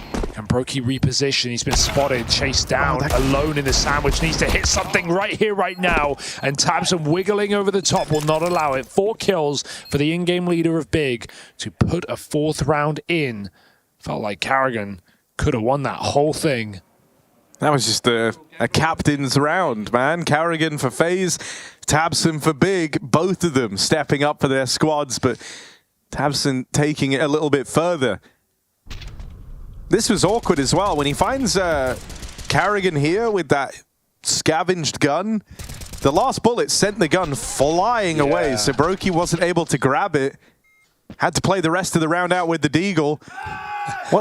Elige jumped from specking. He wasn't even playing, he still jumped. Elige has some good jump scares, actually. I don't know who died in a way that was scary. No, that seemed pretty par for the course, didn't it? He's just playing the scary maze game from back in the day. Bit of Slender Man when you tab out. Right, Crimbo comes out under with 2 kills here, and Big depart mid. They get out, they get away. Careful for that lurk. Frozen, I don't know how he wins that fight. Crimbo had the drop, but Frozen on 8 points of health converts the spray. And Big stay active, re-pushing. Back on the ramp, trying to catch Frozen, departing this position. No, he's not going to lurk out Palace with 8 health. So Tabson Oh, was he flashed from Rain over ramp? I think he was, but doesn't do a thing for Tabson. Shooting ghosts, maybe, on the B-bomb site. Maybe that's what Elige was scared of. Yeah. Mirage is haunted. They're everywhere. Oh, QB. Oh, he's missed this. Didn't see Rain. He looked on his player cam up to his mini-map there, so I actually wonder if it popped up on the mini-map. But then why would Tabson rotate away? So let's presume he doesn't know for the meantime. Bomb coming under 25 seconds. Brokey can't daddle. He's got to go. No dawdling. That's the one. Oh, Tabson. He might be about to save QB. Oh, no. Rain will secure that one kill. They learn about Tabson back in the spawn. Chance for the plant here. And Tabson not going to spam or try to deny. Finally, a bit of damage comes through. Brokey never allowed to be comfortable here. Always having to keep his wits about him. Knows where one of these two players are. It's that hyped AWP that strikes fear. I'm looking into the window room. Do they think Brokey slipped out over towards jungle? They're aware of everything. He could be anywhere right now. He's got a lot of time to win this round. Are they lost right now? Tabson's looking jungle as well. I'm getting a bit scared. They think he's jungle. They have no idea, and he's just won the round off the back of that. Hype's got to get this quick shot. Can he save it? I think he might have it. Just about. My goodness. Big thinks he slipped out. Tabson looking confused, but saved by his young AWP.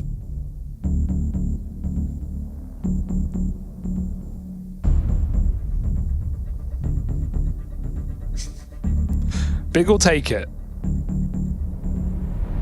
They're not clean, but they'll take it.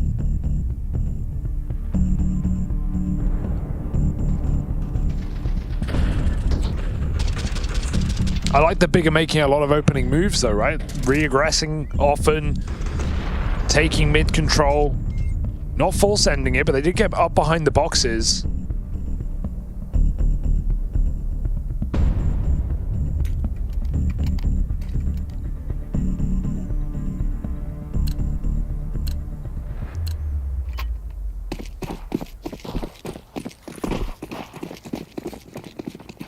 I just keep thinking of Elige being scared. It's stuck on repeat in my head, man. I'm crashing out. It'll be okay. He was 6-0 though, now 6-5.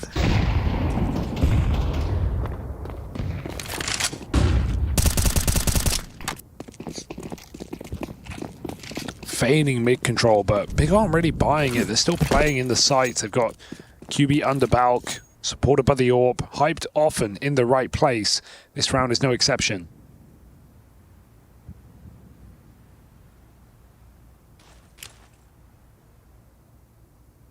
Utel getting lined up as well is one that will leave this CT line open.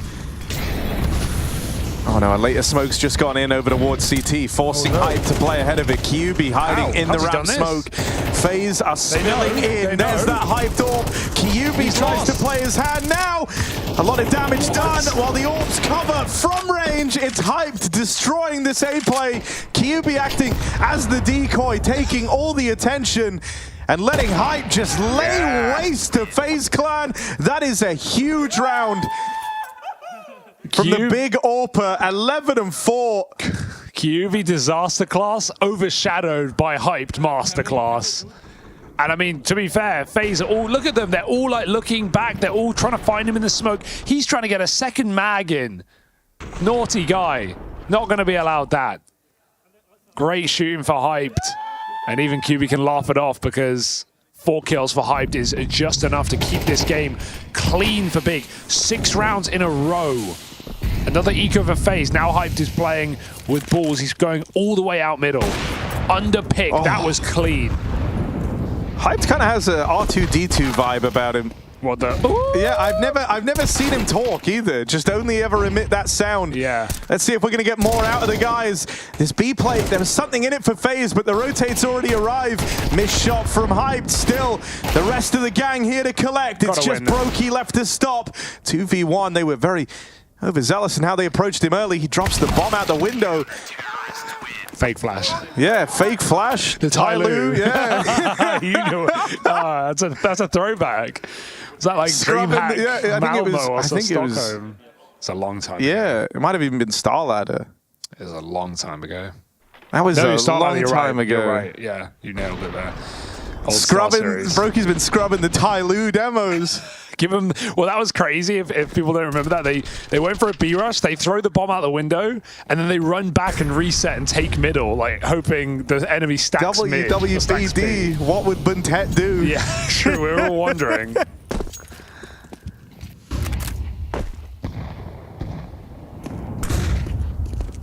All right, FaZe, this has been underwhelming. They've lost a lot of close late rounds. Big have had all the opening picks. Hyped has been everywhere, 12 and 5. It's not really been a hero for FaZe. Brokey just too short in every clutch. Crimbo's going to push and find Carrigan. There is a punish on ramp.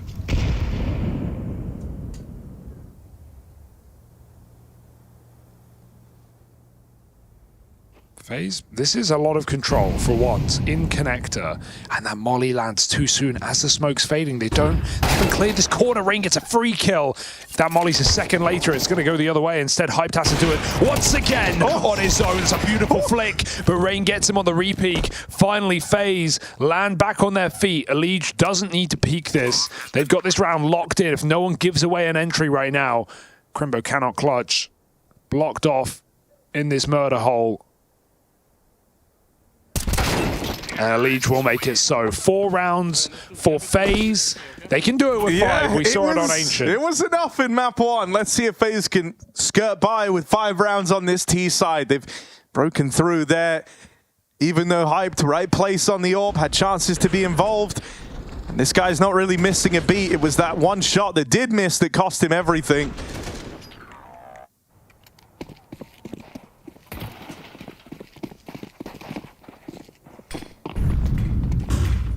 For how good this CT side has been, though, bigger. Fine for money. Hype still has the AWP. Everyone with kits in play. This is the picture-perfect buy to try and deny FaZe any extra room in the final round of the half.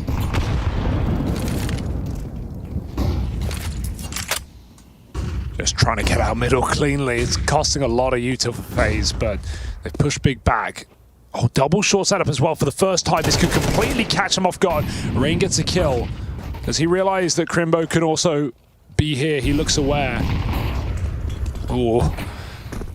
Pressure put back for Big, but no one commits in middle. Elige comes out under. FaZe ready to split this A site with 3 from the mid side as well. This might catch Big completely off guard.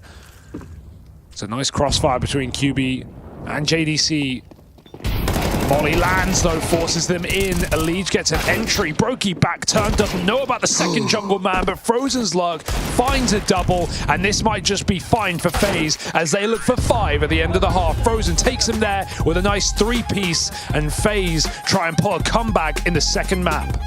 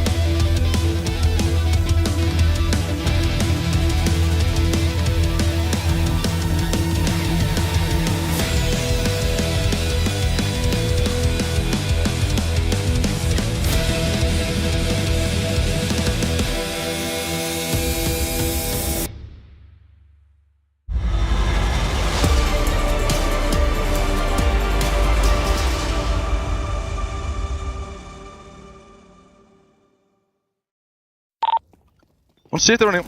Stairs. There's that. Jungle maybe. Jungle. A player. Jungle. Bomb con. Last was ladder maybe. I'm all jungle. Short. I'm 1 HP. I'm jumping out. Nice. Good adaption. Nice, guys. Redemption for FaZe, that's the goal here in this second map. They did it back on Ancient from 7-5 down, and now they need more of that to go through in their first game of Stage 2 with a win in their pocket. But Big have brought the heat in back-to-back games against FaZe, hyped, showing up in a big way on the AW. Dare I say, this might be a different ball game for FaZe in Mirage. A new map for a Liege. And a new big roster with everyone's eyes on it.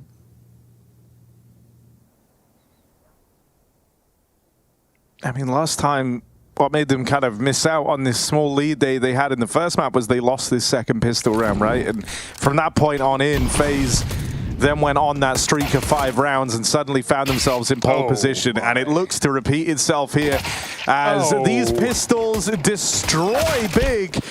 It's only Tabson left in it. 2 dinks, a lot of damage. A third dink. He has softened them all up. If only he wasn't alone. Tabson. So they're running. They're scared of him. They don't want to fight him here. But there's that swing out from Rain. Might be low on health. But still keen for the fight. I'm dinked. Everyone's saying it.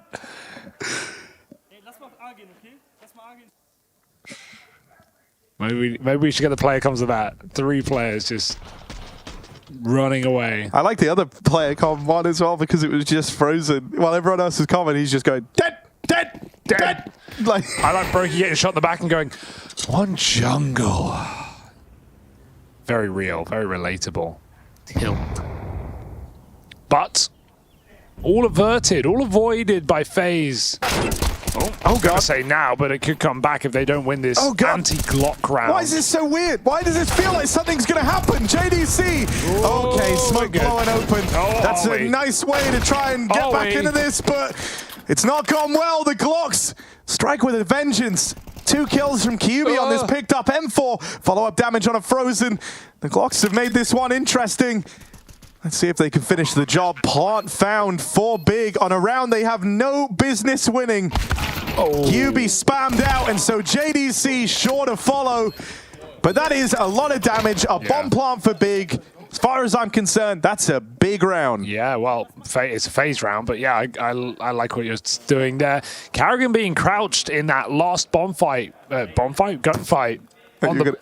on the site makes all the difference because QB actually can't see him behind that CT box. It's a nice bit of micro for Karrigan to avoid the headshot angle. This one, QB couldn't see him. Okay, a little scary, a little weird. Little Glocks, but now Big can capitalize on the damage and put FaZe on eco if they're up for it. Karrigan's got an AUG.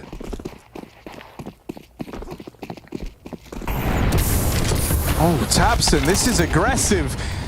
And so Brokey will slow him down. They follow up on a Liege, but they're not ready for Rain. Tucked in under Palace. He's got support. Oh, no, he doesn't. Brokey has been annihilated. Rain is living on borrowed time. Oh my. And there's the support. It all flows over the site for Big. But only Karrigan left to beat. Oh, he could have just shot him. Karrigan with the AUG. He could have done it. Now he's just done.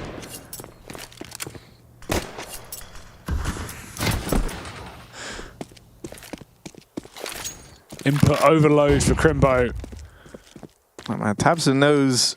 He's been around long enough to have seen the things that Karrigan can do with this AUG. But the guys alive that want to try and hunt it down, a little fresher faced, they might have to learn. Well, they won't learn in this round. But they may avoid the B side at all costs. Train is back in the pool, and even though FaZe are banning it because it's 1-for-1 with their perma, I still, deep down, do think this team is preparing something on Train. When they'll pull it out, who knows? But they did the same with Vertigo. Remember that. Like, FaZe had a...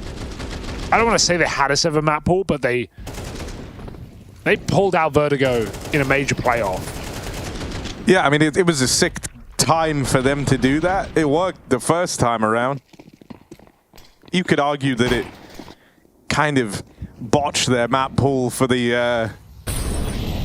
a large part of like the second half of the year. Yeah. So I think the usage cases are specific, but knowing this FaZe team, knowing how the wild, beautiful mind of Karrigan works, wouldn't surprise me if they've been cooking something up. You'd rather have put a bit of energy into train and never need it than to be given that golden opportunity and never have it.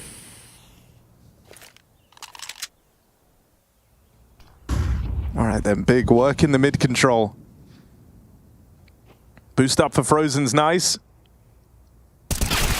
Oh, but it's cleared, hard cleared by JDC.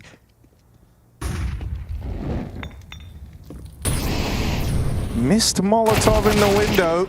Won't come to matter. Hyped clears it manually. And so into this two-man B hold they go. It's Karrigan on the AUG. Brokey with the M4, and Tabson could be about to call off this whole thing as he's gained a lot of ground out towards A. Ooh, they're coming back. It's a perfect move for Tabson late in the round to avoid this B stack. I feel like it's obvious Rain is ramp now as well, right? The deeper they get, they're looking at who's still alive here. That's why Tabson was so diligent about clearing under Balk. That's where Rain was in the last round. They're going to commit to this, but there's the Overwatch. He's being covered.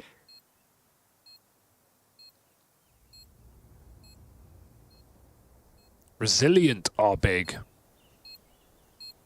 in this matchup, no matter what FaZe throw at them.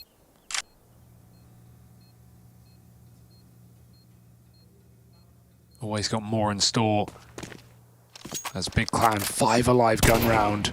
And they're going to hunt the guns as well, try and stop FaZe from saving. Karrigan's AUG rallies off. The Karrigan AUG, man.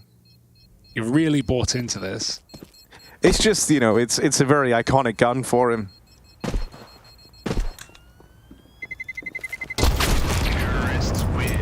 It makes sense that he's the only guy to survive. Oh, God.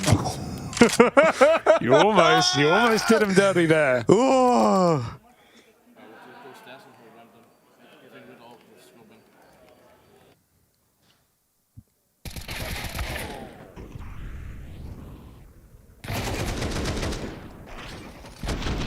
Getting a little scary for FaZe now, huh? May have won that pistol akin to Ancient, but now that's all they've got. Karrigan on the stairs, trying to force this kill, and they won't be able to take it. Oh my God, he's everywhere right now. Excellent. They're just not going to repeat Excellent. it. Yeah, but good luck guessing where the AUG is when it's everywhere. Karrigan keeps it mobile. Oh, but there. Back turn to Con. Okay, this isn't the ideal range for the AUG. No. Up close and personal, Tabson will get rid of it.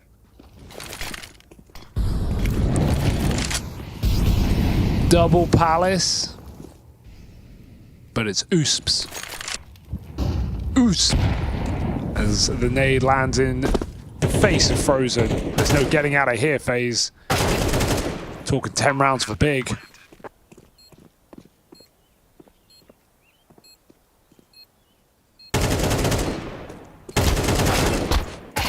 Oh.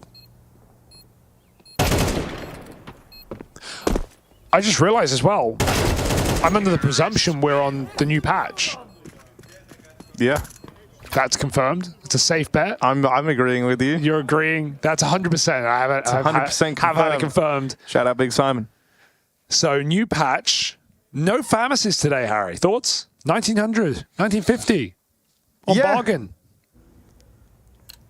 I think, though, these games have been predicated by pretty big CT streaks, so you've not necessarily been in the position where you have to. Sure.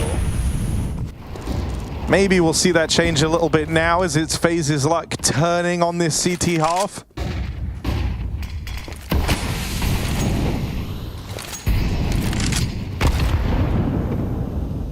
Let's see if FaZe can pick themselves back up on Mirage here, because right now it feels like Big are playing a nice, slow, punishing default, not taking mid at the start. Letting FaZe burn their util. Again, look at this round. 122. FaZe have 2 smokes, 2 flashes. That's all they've got. Got a kid on Karrigan. There's no AWP. And look at the time. There's loads of it.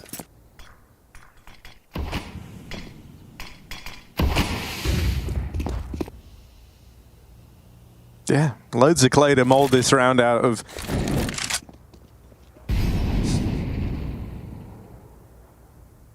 JDC is going to sit behind mid with multiple smokes. Got one more dropped as well.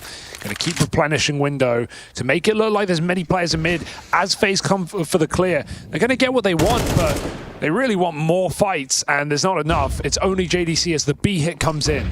Yeah, Brokey's now arriving to lend a helping hand. 3 players here, and lane's open in the meantime. Brokey and Karrigan play to contain. They stop them spilling out through the apartments for now. Wow. And here's Elige getting to position over on short. It's only Hyped as the one to beat, but don't underestimate this guy. This AWP hits hard. That second shot sails past Elige.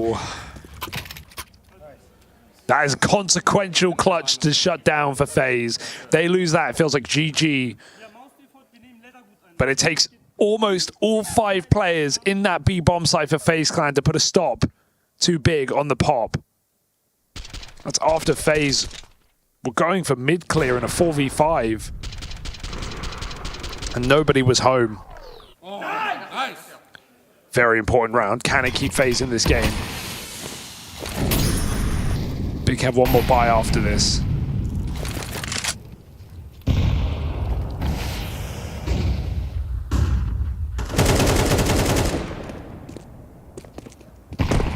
Rain might want to get aggressive here.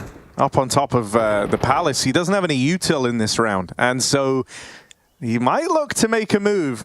It is being held right now. Crimbo lurking back in there. So good thing Rain hasn't committed to this. He'll just creep on out. And that's a fight that never happens in the round. So neither player aware of what was going on over towards the extremities. Back over the middle for Big as they let the AWP lead the way. Hyped up at the front of the pack, but he's got support all around him.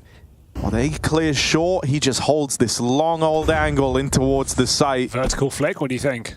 Oh, he got spotted. So no recommit for Brokey. Brokey's often keen to re-peek, but even he doesn't want to give away this kill. 45 seconds. He's got to hold the back line, hope it comes into an A hit. FaZe are pushing up a B. They're getting the info right now. They know where it's going. 35 seconds. Big not spotted anywhere on the map. It's an A split. Rain needs this first. Yeah, they were both in forward positions. Rain trying to transition out of his and get away from the front line.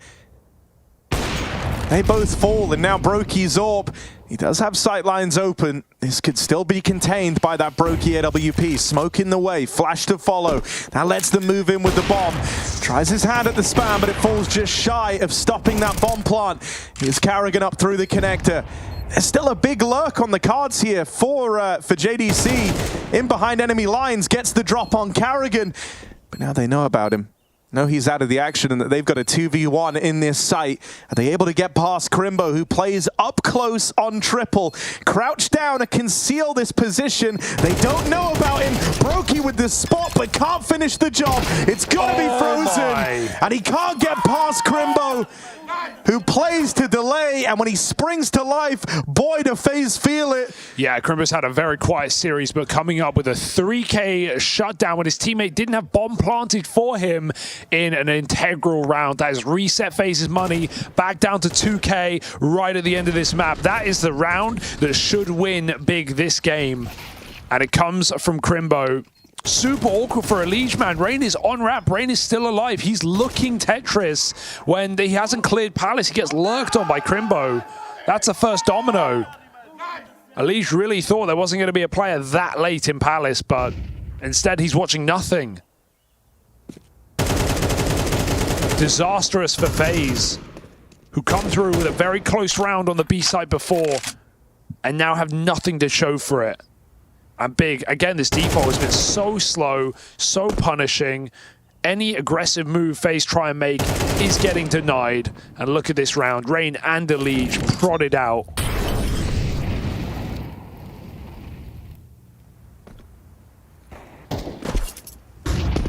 Methodical for Big. That's the name of the game on this T side of Mirage. From 7-7, now looking to go 5-1. This one is as easy as it gets. Don't even need smokes down. Just taking these fights against pistols and having a great time.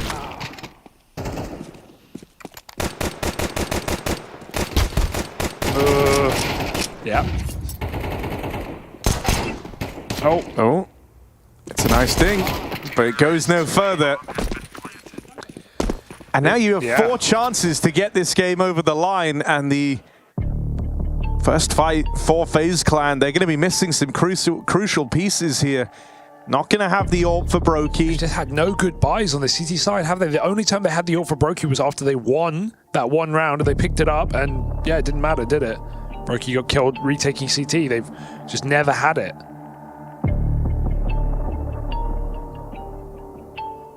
Really poor buys, all half. Even this round, looking like it's going to lack a kit. There have been numerous post plants.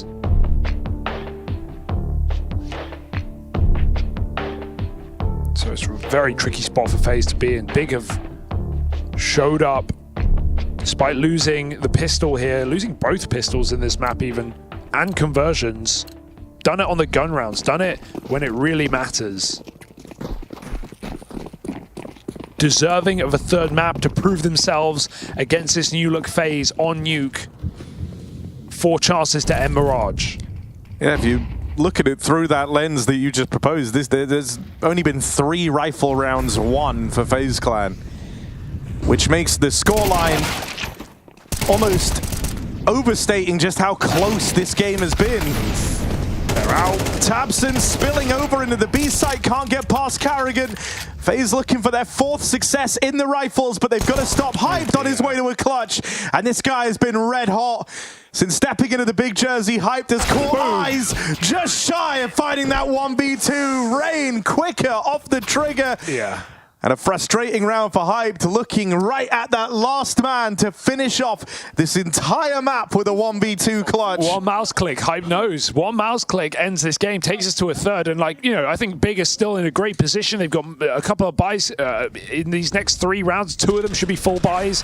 But the issue is you never want to let FaZe back in. You never want to give these guys a chance to come back in a game like this. They do not go down easy. A hard team to put away.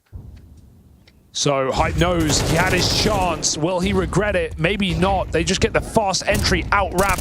Rain, oh dear, backs turn, but he whiffs his first shot under the balcony. Can't get a single kill. It's got to be a Liege here as the smokes come down. He gives it up. 3-on-3, high flash, Hyped with a miss. It's getting messy in the middle of the site, and FaZe can choose to reset if they wish.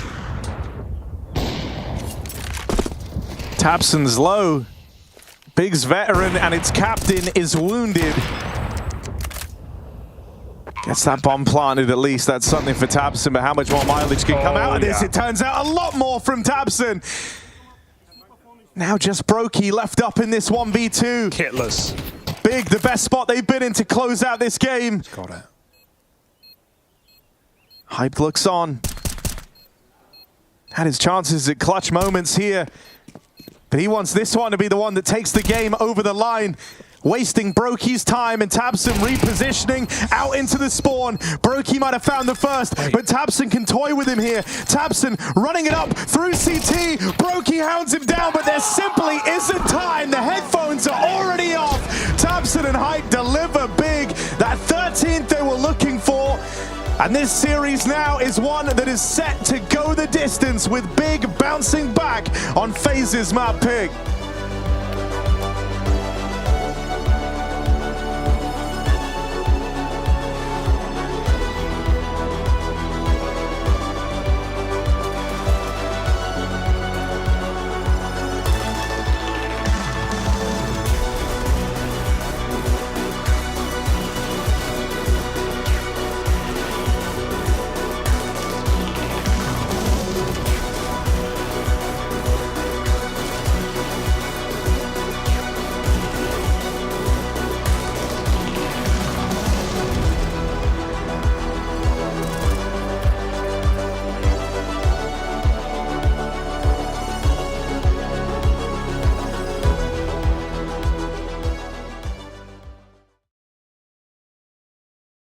Flash about ramp, con.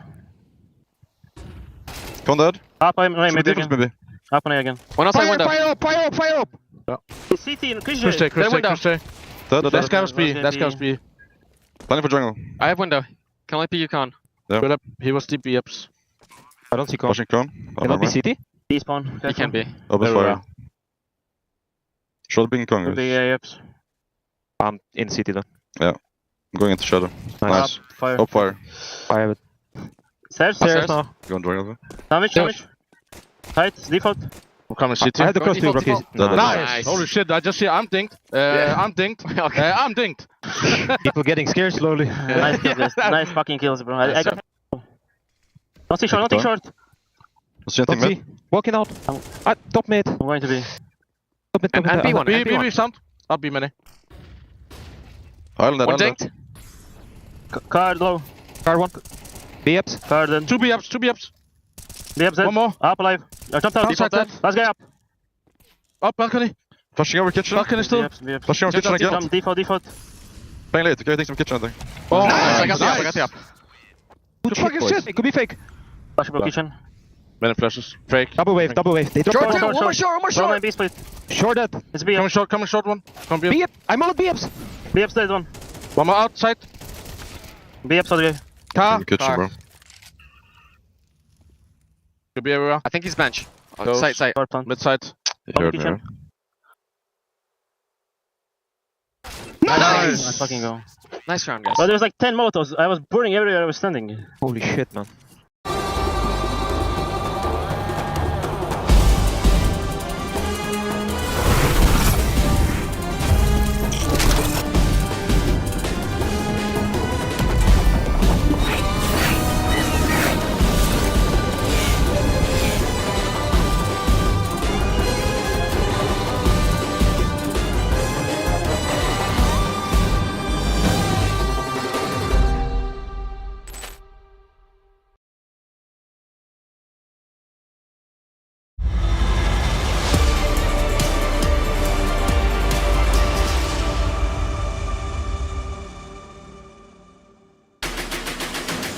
Big bounce back with a massive W on Mirage. The map pick of FaZe Clan. They weren't able to hold up to their own right. Big come in, sweep out the deal, and wins out the final round to secure a 13-9 victory, forcing this game into a third deciding map. Well done by Big Clan, who definitely stepped it up a notch, whereas for FaZe Clan, they're continuing to show us a little bit of struggle, some periods.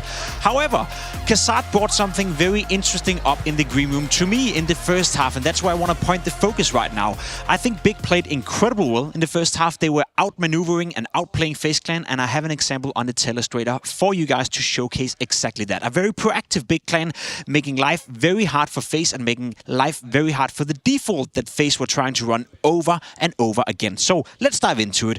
The scoreline is 4-3. FaZe won the pistol. They convert. They were up 3-0, but Big Clan are now won 4 rounds in a row. And let's look at what they do right. Very aggressive, very proactive, very much in your face. Again, you see from the beginning of the round, if we just stop it right here, we put focus on towards the minimap, and you can see FaZe Clan. They want to make sure that they spread out the offense right here. 2 guys towards middle, 1 guy towards B-apps, and then Elise, who's going to walk in towards underground. JDC doesn't give a damn. He's up here behind Island. He's fighting. He's nading. He's doing everything he can to make life miserable for FaZe, and he's winning out the duel right here. Again, he's constantly fighting for the duel. He loses out to Rain. Crimbo comes in with a refrag. Crimbo finds another one in underground, and at this point, Tapson and the boys from Big Clan are already in a good position. Another one comes in for Frozen right here, a refrag. But look at this.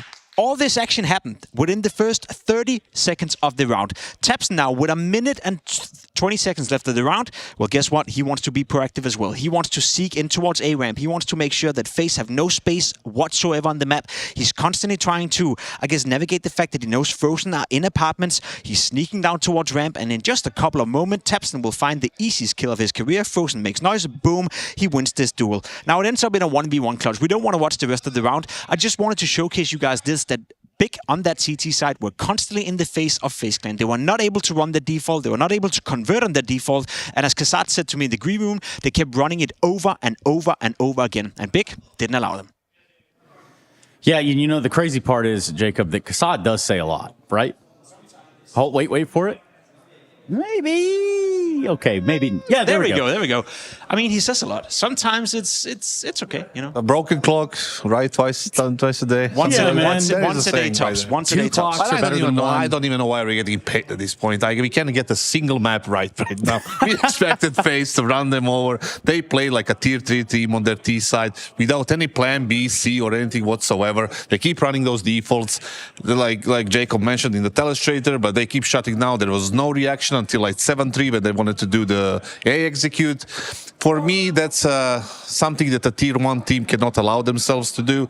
Always, when you run into a wall, when you run into a counter like that, you need to have some sort of a timeout, break, reaction, adaptation to what they're doing.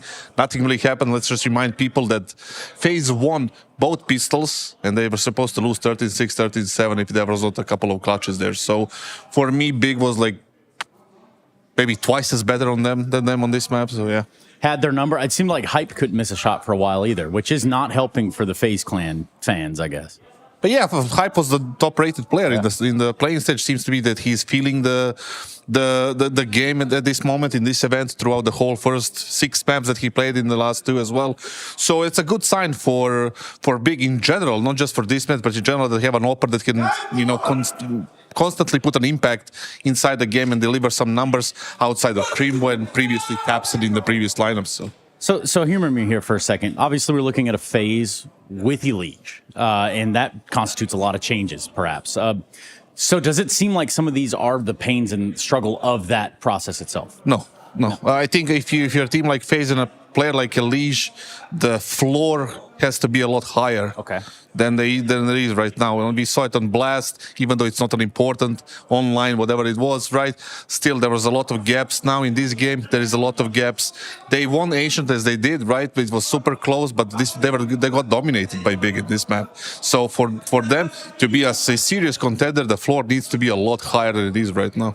And, well, I mean, do you feel like they're on a better path now? Do you think Elige makes that happen within this team? We'll see that in time. It's kind of early to say that, because like they need at least 5-6 events. But on paper, for me, I don't know. Actually, I can't say, you know, with kind of trust in it, you know. Yeah, trust the process. Well, this process, a process of a best of 3, leads us right into Nuke to decide it down, which, you know, after giving the first 2 maps to play, what can you see right there? Any sort of similarities between the first 2? Question marks for phase and positioning. That's something that Pimp was talking about. Where is Elige going to go? Who is going to take the ramp instead of Robs? How are they going to play? Is Carrigan going to relinquish some of the spots? We don't know. The T side is going to look similar to what they did. Like they always have good ideas on that one, but the CT side might be a problem. And also on the big side, we want to see how they're going to approach their, you know, new, because they have new players too. You know, who is going to fit in what position? Because QB is there now, Hyped is there. He's a little bit different than Searson, maybe a little bit more, you know, mobile than Searson. So there is a lot of question marks coming into this one. There is no clear favorites. You know, that's absolutely basically the point. Yeah, I think that kind of goes a little bit without saying, but you're absolutely right. I think it should probably be said at some point. Also, saying something right now, I just heard quite the commotion down the way. B-Stream. Was it 9-3? Yeah, that's right. Let's take a quick look at that B-Stream. Maybe get an update as to what's going on over there, because there's a reason everyone is a little louder than usual, I'd suppose, to say. Kassad, what do you got? Yeah, at some point it was 9-3 to It's 11-10 now. It's 11-10 rounds, so it's kind of getting close. We saw G2 coming back one round at a time because they're playing just behind us, behind the screen. So every time they win a round, you kind of know, right? Because they seem to be shouting really hard. So it's kind of good for them to come back in this kind of G2 manner, right? Yeah, very G2-esque. Yeah, so even without Nico, they're still, you know, doing those things. Are they going to be able to win against VP? I don't know, because VP have looked average at best. VP have definitely left some question marks across the scene. Thank you, Kassad. He's got his one eye over there towards the game. And we will be doing that with both our eyes when we come back from this break, because it is FaZe and Big Clan at the Intel Extreme Masters in Katowice 2025.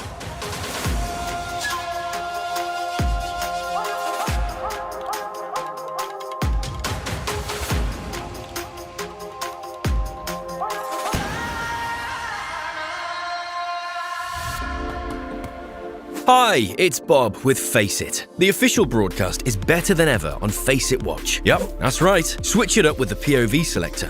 4 angles, your choice. From the main broadcast to your favourite player's view. And it's available on the Faceit app and Chromecast. But wait, there's more! Keep watching, keep winning. That's how we roll. Watch IEM Katowice while having the chance to get skins and Faceit points. Look at this beauty. Change the channel and control how you watch.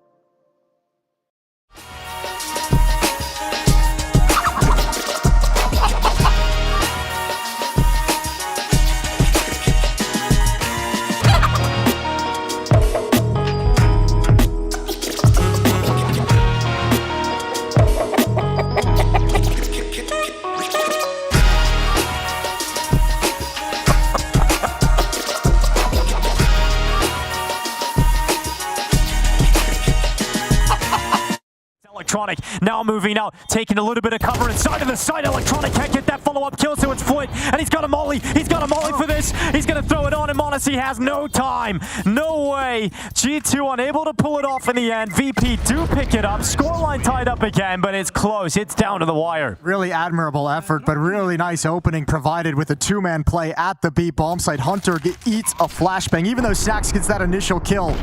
Even though m0NESY gets this kill to kick off the retake. Electronic just too strong. The reposition inside the site to shut down half the attack, and G2, it slips away from their grasp. The switch into the double up doesn't work. So back to M4 for Snax.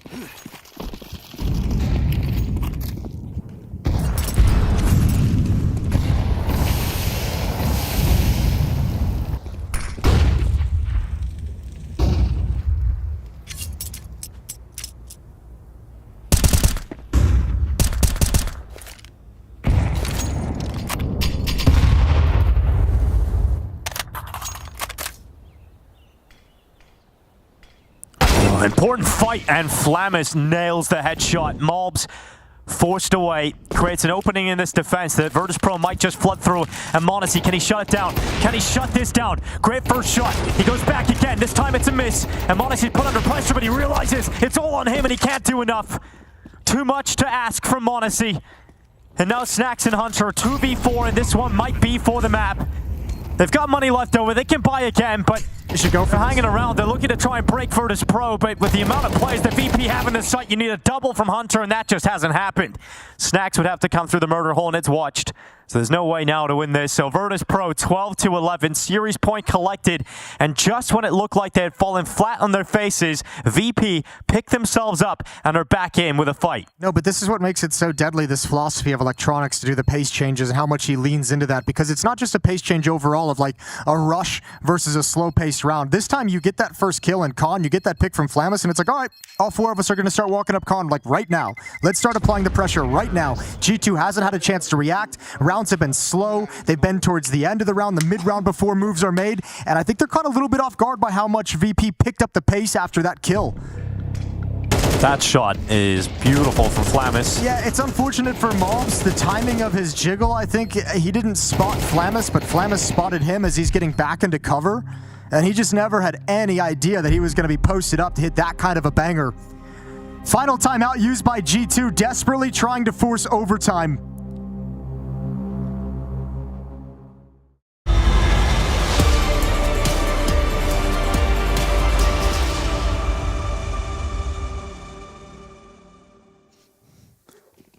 That big phase game that everyone's been talking about rages on to a third. Nuke as the decider.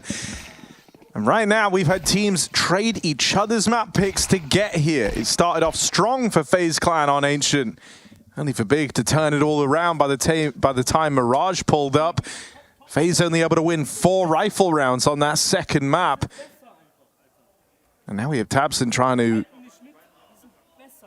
motivate the boys heading in to our decider. Yeah, it's right there for the taking. FaZe don't feel unbeatable by any means of the word. I think that was a bit of a disappointing Mirage. Big playing very slow and punishing, looking like the more experienced team, to be honest, after, you know, FaZe pull out some crazy clutch rounds on the first map to win that out when they had no right to do so. Now we're going to go to Nuke, where you'd like to think that FaZe should have the edge, but the one thing that has been the most exciting for me in this series is Hyped and his ability to, you know, consistently get multi-kills on the AWP, on the T side as well. That's what's really cool. He's not just a stationary AWPer, getting fed. He is forcing opening picks on T side with the AWP. So I think that's really, really cool to see him doing it against one of the best teams in the world.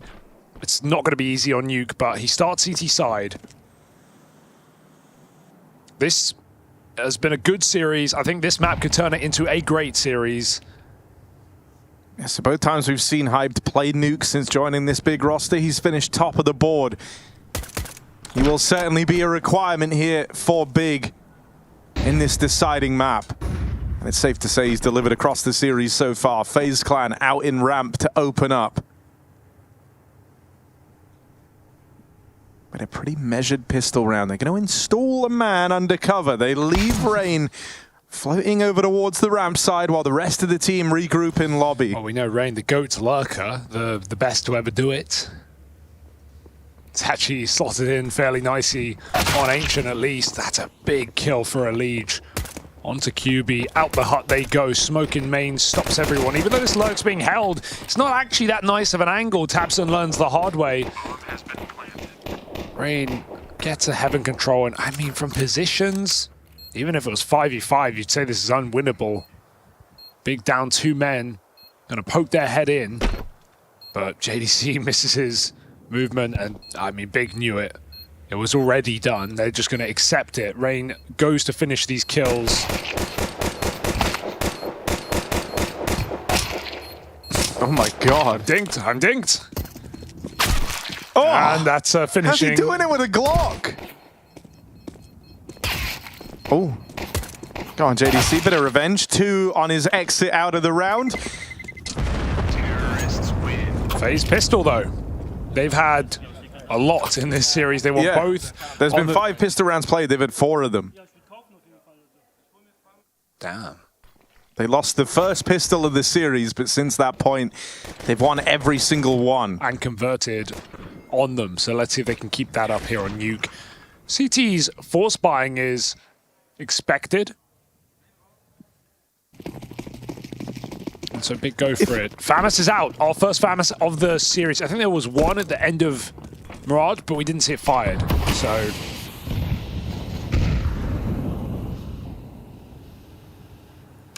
what can Crimbo do with this? If this deciding map goes the way of the others, it is a close affair.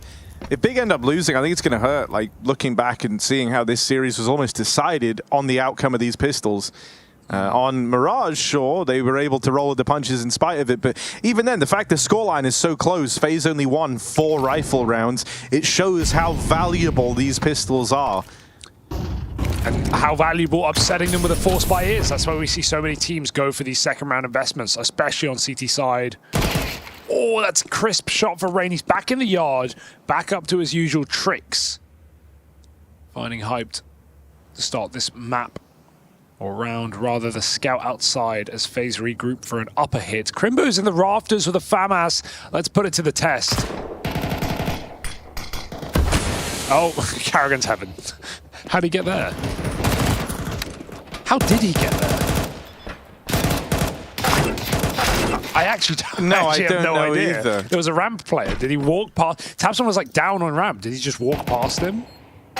Oh, this could still get weird. Okay. Just as Karrigan has apparently emerged from ramp, tabseN's done the same. Rain's on side. In with the backstab. Rain a long way my. away. tabseN gets it down to this 1v2, but he's wounded, he's hurting. And that final swing from Elige will seal the deal. Curious round. But no worry for FaZe. Done and dusted. And now a round where Big probably shouldn't buy. He did go ramp, Yes. and tabseN have briefly dropped down B to play at the bottom of the ramp. Hate that for him. And tabseN almost immediately decided against the move that he made and retook ramp room, which is why Karrigan was so unexpected. He found the perfect gap. Love those timings.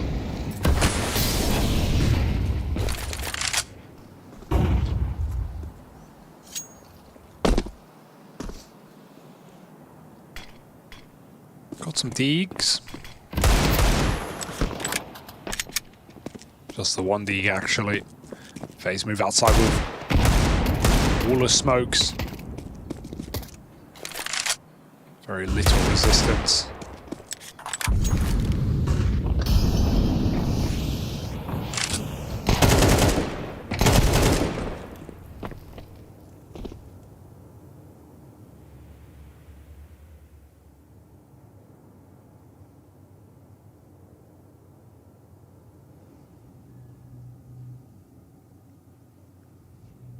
Want to try and take ramp room here if you're phased with these two lobby lurkers.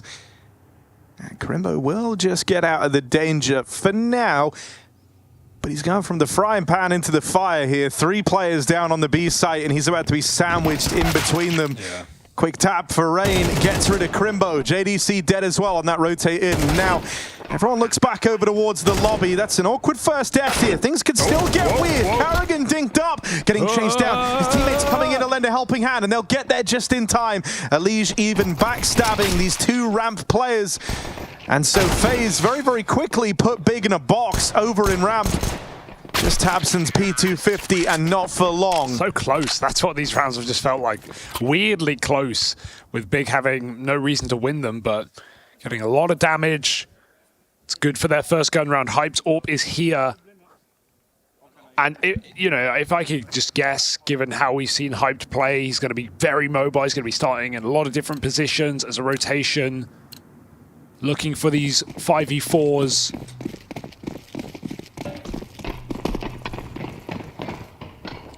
Up heaven in the first gun round. Can support outside as well, which isn't being fought by Big. They're just trying to stop that top rush. Smokes do land in the yard. Hyped goes to ramp.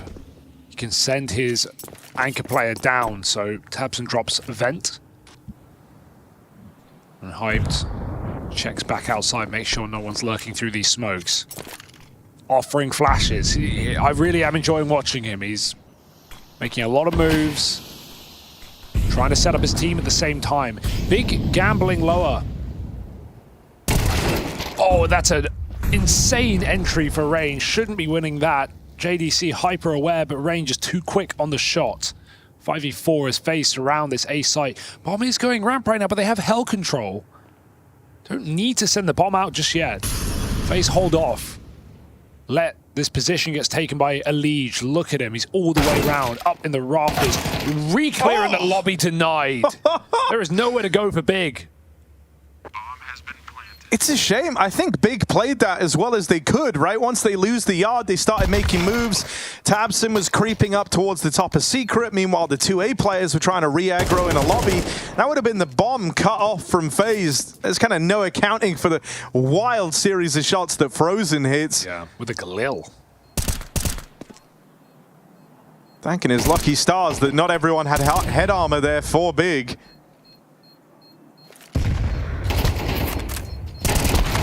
Even going to run down Tabson's attempt at the save. Crimbo is anything but certain either.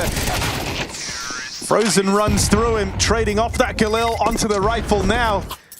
The scoreline remains flawless for FaZe. 4-0 start, back to pistols for Big. Feels like a stressful start to the game for Big. FaZe have got themselves in a lot of very strong positions that Big have not known about.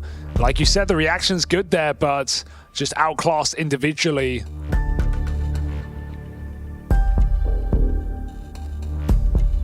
Big with a timeout. Tabson with a lot to say. I think the way that FaZe played the 5v4 was interesting, right? A lot of teams, if they're not really like in a position to go super fast, or instead, you know, they're trying to take position from the entry they get, which is what FaZe were doing, right? They got the kill out in yard, they climbed up heaven. Oftentimes, you'll see teams slow down there and wait for the reactions from the CTs, but FaZe actually kept on applying pressure all across the map, right? Whether that was kind of noise outside, whether that's the util lobbed in over at ramp, and it forced the CTs to be pretty stagnant, and the only place that wasn't being pressured was the A site. And so when FaZe go back, they were aware that if anyone was going to be getting aggressive trying to find those gaps, it is the top site players. Tabson just motor mouthed that entire timeout, so let's see what knowledge he's parted onto the squad here. Yeah, might not show till the next round, right? We only have a half buy, a couple of MP9s, like Scout supporting ramp, which frees up Crimbo to play B.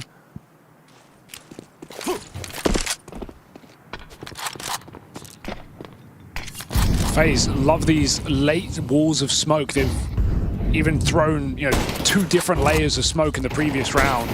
Oh my god, that connects. So Big uncertain as to where FaZe are ending. They throw smokes like they're going for the hell control, but then they drop Secret. That's a nice move for FaZe. Big clear lobby. Now they're going to know it is B after all, so regrouping for the ramp. Vent far too dangerous to risk dropping down at this point in the round.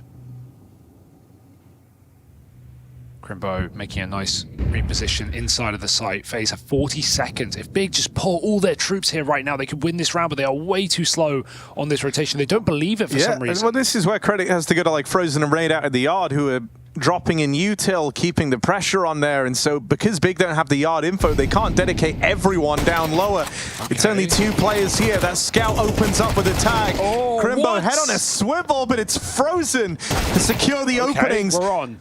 JDC has opened up that route to rotate in through the vents. That's going to speed up these rotations considerably for Big, but he's still down here on his lonesome for the time being. A little too slow on this vent drop out of Kyubi. Secures the trade at least onto Carrigan. They know where one of these 2 players are. Swing out the decon door into Rain. And Brokey taps out the final man. FaZe keep it flawless. 5-0, clamping down on Big. Yeah, that Frozen's had 2 just monumental double kills in this map that have kept Big under the thumb of FaZe. It was that double lobby push in the gun round, and right there, that turn onto Crimbo inside of the site.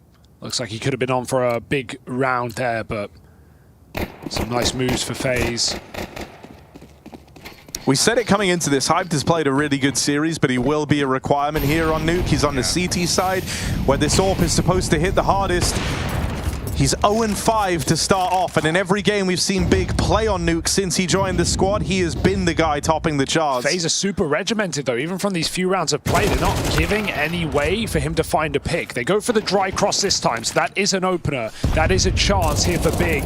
As they stop lurks out the upper site. FaZe did get down secret. They want to bring Brokey in with a bomb as well. Hyped is still here. Carrigan, crazy lurk shot. Elige trying to force that kill. At least gives Brokey the info to the AWP's position, but Hyped again. Mobile drops back down. This is a very loose round for FaZe, and they're paying the price for it. Players walking through smokes in A twice over. And Big keep their eyes on. Brokey's been in a lot of clutches today. He hasn't won a single one. This is where it changed.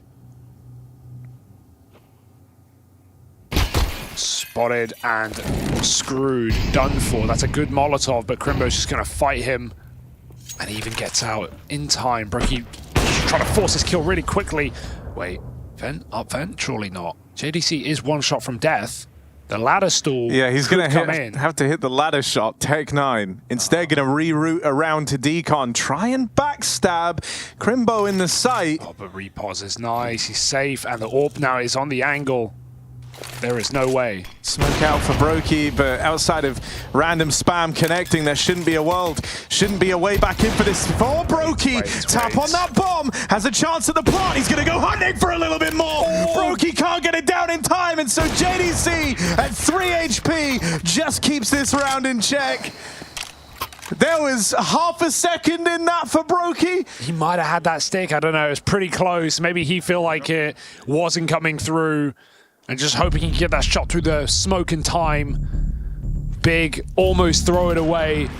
1 more second for Brokey to get that bomb. 6, 5, 4. Yeah, I don't know. I think he lost it to time. Really nice try for Brokey. Makes it expensive, but Big do get on that board after all. Hyped with his 2 impactful kills outside. Yeah, but I mean, that's going to have huge ramifications still, right? All those extra kills down the stretch. Look at the buy that Big get to have. They won the round, but you wouldn't know it from looking at this. There's no AWP. There's not even full rifles out for the CT side. They've got to do this with a FAMAS and a collection of SMGs rather. Not pistols, not piss either. No, those MP9s shoot straight piss right now, Harry. Bad time to cut the word off. Yeah, I did it earlier, don't worry.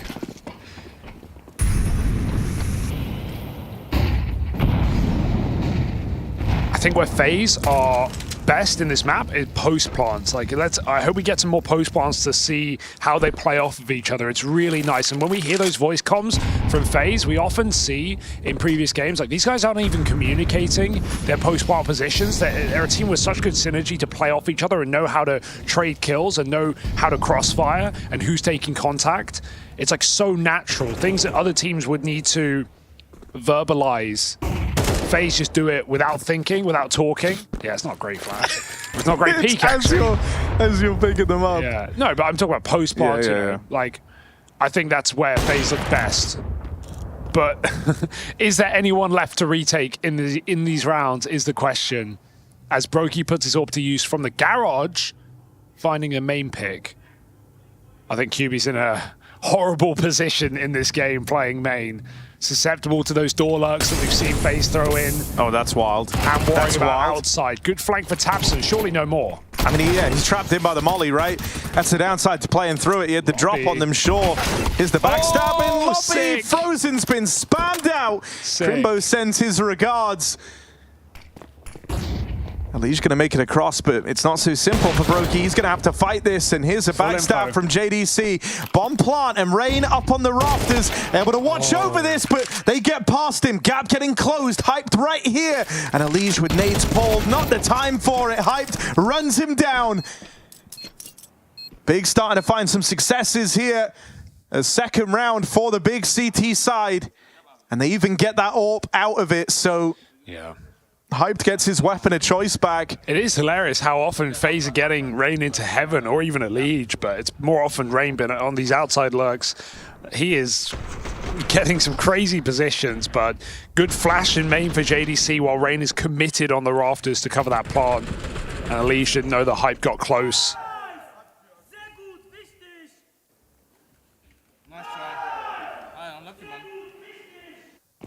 Big breaking in, back-to-back rounds. Did not feel likely with their money in tatters after that near Brokey clutch. But now it's FaZe on pistols going for a pop.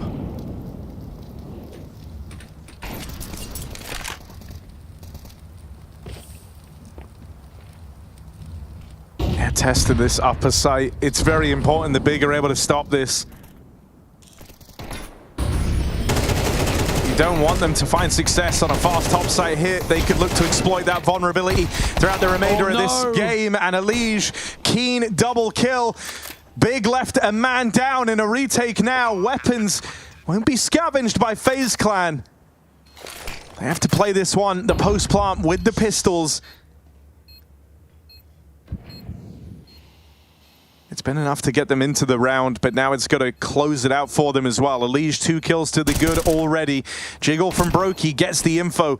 2 players now spotted. Crimbo knows he's got a man trapped in. On the bomb site here, that kill to Brokey is only going to embolden Crimbo. Knows that where Elige lies, waits for that flash and strikes with perfect timing. Crimbo, time gets away from him here. And so Carrigan, all he had to do was stay alive. FaZe Clan break through that top site. And the alarm bells going off for big as once again, money broken and a vulnerability exposed to this big defense. That is worrying, isn't it? I feel like Hyped is getting a bit uncomfortable here. He looks so overcommitted, staying wide out rafters with the AWP instead of pulling back. He had a chance to do so. He wanted to fight with his team, but when they both get isolated, Hyped just, he can't find that many kills. Only get 1 shot out at a time. FaZe with Tech9's looking threatening on that top site. And a second timeout for Big. Yeah, this is concerning now for Big and tabseN in particular for how you want to try and approach the top side, right? You're worried that at any moment FaZe could look to go back to that. Up until now, it's been a fairly, like yard-focused game in the initial stages of these rounds. And so you've been able to hold on to a good deal of util. You've been able to kind of slow burn it, cycling through it on the top site, and that's given you a bit more freedom to move players around. That might end now. It wouldn't surprise me if you see Big having to play it cautious, lob in that early util. And so that could stifle them down the remainder of this first half. Yeah, FaZe got them right where they want them. Eco win. Back to broke for Big. QB saving for Hyped AWP as well. FaZe just got contact out round. What a nice move. Haven't even looked at this position on the T side yet, and so it's completely empty. Big make a gamble. But they know what's going on. They've dropped down Vent and Secret. They know that FaZe have taken this position. That being said, with the weaponry Big have, how do you stop FaZe from actually executing B. Molly in the double door, smoke on the single door. Should shut down any chance the Big have. Has been given the bomb, and he was looking to be the first man in here. So maybe that lets it get weird. Tapson catches them quick switching, but Carrigan quick to get the gun out. JDC with a little gap here to peek through. Went fishing, didn't like what he caught. Carrigan on the other end of the line. And so any danger that these pistols and that one rifle might have presented have been comfortably brushed aside by FaZe. 7-2 on the board. This is already a fantastic T side, and it's in a very powerful position to keep getting stronger before this first half closes. The pressure now is on Big. They either need to make a play, try to get some real estate going. They're also worried that these topside plays could come in at a moment's notice. You could get beaten down over in the A site. Yard hasn't been very fruitful for them. That's where Rain has just been bullying different Big players time and time again. Nothing feels like it's working right now for Big. This is a real polar opposite spot to where they've been in both the other maps so far. Yes. Cool, Carrigan, the Kingfisher right now. Oh, oh, that's disastrous, isn't it? Oh, my guy died to the bomb. He died to the bomb at 100 health, Harry. That's insane, though, that it does 100 there. But, I mean, if he goes any further, Brokey's going to kill him. FaZe, they've got their rod out. It's in the water. Oh, I can't believe that. How do you save this, Big?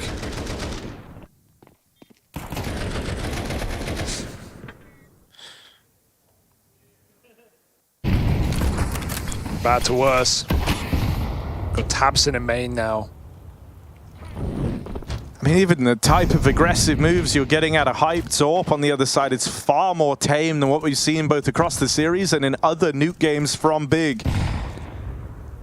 Hyped has been more of a stand-in-place type player here on that AWP. Struggled to be involved in many of the early fights, often getting dodged. The one exception to that, I guess, is like the one round he fought them outside, or the round the Tech-9s came A, and both times it hardly worked wonders for him.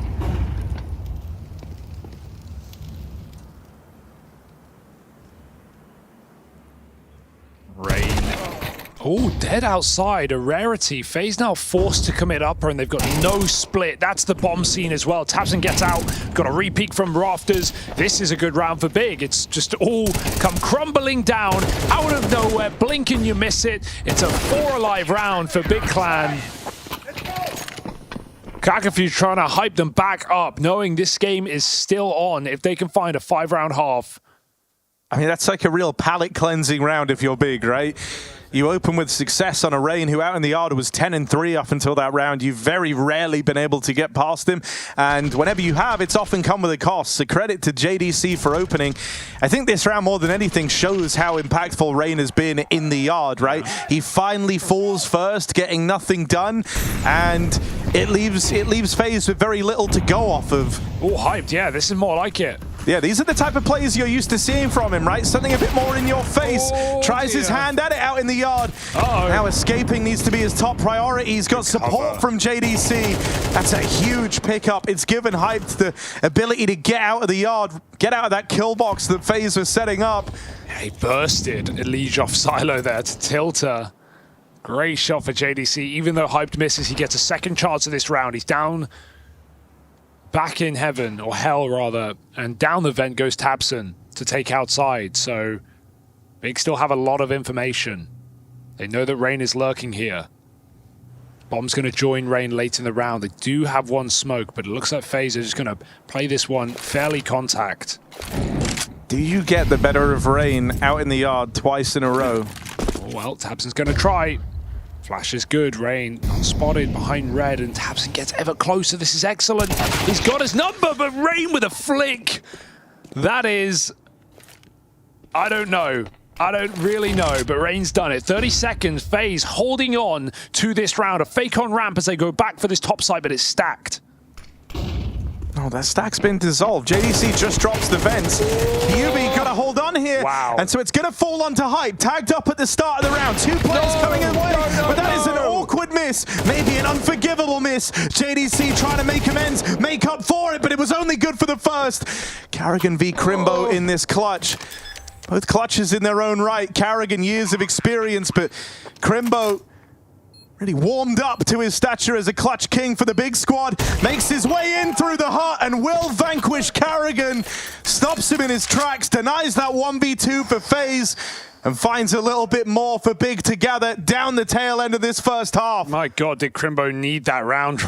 Okay, yeah, he's trying to let him defuse the bomb. He's Come on getting the now. AWP, he's defusing, let him go. But my God, did he need that round? Even for just his own confidence, he's been left out of the action in this game. On the ramp, he's been rotating B into 1 B hit or 2.5, and he died to the bomb as well when he had the only rifle. So there's been some really ugly rounds for Crimbo in this map. That is something, at least for Big, to stay alive and to keep believing. I mean, look, JDC deserves a lot of credit, right? Because he's been locking down the yard as much as he can.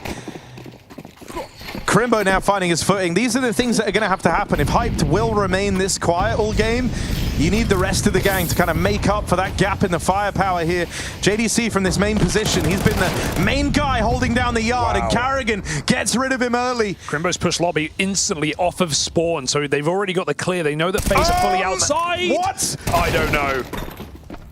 They came down the vent together. Frozen was on Tapson's head. But Goomba stomped out the round as Tapson, Hype dead on the ramp side. Lower play and landing stuck for FaZe as it's only Kyubi left standing. 1v4. No room to deny FaZe Clan their 8th. They want it. They didn't like how that last round panned out, so here's the revenge. It's domination for FaZe Clan in round 12 of the half as they run away with a strong T side to open up Nuke.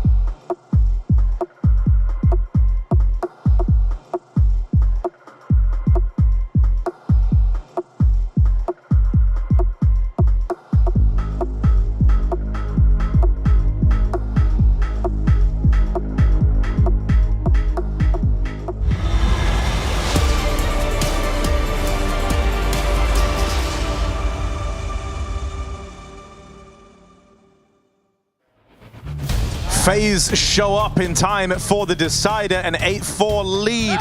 Big left trailing behind on Nuke. A big problem for the German squad throughout this series has been these pistol rounds. They need to break that curse here and now. Since winning the first pistol of the series, they have lost every single one since.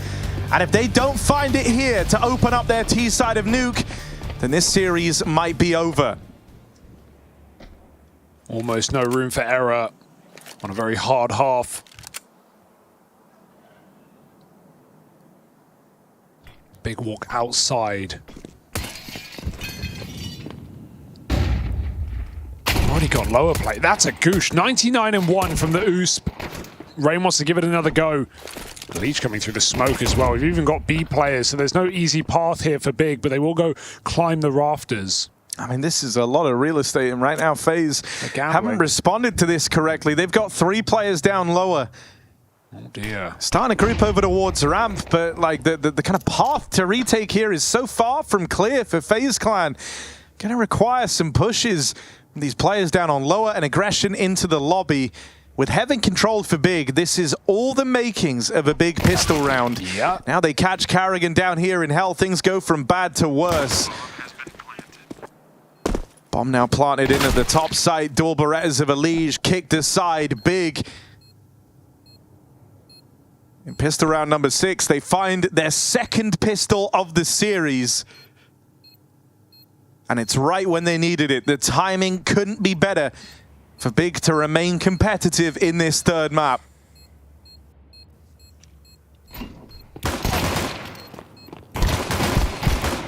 Back from Brokey, sure, but shouldn't get too much more exciting than that. They are going to try and hunt down these saving pistols. Brokey won't survive. I'm not feeling too bullish on Frozen here. He's just made it around the corner. 2 of them died of the bomb, so he'll get out. He lost his Kevlar as well. You just want the 100 health, so you can rebuy a helmet pretty cheap. But hey, it's off the discount aisle.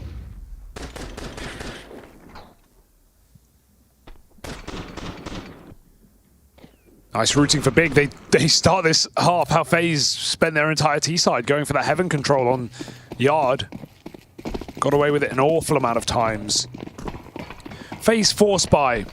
All pistols have been converted in this series. His forces have never worked, which is a good sign. I think it is getting more common to see conversions. Teams really tightening up. But as I say, that scout tag comes in. A stack ever present. Oh god, Hype 3 and 11. About to go toe-to-toe with the GOAT. Mr. SMG. Carrigan up close. Rain in a great spot as well.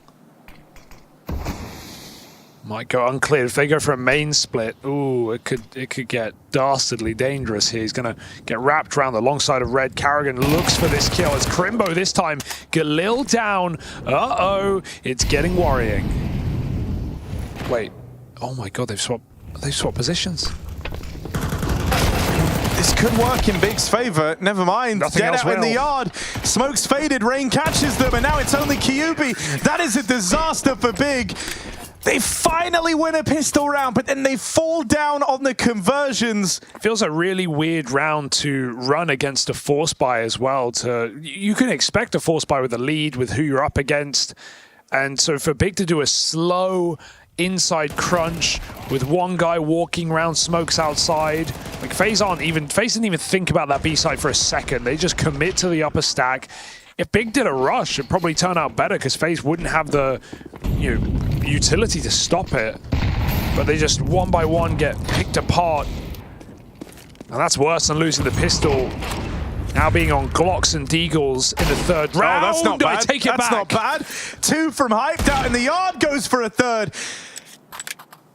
He had 3 kills coming into this round. Hyped, who had been looking good across the series, a frequent top performer for Big since joining this squad.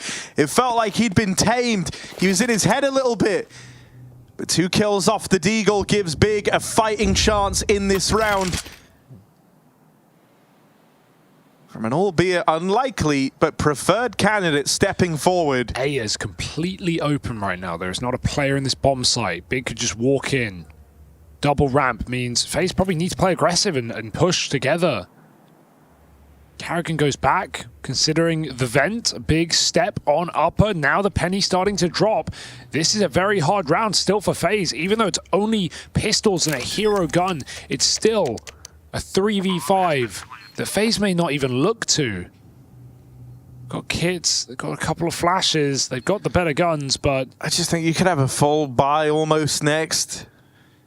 Out position, they leave A open. And... we've got a back and forth beginning to this last half of play. Can't believe it's hyped to have done that. Yeah, like crazy. He's been having a mare here on Nuke. Seen him play this map a handful of times since joining the Big squad. Top performed every time Big have played it. Had a good series as well, so it felt like this horrid dip in performance that you were getting was coming at the worst possible time. Let's see if that double dig out in the yard has given Hyped a bit more faith. Bit more confidence, because if he can even get back to, you know, like 50-60% of what you're used to getting output wise from this guy on this map, there's still time for Big to turn this around. They've been doing it without a very heavy hitter. This is why we saw FaZe Clan commit to the save. All things considered, this is a good buy to try and match Big with. Yeah. Double molly and door. Really trying to stop that rush. Full wall of smokes to fake as Big. Oh, they get the spam in the lobby. An impactful kill from a quiet Crimbo.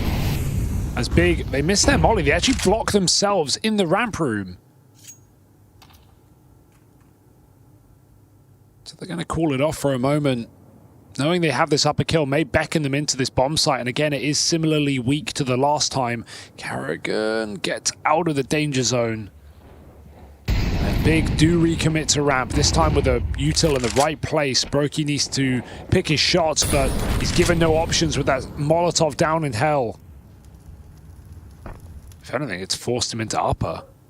And they heard that drop back sight.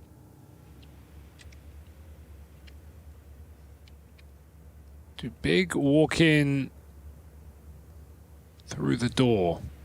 They have no util except for this one smoke on Crimbo, and out it goes. Tabson's in heaven soon, and so his timing is integral to this round, and I can't believe he positions deep in that corner. Rain walks in, sideline, and thrown out of the picture. Hyped another double kill. There were so many ways that could have gone wrong for Big. Creeping around the map in the darkness. But they will clutch it up.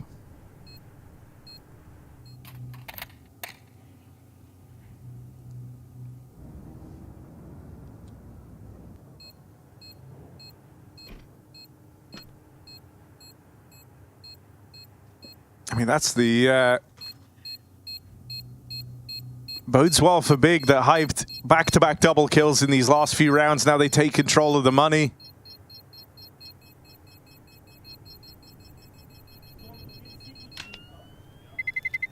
And in the same way, it feels like it didn't take much for Hype to start questioning everything here on Nuke. Seems like it's taken him comparatively just as little to bring himself back into this game. Back-to-back double kills, setting Big to winning ways. If this is the redemption arc of Hyped, it's come very late in the game, but still with enough time to turn the tides. A timeout called in from FaZe Clan as they can feel this lead slipping away. Gulp.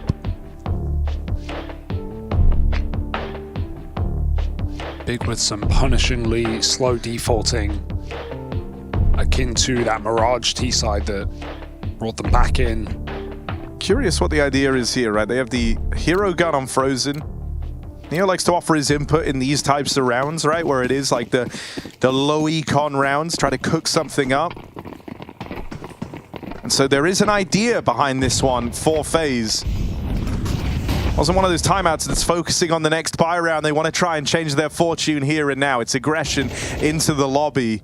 Crimbo waiting. Good position here to shut down this aggression, and Carrigan didn't clear it. Crimbo likewise didn't get the spot. Carrigan pushing so fast has now secured back lobby. I don't think it will change much though, unless, you know, FaZe go and just immediately gamble ramp to B and Big happen to walk in, but that doesn't necessarily feel like it's inevitable. We've got 4 players yard. Big can go where they want. They can end up on A still. And with these smokes down, does indicate that plan. Going to fight outside is exactly what tabseN wants. Big are standing around looking for kills right now. Can Carrigan get this reset for Crimbo? He doesn't know about it. He starts to flank. frozen's got himself 1. Oh, Deagle spray could have done something there. Backside frozen against the world. That's not bad. There's the backstab in for Carrigan. They finally learned about him, and the bomb dropped out in no man's land. Both players are low. There was 1 rifle in this round for FaZe Clan. Nothing but that, and the ideas brought forth in the timeout, and it might be enough for FaZe. Carrigan looking for that weapon. QB fires off, and frozen's quick to cover his captain. Now he's ready for the heaven wrap. frozen has read them like a book, and there he is, sealing the deal with 4. Double digits secured, and faith in the hero gun as frozen delivers FaZe their salvation. That was USPs, Harry. Those USPs with a hero save gun for frozen. Sure, Carrigan's 5-7 gets a kill, but it's all frozen. 4 frags. Repositioning, dropping backside, committing, and him and Carrigan crossfire to stop Big from picking it back up. FaZe find 10 rounds. Let's go. And they're back on. Big have to pull out something special now. The money's on the line in this one. Integral round to keep this comeback going. Oh, that's despicable. No. It's the rain show. And I mean, considering this guy is having to make adjustments, the one map where he's got to kind of keep control over his position is out here in the yard on Nuke. And look at the results from it. Nearly 20 kills deep on Rain, as he has been the defining man in this third map for FaZe Clan. He's on for the ace. Everyone was ready to start talking about a liege, but they should have focused on the GOAT that was right in front of them. Rain on for all 5. Flash for him, and there it is. It's all Rain on Big's parade out in the yard. And that might be it. That might be how FaZe win this series. Big broken economically off the back of a perfect play. 2 smoke spams, 2 hard shots on jiggling main players. Final bullet kill, and he swings for the fences. Rain knocks them out. And that is a devastating way to deny the comeback here for Big. They know exactly what that means. tabseN's back in spawn, drinking water. We have 4 Glocks here, folks.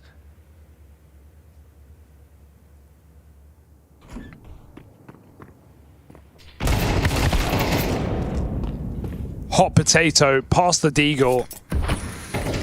Hey, hyped. We've seen it before, but 2 players peeking in.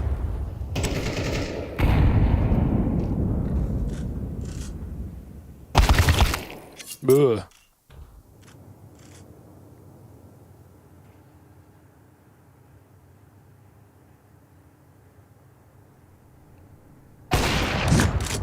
Should not be a way back into this round. Oh.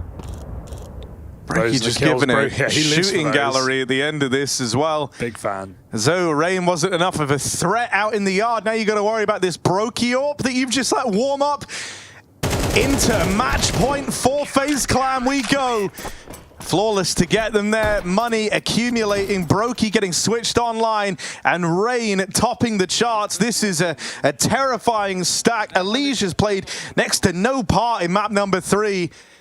It's been between him and Rain, front runners for FaZe Clan in this series.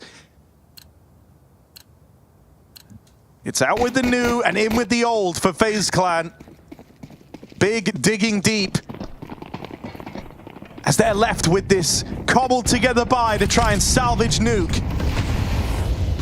I'd love to see an up pace here for Big. The slower rounds have not done them a lot of favors on this third map. JDC tries to move through the yard fast. They actually get out A. Somehow Carrigan completely uncleared. Crimbo found on Tetris. This one's crumbling, folks. This one's falling apart, and it might be a disaster for Big to start stage 2. They may have come through strong in the play-in, but now against the big dogs, FaZe show them they've got bark, they've got bite, they've got a first win in their pocket over Big. Yeah, one of the big questions around Rain was how he could adapt in the later stages of his career to all these new responsibilities. He finishes that series as the top performer of FaZe Clan. If he can keep this up, this tournament gets very exciting for FaZe. Yeah, for Big, I still think there's a lot to take away, a lot of good things. Hyped, having a phenomenal series until that third and final map. Definitely a prospect in the German scene, in this new German team, as Big try to find their identity once again. But yeah, that's not an easy opening match of stage 2 to find, as FaZe show us how to do it.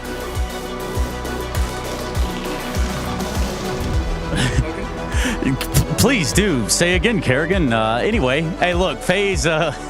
Sorry, you got me a little bit there. FaZe definitely found the footing and found the success they needed here to get this series done. Neo, talk to me about it. Was it a little sweaty or what? I mean, we lost the map, so it was a little bit sweaty. Big is playing really nice CS in here, and we knew it's not going to be easy. They played really good on Ancient, but we found our strength in there as well. So, yeah. Yeah, and you know, I was talking to John earlier. There's a lot of cool stuff happening within FaZe, but I guess Rain said you guys weren't changing any positions, and he meant that. It's all top secret, you know. We cannot say too much. I mean, you're gonna see it anyways, but obviously some adjustments had to be made, and you know, just trying out things. Well, we can continue to try things. Hey, man, while I got you here, we're back in Poland. Kind of cool. Yeah, it's always cool to be back here. I love it, and I mean, it's a special place for me. As it should be, because you were the champion in 2014. That's a long time ago. Well, if you believe so. Hey, man, I'll let you guys go. Appreciate you, FaZe. Yeah, that's a W over Big, and for us, we're going to go to a quick break. We can get this next game started sooner rather than later. You're watching the Intel Extreme Masters, Katowice. What year is it? Hello. 2025, he said.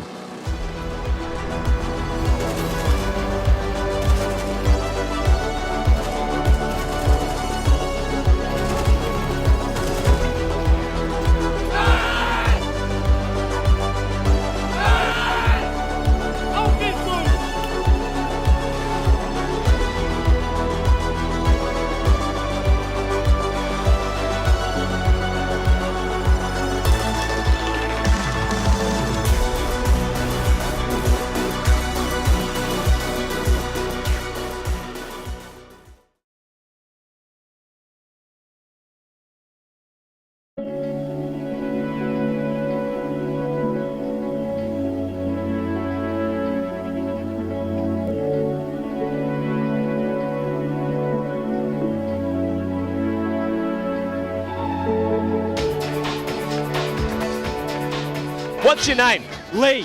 Lee, mate, nice to meet you. What's it like being part of the best crowd in esports? If you're not here, you're not living. Let's go, the boys! All right, for now, we're going to send it away. Let's show the world why we're the best crowd! You're champions!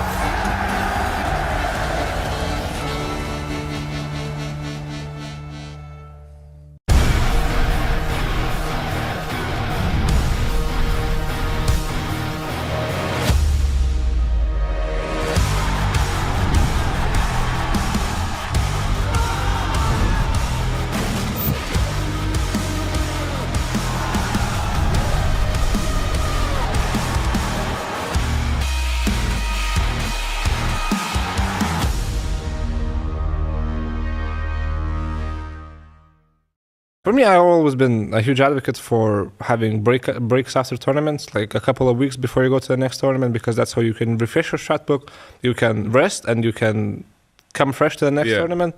But when they played 6 consecutive grand finals last year, not to flex, of course, it was really hard keeping up. At points we were getting just lucky, and that's how we got to the finals, because our strat book was running out. Even though we do individual prep for each game, you still need a lot of work to stay on top of your game. So if 100%. We had breaks, we could have won those finals as well. Or maybe we wouldn't make them, but...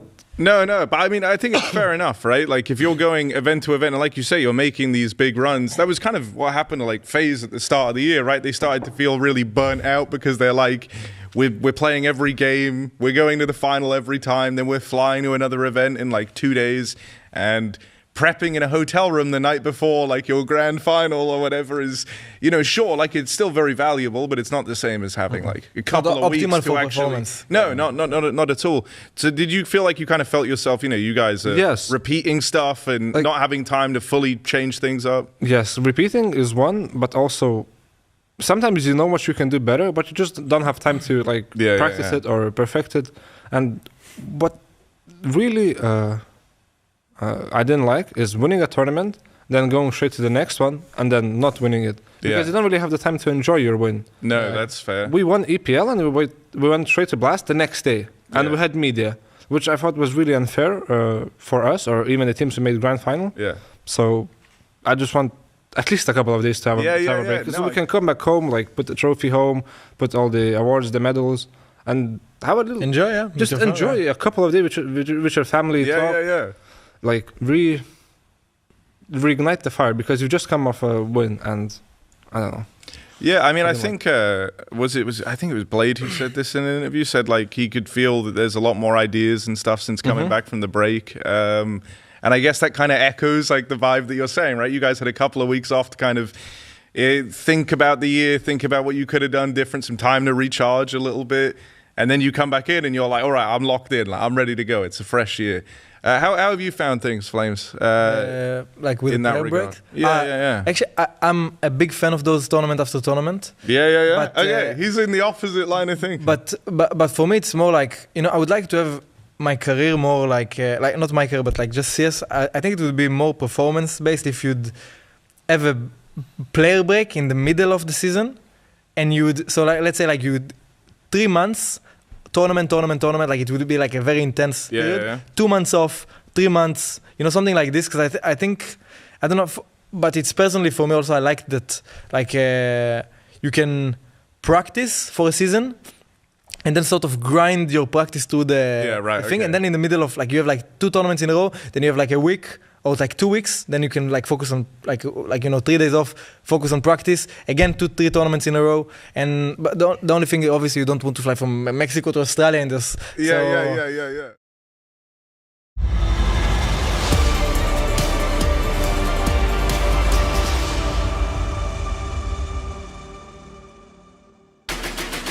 It's been a long day of Counter-Strike, but we are not done yet. We have one final game left for you here on the A-Stream from IEM Katowice. Na'Vi arrived into the building ready to continue their 2025 season.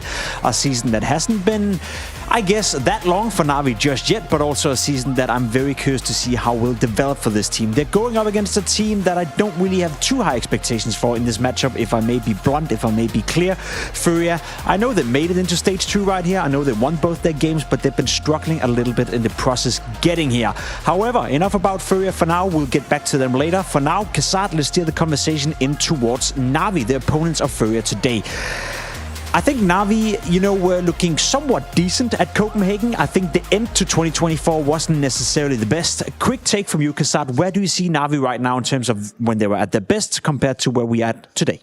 Hosting skills on point, Jacob. Analyzing, we'll see after the event. But coming back to Na'Vi, we have to take a look at the last year, because they were like the team of the year, you know, officially announced team of the year, got that award. And I think it was like a little bit they kind of deserved, let's say it like that. We can see on the screens that all the first places they got in different events, Rio, Pro League, and what is this major, obviously at the first major of the year. So overall, guys, like I said, deserved, but you can see, and you said it yourself, their performance through the year kind of kept declining. And I think it's because of the burnout. We saw the interview.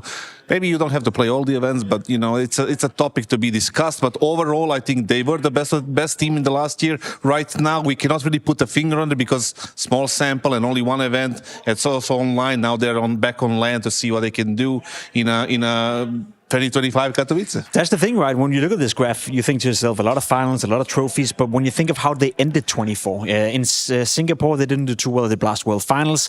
The major was a big disappointment for Na'Vi. Let's not stay around that fact. Now, we did see them play in Copenhagen, where they played against, a decent-looking team. They finished 3rd to 4th. They got into the studio. I don't know how much you were following that tournament, but what you saw from Na'Vi at Copenhagen, was that a Na'Vi trending upwards again, or was that a Na'Vi perhaps more stagnating?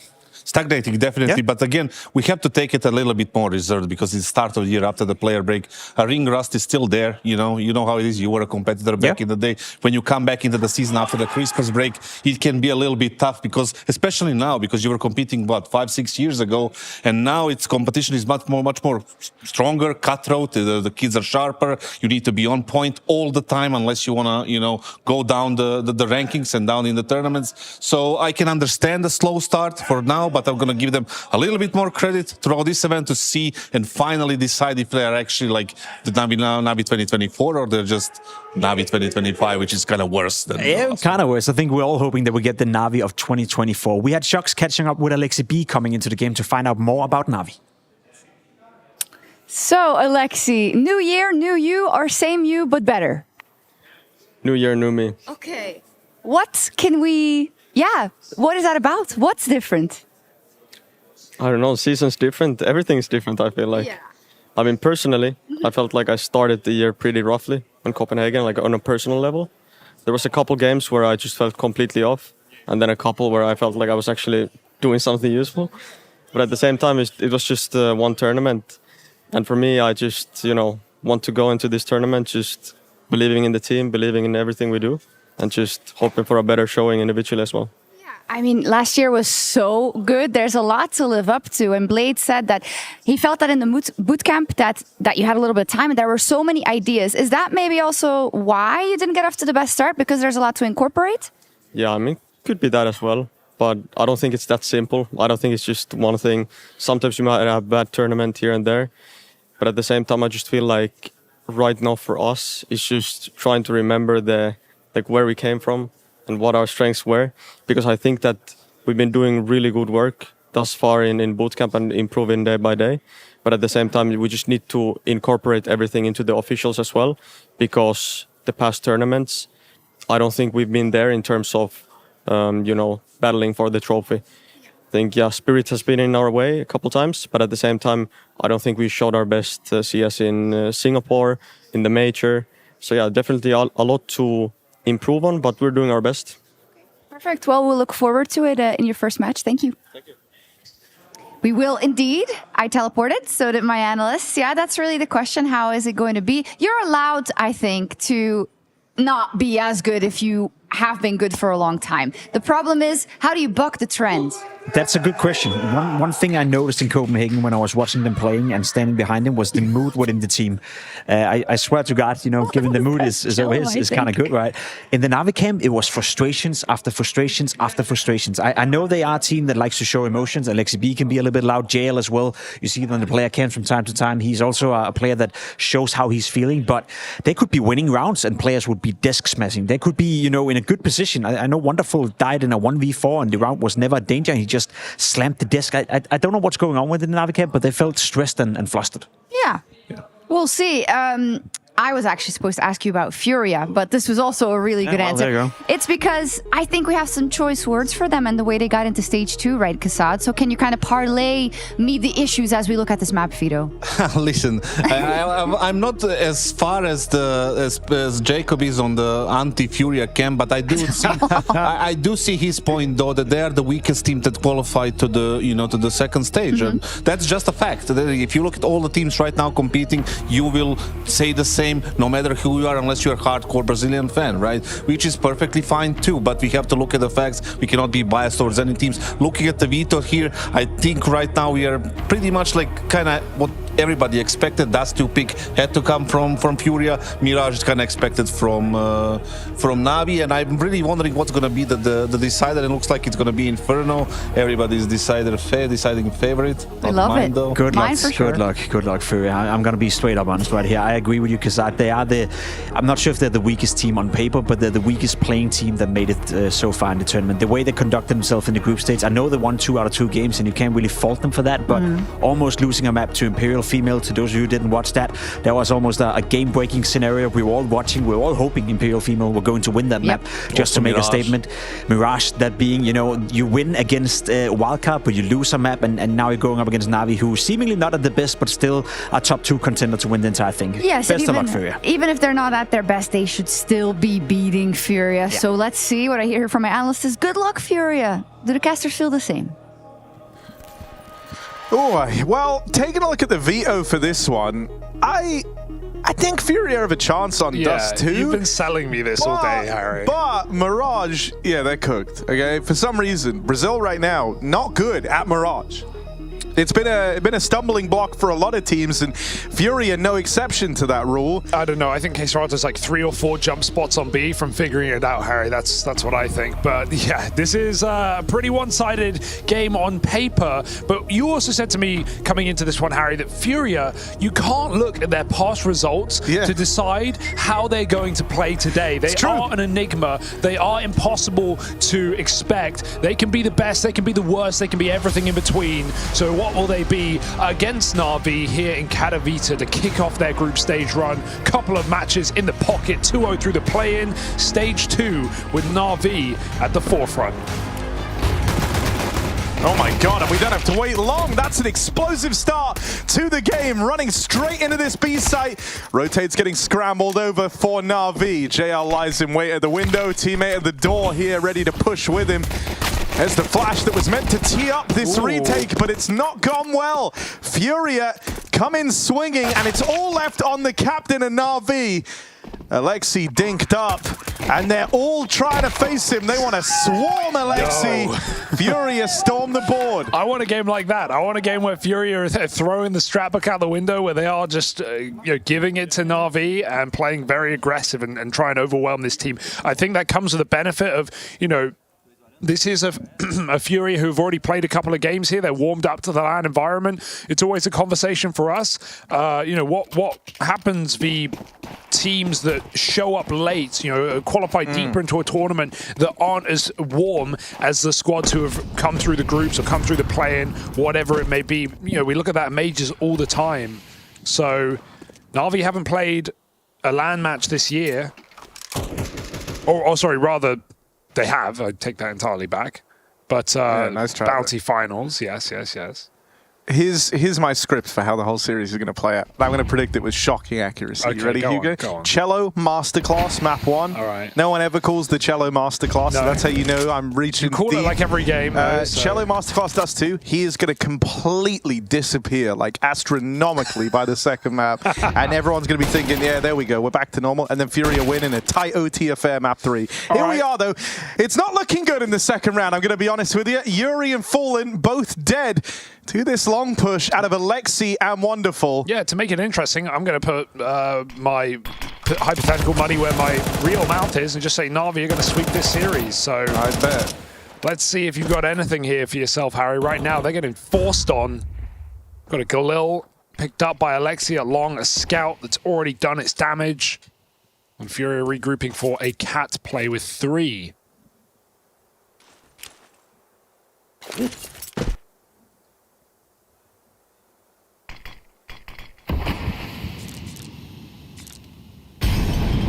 Well, Wonderful opened the round up nicely on that scout, but the nade never lets him get another shot off. Bit with the backstab, that's awkward for Skulls. K-Serato trying to reply, but it's Emma! Keen shots on that dig, that is a beautiful 180. Oh Lord, if that's how he's gonna start off in this game, and damn, maybe I do feel bad for Furia. That was a beautiful sequence. Look at this, the quick. Oh! Yeah, it's all about... That gets the heart racing. Yeah, on the new box, it's all about finding the timing when to go up. You don't want to go up too soon While the players are crossing, you got to wait till at least someone's on the bomb site and has stopped looking at that position and is trying to find the long player. Don't need all eyes on CT. Human times it to perfection. Furia, force back, scout. K-Serato scout, have you ever seen that? Am I crazy? I've never seen K-Serato with a scout.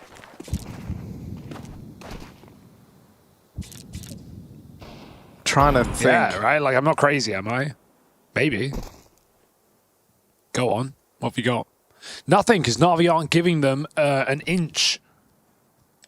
Not even a centimeter. Tucked back in their bomb sites.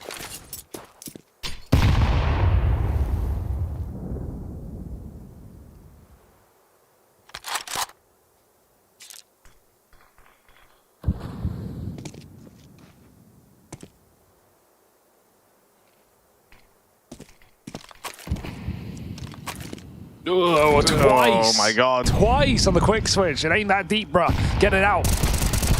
Oh, it's a little bit ugly, but he's been able to control this, and the utils help take the pace out of it.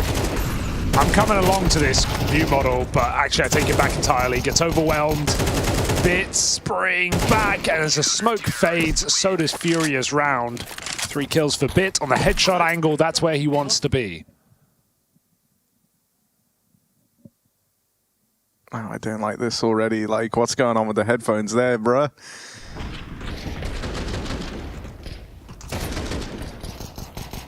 Oh, the fact you're already, like, agitatedly kind of moving the headset around. Nothing's feeling right. Is your prediction falling apart? I'm just, you know, you got to pick up on these little things, bruh. They matter. Glocks. We don't lose to Glocks, not in this house. I didn't realize you were on Na'Vi.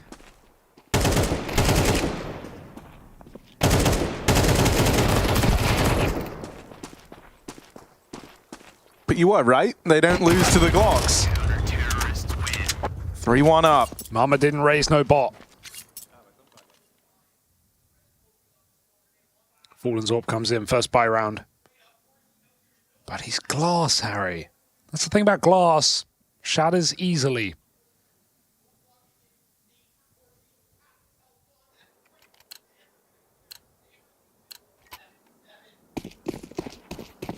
Now, which is delicate can be the most beautiful, though. Let's see what Fallen can do on this AWP early.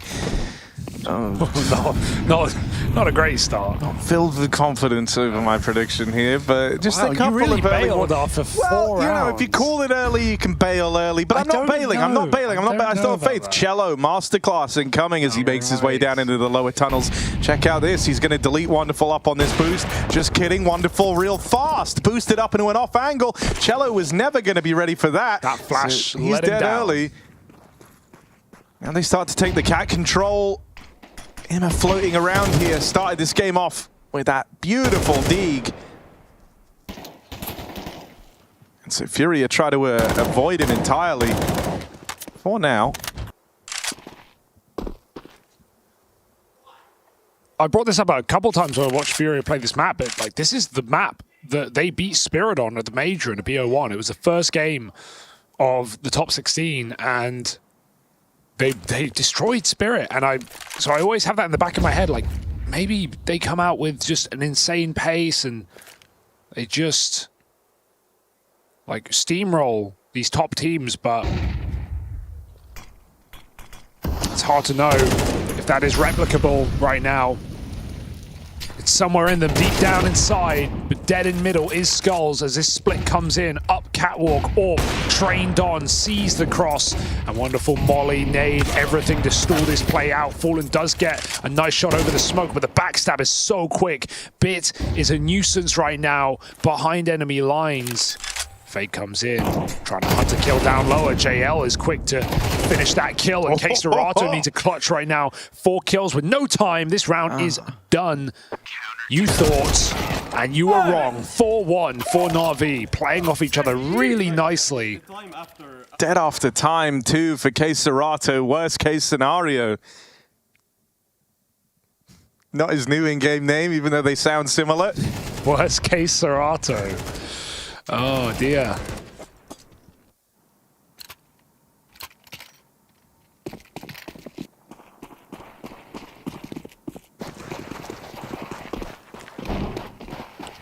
B rush, maybe. Oh, mid to B. Rather, cat smoke from Spawn. That's interesting. To get them out lower, or at least feign that. I think Fury still do want to go for this B control. We got Queserata doing the nades. Kind of a cool idea, right? Like, stops that boost as well from being able to spot or anyone aggressive on catwalk. But they are just grouping for this B hit, and Na'Vi with 2 players in the site and a third in Wonderful floating around mid on that AWP. This won't be plain sailing for Furia. So much of this hinges on breaking through the crossfire. The reposition from JL is mad. Cello caught first as he leads the charge in. Bit of help from Wonderful. Oh, he didn't reload. Oh, God. Oh, this is a mess. And now Wonderful's missing. The Pistols have closed the gap and gotten into this site. There's a weird wall of smokes down to deny the push. Back in for Na'Vi. 3-on-3 in this retake, but only up against Pistols and a couple of grabbed guns. Na'Vi are more than interested. They're walking this. They don't have forever on this play. IEM is still going to need to initiate with some utility. If they can swing this window on the smoke fade, they might be able to find the solo mid play. That's a good play for Furia if they want to risk it. Tucked in backside, 2 players. Molly, Platt, not going to do a thing. Time is ticking right now for Na'Vi. They've got to get a move on. These tunnel players are taking forever. Only just making the move now. No one's peeking them. Wrap through from Yuri. They don't quite find the man in through window. Queserato can't stick the landing. It's going to be real close. Do Na'Vi have this? Or a Furia just rubbed it away with the Pistols? There's the revenge. Queserato from dying after time to wasting just enough time for that bomb to go off. That is so strange how Na'Vi walked the entire way, right? Like, I think it's fine to just run that because you have IEM putting on so much pressure from middle with all those nades, feeling like more than just one player in that position. And even though Na'Vi don't lose a single player in that 3v3, it's the clock that decides. Really ugly B-hole. JL changing position, quick switch. It's not like he changed position and got caught, unfortunately, out in the open. No. He was like mid-sight it, and he's like, I don't want to be back Palat anymore. Why not? It's a great spot. You're in a fantastic position, JL. Just fight to your death. But yeah, Bit also didn't get that reload off in time. We've had those quick switches let down Na'Vi. Very strange, confusing rounds here. But we're in for an entertaining game. There's no denying that. Furia on the mid to B right now. I think, like, in terms of the pacing behind these squads, they're going to be kind of similar.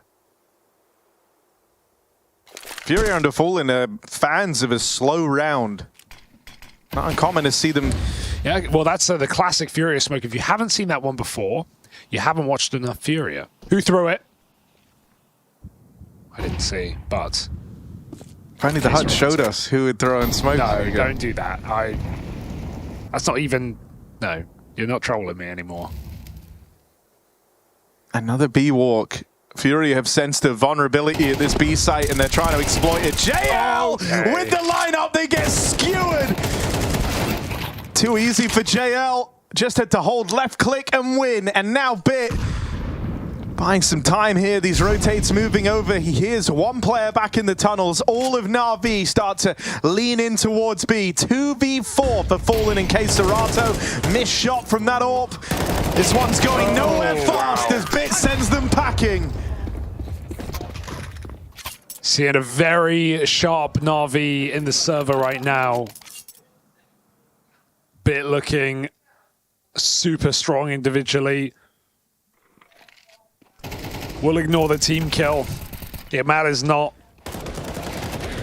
JL and Bit at a B site is a terrifying twosome to try and break through, and Furia are learning that early in this game.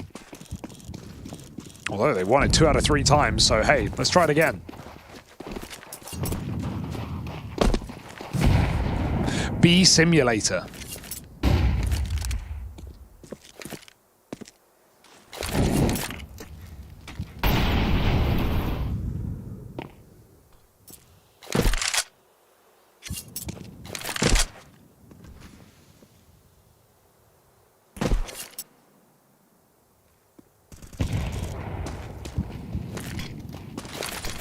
Another execute, but they are walking dry out middle. This flank up cat is perfectly timed. And somehow Alexi bails him out. from afar on that A site. So yeah, Ima's running at you now. It's going to get worse before it gets better. This is really horrible for Furia. It's great for Na'Vi, though. And it feels like this relentless pursuit of the B site for Furia is having the inverse effect. Like, these B players, there were certainly some cracks at the start of this game. It's where Furia found the pistol. It's where they found that Tech 9 round.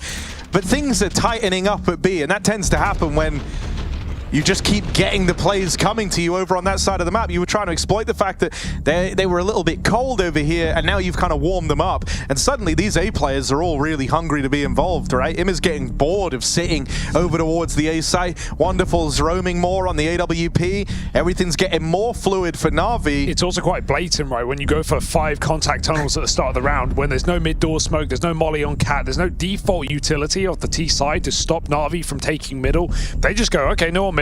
I'm going to push up Cat. We see the wonderful AWP boost. We see Emo, like you said, walking up. So Furia need to do the, the defaulting utility to stop Na'Vi from running at them. Cross for Fallen sees 2 make it.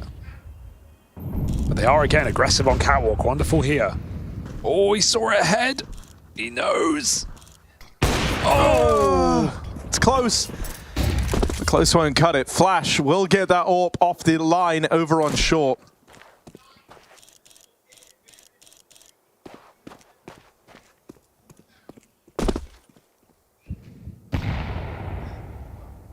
Oh, this is a horrible setup to try and get past. And Ima's going to get aggressive as well. Ima really wants to fight. He just wants this game over and done with. He said, boys, I'll play in the evening. But we got to keep it to a 40-minute series, and that's what he's trying to deliver as he charges out through the short side. No respect from Ima. 2 kills, and there's the third. Bit lends a helping hand. Oh my god, Na'Vi, they really want to fight Furia, and Furia left cowering over in middle. I was really well coordinated as well. It's not just Ima getting aggressive, right? They make the call, all right, guys, we're going to move into middle. There's a flash up Cat, there's a flash in mid, Bit peeks doors, Ima jumps at them.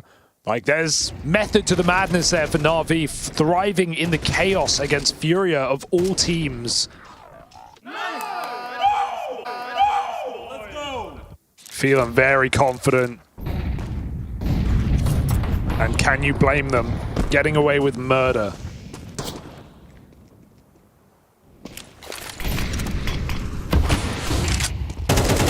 Oh no! How does he save it? Dink by the Tech 9, Bit gets back. Here's the other thing that's been awkward is, like, there's been times where Furia have had the drop on Na'Vi players, and not even that's felt like enough in some of these rounds, right? There is a bit of an example, Keserato and Bit clashing in mid, and it's awkward for Bit. It's not like a super clean conversion on that kill. But those are the type of openings that Furia hunger for at this point in the game. Okay. Does it land? Yes. Ima blocks it though. It's very nice. Lets him see over the smoke. So actually potent position to be in, just to deny them it to be. And now they have info that no one's outdoors either.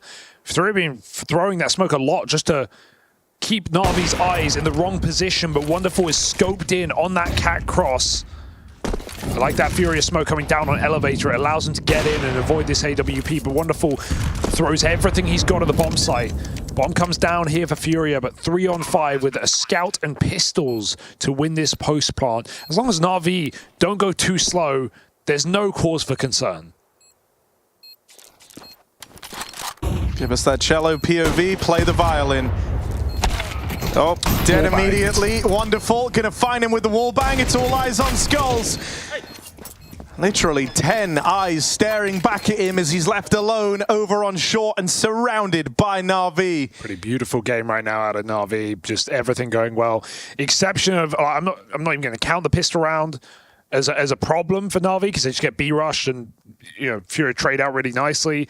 There was one awkward round in this game when Na'Vi flanked too slowly on a 3v3. But everything else has been super well coordinated. Stars are shining, Wonderful collecting his kills, Bit fighting mid. This has been a joy to watch. And there's more where that came from. Oh, Molly is good. It's burning heavy onto Bit. All right, that's Skull's first kill in the game. Furia need this one.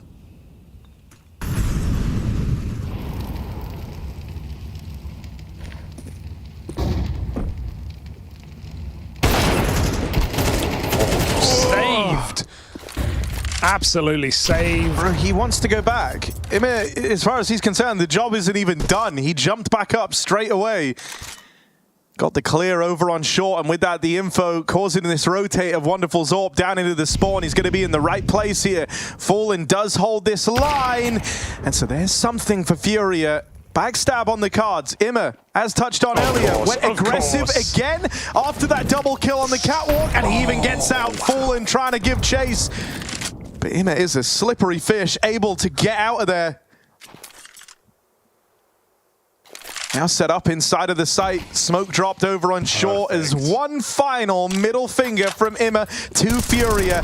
They go running into Alexi, and he farms. Furia feeling just desperate right now. So what? I'm aware. Yeah. I wasn't right. Yeah. That's fine. I wasn't going to hammer it home. I feel like the game No, was I know. that. I was just throwing it out there. Cello, why so quiet?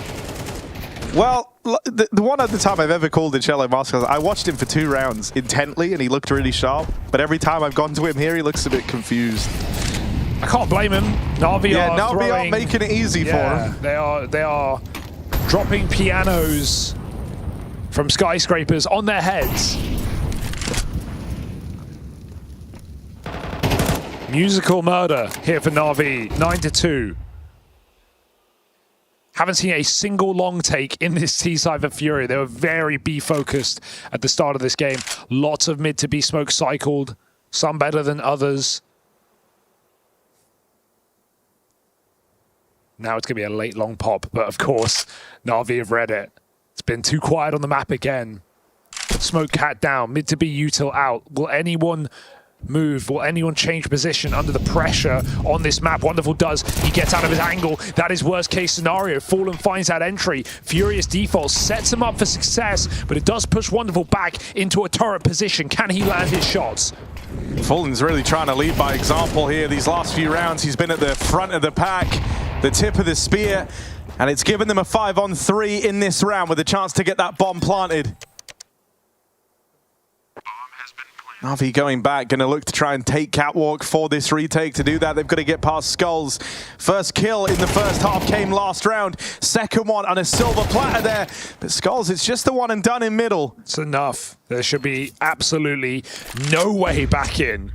Even with Imma playing incredibly well, Furia just peek off of each other's contact and push this one all the way to a third round right at the tail end of the half. It is not a great half for Furia. It might not even be enough as Na'Vi show up to Katowice in fighting form.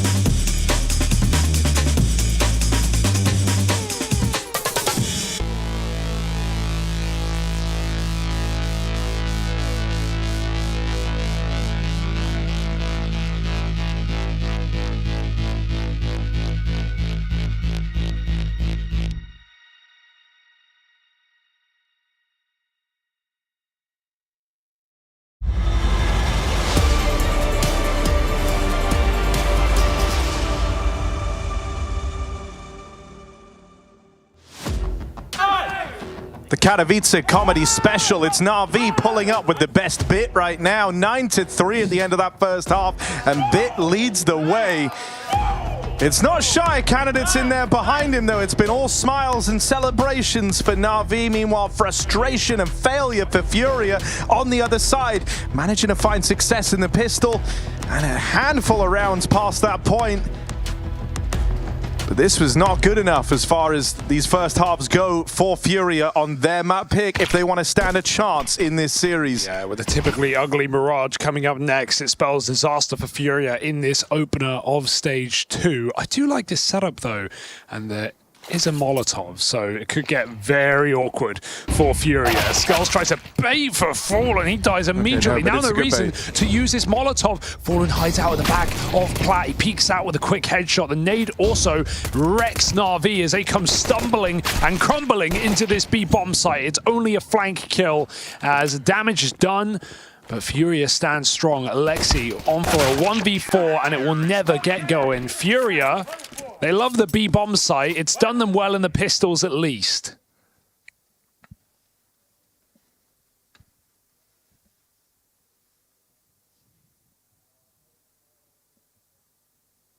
Great sequence out of K-Serato. I hope we have his final couple on the replay. Yeah, we do. Oh, just the one, actually. Still, nice round. K-Serato top in the charts to find the pistol for Furia.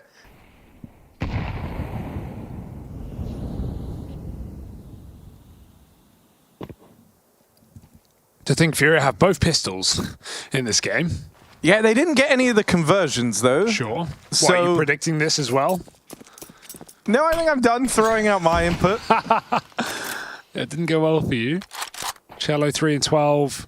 Skull's the same. Finally, you have a better game from K-Serato. He's actually been the problem for Furia in recent times. He's been seeing great games from Skulls and from Fallen. Cello sometimes, every now and again. Occasionally the cello masterclass, but K-Serato's actually been rather disappointing. So, hey, he's here at least, but this is... Let's get to the gun rounds, I think, before we get too invested. Home run on Alexi. Nice grenade, but they just go charging. Just don't lose to the Glocks and the one scout. Yeah, that's fine. That's really all you got to worry about here. Just don't lose to this. And they're trying to. Oh my God, they're really trying to. Wonderful. Three from this scout. It's in CT. Bomb has tumbled down. He's going to go looking for Fallen. Tag done. One bullet would end it for both of them. And there's this push out on Cat. My God, Skulls, please just hide. Why? They want to face him. Wonderful. No. Oh my God, he's on for all five. Just the scout in this round for Na'Vi, and it's only Skulls left standing. Ooh. That was really close. Wonderful. Still with a chance to plant. This would be embarrassing for Furia. Wonderful. Tucks himself in, steals himself away, but that scout's got to reload, and the Glock can't do it. A damn good try from Wonderful. One kill short of the ace for Na'Vi. Oh, can we just replay it? Can we give him one more bullet? Can we give him one chance? Because he's going to hit that every time. He's 4 kills deep on a full eco round. The hero scout, I've never seen it done like that. And he can't quite clutch. Hits the Glock headshot. Any other gun. Wow. Disbelief. Now, does a round like that bode well for Furia? No. Okay, we all know it, but... Is there a but?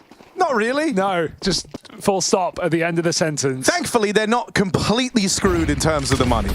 I don't know how. They've been able to come out of this with a pretty decent buy. But still, Imma has opened, getting all this real estate over at long. Flash doesn't blind him, so he's able to spam back. K-Serato decides not worth throwing his life away over at long.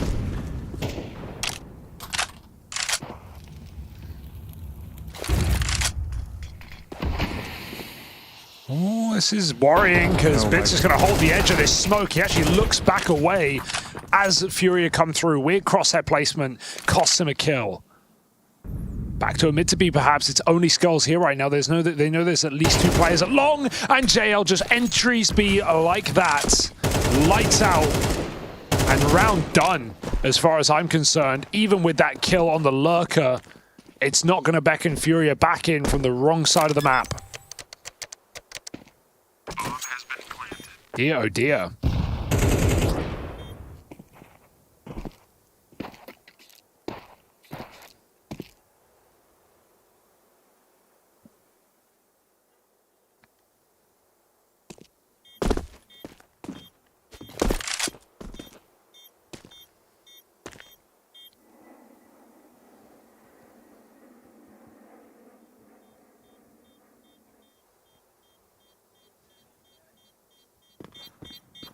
Yeah, they're just being pulled around wherever Na'Vi want them.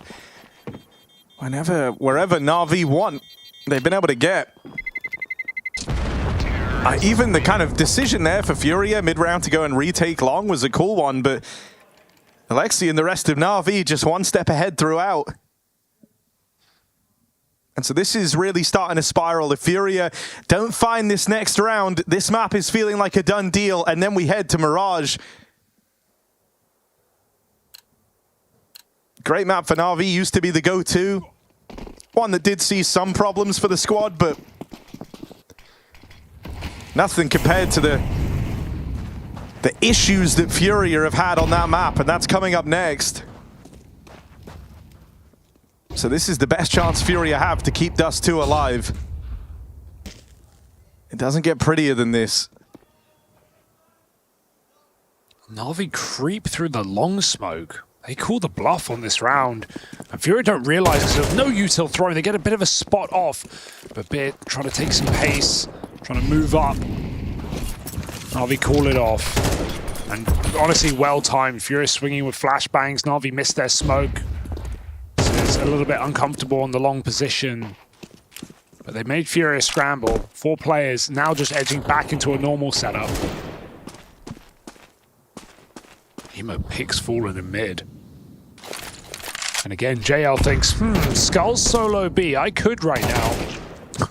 Takes Cello's head off instead. If Furia give Na'Vi the fights, Na'Vi will take them. And right now, they are taking heads, taking names, taking a 3rd kill in the round. They just look so sharp individually, and there's no one in that same level outside of K-Serato for Furia, and even then,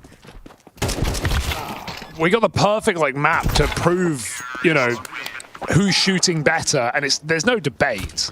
There's been some cool ideas here for Na'Vi and some of the crunches in middle on the CT side, but when we see those POVs, they pass the eye test.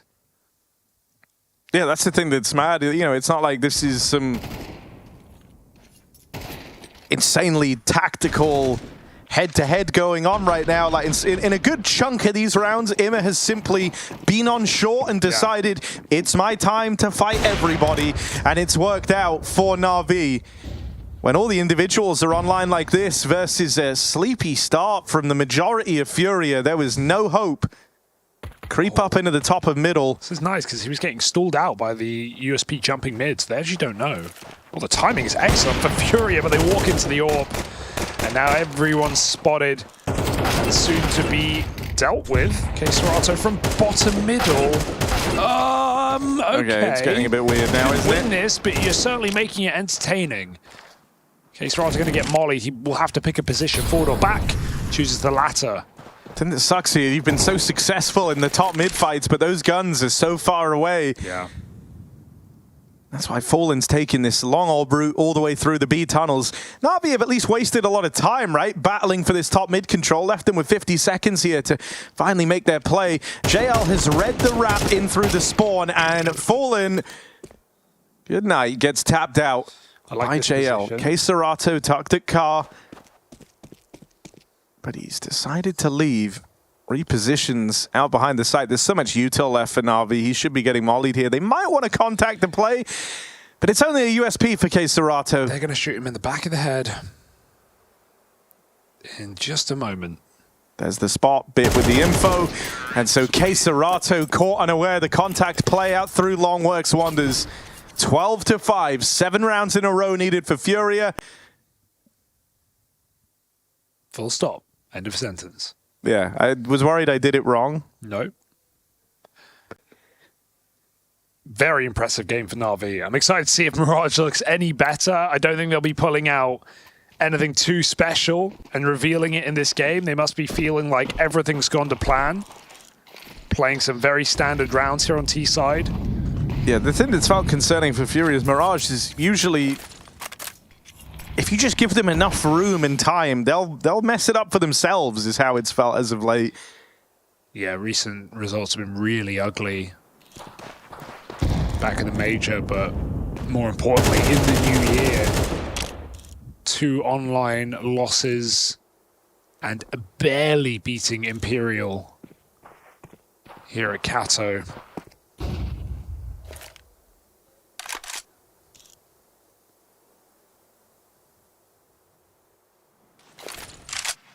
Right now, Furia make no moves. They sit still.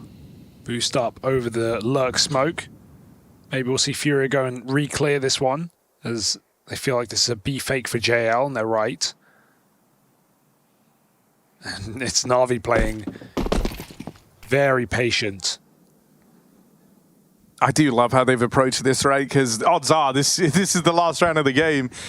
And Furia, they want to fight you. They want to at least have that chance to find success early, and Na'Vi never gave them the ability to do that. Not even a hit on bit from Yuri. Like, that's just an insane wide swing. Teammate wasn't there to trade either. Now they're resetting B. That's a bomb spotted. Skulls is going to buy some time.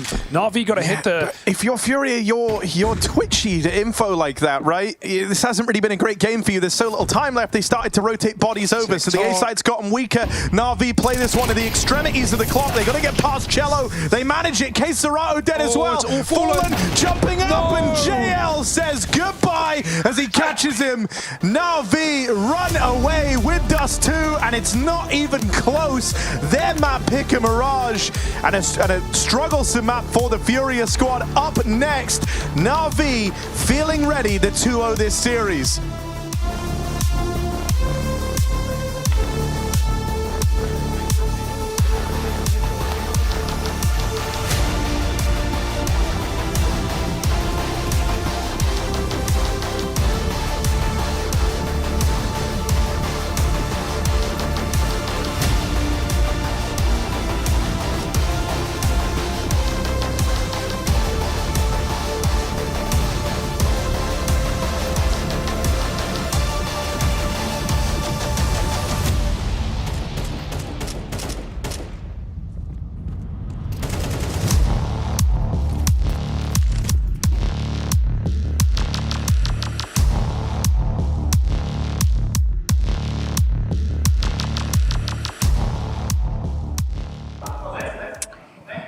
I'm here with poet, scholar, and professional shit talker, JL. Hello. Hi, I'm JL. I'm a professional shit talker, actually ex-professional shit talker. Now I talk nice things. Yes, I try to stay away from that side because some of the tweets I wrote maybe are not very resonating with the personality I have. So, well, yeah, unfortunately, it's all about your tweets today. So I came up with a little game. It's not a game. I didn't invent it, but it's basically a blind ranking. So we have 8 tweets.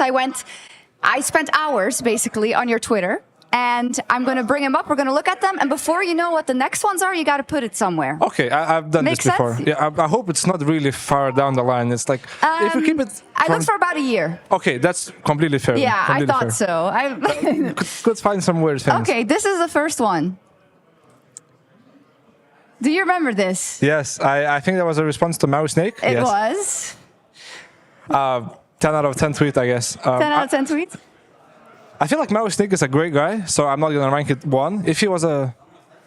Yeah, I'll give it a 3. A 3. So 1 is the highest, 8 is the lowest. So 1 is the one that, like, is your favorite, okay. let's say. I had better. 3. You had better. 3 for the Maui Snake this. Okay, that makes sense. He's like the 3rd best analyst as well, so... No, just kidding. Who's number 2 and number 1? You know, we'll talk about that some other time. This one is recent. This was at the HLTV Awards, I think. Told him we should thank the guy who's right. This was one of the best tweets I've ever made. I agree. I don't know, I just saw the picture. I'm like, this has to be a meme-worthy picture. So I just cooked something in like 20 seconds, and I put it. Yeah, some people didn't understand the HLTV award presenters. Yeah. Because basically they're like Hall of Famers. Yeah. So yeah, that was a deep joke. I'm not sure. Very smart. Torin would get it, but he didn't think I made the joke. So Okay, so where are you putting it? number one. Yeah. Are you okay? Are you sure? Do I have better tweets? Well, I'm very recency biased. yes. Okay. I'm just saying you can, but there might be implications for you later. But Okay, number two. Number two. Okay, it's going on two. She It's going on baited me. two. Go down. They'll fix it for you. So, are your best tweets the one that you do fast? Here, turn 25 to 5 in my 25 cents for 5 consecutive grand finals. It's wholesome. That's wholesome, but nothing crazy there. Number 7. Number 7. Right here. Easy peasy. I see you're like, oh, I'm reformed, but you do like the woke up today to play like ass, should have continued sleeping. When was this? That's a good one. December 5th. December 5th, Major, so I it was guess. major. Yes. I think that was the 2-1 game against Spirit. Could be. No, 1-1 game against Spirit. Or it could be the first day. Or wait. I tweeted this at 9:54 p.m., so it has to be after the game. After. I don't know, actually. There's no context. But It's alright, but maybe it's valid a lot, probably, or not. it was very valid. It was true to my heart tweet. I wanted to tweet something worse, but Okay. made it a joke out of myself. Self-deprecating. Where do you want to put Number it? 4. Number 4. Easy I really peasy. hope there's a better tweet than the number 2 tweet I just had. Yes. I got you. G2 in the post-game interview, this is not a rivalry. They always kick our ass. I know it's aged poorly, but you did a lot of these. I did. I think pretty much every single game we played, I made a meme about it. It started after the second game or the third game, I'm not sure. So I had this meme where I jump on them. But it got old, so I had to create this one. It's good. I like it. It's a really good one. I would rate it like number 3. How much do we have left, actually? think we Can we have- see the ranking? Number 3 is taken, so you're hired. Oh, wait. Thank the guy is still number 1. Oh, yeah. Thank the guy should be 2. Thank the guy is 2 for sure. Just because it aged poorly, I'm not going to be placing it number 1, so it's going to be number 5. Number 5. Yeah. Okay. Cool. We're almost there. Damn, it feels good to finally win against Spirit. I would like to sincerely apologize for too much emotion next time, 2 fingers. That's a really good one. This one's sick. Imagine you did this in Valorant. I Can we would move not have a that? The career guy anymore. production, it's on 2. We're keeping it open. Hello? We have $1 million tournament here. I'd put this number 1. I think it was Okay. a really good one. Number 1. Number 1 for the 2 fingers. Yes. One of my favorite moments. A lot of those last year. You know? I had a lot of good moments actually that I recall when I was looking back at the year. This is one People of were them. flaming that last year, and then Flames got a lot of it. He's got a lot of flack. But I mean, you know why Flames got a lot of flack? I don't want to be controversial here, but Turkish fans are really, really emotional and very invested into their own team. So that's the only reason he got a lot of flack, and he didn't even do it to them. I mean, Blast portrayed it as he did, at least at the start. You're just out here doing this. Yeah. Hey, before we move on, I They don't know. deserved it. I lost four times in a row. Yeah, I can't hear anybody. There we go. All right, fixed. So, Middle finger number 1. Name it middle finger, middle please. finger is number 1. I don't know what to... I think we're missing some, actually. We don't have any more tweets? We have 2 more. Oh, I think I read the number 6 something. I'm yeah, pretty sure. we're 6 also. We'll fix it in post. Name a better glow up. You can't. Yeah, I was watching. So nice. I was watching Landers' YouTube. Yeah? And I'm like, this is a sexy man. Like, he's looking really good. And every time I see him at the tournament, he's like manly. And I like the way it looks, of course. But yeah, and I saw a picture of him that looked very young. Yeah. And that's the biggest glow if I've ever seen one. So, 1 is already the middle finger. Yeah. I believe you already had 5 as well. So you've got 6 and 8 left. I guess number 6. Number 6. Appreciation points for Landers. For Launders, I like it. That does mean, JL, that there's No. 1 more and that it's going to have to go in 8. No. You put me under the bus here. I thought you were going to keep 1 open. No, Your engagement post. no. How are you going to explain Who that thought one? of this idea? Me. That's crazy. You put me under the bus right here. You know Well, she's watching. I'm giving you a chance to, to Hey. rectify it. Yeah, okay, of course. Then I'll change that to number 1 and move everything down a little And bit. you want to do a little speech? Yeah, I'm really happy I met her. It's been 5 years almost together, and we're getting married in summer as well. That's amazing. Yes. I'm not going to tell you the date because, yeah. But I'm really happy. I'm super excited. We are actually cooking a very nice wedding. Oh, amazing. It's good vibes. I'm sorry, I didn't mean to throw you under the bus at all. It's all good vibes. So I probably have a message in my phone already. Maybe, we'll see. But thank you so much. Thank you. Well, I'll continue the trend of throwing JL under the bus because I got a little special prepared for you guys before we head into Mirage, which is the second map between Na'Vi and Furia. Now, Na'Vi won pretty convincingly on Dust 2, but they made a couple of mistakes. They also rectified them, which we're going to see later.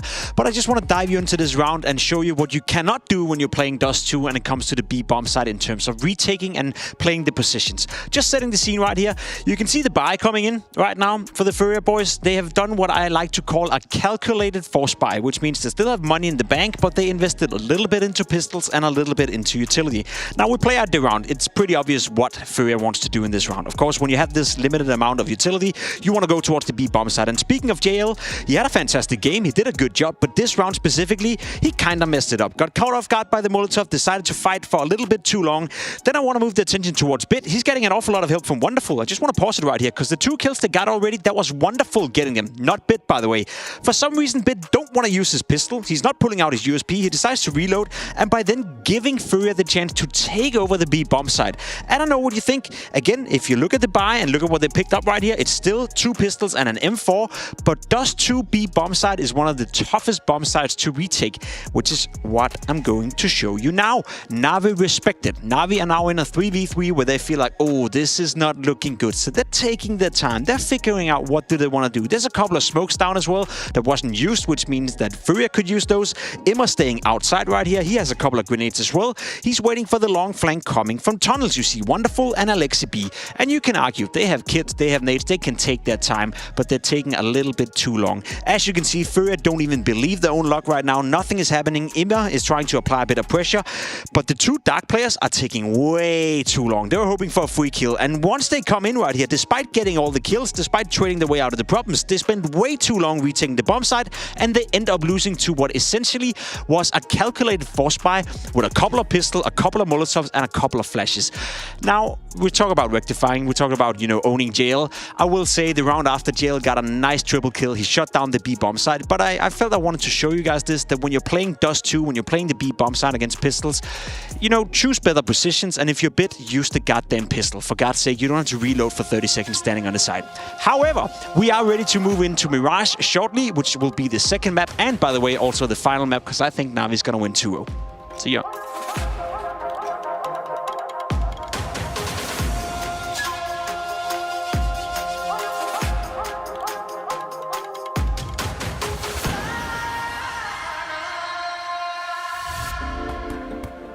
Hi, it's Bob with Face It. The official broadcast is better than ever on Face It Watch. Yep, that's right. Switch it up with the POV selector. 4 angles, your choice. From the main broadcast to your favourite player's view. And it's available on the Face It app and Chromecast. But wait, there's more! Keep watching, keep winning. That's how we roll. Watch IEM Katowice while having the chance to get skins and Face It points. Look at this beauty. Change the channel and control how you watch.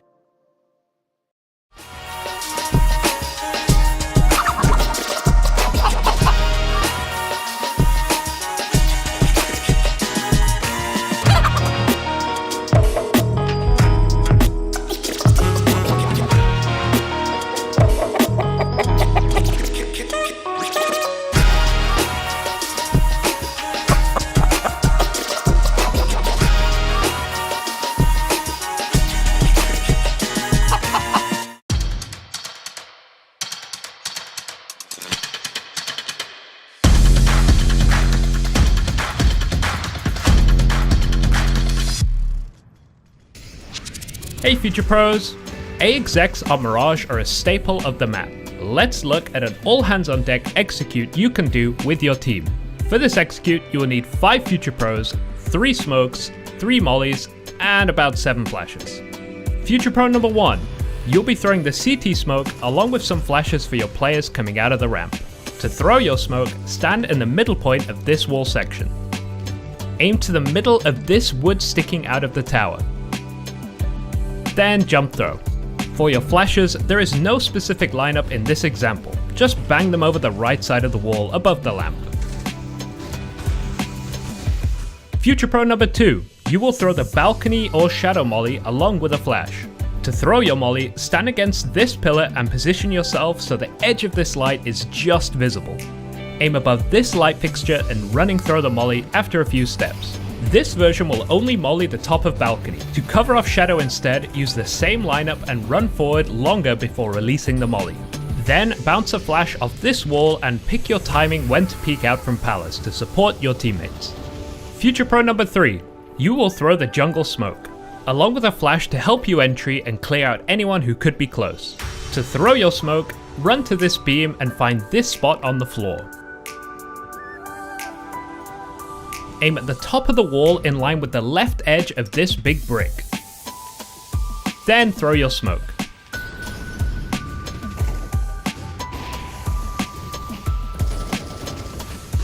For your flash, move to the left and throw it against this part of the ramp and drop down with it. Make sure to turn as it pops and entry into the site, or die to the orb. Future Pro number 4. You will throw the stairs smoke along with a flash over the ramp, and a molly for bench. To throw your smoke, stand so that these beams are lined up together. Aim just to the edge of this wall about halfway up from these 2 points.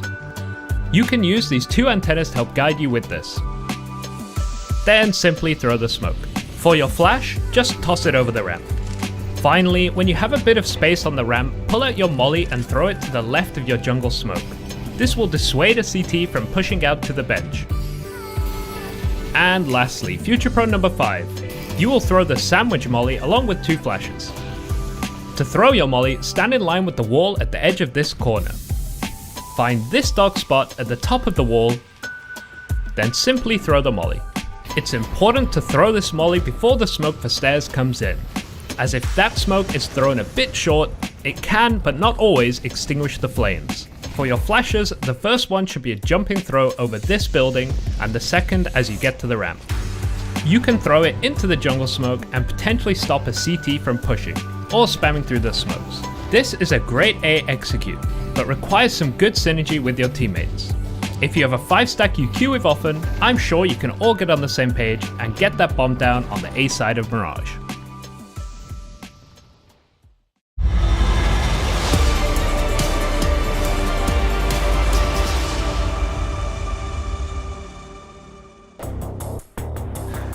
Fury have a tall task ahead of them. They're up against an in-form Na'Vi that just demolished them on their map pick. Now we head to Mirage. This has been a real rough streak for Fury on this map as of late. And they're up against Na'Vi. They used to call this map home. It's been a bloody and a messy game, really. Na'Vi have not ever let their foot off the gas. They've kept Furia in part carry. And I think Mirage is going to get worse before it gets better. Furia may have met their match here in the form of a fresh-faced Na'Vi in a new year with a lot to prove after a diminished end to 2024. Na'Vi want to start strong in Katowice. Yeah, you know, for Na'Vi, there just wasn't a weak link in that first map. For Furia, there was just one guy. It was just Katowice. So let's see. Anything more from literally anyone would be worth its weight in gold. Gonna start with Yuri. And it'll end with Yuri. Finished off over in the ladder room. Fast split of this B site. Fallen has moved around already, but look at the minimap. His teammates are so far away. Katowice is sneaking, still clearing positions. The B site is overrun. There's no getting back in. Oh, that angle is the worst. Little pixel over the car. 2v4, wonderful. Looks to finish the job, but Katowice is already abandoning ship as Furia accept their fate. Excited to see what Na'Vi have done to reinvent themselves on this map in a new year, right? When Na'Vi were really peaking, when they were having such a strong start to last year, even post-Copenhagen Major going into Cologne, they were on like a 12 win streak or something on this map. They were unstoppable. Terrorists win. It was Ima's glow-up, actually, post-Copenhagen that was part of the one of the most exciting parts of this T-side. His underlurks continually finding success. But I think, you know, at a certain point it got a bit readable. something you even spoke to JL about in one of these roundtable interviews the other day. Yeah. Just you know, the fact that teams can prep way easier for their opponents. Okay, that was the link. Sorry, we had a whole. I was thinking, how do you know what I spoke to them about? Well, you told we me, did speak about Mirage too, so. Oh, okay. There's some more nuggets in there. There's some more gold. Bit of gold. That was a very good podcast. Check that out whenever it releases. Seen some highlights today. It's easy for me. Yeah, they put me with like 3 people who love talking, so I just kind of got it going, and then that was it. Flames, JL did the rest, and Jimmy. Shout out Jimmy P.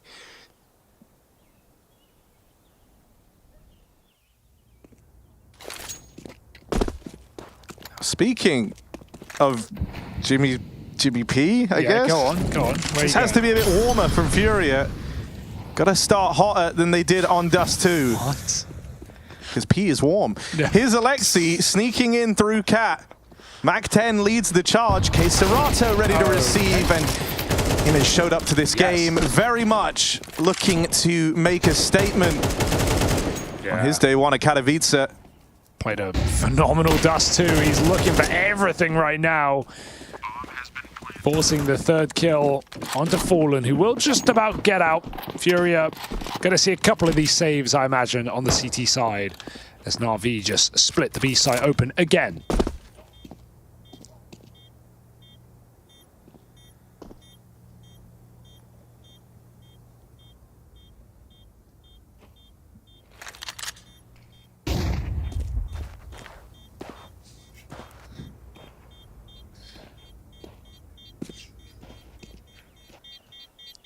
We have fun.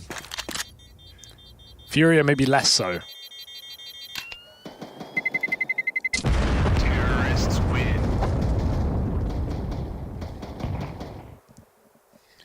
You know, it's an exciting day of Katowice Day 1, zooming out, looking at everything from stage 2, because it means we're going to end up with Rops v FaZe.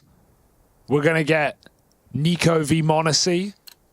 Yeah, there are some pretty cool matchups in our future.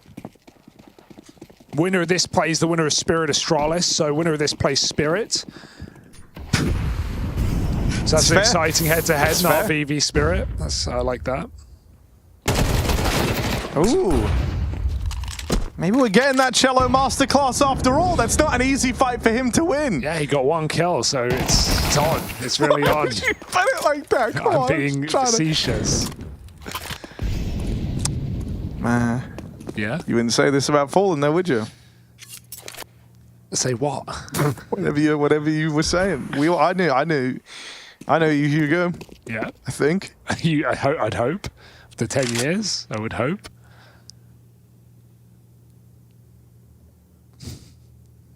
Fallen's on B, Harry. And Na'Vi are going A into a stack. It's going to get interesting. That kill needs to come in. First one for Skulls. That's a different player kill. Wonderful's ready for more. K-Serato has a USP, so good luck. 2 of them are low. Yeah, the 2 ramp players are both very wounded. 3 of them and are now low. a scout K-Serato. tag. He's going to win the round. He's going to win the round. Oh my god, will he go unchecked? He's going to win the round. If they don't clear him, K-Serato could rob this whole round with nothing but a USP. Oh god, it's a little ugly to open, but there's the help from Fallen. Just Wonderful left to beat. 3 kills deep, AK retrieved. K-Serato round in the palm of his hand. All it took was a little bit of patience, and now he's going to hit that final killing blow. Wonderful, delaying this as long as he can. Clotheslines him with the swing. Wonderful at 14 HP denies that round for Furia. Bruh. He has been in tremendous form all day. Oh, if K-Serato knew how low he was, I think he would just spam triple. He knew exactly where Wonderful was hiding, but the wide swing will win, even on LAN. My goodness, what a nice try from Furia with nothing, with no expectation. But Wonderful just goes out. Crazy round. Why was him looking at his finger? Did he hurt himself? That could be bad news. Oh, Double entry.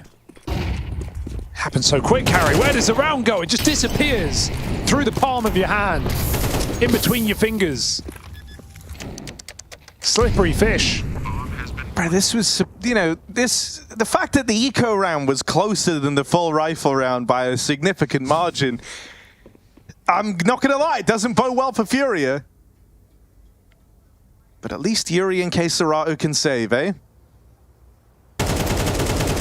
Why would you say that?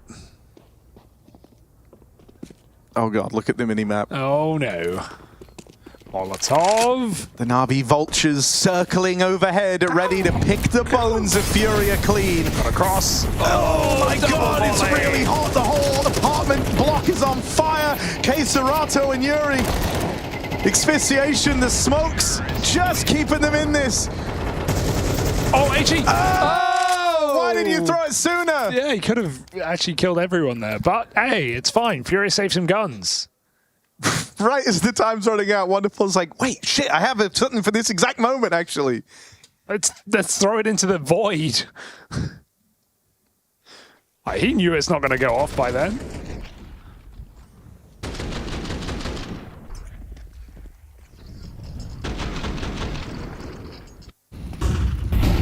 Full mid take. Oh, these are the rounds I love to watch from Na'Vi. Look at the pace change call from Alexi, sending it into middle. Bits even got late window smoke so they can stay in this position. Actually comes down to connector.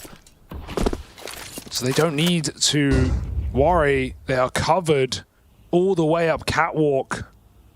Yuri trying to get that spot, but they wanted that fight as the window smoke fades. They are rotating B into this new buffed FAMAS on Keserato.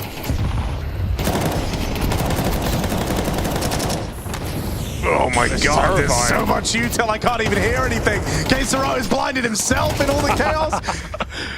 And there's Ima, the cool and calm before the Na'Vi storm. And they are storming the board 5-0.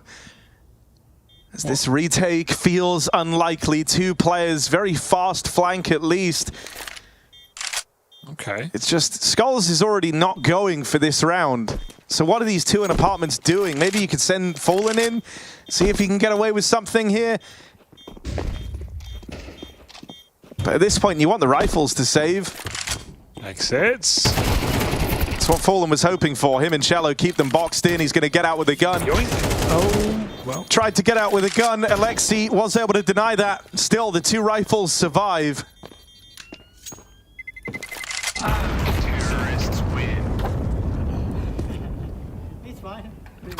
They have one weapon, okay? Team are laughing it off. You know who has a really good Alexi B impression? Connor? No. No, oh, sorry. I've heard a good one, but who? Flame Z. Flame Z, he can do a Finnish accent. He can do every accent, That guy is bro. actually multilingual as hell. Like, he just knows all these little sentences in like all these random languages. He doesn't know what he's saying, but he can say it like fluently. He can do a shocking... He tried to get JL to do one. Yeah? JL refused. Yeah, I bet. He said he thinks it's disrespectful. Oh, well, he would hate us. But I'm interested. I want to hear that now.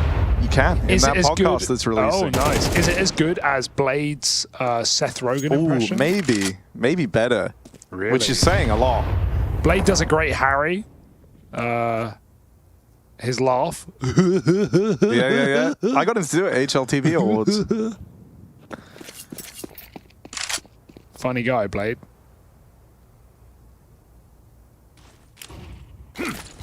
Oh, no.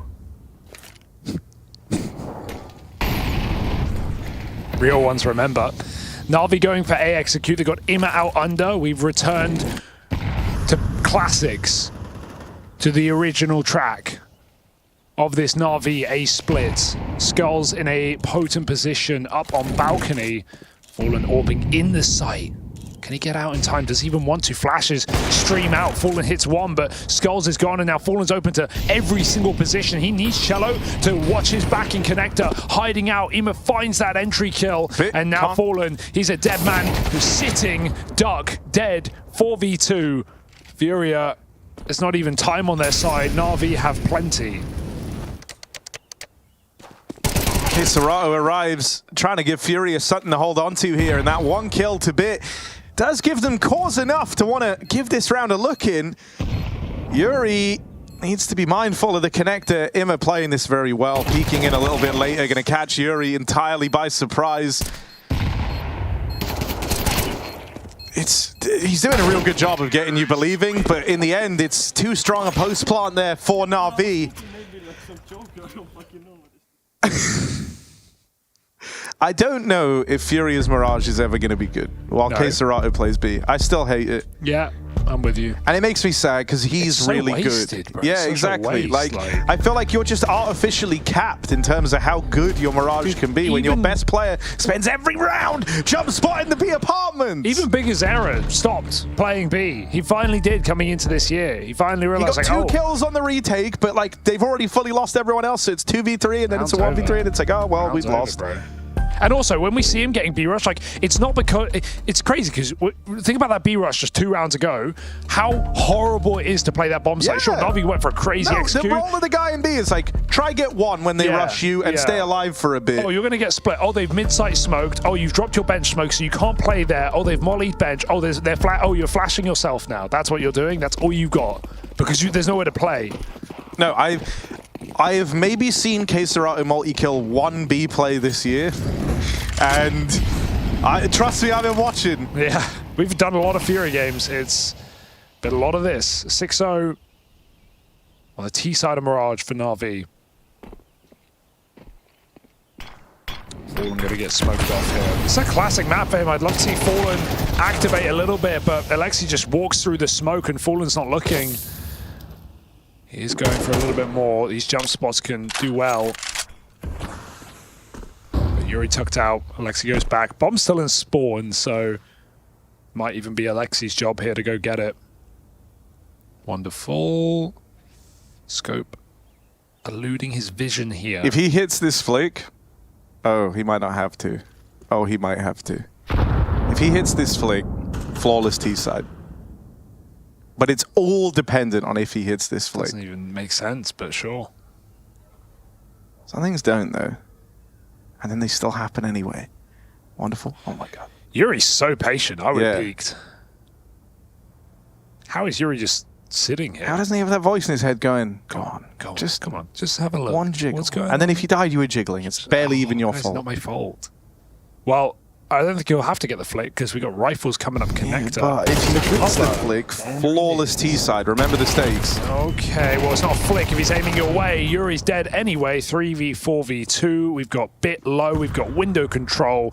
Na'Vi are not letting these players back in. But don't worry, because K-Serato's saving his M4 on that B bomb site, Harry. So he'll have it to defend B next round. I think the most criminal thing about this isn't even really about like K-Serato being able to stop like B plays or not and what his rounds are like when they go B.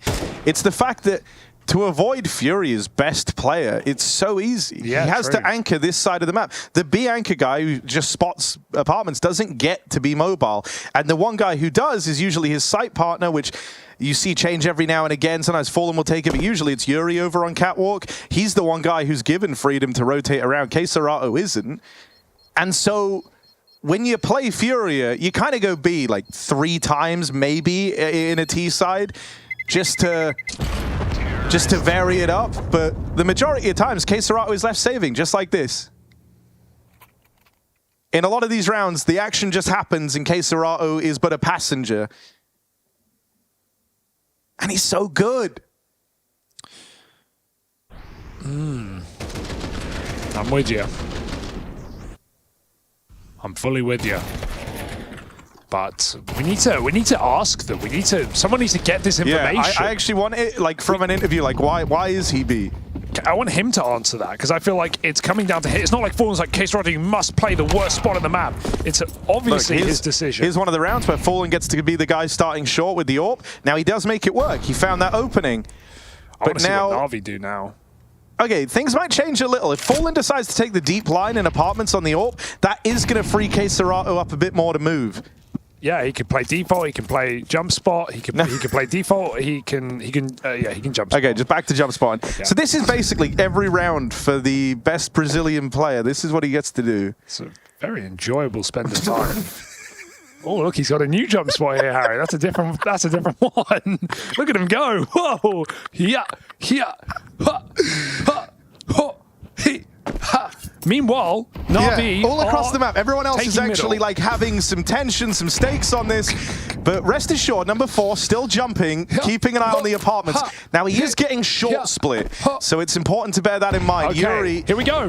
In a position to try and shut this down, but can't find a thing. Serato turns back to watch short, but JL and Imma have gained space out towards A. See you later, Serato. We're coming in for that A site. Fallen hits his second shot through the window. Cello, what are you looking at? Fallen hits a third. It's all Fallen in this round, but even he has a timer on his life. It's Serato in a clutch. These are the rounds he's made for, Harry. He's waited all round to get going in a 1v2, a winnable 1v2, bit low, and he hits the instant headshot.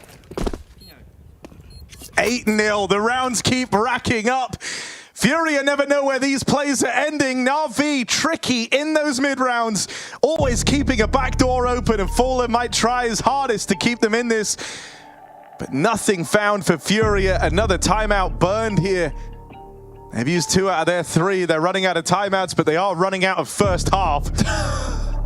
Even faster. Just play Ancient. I feel like Furia would actually play a good Ancient. Like, it's like their ban, but I'd love to see them try it out. I think it could actually be a lot of fun to watch Serato going up B ramp, getting entries. You could put Serato on A site Ancient as an anchor, and that would be more entertaining. At least you'd have more impact. Yeah. Sure. Oh, this is a good feeling if you're Na'Vi, at least. And it's a very good case for them showing up to Katowice in form, and that's exactly what we want to see from one of the squads challenging for the top spot in Counter-Strike right now. Cello with a mid-swing. Oh my God, Serato is friends. He's taking room in through the apartments. Holy, this is uncharted territory. This is actually kind of sick. They're pushing on JL, and Serato is going to nail it. Nice. AK, back to B, I think. And that's what you're missing out on. In all these other rounds, Serato gets to be a little bit more active here because he's backed up. He's not alone in the apartments push. Gets out with a kill, a 4v4, and a gun grabbed. Ooh, walking out ramp though a bit. He's got no team here. He's going to hold off as the bomb goes back into the apartments. Serato, this is a dangerous call for Alexi. It's the 1 AK in the round, and it's still here in the site. But, I mean, look at Serato's position. He is playing a dangerous game right now in the open, playing his timings. Bits fake the A side. Does that force Serato to move? Is he just going to get peeked? There's the orb drop. Serato gets out. Okay, he's got a chance now. His Bit farms the other side of the map. They should drop back. They should go under. They're committing into the one guy in this bomb site with a rifle. He's going to put it to use. Serato gives Furia their first round with 4 kills. It was about time. It's not much, but that's the man you want performing. Serato, they finally come to him, give him some heads-up fights, and he gets that chance to play early, and it makes a world of difference. Costa's humbled. Well, no, because here's the thing. There is a bit of a tactical conundrum here for Alexi to solve, right? The guy that just wrecked you with 4 kills, best player on the enemy team, finds himself locked over at B. So how on earth are you meant to dodge that, I wonder? Let's see if Blade is able to offer any hot takes here for how they can keep this scoreline super clean. Want to see Fallen put this AWP to use again, try and force an opening kill. He had that cat push. A round to go. He's not got a great spawn here, so options may limit him.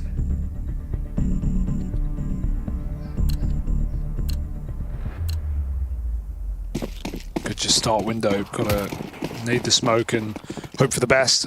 Na'Vi are going for a mid take very quickly. Fallen scoped up, blind shot into Molly behind the box. It's actually his teammate who's dropped in under, waiting to play. They're going to flash Furia in. That's a nice move for Furia to get the 5v4, but it's short-lived as Wonderful's AWP feasts in mid. Yeah, they get the mid kills they were looking for.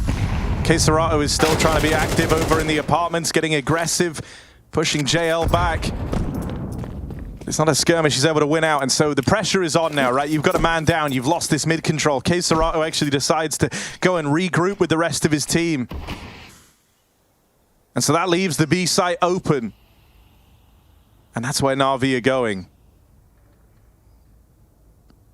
Okay, now I do feel kind of bad because like he's waited here every time, and the one time he doesn't wait, they go there. Oh. Now he's like, guys, I told you. Oh, bro, That come on, don't do it like this. I was joking around saying, oh, they're just going to go A, but they actually go B in case Serato isn't here. I feel for him. Well, so that will likely be the save for Furia. Out of position, a long way from retaking this. They're going to give Fallen some time. They're going to say, all right, Fallen, if you get this one, we're interested. And Fallen says, don't worry, I'm not getting one. We're saving. He'll get out of there. Na'Vi up on a 9.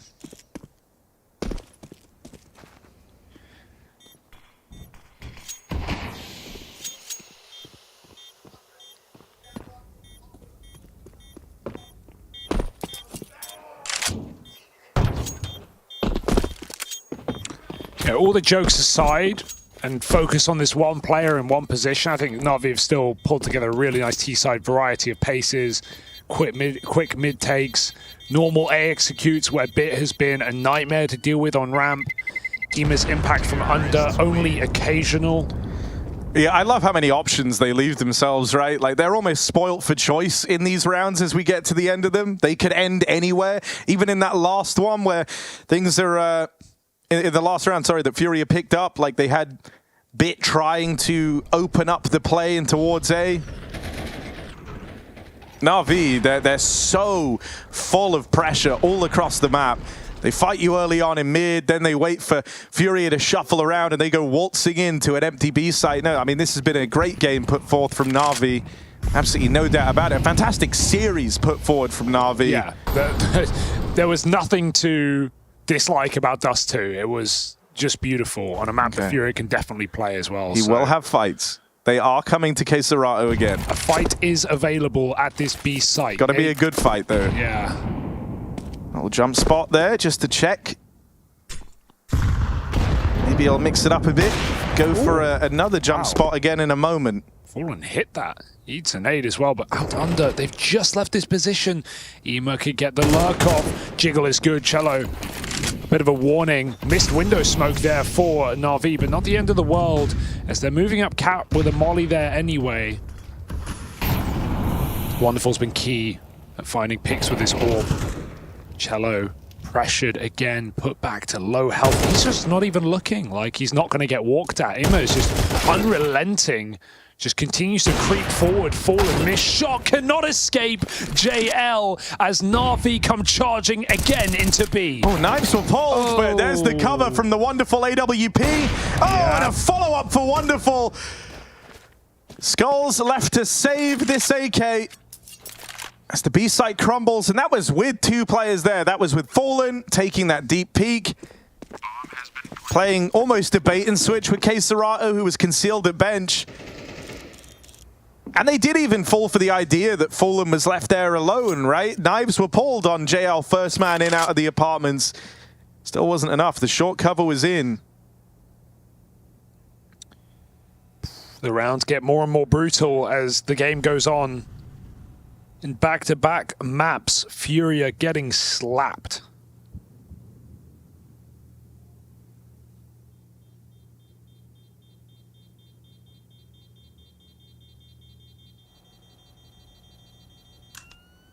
Man, I don't want to keep talking about it, but in a way, I don't feel like we're being given much of a choice when the scoreline's 10-1. Other thing that's just odd about it all to me is, like, I would understand Keserato wanting to play B if that's where he likes, and if, like, the rest of the map was fine. But no one else for Furia seems particularly comfortable in their spots either. Yeah, yes and no. I think it's hard to look at it through the angle of this game as well, I think. True. Of course no one's playing well. You're playing Na'Vi or Mirage, like... Everyone does look uncomfortable. Don't think positions can save this game right now. Na'Vi. All this is filling me with is confidence for this squad at Katowice to kick off the year with a bang. A very exciting team when they're hitting, and right now they are. Ema out under again onto Cello, who has just not had fun today. Bits lurking through a missed CT Palace smoke out under balcony. Fallen, careful. He's got that jump spot. He should have the info. He should have the info. Fallen peeking in. Oh, that's just despicable from Bit. No way! This guy is crazy good. It's like he knows. Yeah, that is insane. It's so purposeful. The peak. And as K-Serato leaves B, Ema hits the Giga Lurk, the Omega Lurk. Na'Vi aren't even going to wait for him. They don't care. They just want to end this round and finish this half. Both players out in CT. All picked up for K-Serato, trying to work some of these long angles, but flash in. Bit does a lot of damage. Up he goes. Na'Vi have all the info now. They're going to have that bomb planted, and it's just down a bit. Left to feast. He got the 2 kills that opened up this A play, and he wants to get 2 kills that seal the deal on a very impressive half from Na'Vi.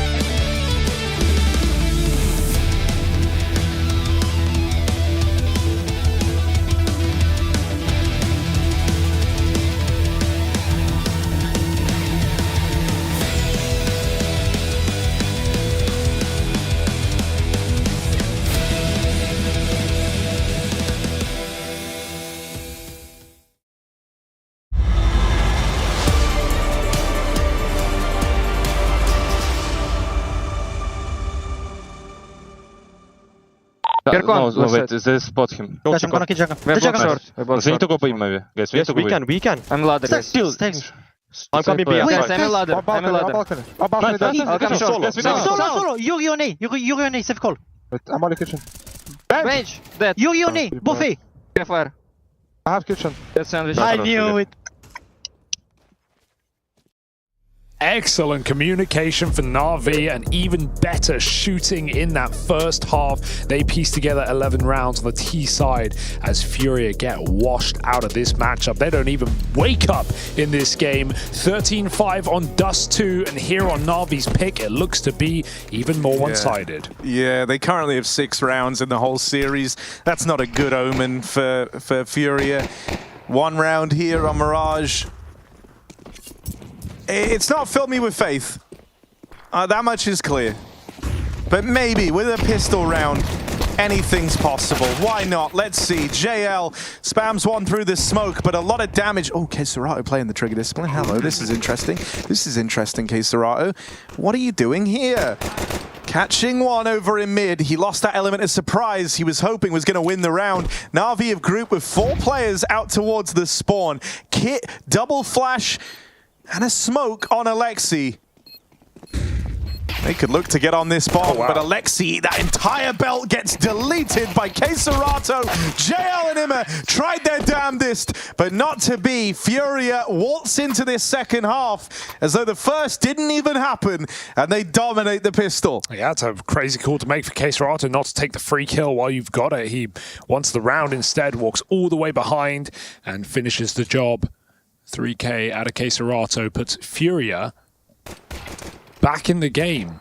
I say back, this is maybe their first application, their first entrance in the match.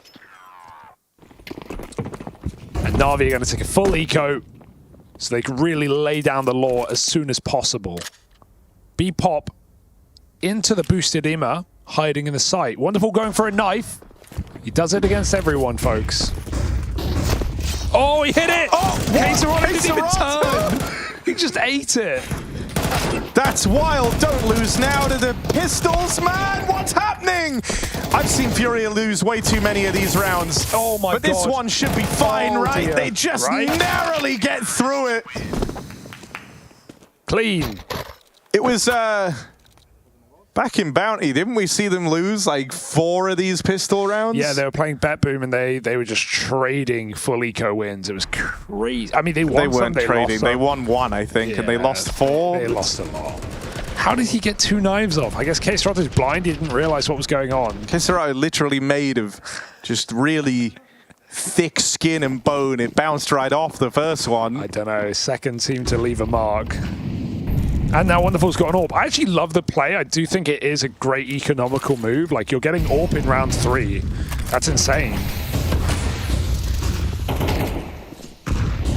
Here we go. Explosive A attack. We've got a couple of rifles in the sight. Looking at the floor, trying to grab a gun. This Cello. Wonderful picks one through the spawn, and Molly is a bit of a problem. Keserato, he hears him. He hears him. He's right in front of him. He doesn't take a shot. Shot through the smoke. A disaster. An embarrassment is that round. Oh my God.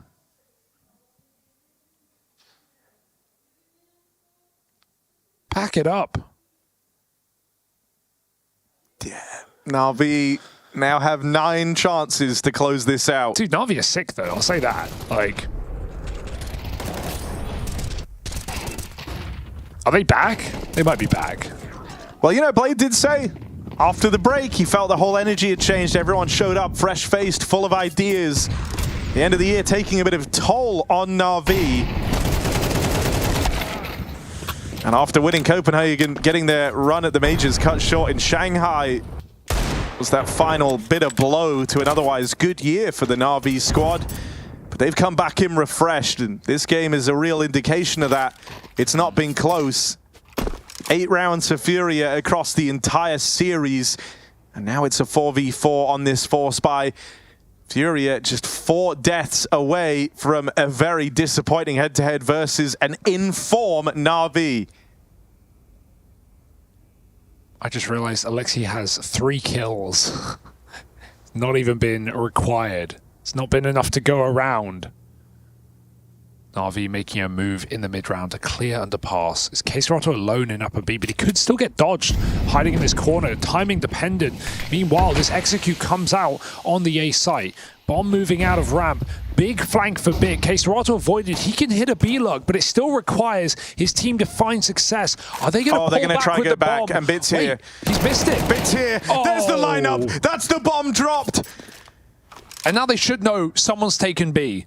Katowice, this game is going to end the way it started, with him lost to the hands of time over at the B site.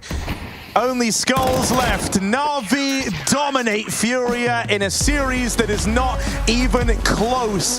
Na'Vi looking like the real deal off the back of this break. A bit of a time away to come back refreshed and ready for Katowice. And they do make a statement on day one. 8 rounds is all Furia get in the entire series. Yeah, it's not much to take away from Furia in this game, but I think the bright sign is these individuals on Na'Vi, and some great calls from Alexi across these T sides as well, as short as they were in this series. Barely touched it on Dust 2, but JL, Bit, wonderful, looking like monsters right now. Ema as well. There's not a weak link in this Na'Vi chain.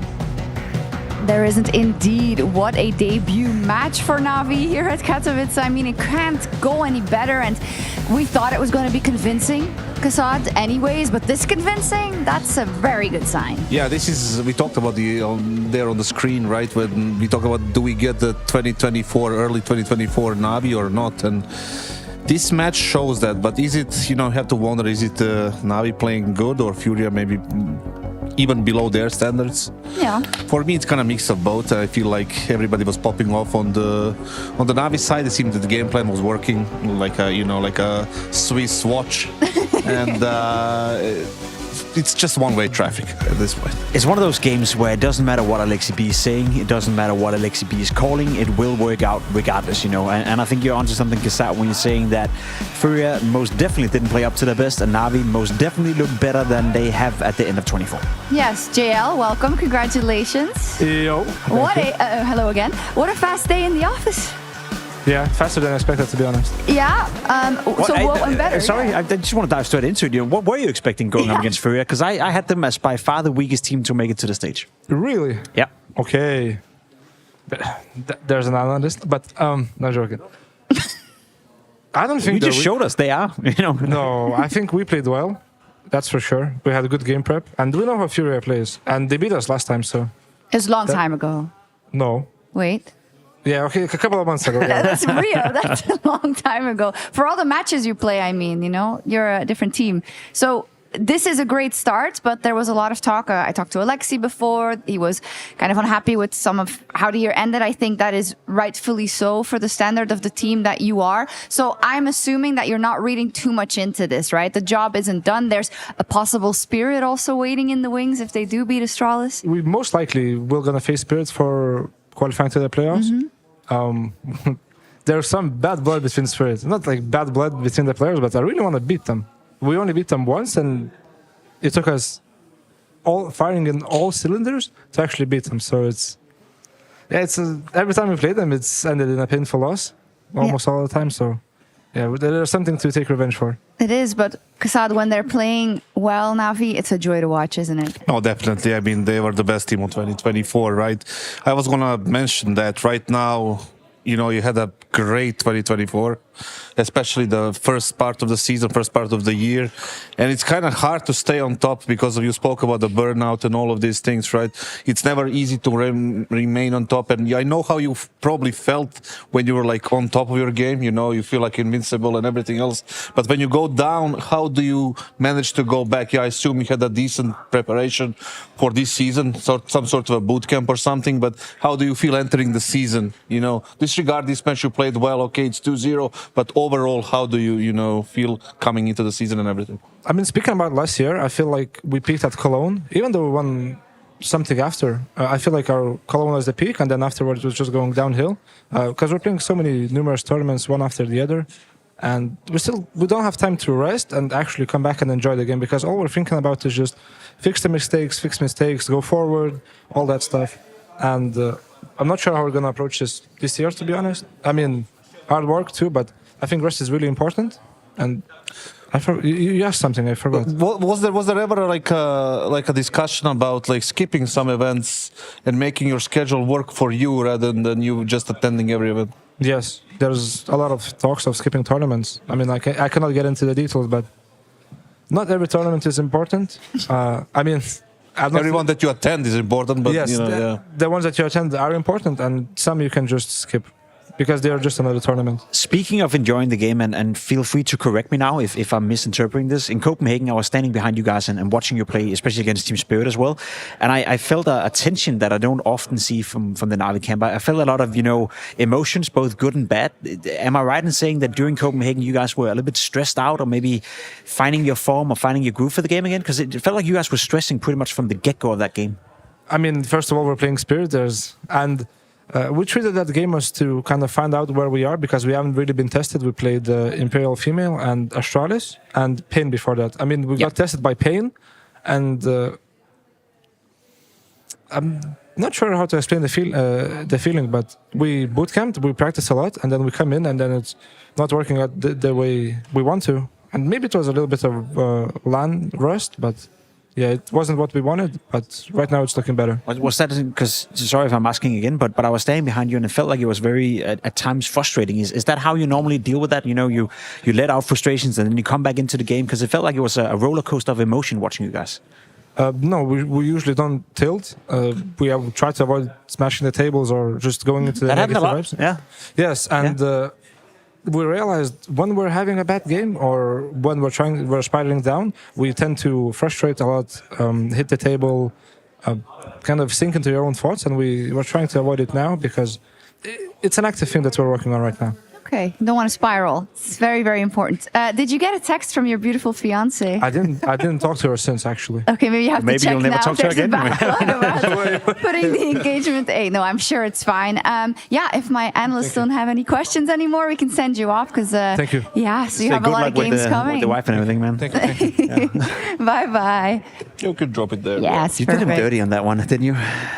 Yeah, listen, you got to make the content somehow. I tried to warn him, but it's all good. So yeah, really convincing out of Na'Vi, and I think unfortunately for Furia, it was something we saw the storm coming, right? And now they're just going to have to recover and hope that they get a decent draw. But in this bracket, it might be really difficult. Yeah, a shitstorm. A shitstorm, some may say. I think what they showed today was nowhere near acceptable for Furia. I think they'll be the first to admit that as well. They didn't make the game competitive at any point. There was never a nerve in it.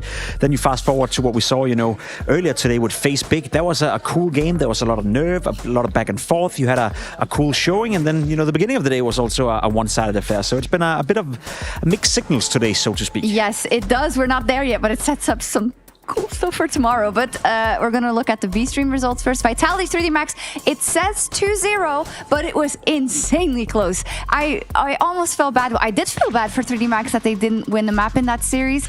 They have been surprising me left, right, and center. Well, I didn't really feel bad. I didn't really care, but the thing is like... Yes, but I know you're always... But sometimes you can just not say that. You know what I mean? We don't need to hear it, bro.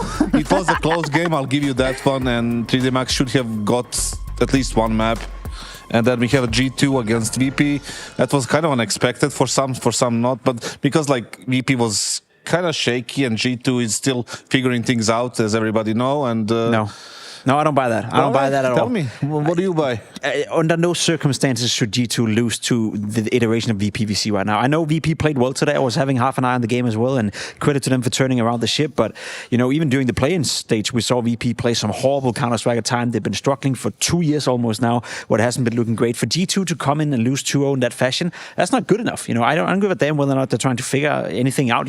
Heavy guard for Nico, big change, sure. But we saw G2 in Copenhagen play decent Counter-Strike. So to me, very disappointing. The big surprise, though, and the positive surprise is Gamer Legion beating Mouse. Wow. We know Mouse comes in with a stand-in. We know Mouse are waiting for Spinks to enter the lineup, so probably don't have too high expectations here in Katowice. But for Gamer Legion to play that well, we saw it in the play-in. You can't have it both ways. You need to make up your minds. If you're gonna Please say do not compare G2 to Mouse playing with a stand-in that's 16 years late. No. If you're gonna say the Mouse coming in as a team nothing to lose, yeah. Nothing to lose, then you cannot be surprised when they actually lose. I'm not.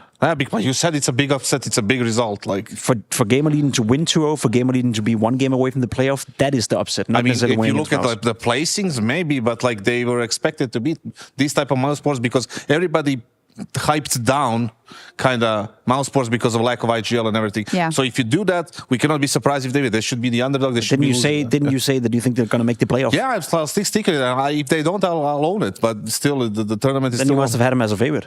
I did. Okay, I didn't. But you didn't. Oh. You guys good? We're good. Yeah. Cool. Let's take a look at tomorrow because I'm really excited for tomorrow. It is unfortunate because elimination is, of course, looming. But take a look at this. G2 is playing Falcons. Let's go. That's a cool game. How do you think Nico feels about that one, Kazat? Is he ready for that task? I mean, I think it's going to be, for him, it's just another game. He played like 1,000 of them. But for us, it's a different matter. We want to see this. We want to see Nico playing against G2, Hunter playing against Nico, m0NESY playing against Nico. And what's coming after that is even...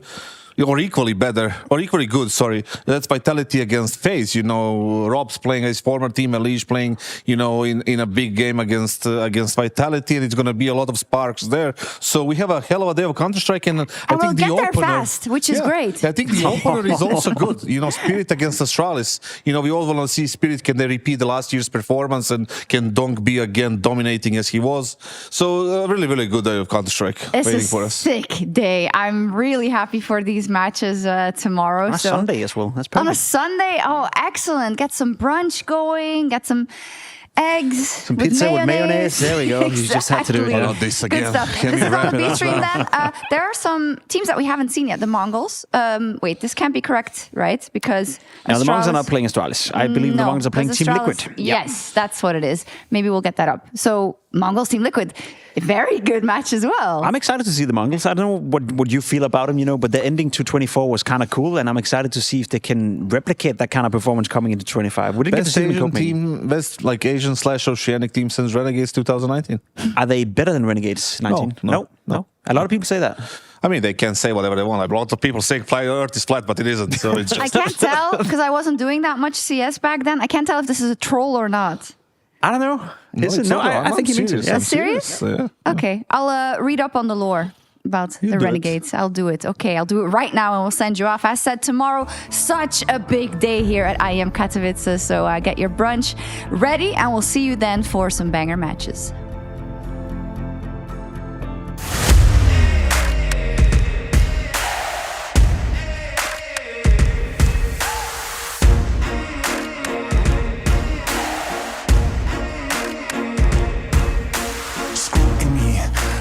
Twisting up the truth, this ain't new to me.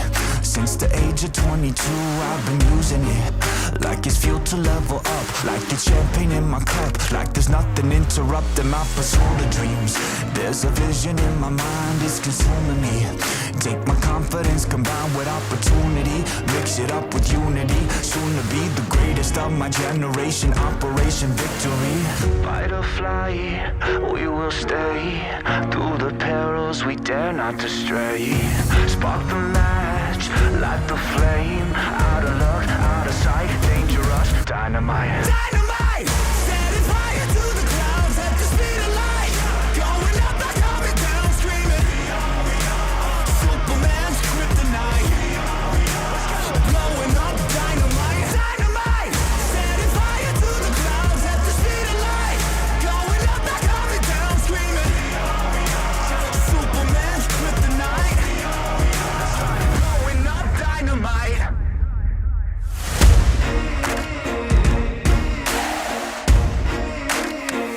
Check it. Troubled days, lonely nights, lot of tears, lot of fights. Big dreams met with bigger lies. It ain't what it seems from the outside. On my downfall they pray. Will I surrender or will I betray? Given the trauma that lives in my brain, or use it to fuel up the fire in my veins. I never complain, I rise up and do it. If there's a battle, I'll fight my way through it. If the wind blows, I thank God that he blew it. Cause what is a blessing depends how you view it. The fruits of my labor are in abundance. Indispensable, I'm not redundant. Incomprehensible the way I've done it. When the struggle pushes me out, I'll shove it. I'll rise above it.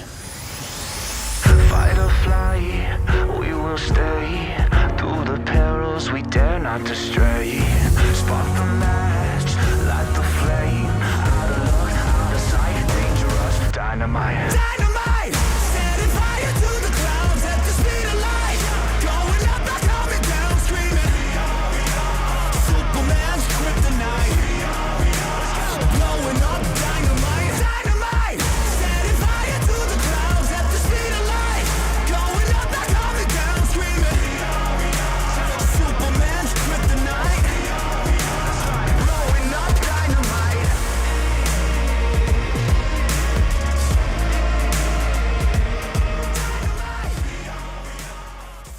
Lee, mate, nice to meet you. What's it like being part of the best crowd in esports?